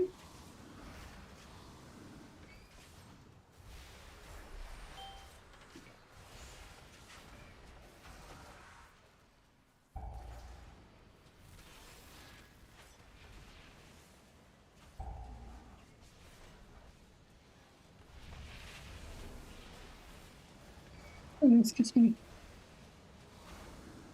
No one online? Oh, it's Kaylin. Stayed in her guild, no one online. Oh! You were too close. Oh my god. How many do you still have, Kaylin?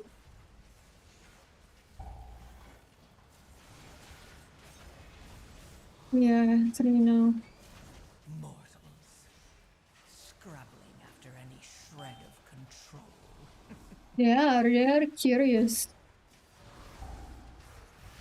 They want to do what you do.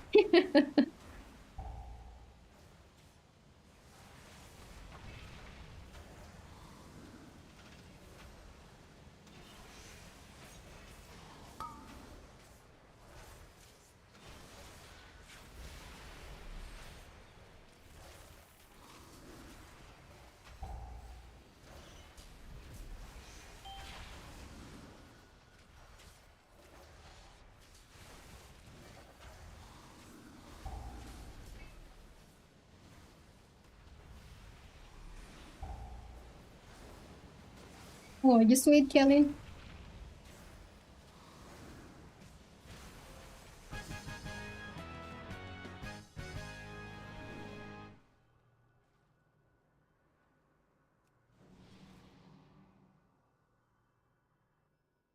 It is.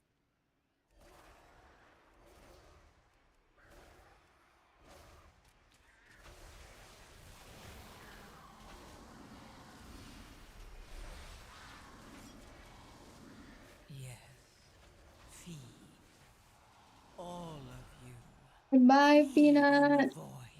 Aggro there. It's fixed.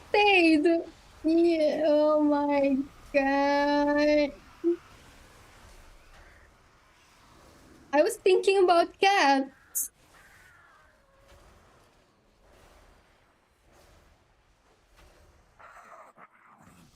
Yeah, Peanut. Mine is...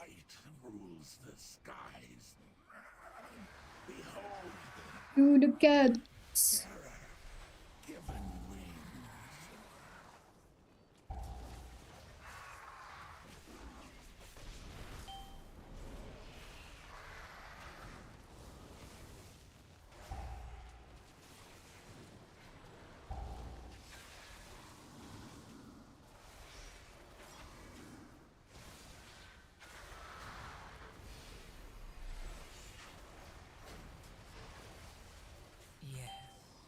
Oh, by the way, Dion's, yesterday I was looking for you to do a key, sorry.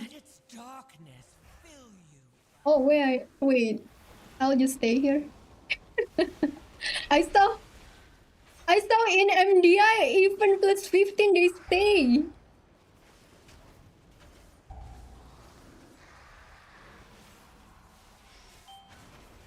Where is our SLT for this boss? Oh yeah, I forgot to last. Oh my god. Why is there no auto last? Where is my one button rotation for Bloodlust?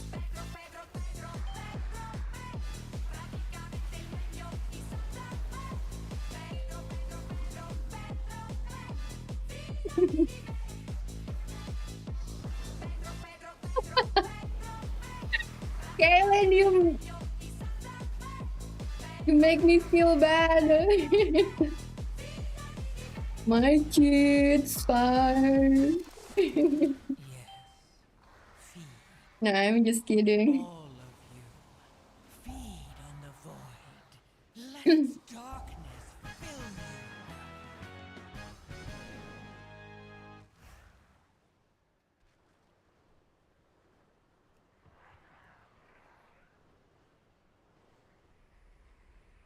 Oh no.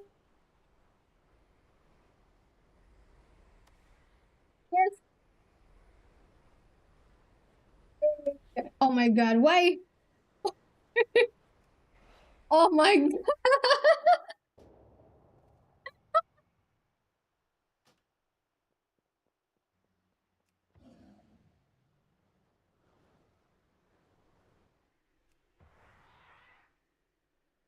I think there was warrior by me and then he pushed me.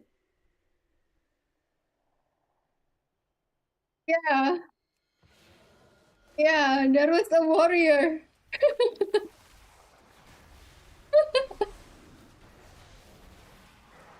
Oh my god, that's so annoying but funny.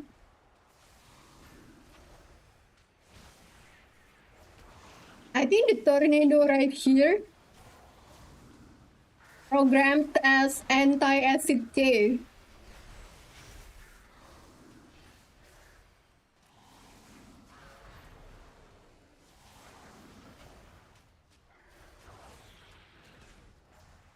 Clip that.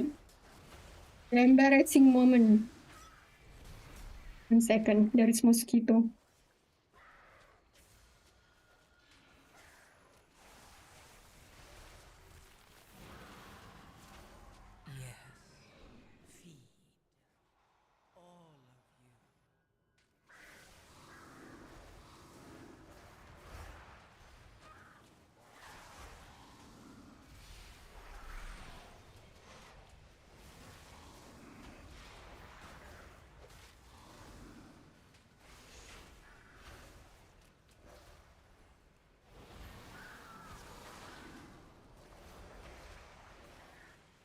Kill the art.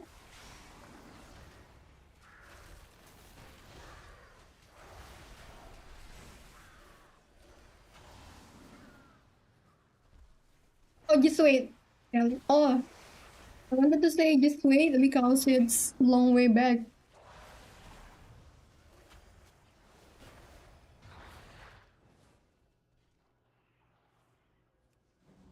It's fine.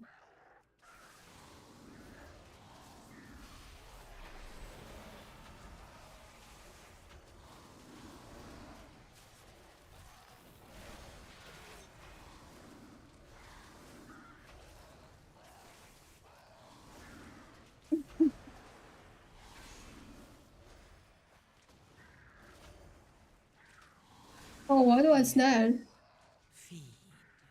Sorry, Dion, I need to permit that. Let its darkness fill you. Yeah, I know.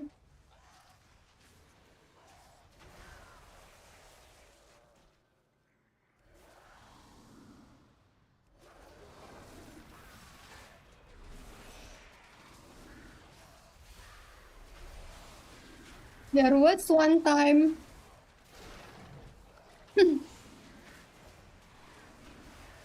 somebody posted only tanks in my channel, so yeah, I have to block Links.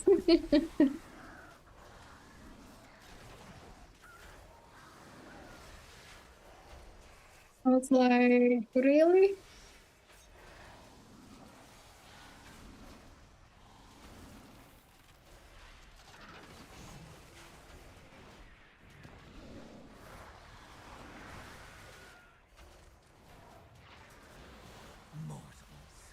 Ling, was it yours? Asking for a friend.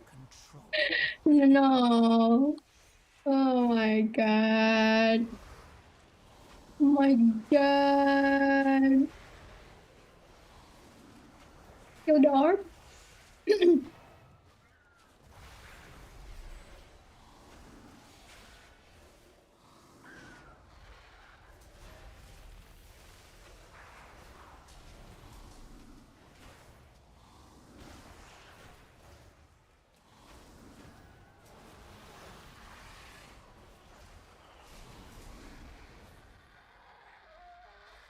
Things.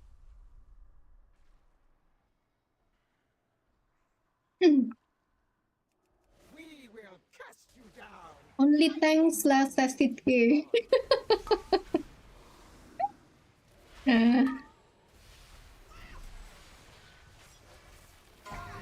is nothing like that.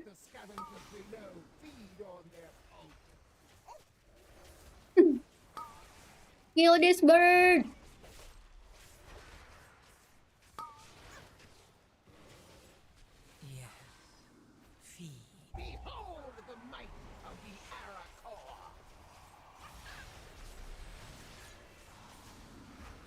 Nice bait. Come to the wall again. So that the bird doesn't snatch you from far to the edge, close to the edge.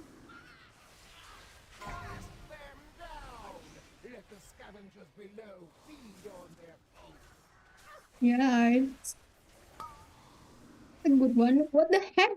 Did he just blink? Yeah.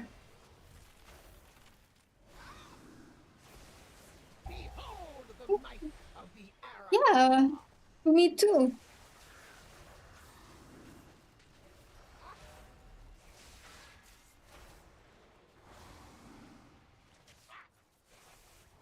What are these birds doing here? We clip that again.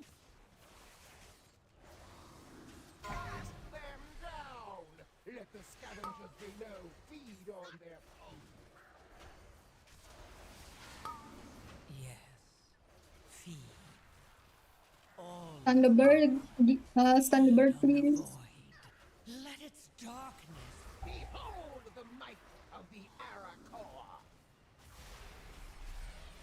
Okay, if next one snatching peanut, you don't have to kill boss.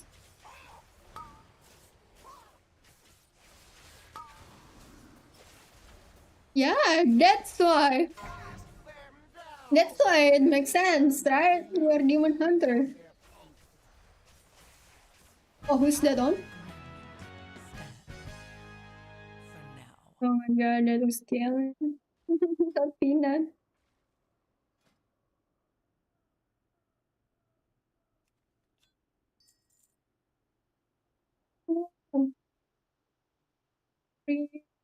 And we still plus 2 then. Nice.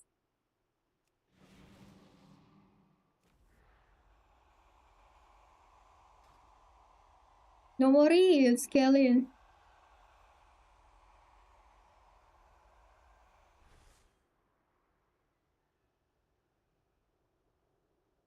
Is the stream lagging?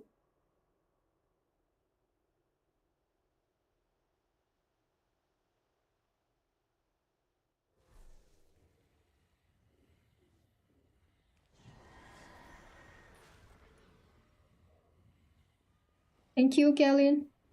Check. Maybe try reload. Got a helm, yay! Congrats, Crazy Marine.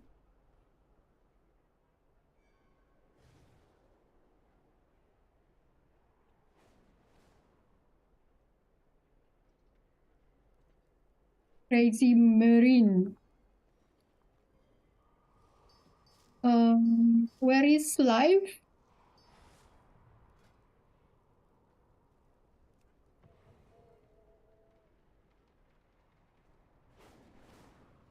Okay.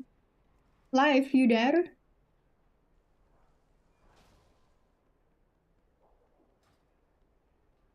Let's go live, your Windrunner Spire. Crazy Marine, thank you for coming.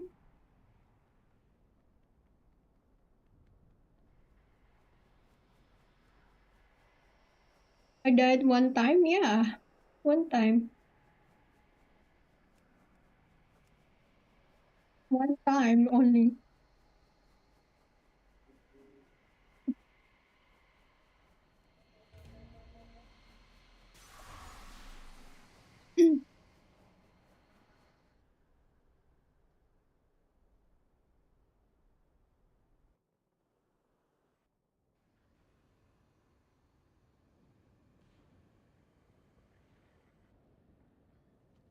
We were talking about cats.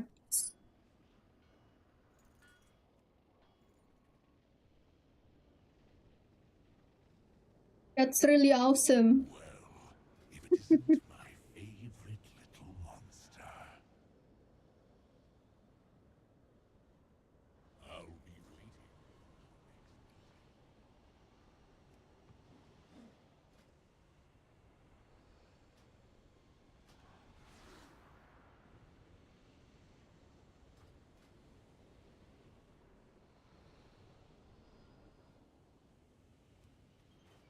$600. I have many lucky doos. You like? Mine is 900.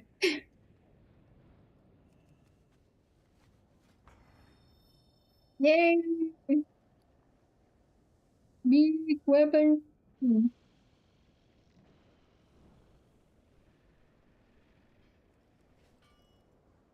My 3 cats run across my keyboard and make me dead more often than not. It's okay. These are always right.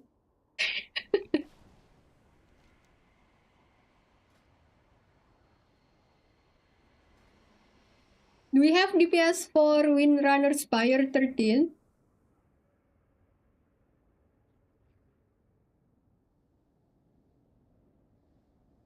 Barman! Maybe Barman?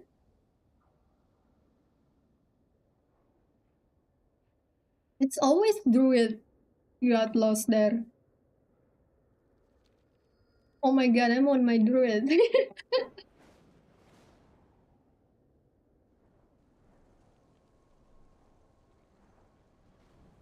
No, Druid never lost there. Hey! Almost done, you think? How long do you need, Barman?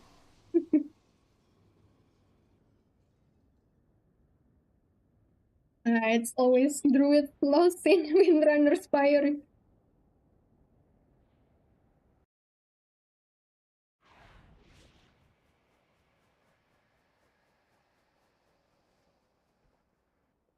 Let me check.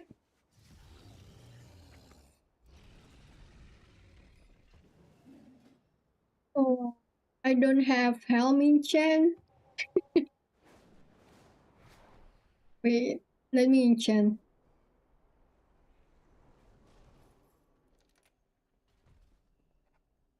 Are you planning a purchase? Oh, I'll get potions from Warben Bank, 45.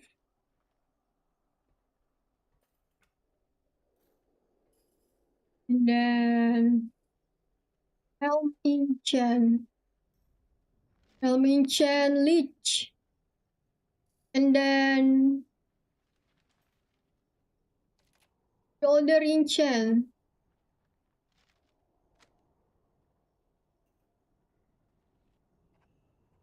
And boots already enchanted. Pants okay. Rings enchant.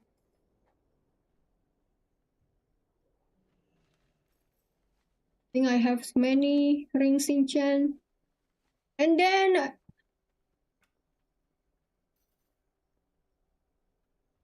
why do I need intellect gem? Treat my That's so mean, Peanut.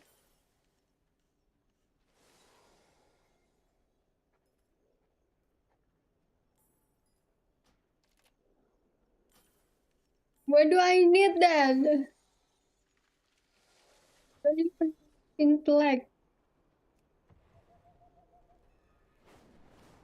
I think Peanut deserve a ban. 3 days.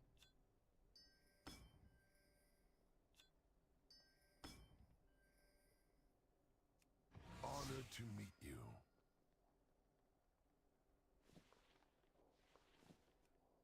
Oh, buddy.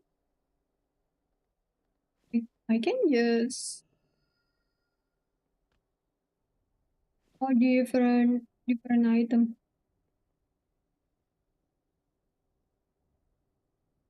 There it is, the helm.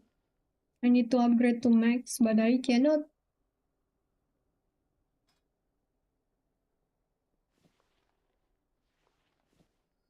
I just use the myth Dawnkrest.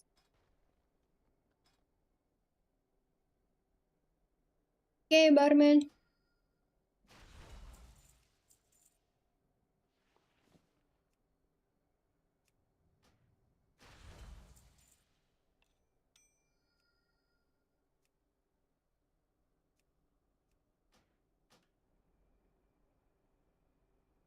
May you find what you seek.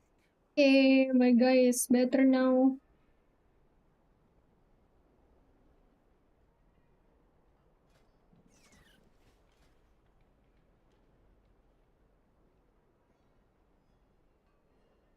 I'm okay with puzzle box, but we can bonus roll here in Windrunner's Fire. We bonus roll, okay, chat?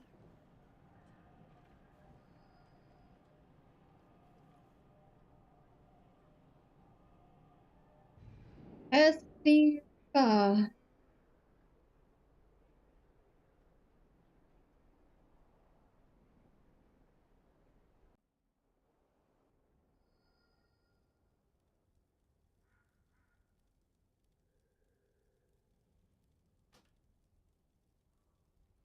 Like, we are good.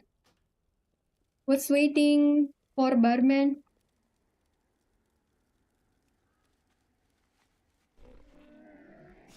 I have many, many wares.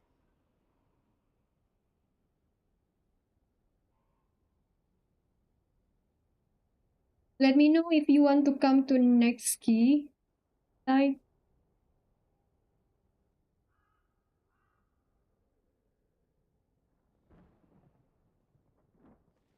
sorry, Sai.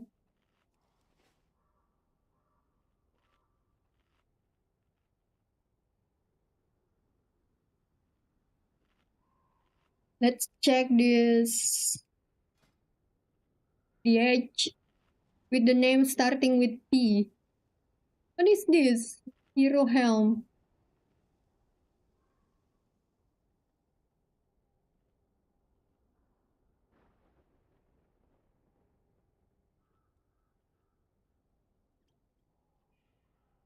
What is this trinket? Where is the gaze?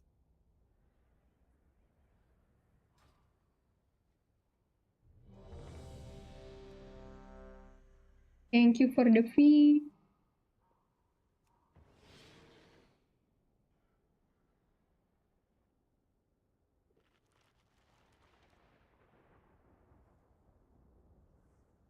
My meta live. 5, 4, 3, 2, 1.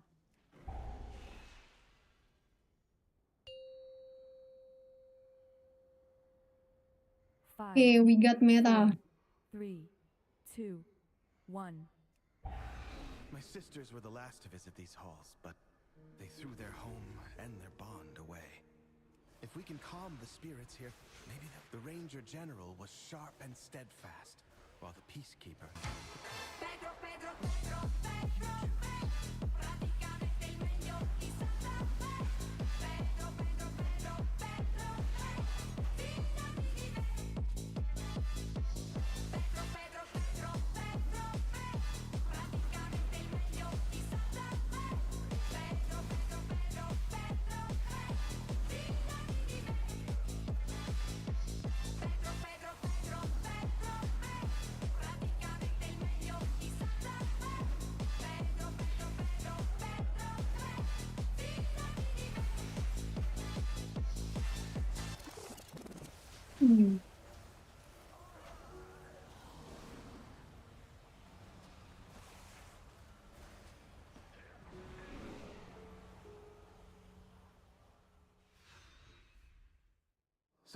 Box is annoying. General, but she gave everything to the task, including her life.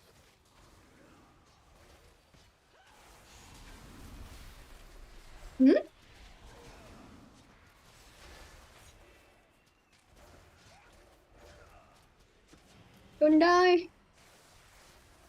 Headpod. I mean headpod. Whole spot. The healer stuck. And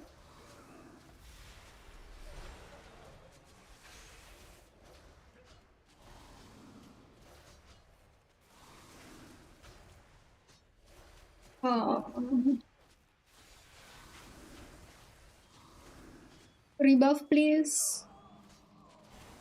Oh yeah, I need to give you this, Grewin. She trained with a bow gifted by our mother. That's why I said that to myself. Have invaded to loot it and anything else that belonged to her.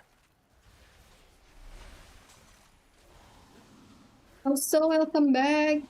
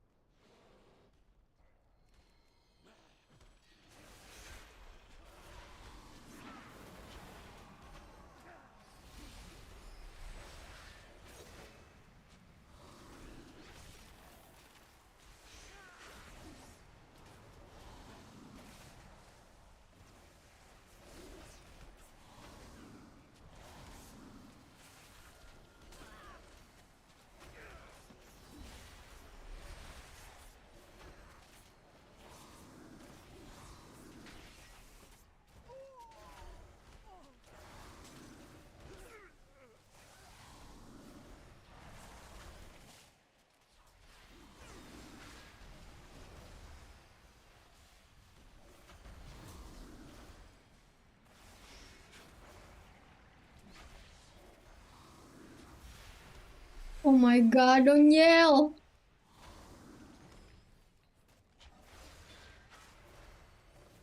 I'm sleeping while tanking.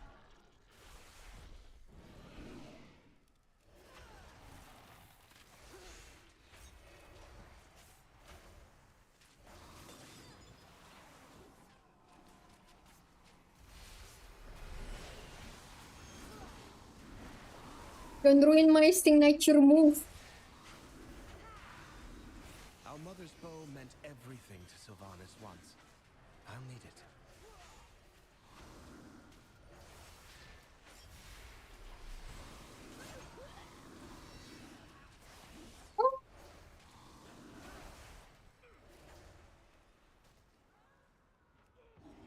I'm still moving. My brain still moving. Even though I'm sleepy.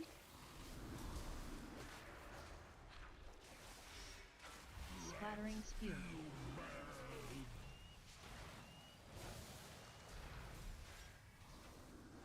And it's so mean.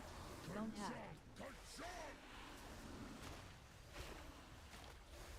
Curse of darkness.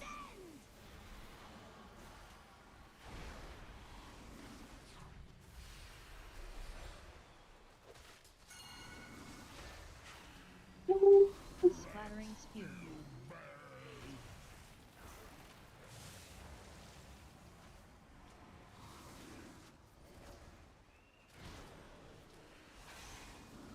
Debilitating shriek. Pierce your mind!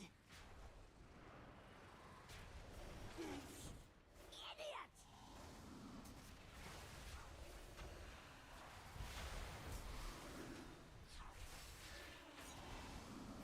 Splattering spew.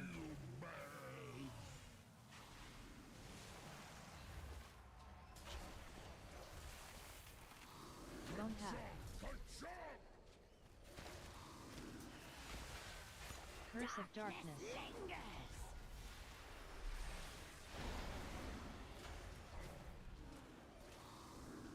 Wake up, Acidk. Splattering spew.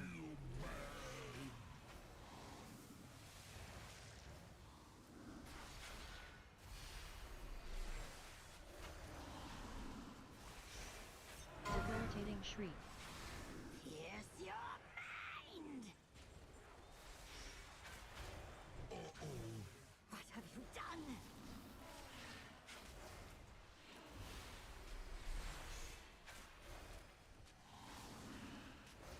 Splattering spew.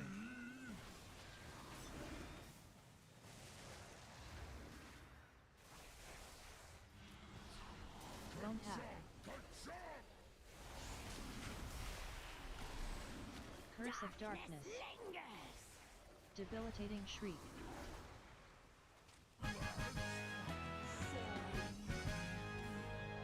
Sylvanas was sometimes vain and loved to be admired. Oh, it's so sleepy. To be worshipped.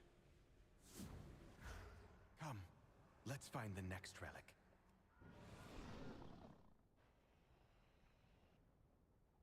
Kaba Street. Resil 13.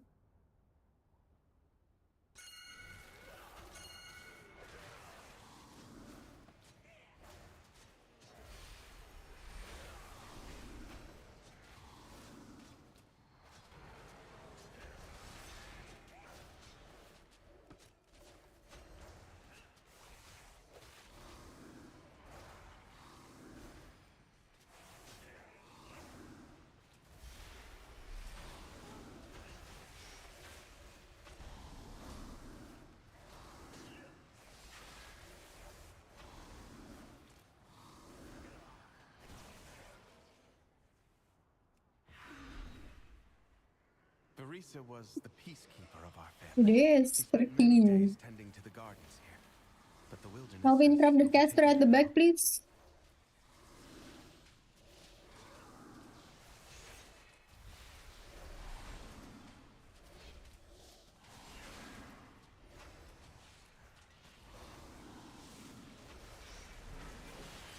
Peanut is using defense, offensive.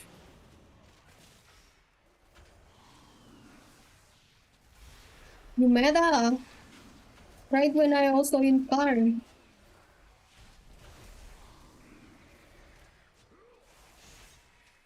You need to not meta when I incarn, okay?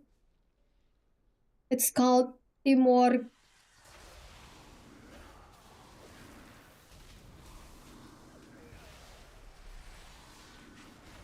Just have to say okay.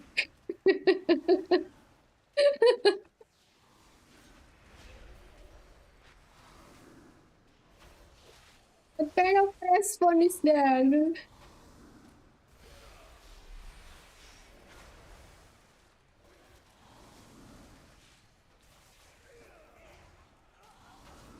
See, this is what we have to do when we want to go to MDI.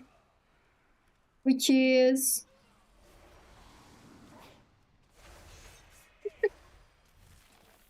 stay awake first. Yes, yes. And then teamwork, and then this enemy. Oh my god.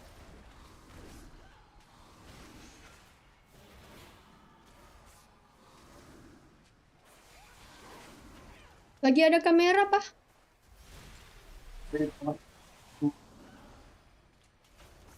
Ngapain?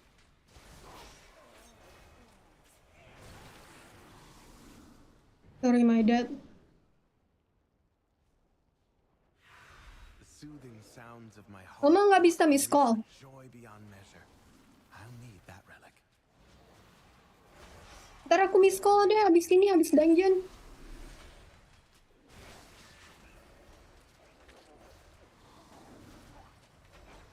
God, my dad wants to borrow my phone to miss call his phone. It's like, just wait, please.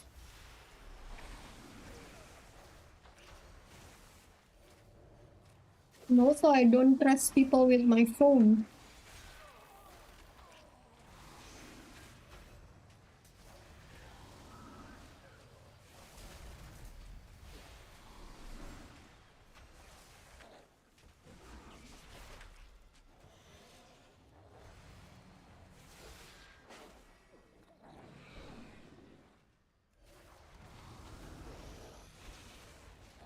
Let's go, we go to the boss.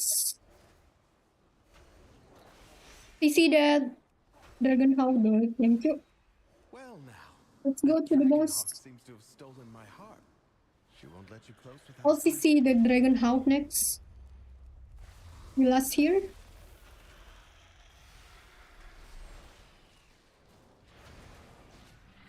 Flaming updraft.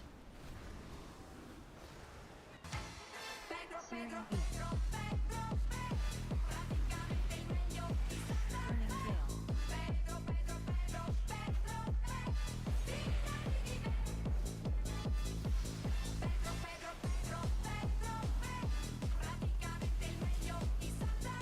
Oh my god, that's a lot of piano points, Kemplar.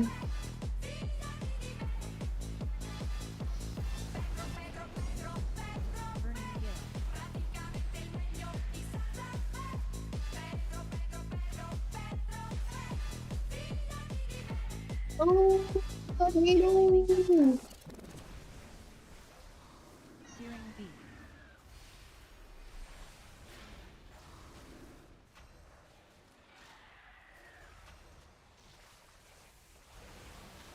Searing beak. Flaming updraft. Burning gale.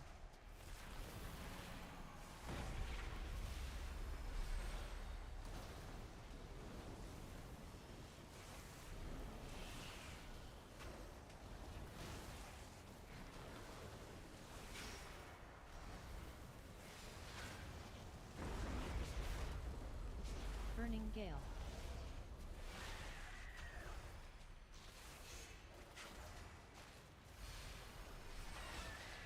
Flaming updraft. Searing beak. Beautiful. She reminds me of Arisa. My sister was also ferocity itself if her family was threatened. Come. We have one more relic to find.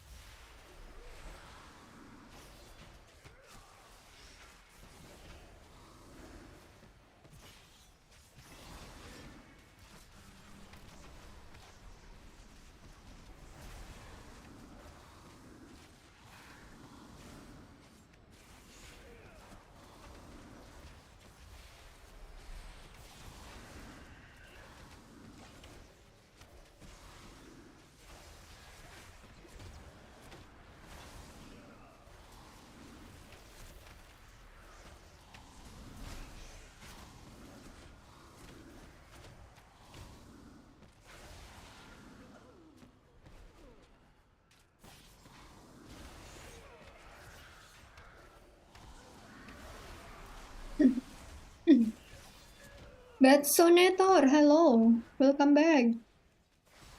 How you been, Betso? Alaria hunted the old horde with a ferocity bordering on obsession. I'm so sleepy. For good reason. Sorry if I missed chat, and please say again. Savaged our home. One of Alaria's scouting maps is within.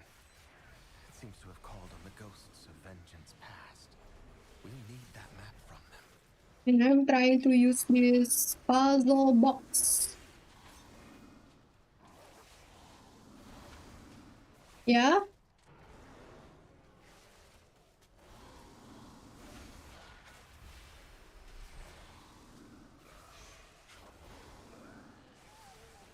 I need an empty carry?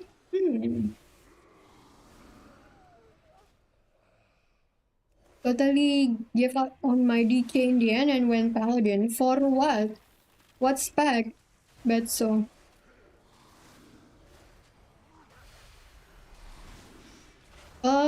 Judge, do you have the key?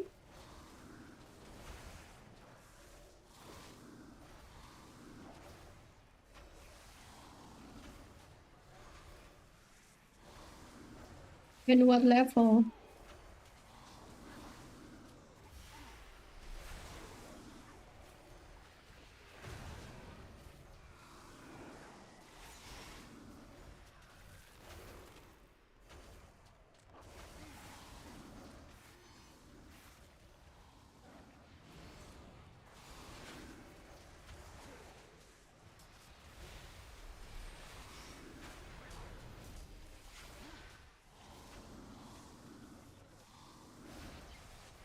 Nexus.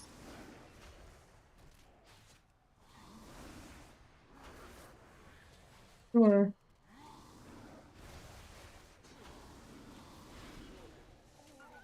I think this guy can do the bonus roll there.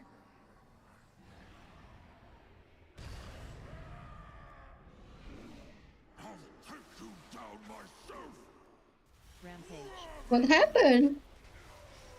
What happened? Reckless lead.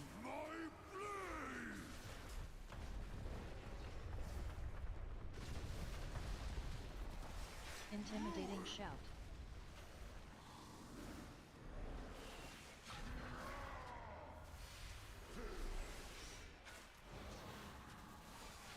Rampage.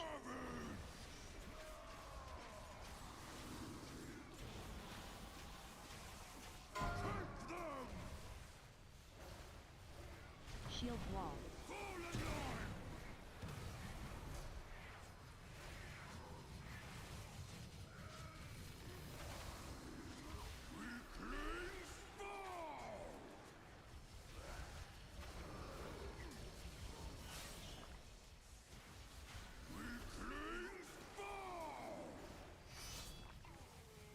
Shield wall. Rampage.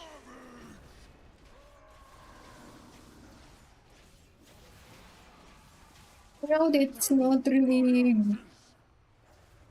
Man. Intimidating shout. I save a thingy?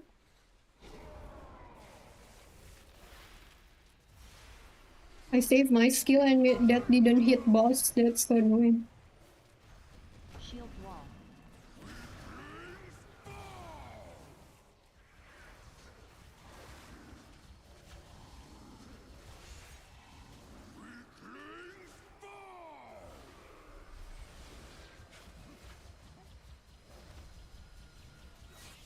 Shield wall. Rampage.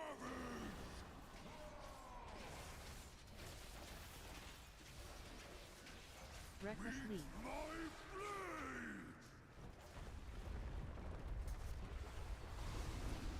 Intimidating shout.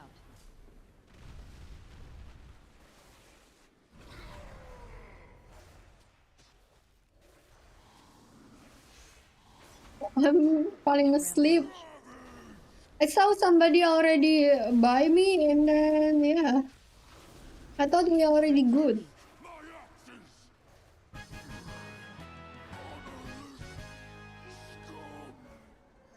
We've done it. One last task remains. Went through midnight but stopped at 273 level. Got bored of queuing for M+. Guild promised me raids, but we couldn't maintain a team. Yeah, falling asleep. My sisters will return to me.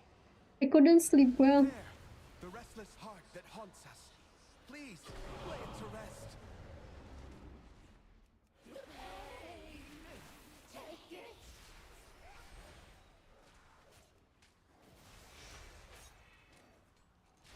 Arrow rain.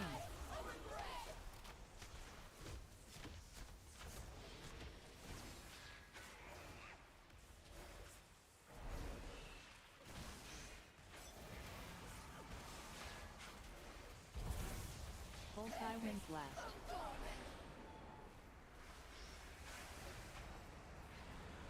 Oh no! Oh my god, that's accident. Arrow rain.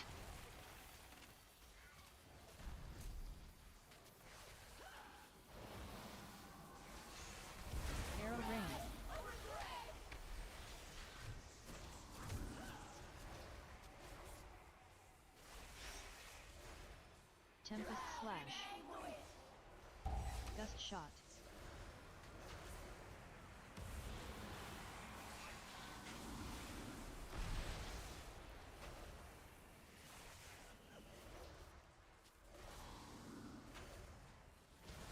Full fail.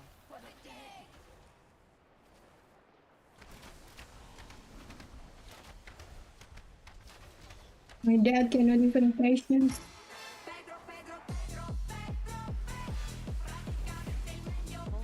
He woke up my mom.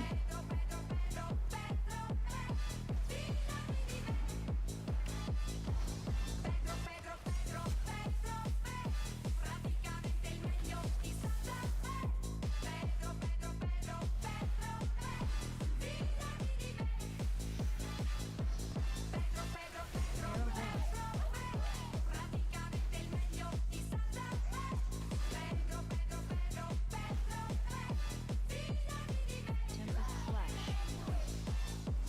Gust shot.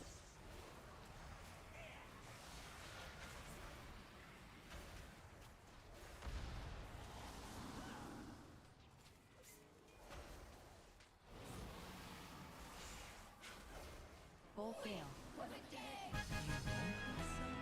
Yay! 17 points. At last, Easy, easy. spirits that linger within these halls have found peace. Thank you all. I hope that one day my sisters will be able to do the same. As for myself, I shall fill these halls with music until they return home. Thank you, champions.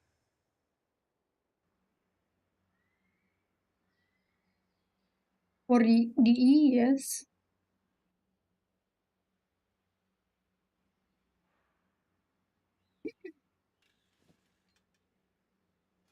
Ooh, I got shoulder.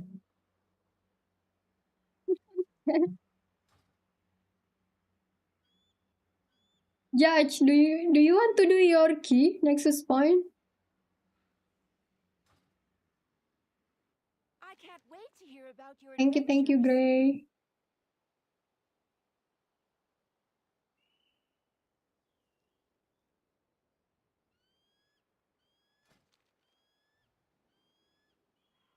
Oh, thank you, Barman. Found any good treasure lately?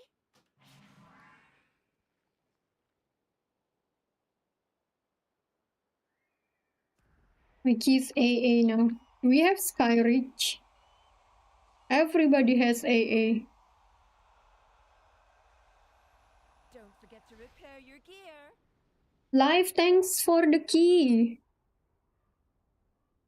I only got 5 hours of sleep myself. Yeah, it's rough.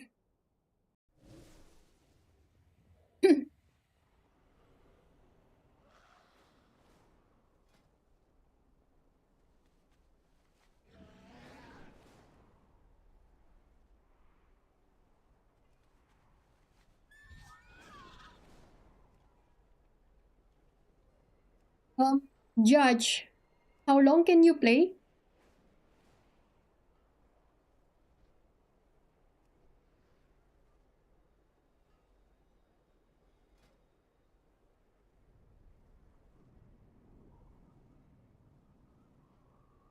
Maybe 2 keys.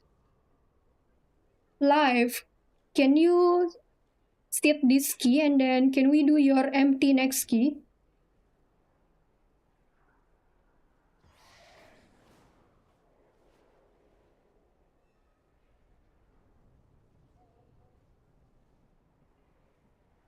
Judge, do you want to do 12 or 10?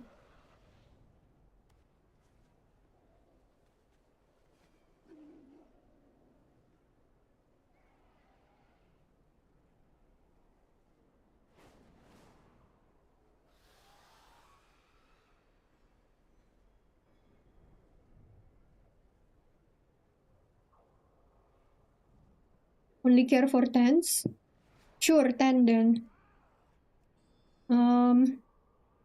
That's quick.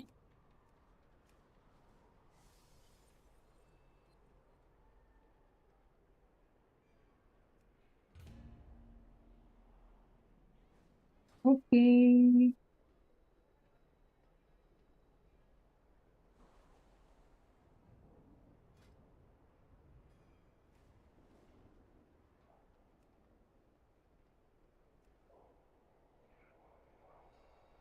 No man. Can you find the queue, Judge?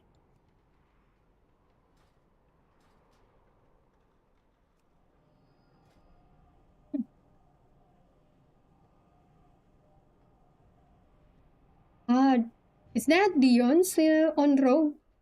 We are full for DPS, Dion's. I need heal. I like wikis.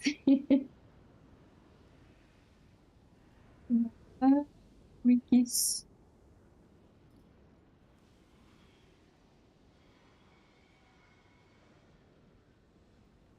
Yeah, I don't understand.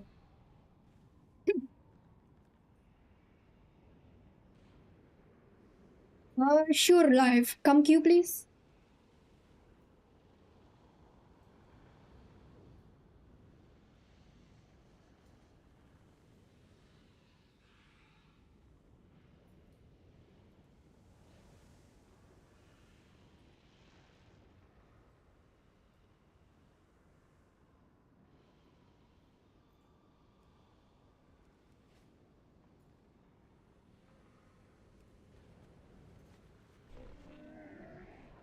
I have many lucky doos you like.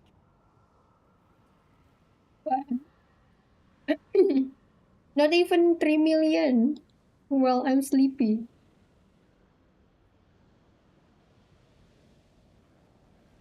Let me... I hate delisting because people be like, you decline me?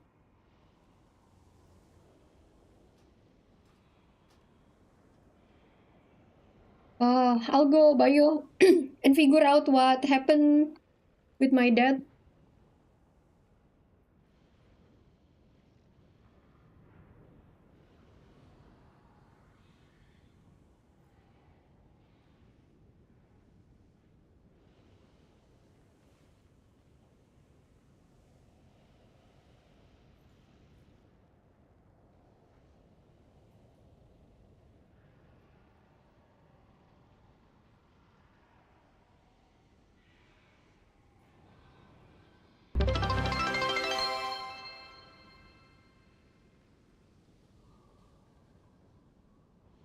Hi, Acidk. I will be right back because I have a bad case of diarrhea.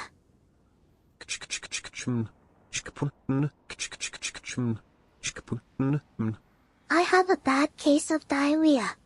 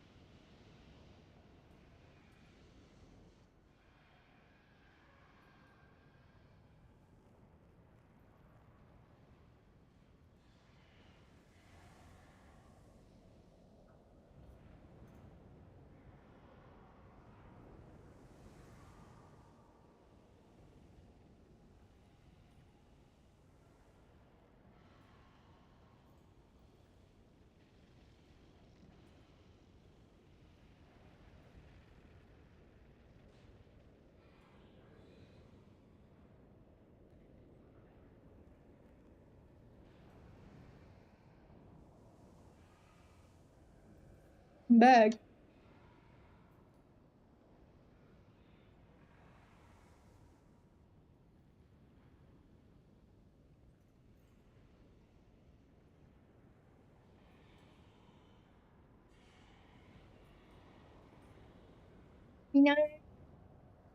Thanks for the 100 bits. I'm not sure he needed me to miss call. But I don't know what's the point. I think his WhatsApp get banned or something. And then he needed somebody to call. I'm not sure.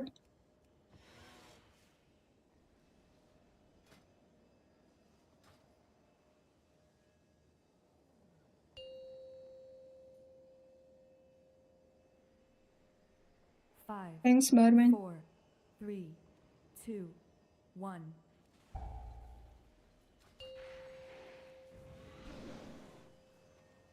Five. The 4, void beckons 3, us onward. 2, 1. Embrace. Lathraxian, give up this foolishness! We have already won! You put all of Silvermoon in danger. This isn't worth the risk. There seem to be a few pieces missing. We have to find them if we're going to stop Lathraxian.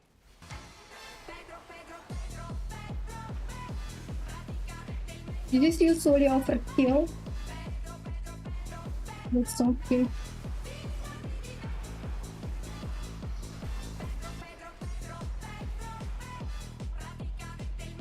Well.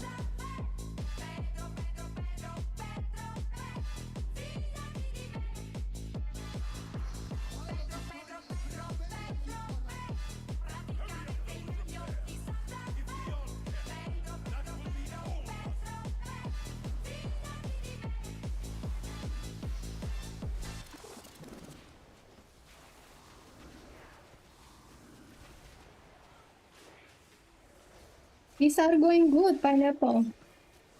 One more 13 key here, Sky Reach. I'll get Resil 13.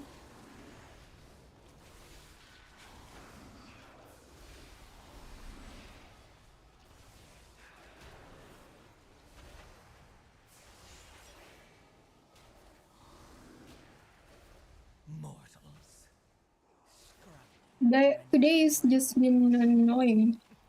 Well, every time I get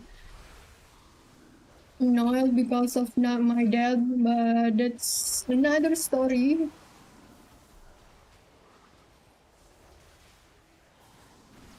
These are going great. MDI was okay.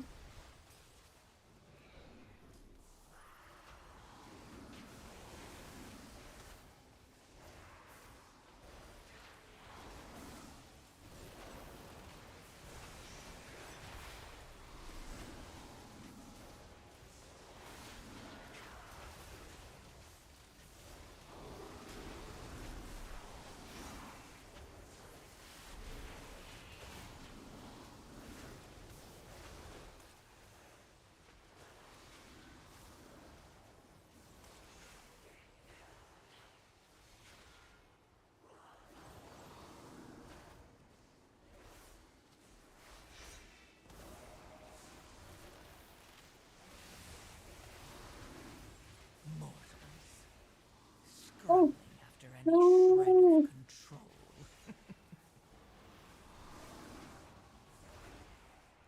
Is Judge in Discord?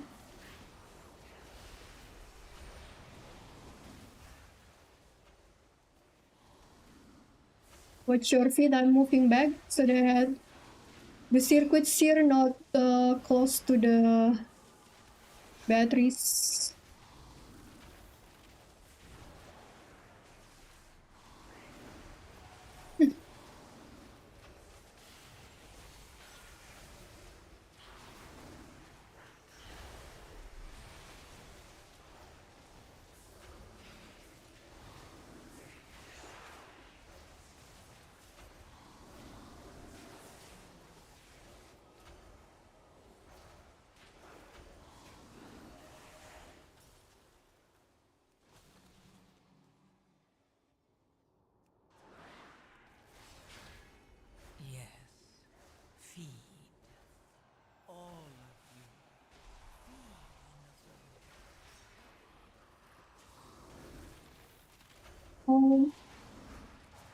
Oh no, I don't want that. Oh no.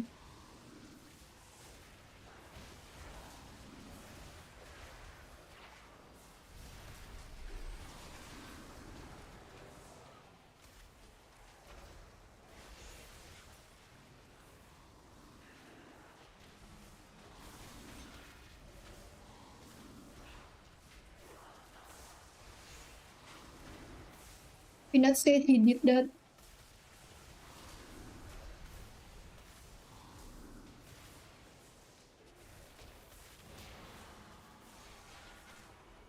Peanut killed you. Live.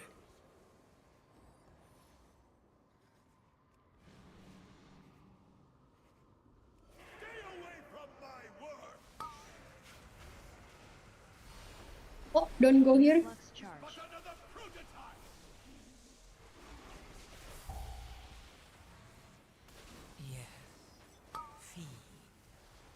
All of you.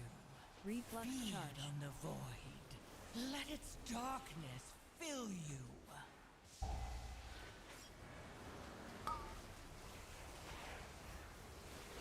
No, we cannot get your orb. Straight quick. Oh my god.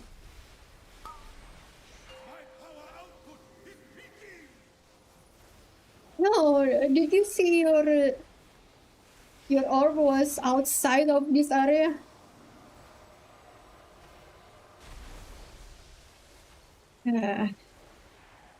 That's a perfect place.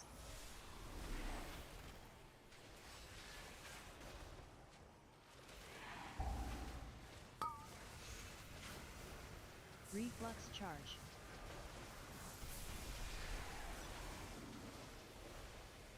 Mortals. Scrabbling after any shred of control. Reflux charge.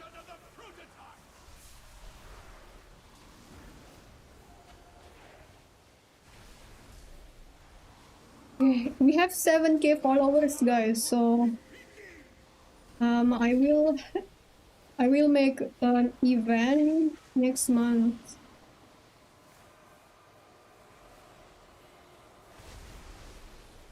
Reflux charge. Don't forget to send the conduits.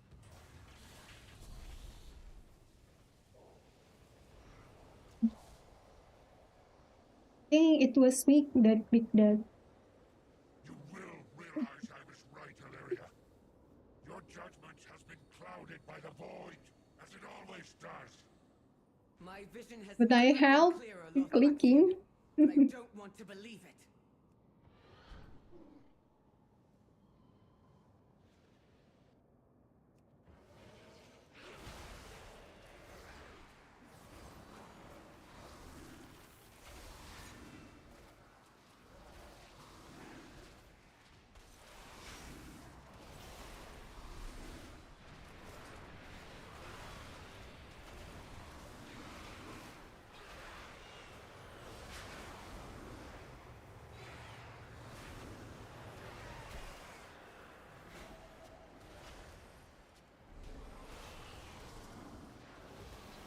Oh no.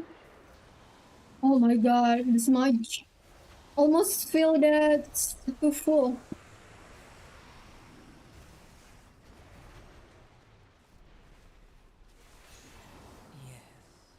Feed.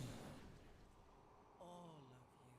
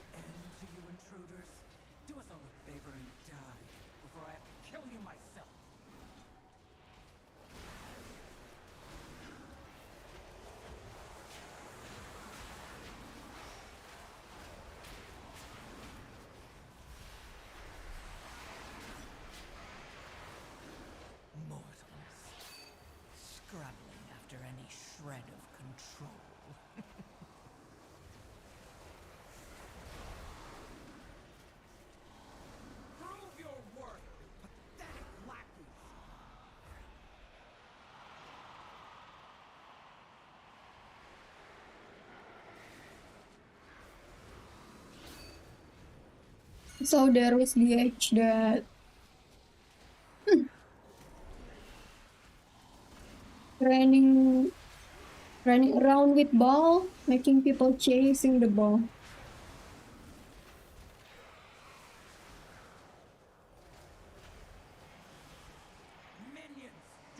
Jumping, what? I saw that. I've been here 100 times.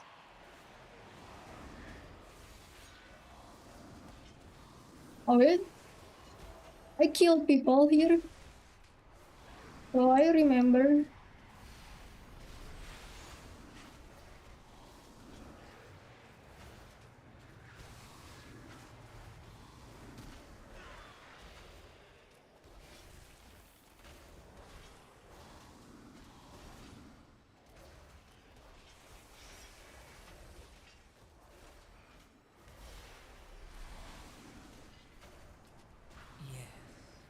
Feed. All of you. Feed on the void. Must I do everything myself?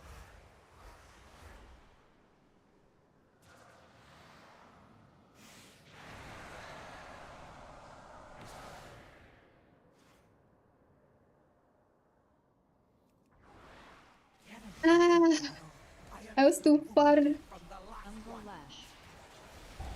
Eclipsing Step. There will be no end to your suffering. Null Vanguard. Do not disappoint me again. Already falling asleep. Erator. Eclipsing Step. There will be no end to your suffering.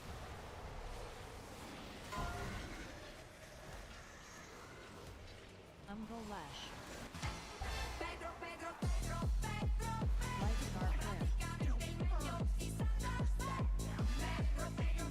Lash.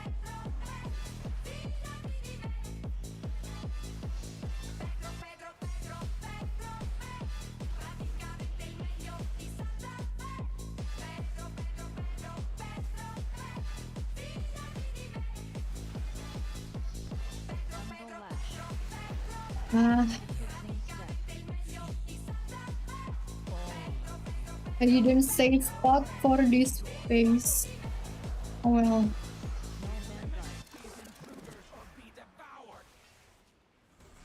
Umbral Lash. You got the last conduit. Make sure to send them over. Where? Good job. It's my fault. Lothraxian, this isn't what the light I take a little nap. Think of the lives that will be OMFG. No, I woke up. Pedro. Yeah, Pedro.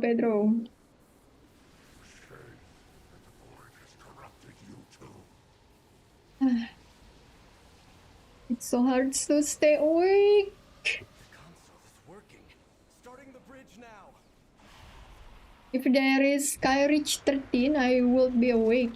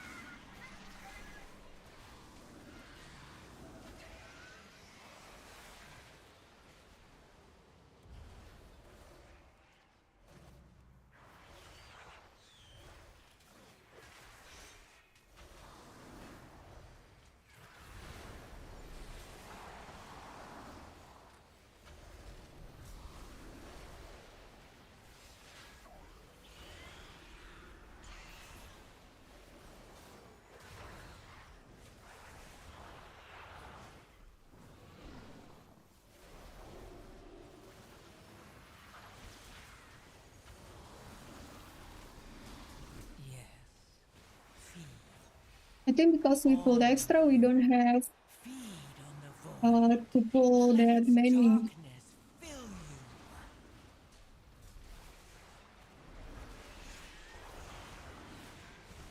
You pulled extra.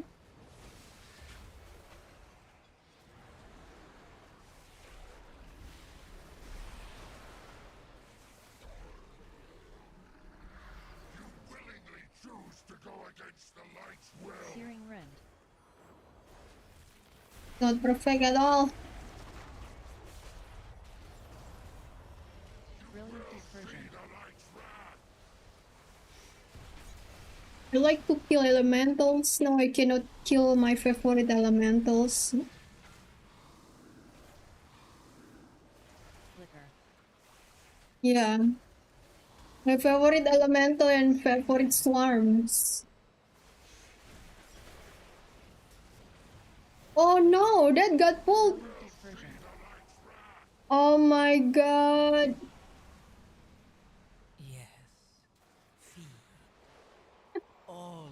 If this get pulled, we have to kill, guys. If not, he's free casting. Divine Vow.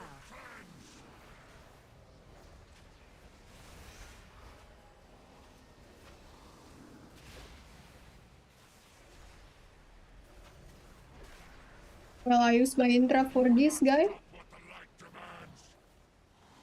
My favorite elemental. Searing Rend. Brilliant Dispersion. You guys killed my favorite.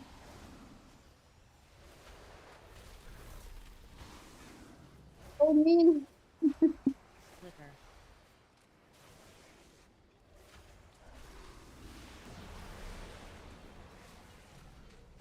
Searing Rend. Flicker. Brilliant Dispersion.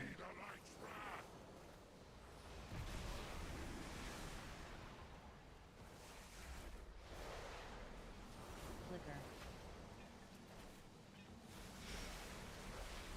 Divine Vow. The boss trapped us. You will not stop what the light demands. Let's go.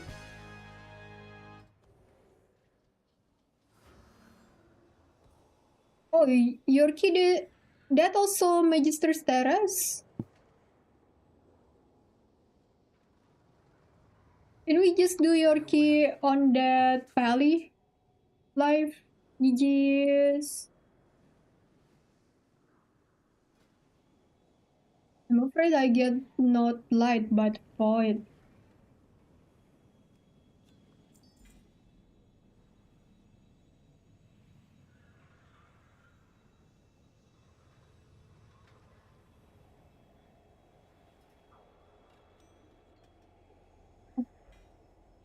I got it, I got it. That's what I need. Yes. The cloak jinx, the cloak curse.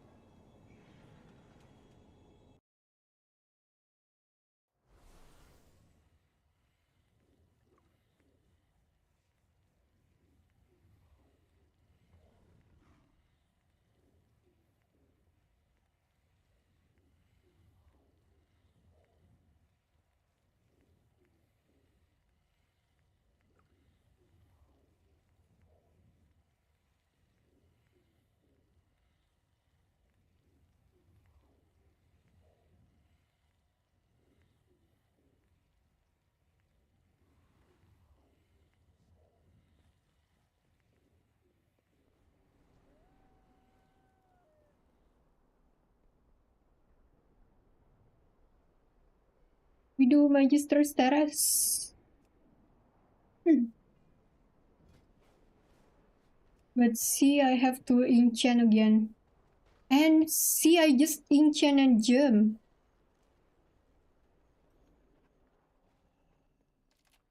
That's like 5k gold wasted.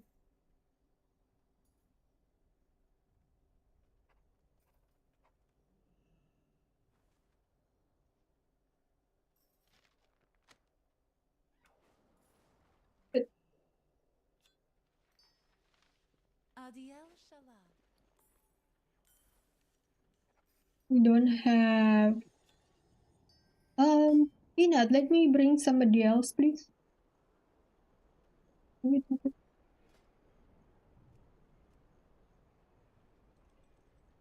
Register status. Oh, 10, barman and also judge.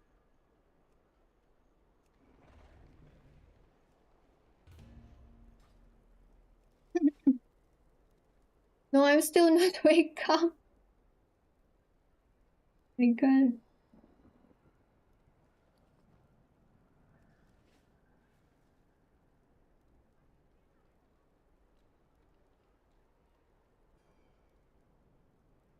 Wow, Jet Thomas. When can we do that seed? Will you play again after today?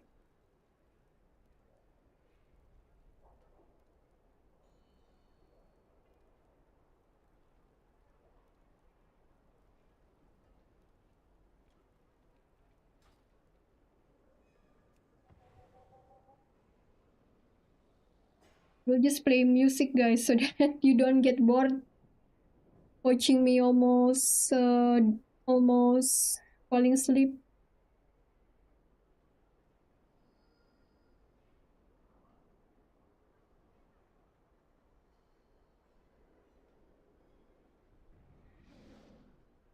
What is this?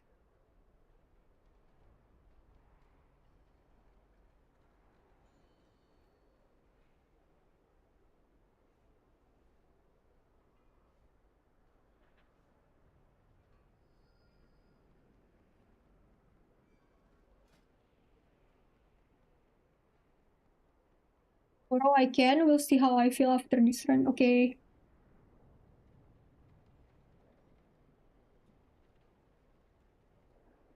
I cannot slap myself.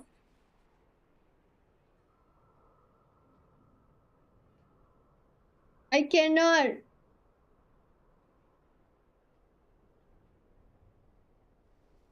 Feeling it's such a pity if I slap my face.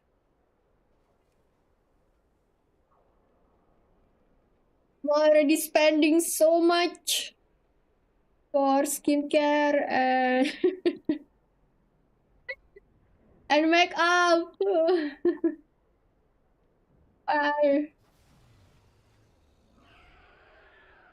And I don't need a blush on. I already have blush.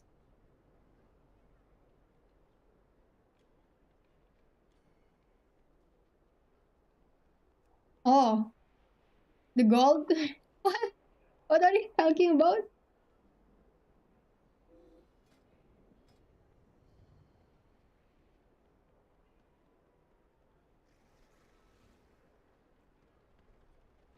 I'm so mad. I'm still mad. Scammers.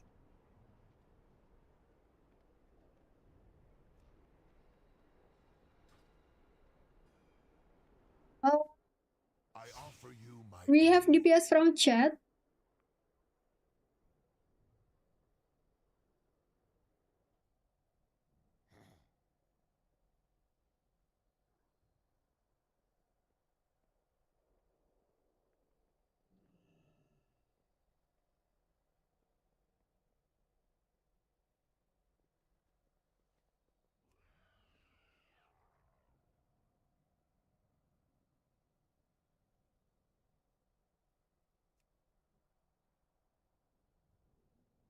Good boy. Fair skies and strong winds.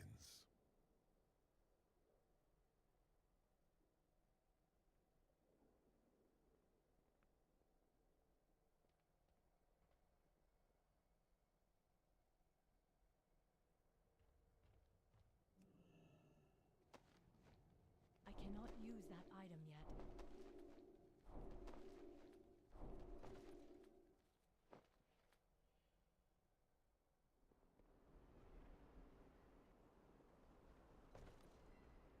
It's not ready yet.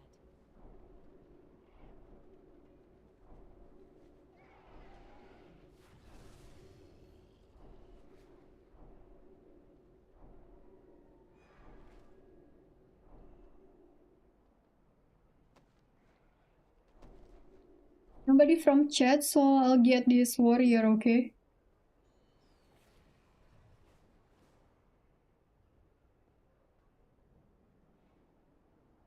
The guy named Steak looks juicy, but I'll take the warrior.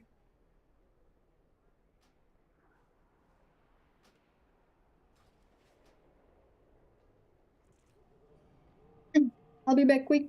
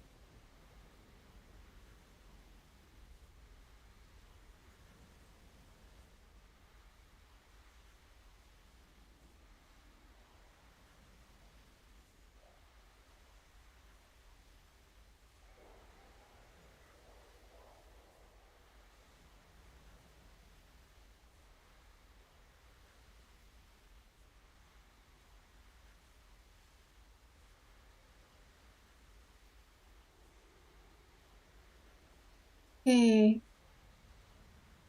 Good now.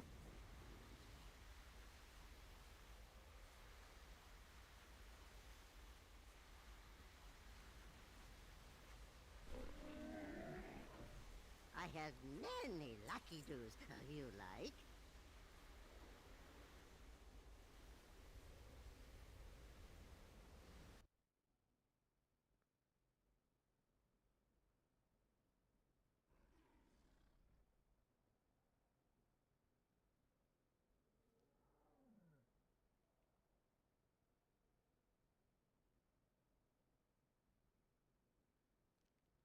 Wait, the music is still not here.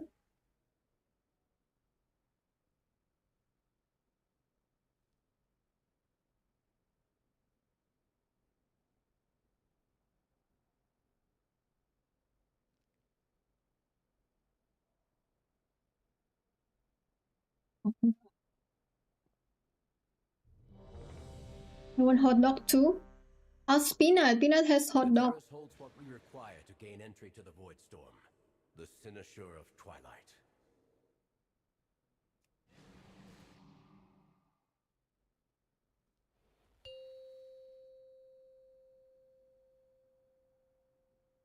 Five, 4, 3, 2, 1.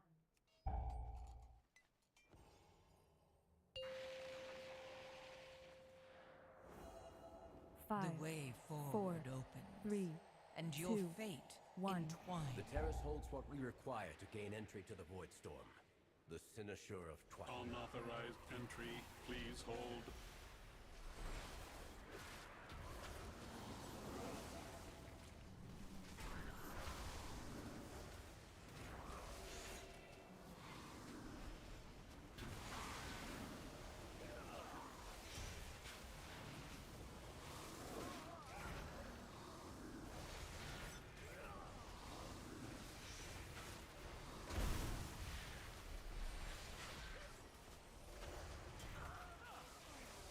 Are they more in sync with the music?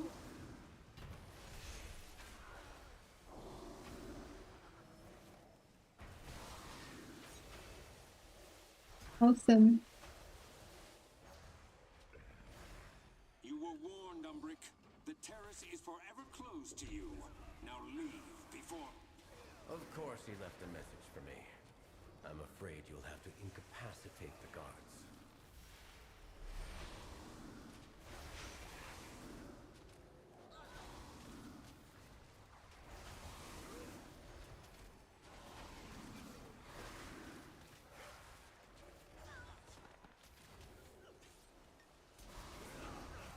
Yes. Feed. All of you. Feed on the void. Let its darkness fill you.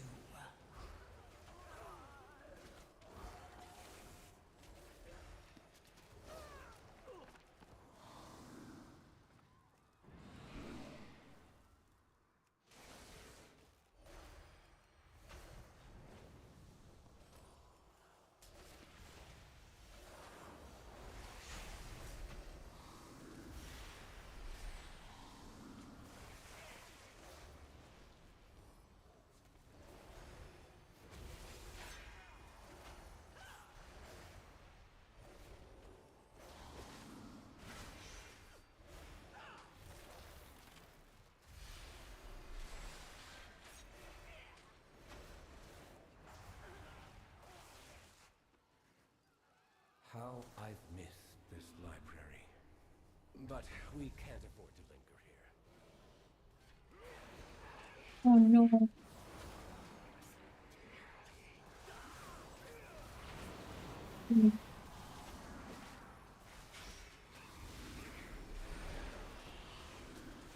We're going for everything then.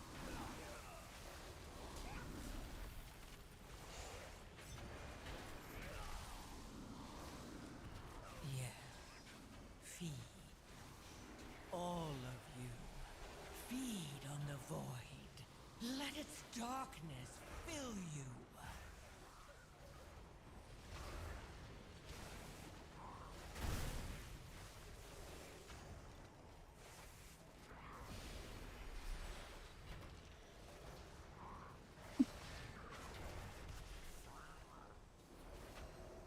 Have a pleasant Oh yeah, can you guys hear the sound of game? I forget. I seem to be Don't tell me you haven't been having sound of game. destroy it.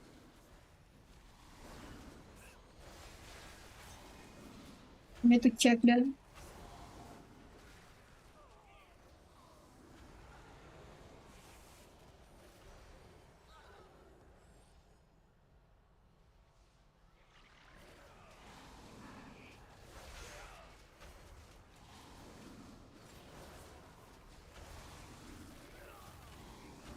Yes.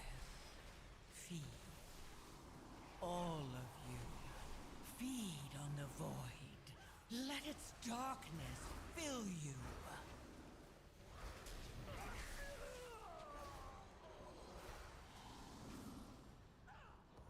All students must follow policy. Policy Repulsing demands slam. compliance.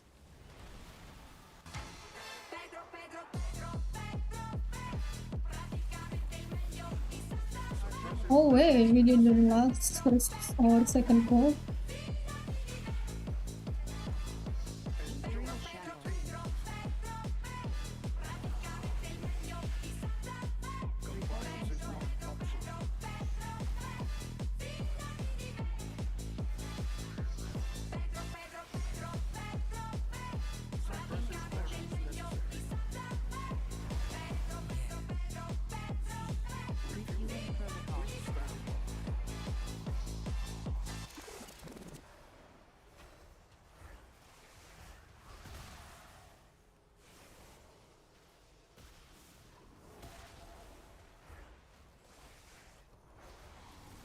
There was one got in.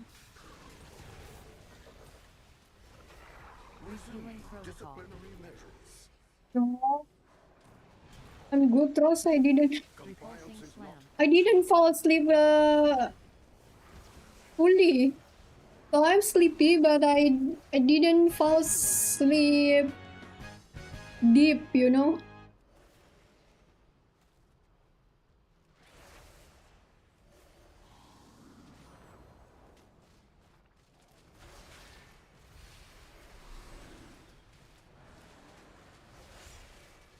I believe I'm still parsing 80.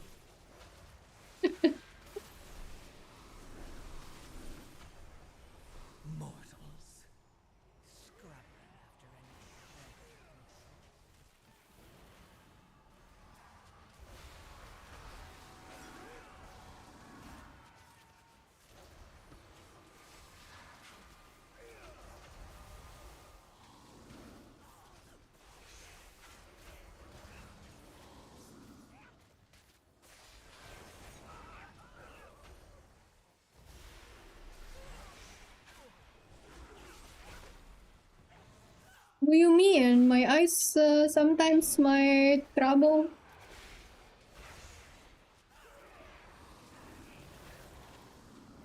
Because it's stressing eyes, so it's really hard to use cosmetic and make it bigger. Make it looks bigger.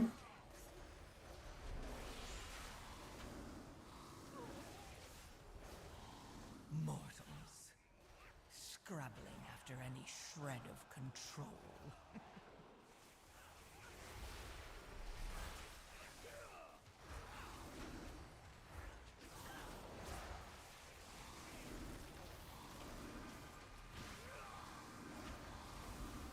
Have you tried not putting makeup in your eyes? Always. If I don't stream, I don't put makeup.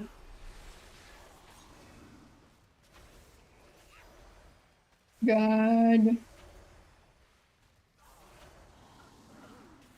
Serenel, stand down. I have permission from Lorthamar himself. Liar! None shall lay hands on the Cynosure! The Cynosure remains here! Yeah, the game sound is okay. I just checked. I'll take care of these shields. Mark for defeat! Oh. I see it's the bigger the better, Rose. Suppression zone.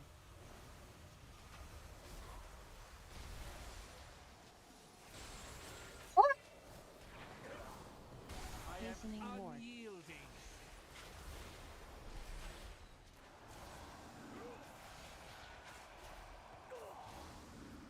Mark for defeat! I don't understand. You and Kuma don't need makeup.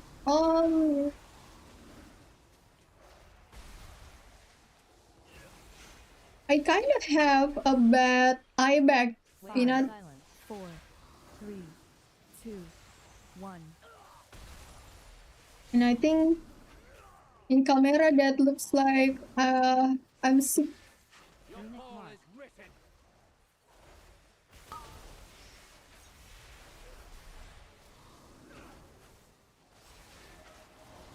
And also trust me, I don't use that much. I don't even use powder.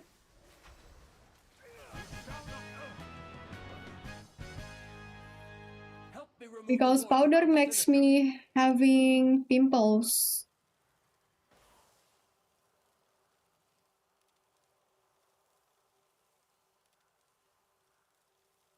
But usually, if I use dress, yeah, I use powder.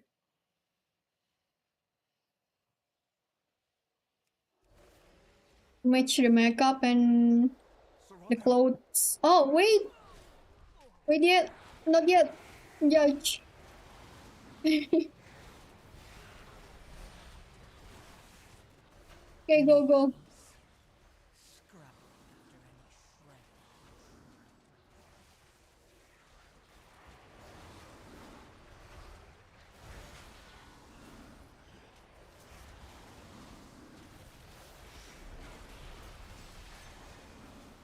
I don't use any, me either.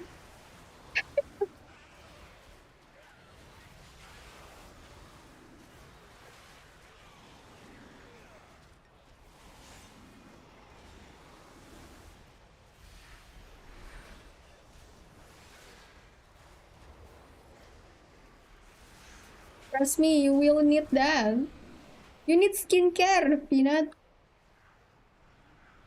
If you are over 25 years old, I recommend to start using skincare.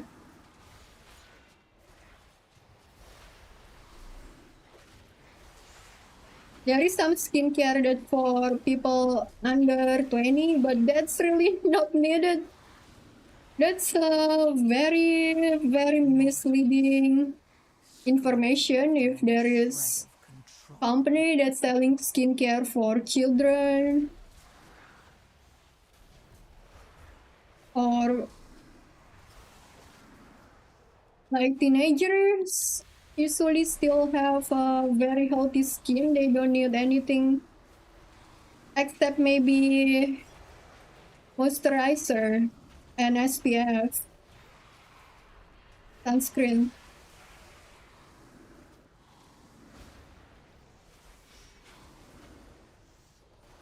I do it spell soap and water. So the older you are,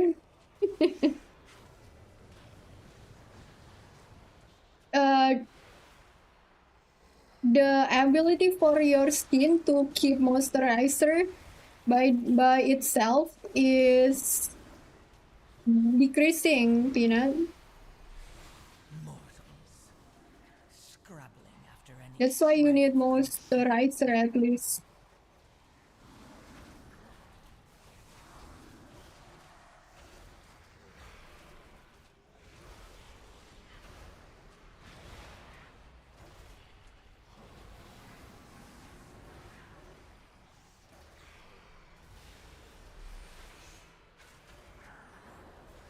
Watch this open.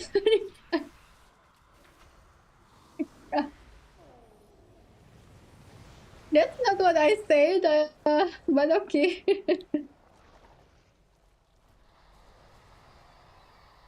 The kappa is good for skin.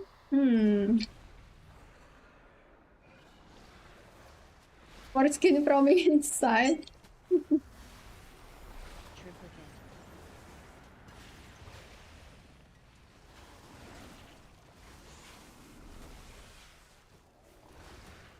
Cosmic Sting.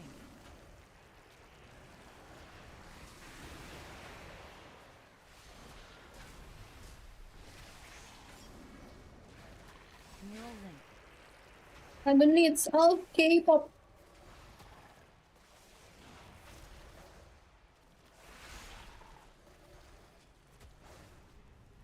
Astral Grasp.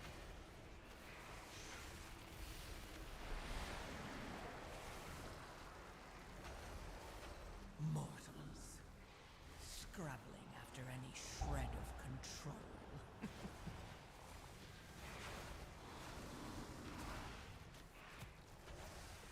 Cosmic Sting.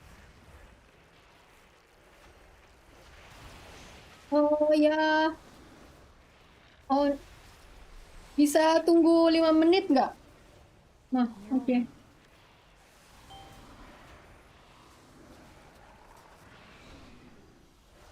Go to your fish, jelly.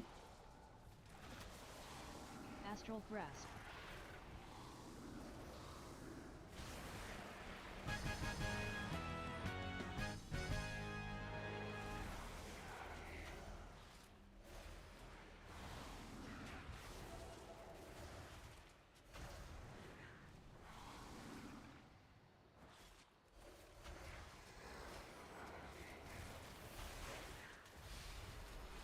Mortals, scrabbling after any shred of control.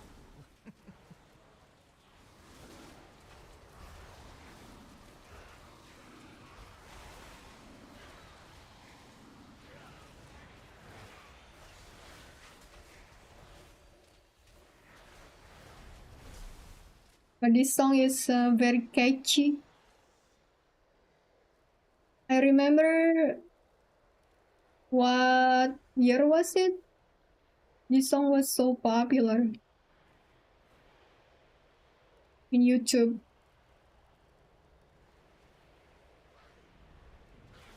Uh-oh. Judge is copying Peanut, going in without me. I think Peanut told him. how to do this. So you welcome before tank.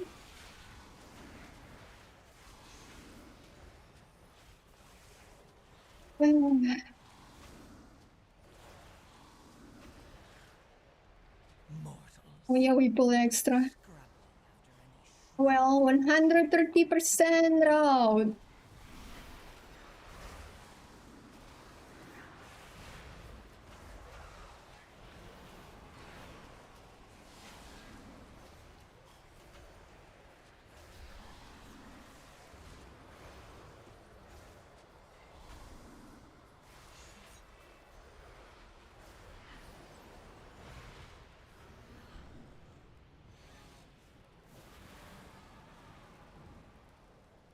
Champion, I know what to do. I'll need to attune the Cynosure to the Void Storm. What is that monstrosity? You dare? Then die! Hulking fragment. Last, please. Devouring entropy.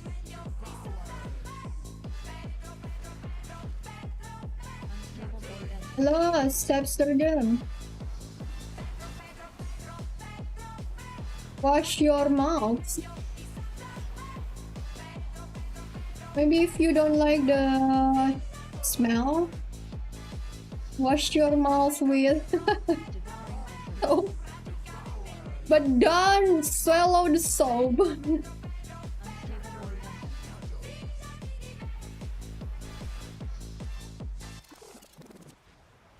I don't know how you did that though. I hope you didn't swallow the axe also. Devouring entropy.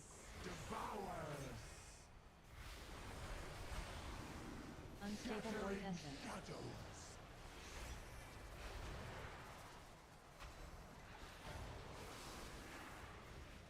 That's not food. Hulking fragment.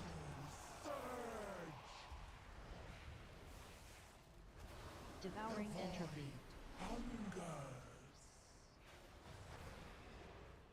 Unstable void essence.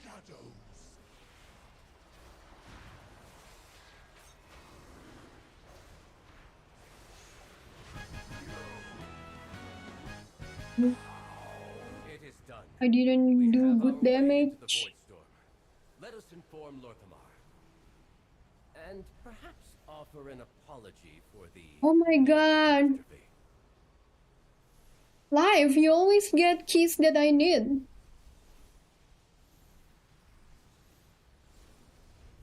Can you heal 13 live?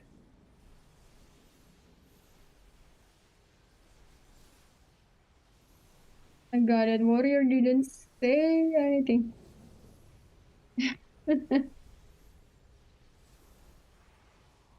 GG's. Thank you. GG's.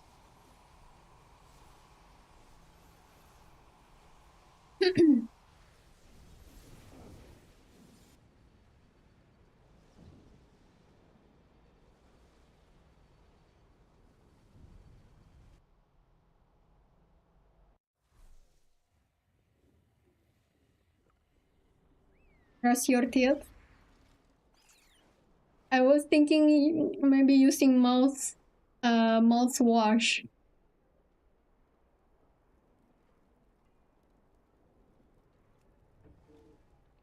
Pinch me.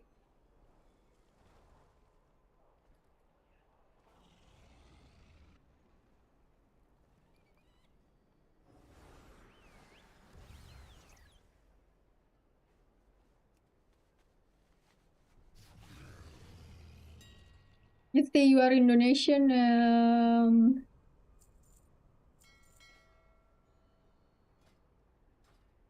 All right.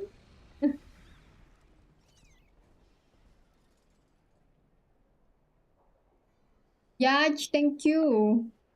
Are you done, Judge?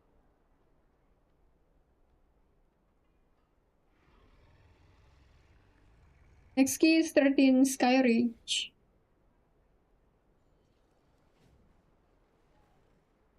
Wow, it's so noisy, so noisy.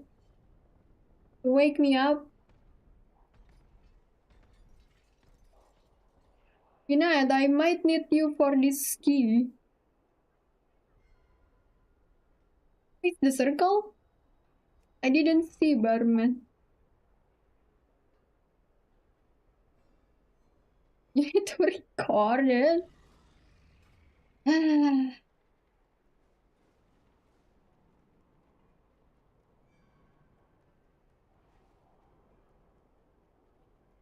Warning granted.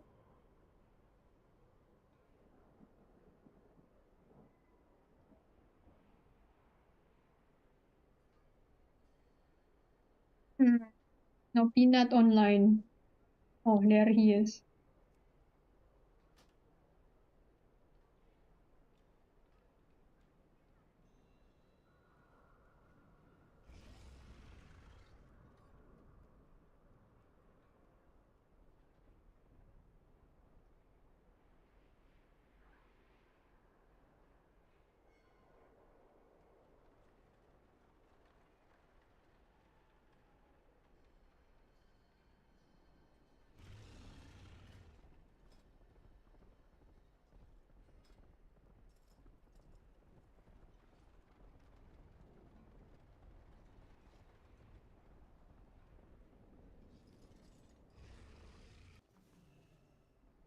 One more before I can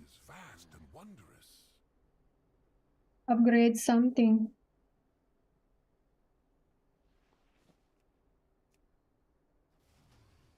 Wait, Judge? Where are you going?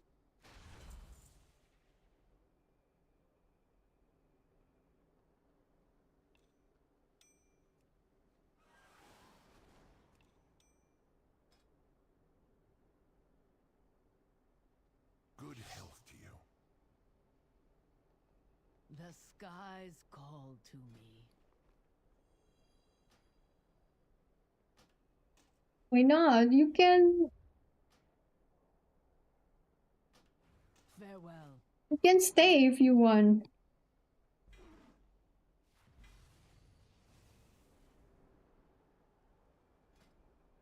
Maybe if you need, come to Discord.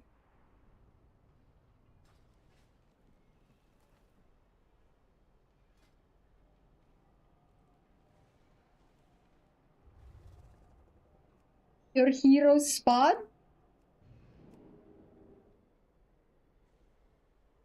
Oh yeah. The hero.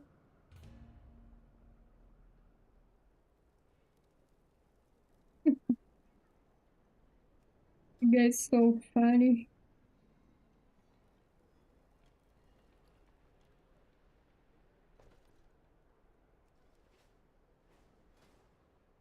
I need to plan the first pool. Do you have MD, barman?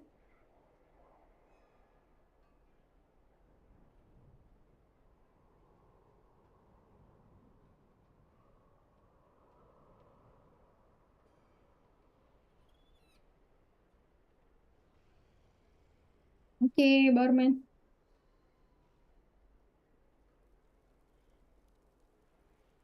Baladash Malanore. No, but I can get it. Stand ready. Just because of the first pool, but if nobody hit and just follow me, but be careful of the knockback from the birds. I think we should be okay.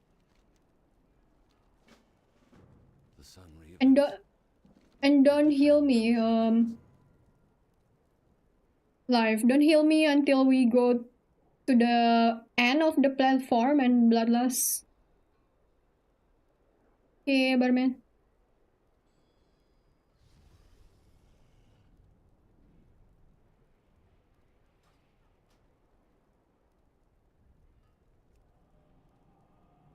Think you can, Judge. Just the 60 Nightmare Pray for the Mount achievement. because it's almost season 2.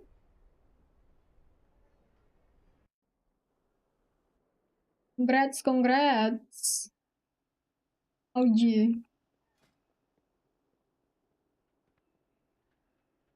We have Arms Warrior.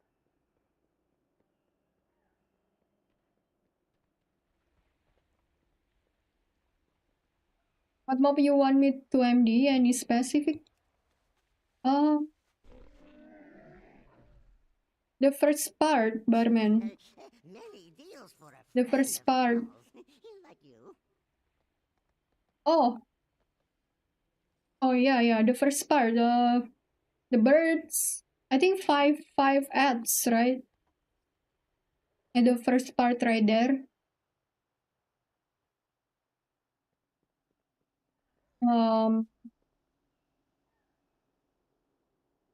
Oh, there is 6 and 7 with bird.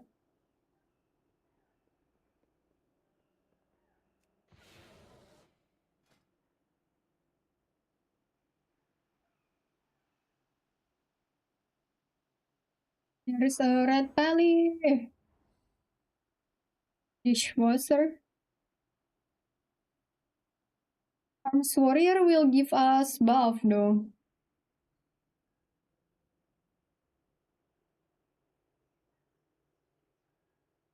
Okay, tell chat. Don't tell me. Guys, do we have DPS round chat for Sky Reach 13? Yeah, you sure you don't want to stay join this?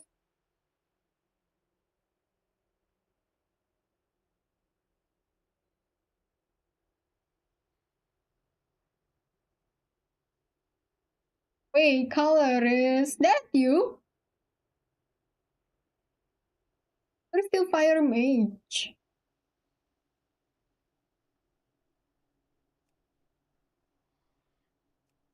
Fire mage will get single target buff.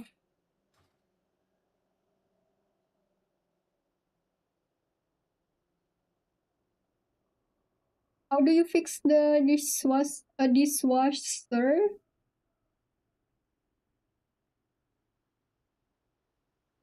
My god, Peanut. I think I heard that somewhere. Now I get it. The first time you told us, I didn't get it, I think. Oh god.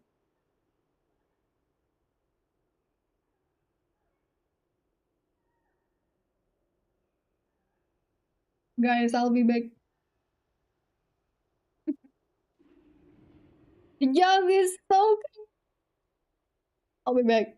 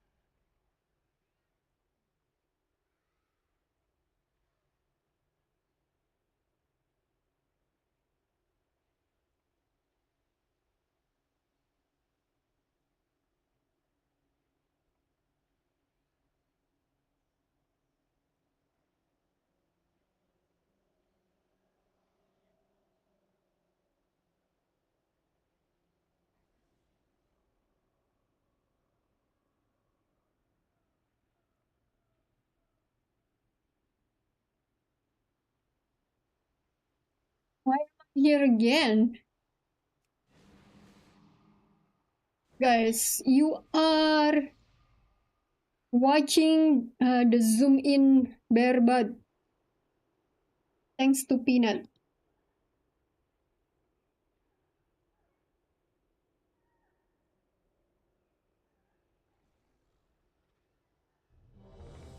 By the way, I haven't had breakfast. Guys, we have goal over there. If we hit the goal, I'll just eat tomato for breakfast. If we don't hit the goal, I might not eat, guys. 5. Nah, I'll eat something else. 1. My meta. Hmm?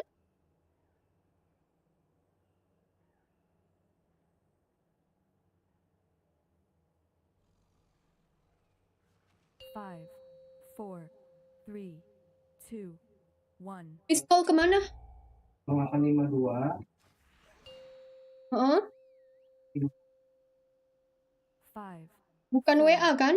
3, 2, 1. Gak bisa aku ntar ya. Kirimin nomornya di WA dong.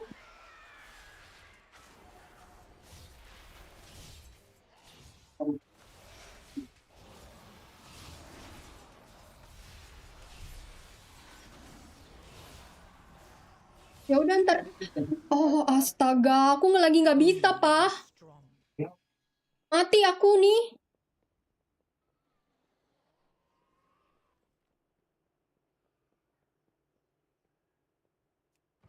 My dad just.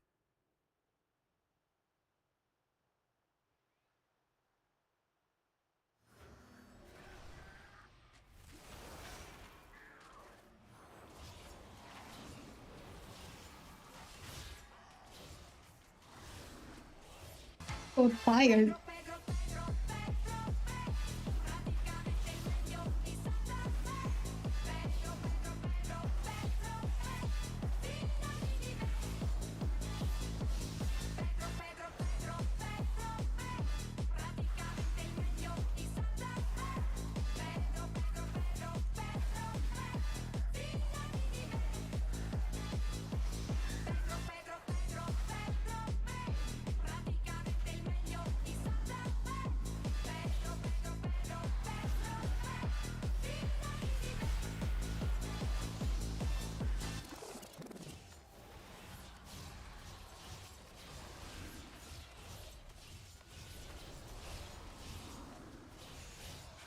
Good night, Judge.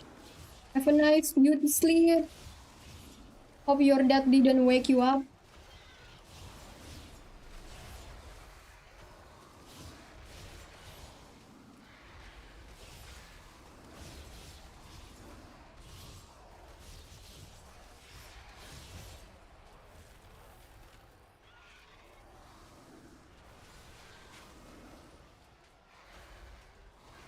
My dad always has the worst timing. And his WhatsApp application for chat always like broken. Always getting spam or something. I was like, just get out of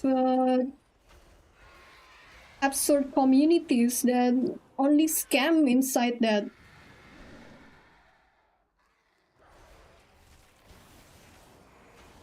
Never listen to me.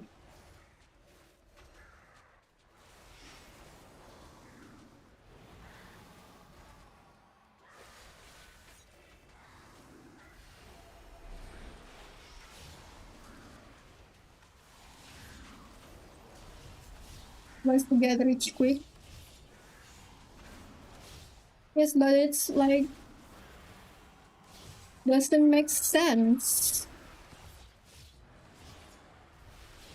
I believe he still wasted the money that I give him to some organization that's illegal or scam every month. Like, do you believe that they promise the members that paying $10 per month to get $1 million instead next time.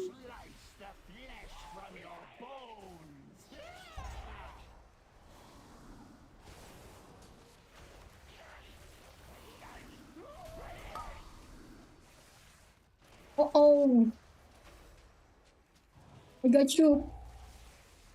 Life, it's safe. Can't be. Watch the chakram.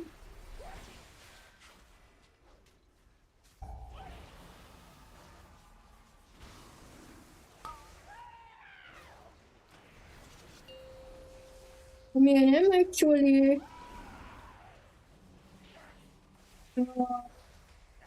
don't really worry if his WhatsApp broken, because that way he cannot contact those scammers.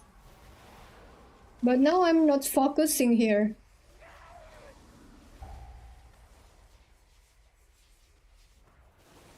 Watch out, Chakram.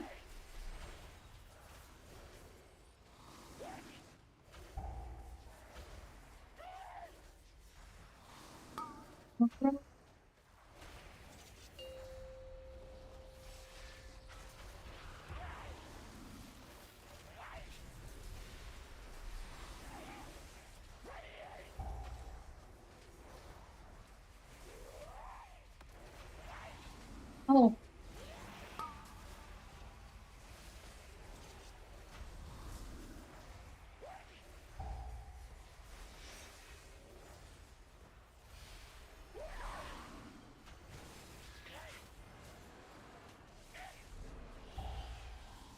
Come.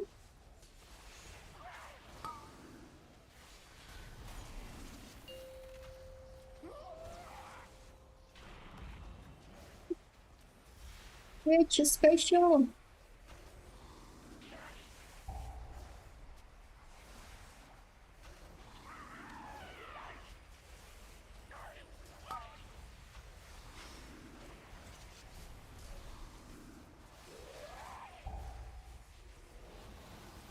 Watch out, Chakram. Oh my god. Listen, bear.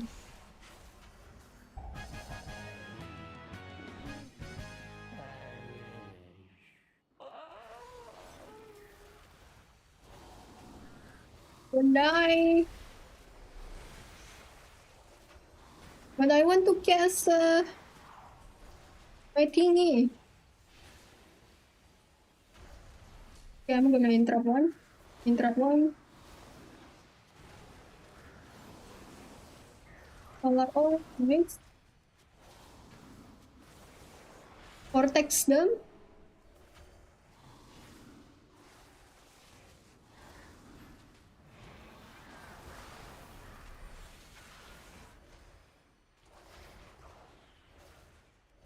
Okay.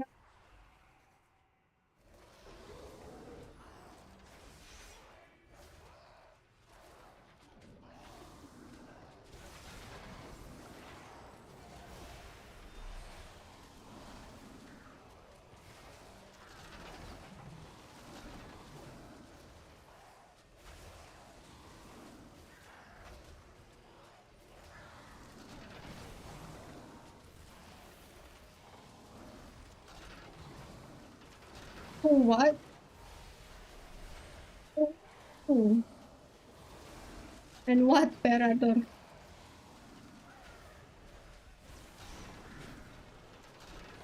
If you were talking who I was talking about, that was my dad.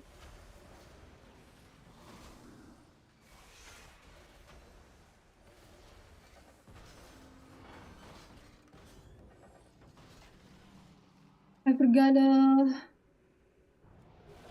my god, I forgot that symbiotic.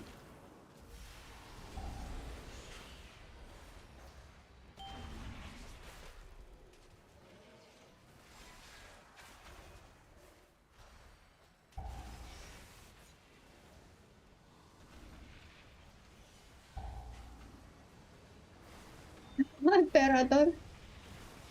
I'm more confused than you.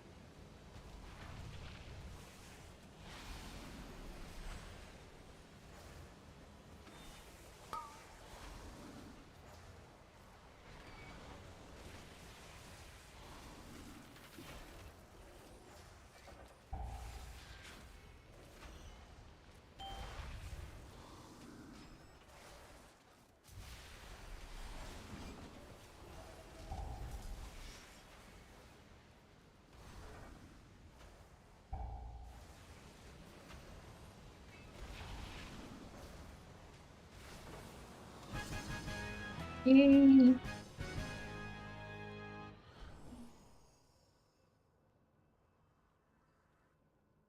Be careful of the fixate.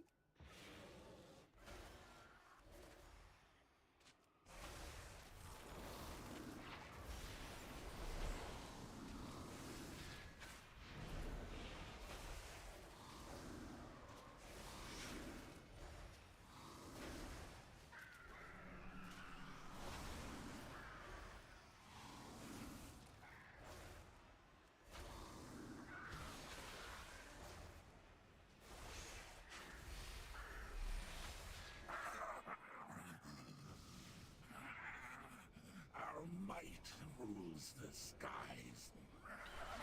Behold I have changed my toon's name to offensive names. Oh yeah? What was it, Terator?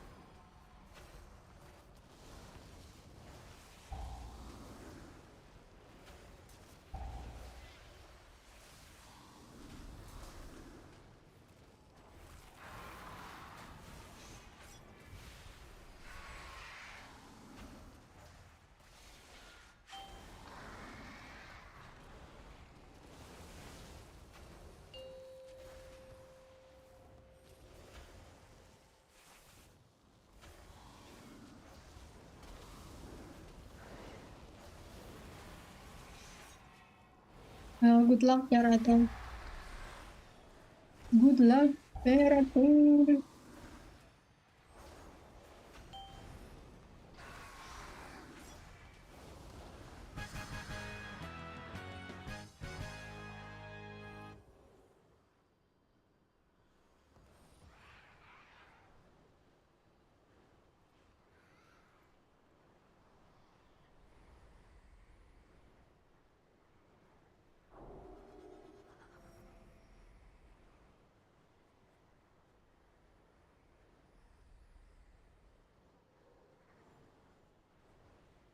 It's not working. Oh my god, finally.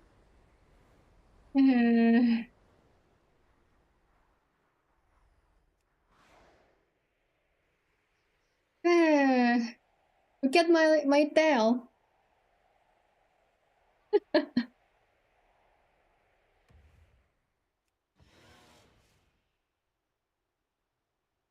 Behold my tail.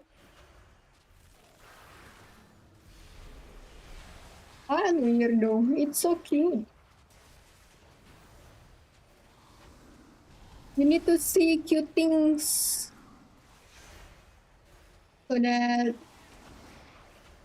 your heart can be happy.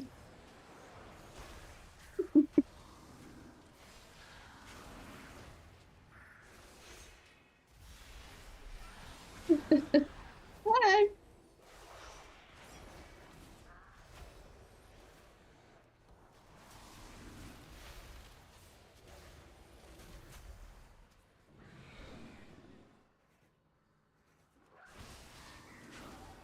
I could make this painful pulls, but okay. We don't do painful pulls.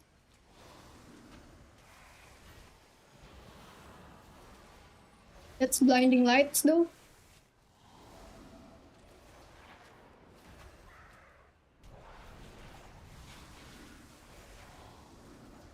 If I see money, my heart will be happy. Is that a song?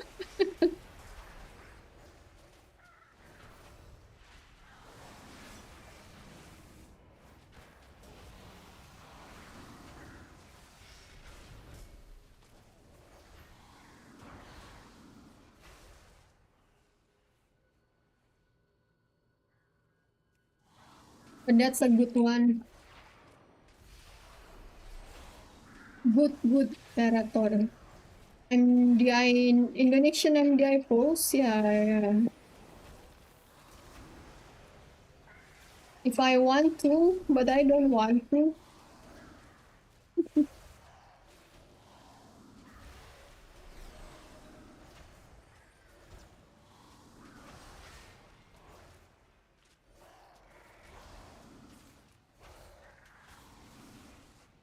I'm happy with being normal bear.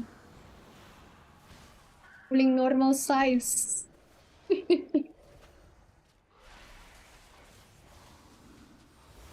um,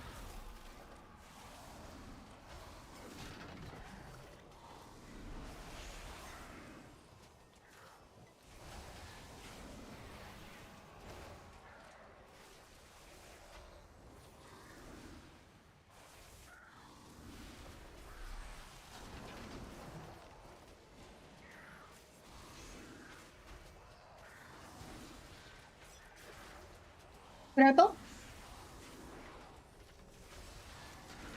I hope nobody. Oh,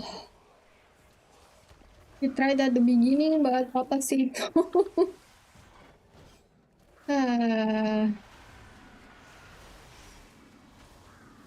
That was an easy pull, but I got heated because of my dad went in room, or not went in room, but wanted me to help call his phone again.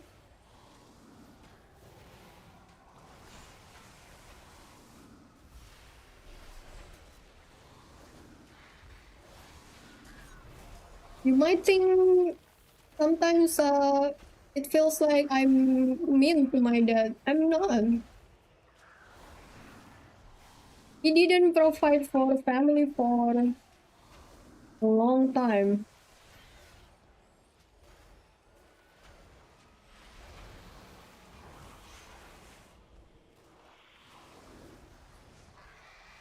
And that's not something like, I mean, that's, but the thing is, he doesn't have money and still want to give money to people, not family. That's the worst thing. And still don't believe that his infestation is a scam.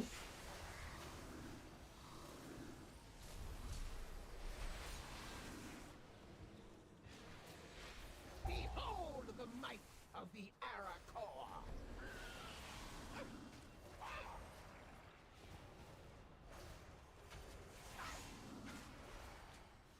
Papa strikes again. Oh my god.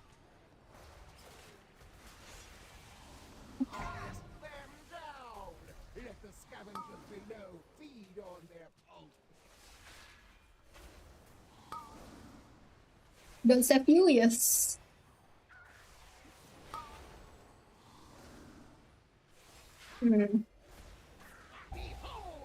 You're lucky you're in trap, raging trap.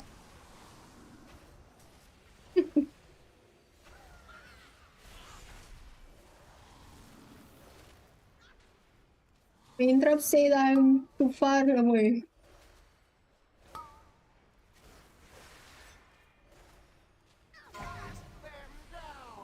Let the scavengers below feed on their pulse. Ouch, ouch.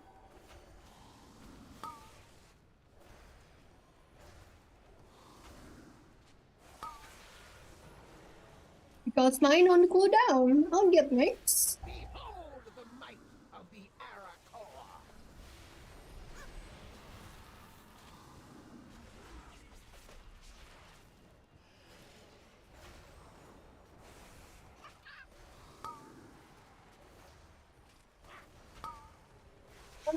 Here. They wanted to get close to wall. Stun, please. Nice. Yeah, I got that one.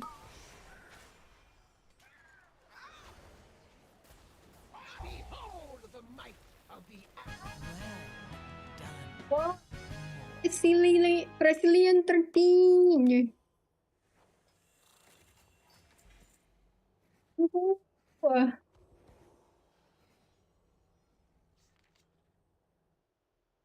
Yay. Brazil 13 done. Oh, Barman, thank you for the DE materials. Wait, I didn't get that one. Maybe. I don't remember. That's strange, Barman. That one didn't get traded. It's a great day to visit a dungeon. Never mind, Transmog. Oh, okay. Peanut? Where is my... I can't wait to hear about your adventures.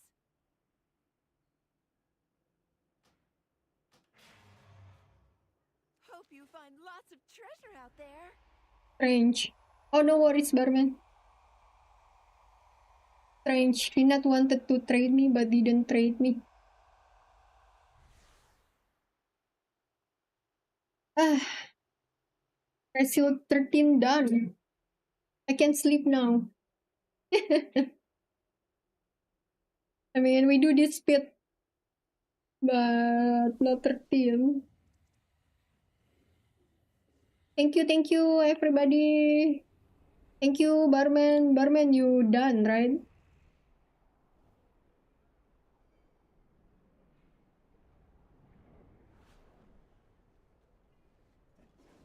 Can you heal more life?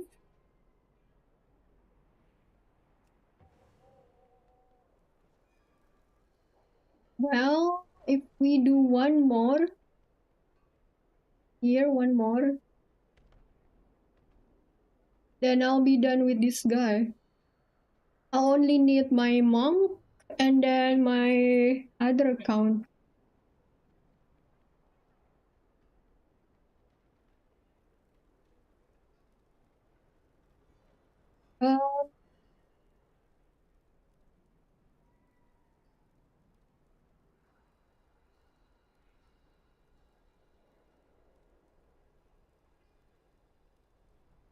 Walt, are you staying?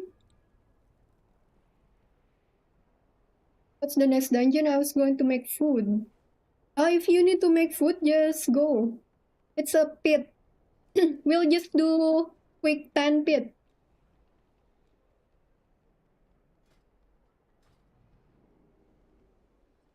Found any good treasure lately? You don't have to Slay too many dragons. use if you want to eat. Thank you. Tell me another story Life. sometime. What will you make? Enjoy. Enjoy getting food. Cold, you there? Or sorry, color dev, you there?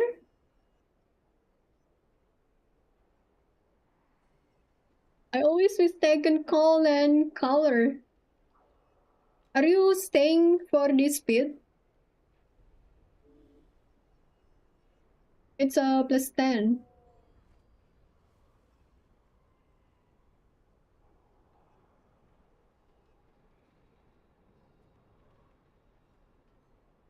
Okay. Peanut seed, please. I'll bring somebody from queue. Always mistaken peanut and potatoes. Because I'm so used to remember something from their first letter. If you notice.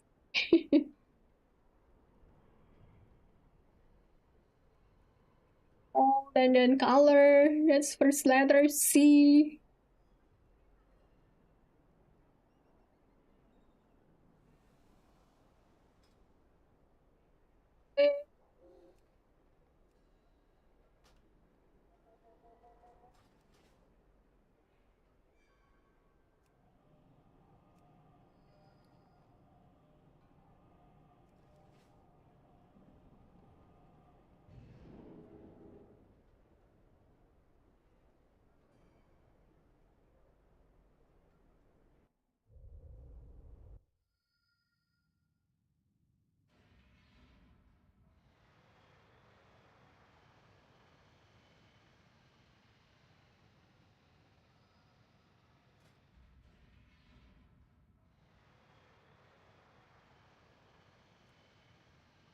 You got Misty Bot.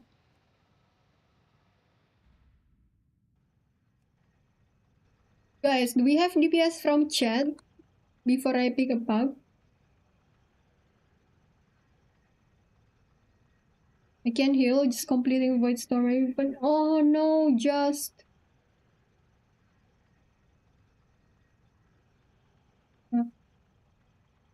I just pick a healer.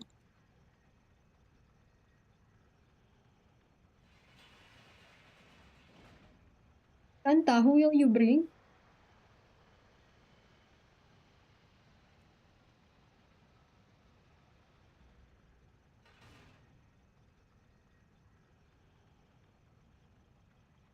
Let me know when you are in queue.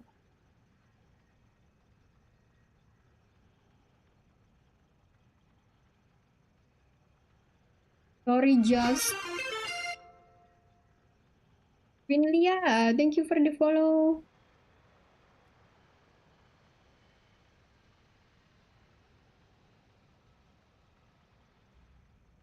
We are full for this one though. There is Santa that will queue. I'm waiting for him.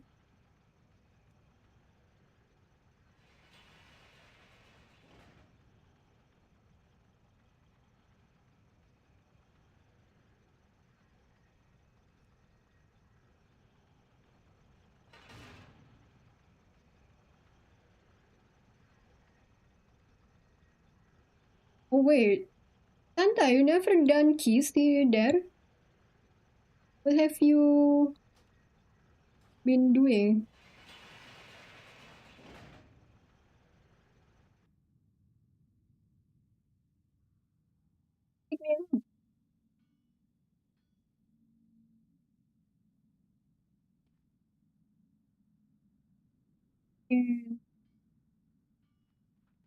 Have you tried DPS though, at least? I have many, Deadlock? many wares. Maybe Delve or Raid? Yes, okay. I just need you to know the class. And hopefully this is not first time you DPS on that guy. Like knowing the rotation and the skills.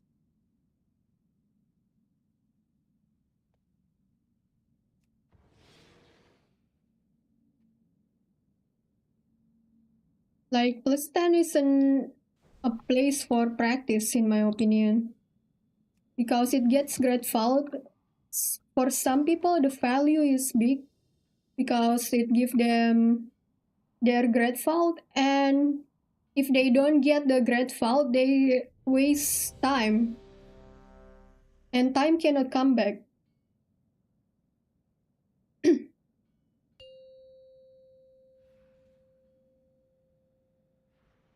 Five, four, three, two, one. Oh, I hate this trinket. I always forget I have the trinket. So Guardian Druid can pre-incarn, guys. But because I macro my trinket, my puzzle box with incarn, it's always the puzzle box first that getting used.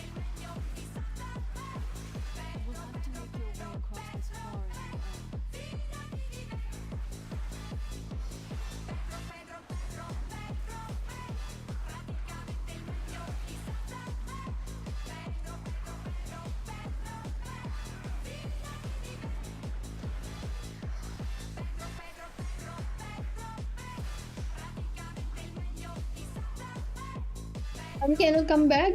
Interesting. What? Nobody can give our time back. Nobody. Not even God.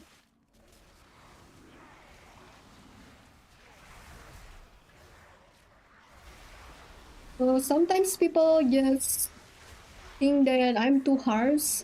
You don't know how much time you waste when let's say people don't understand mechanic. and the key that should be easily timed or easier to do be broken. And then it hurts a lot when your +10 becomes 9 because you need to build up your 9. Well, it doesn't matter if you just want Great Vault for bonus roll, I guess.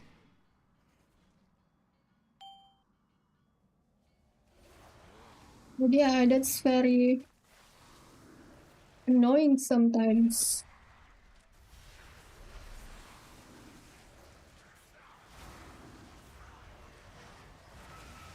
But if pips are newbies, then maybe they want to practice in lower keys.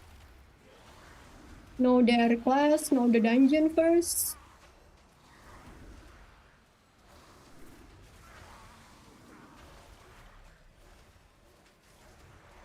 I mean, if you don't care and you just jump in tank, even though you don't understand everything, then that's just selfish. Because you like it or not, other people still help you. Even if you say, oh, I'm a good player.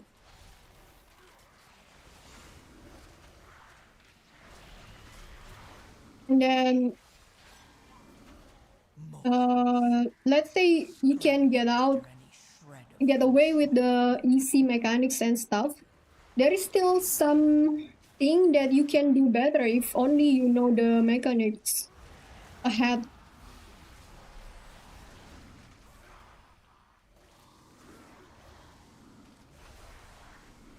Like,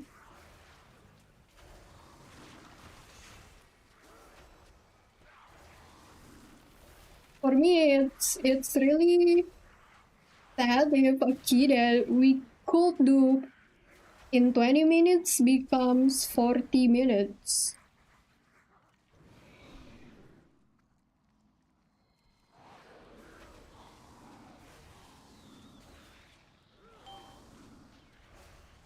Do you want that? I don't.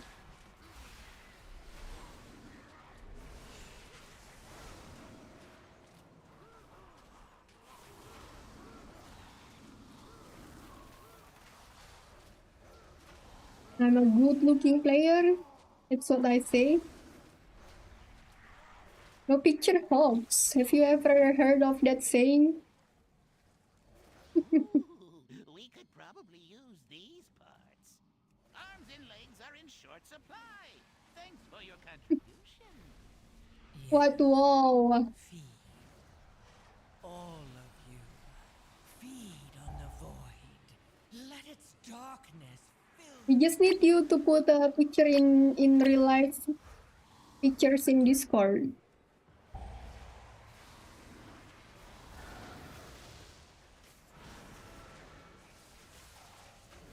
Yes. Why, you are afraid of stalkers?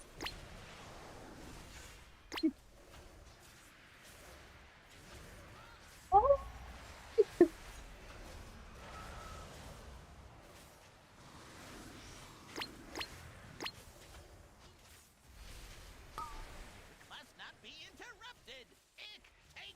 I wish I was deep thinking.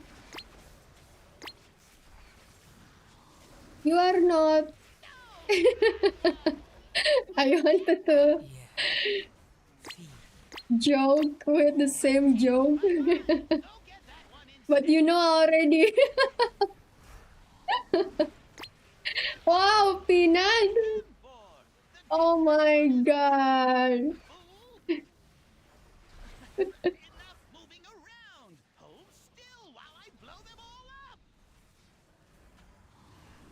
Oh.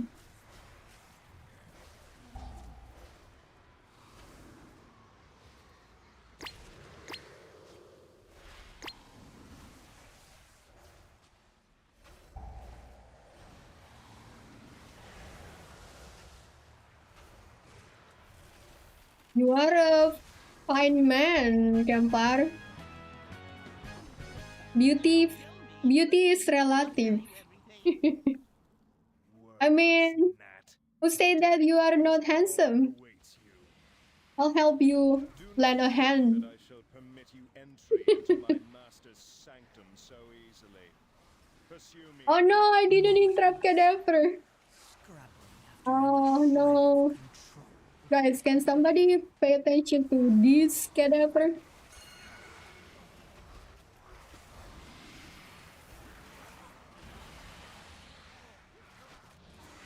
Peanut hurts me, I know, right? Peanut?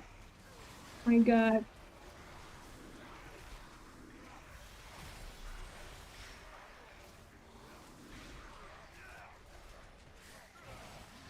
Oh, in MDI, this route is kind of bad, guys. But for community keys, I like this. Because we can bloodlust on this guy. Torchmaster Garfrost.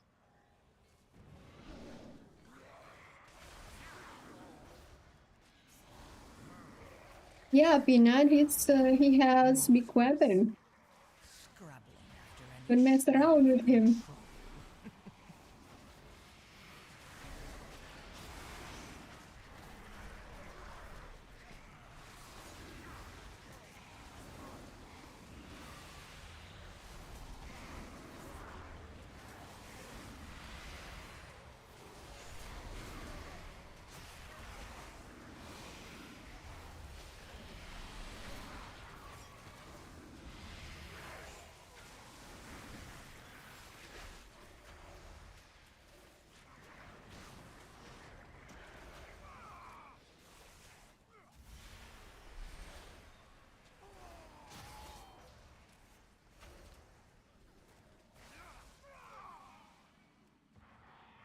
Oh wait, 2 minutes, kill more ads.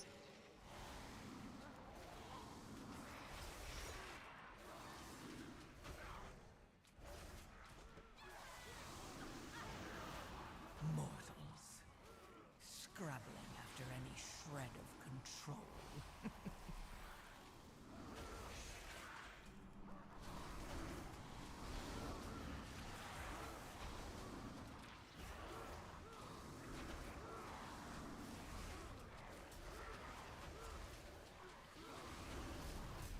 Points Acidk, what? Been throwing Acidk too much there today and I slowly turn toxic.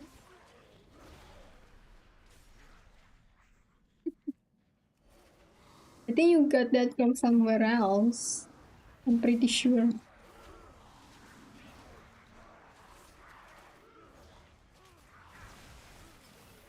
Did you try inspect what you drink today? Maybe there is toxicity in that water.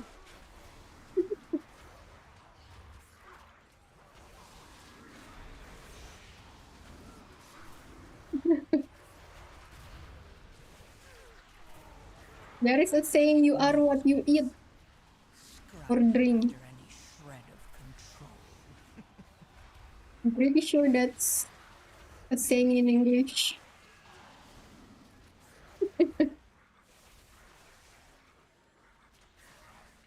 I had purified water from a glacier. What? Did you import the glacier?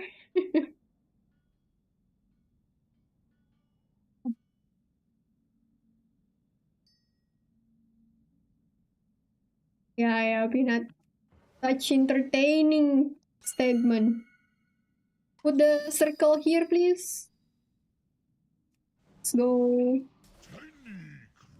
We bloodlust.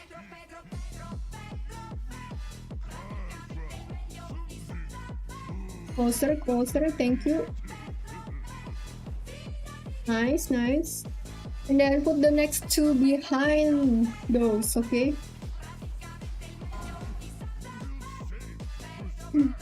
So that we have stones that in line.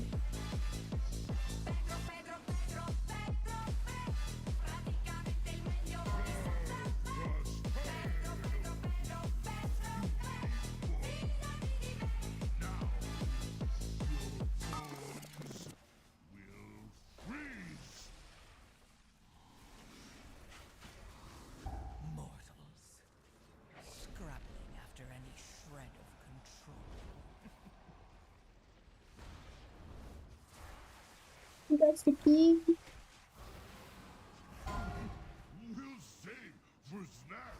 For later.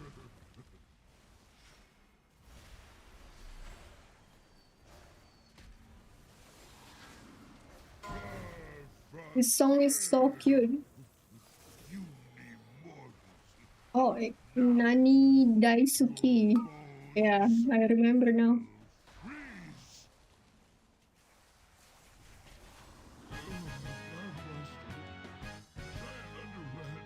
Clean, save boss great No. ship.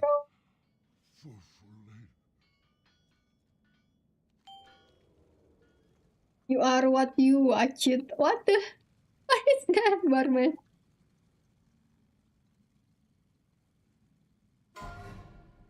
Yeah, Nani Daisuki.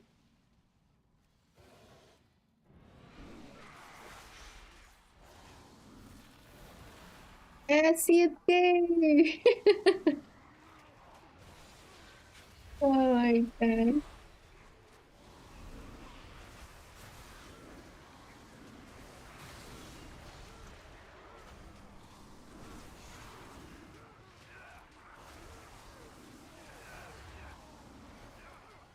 I need drink now.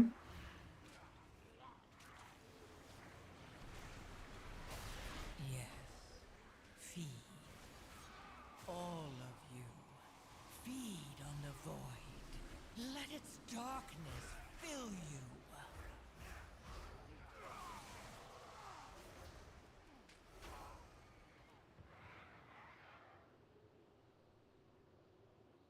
Wait outside.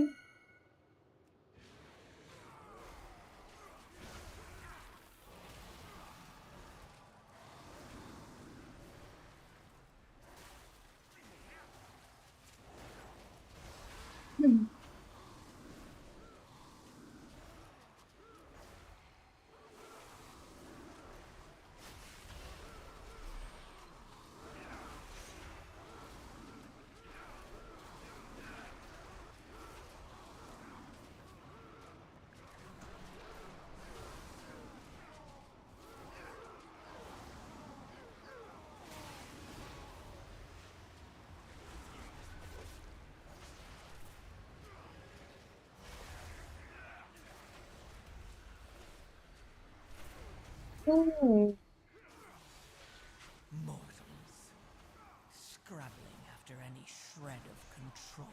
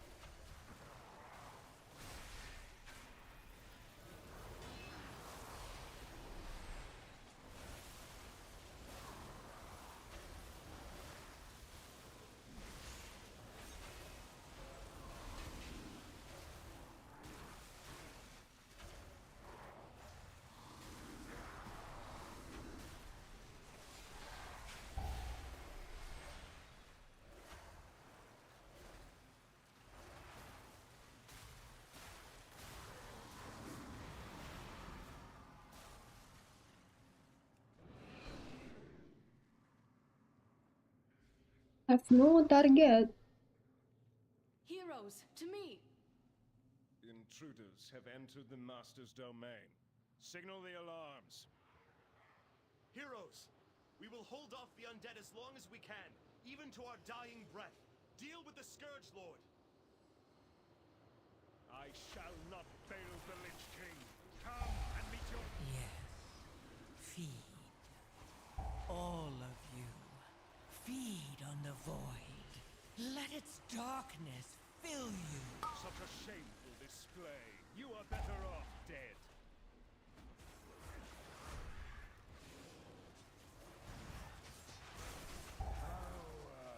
Overwhelming.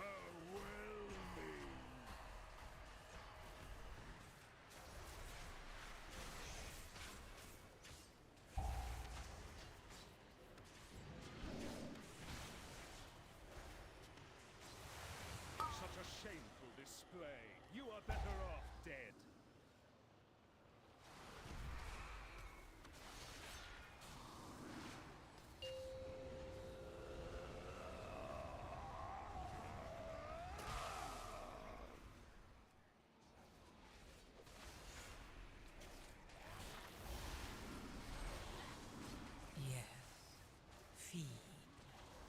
All of you. I think I'm gonna sleep, guys, after this. Let its darkness fill you.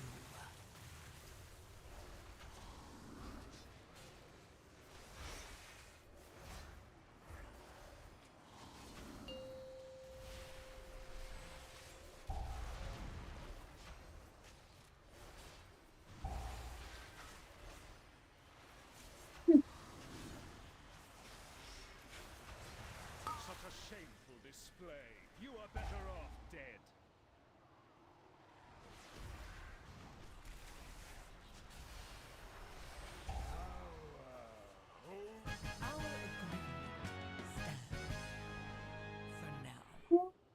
Plus 3. Nice job. Brave champions, we owe you our lives, our freedom. Though it be a tiny gesture in the face of this enormous debt, I pledge that from this day forth, all will know of your deeds and the blazing path of light you cut through the shadow of this dark citadel. Yes, Santa. Yes, Barman and Boomer Dev. Our Dev, thank you. Let me check who's online.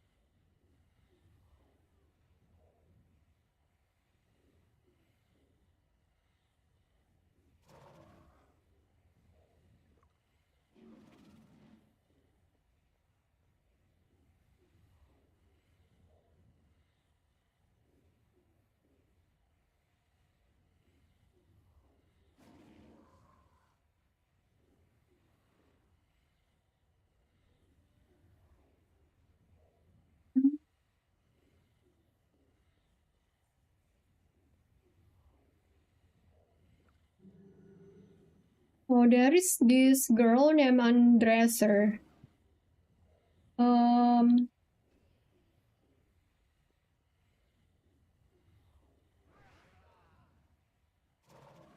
We can go to her.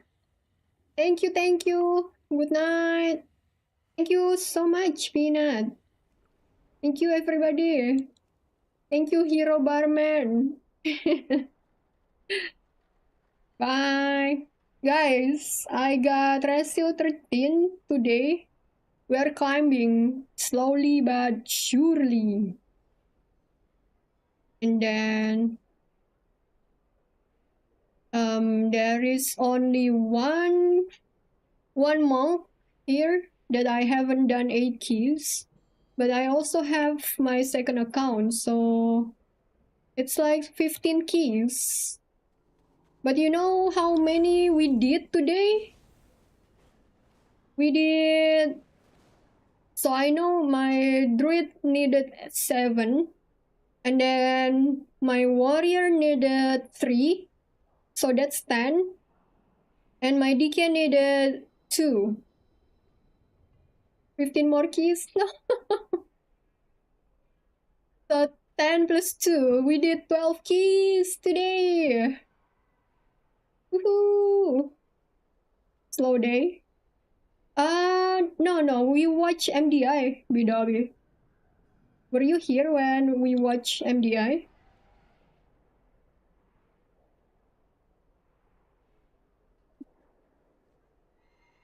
Just next time, okay? Next time, heal for me.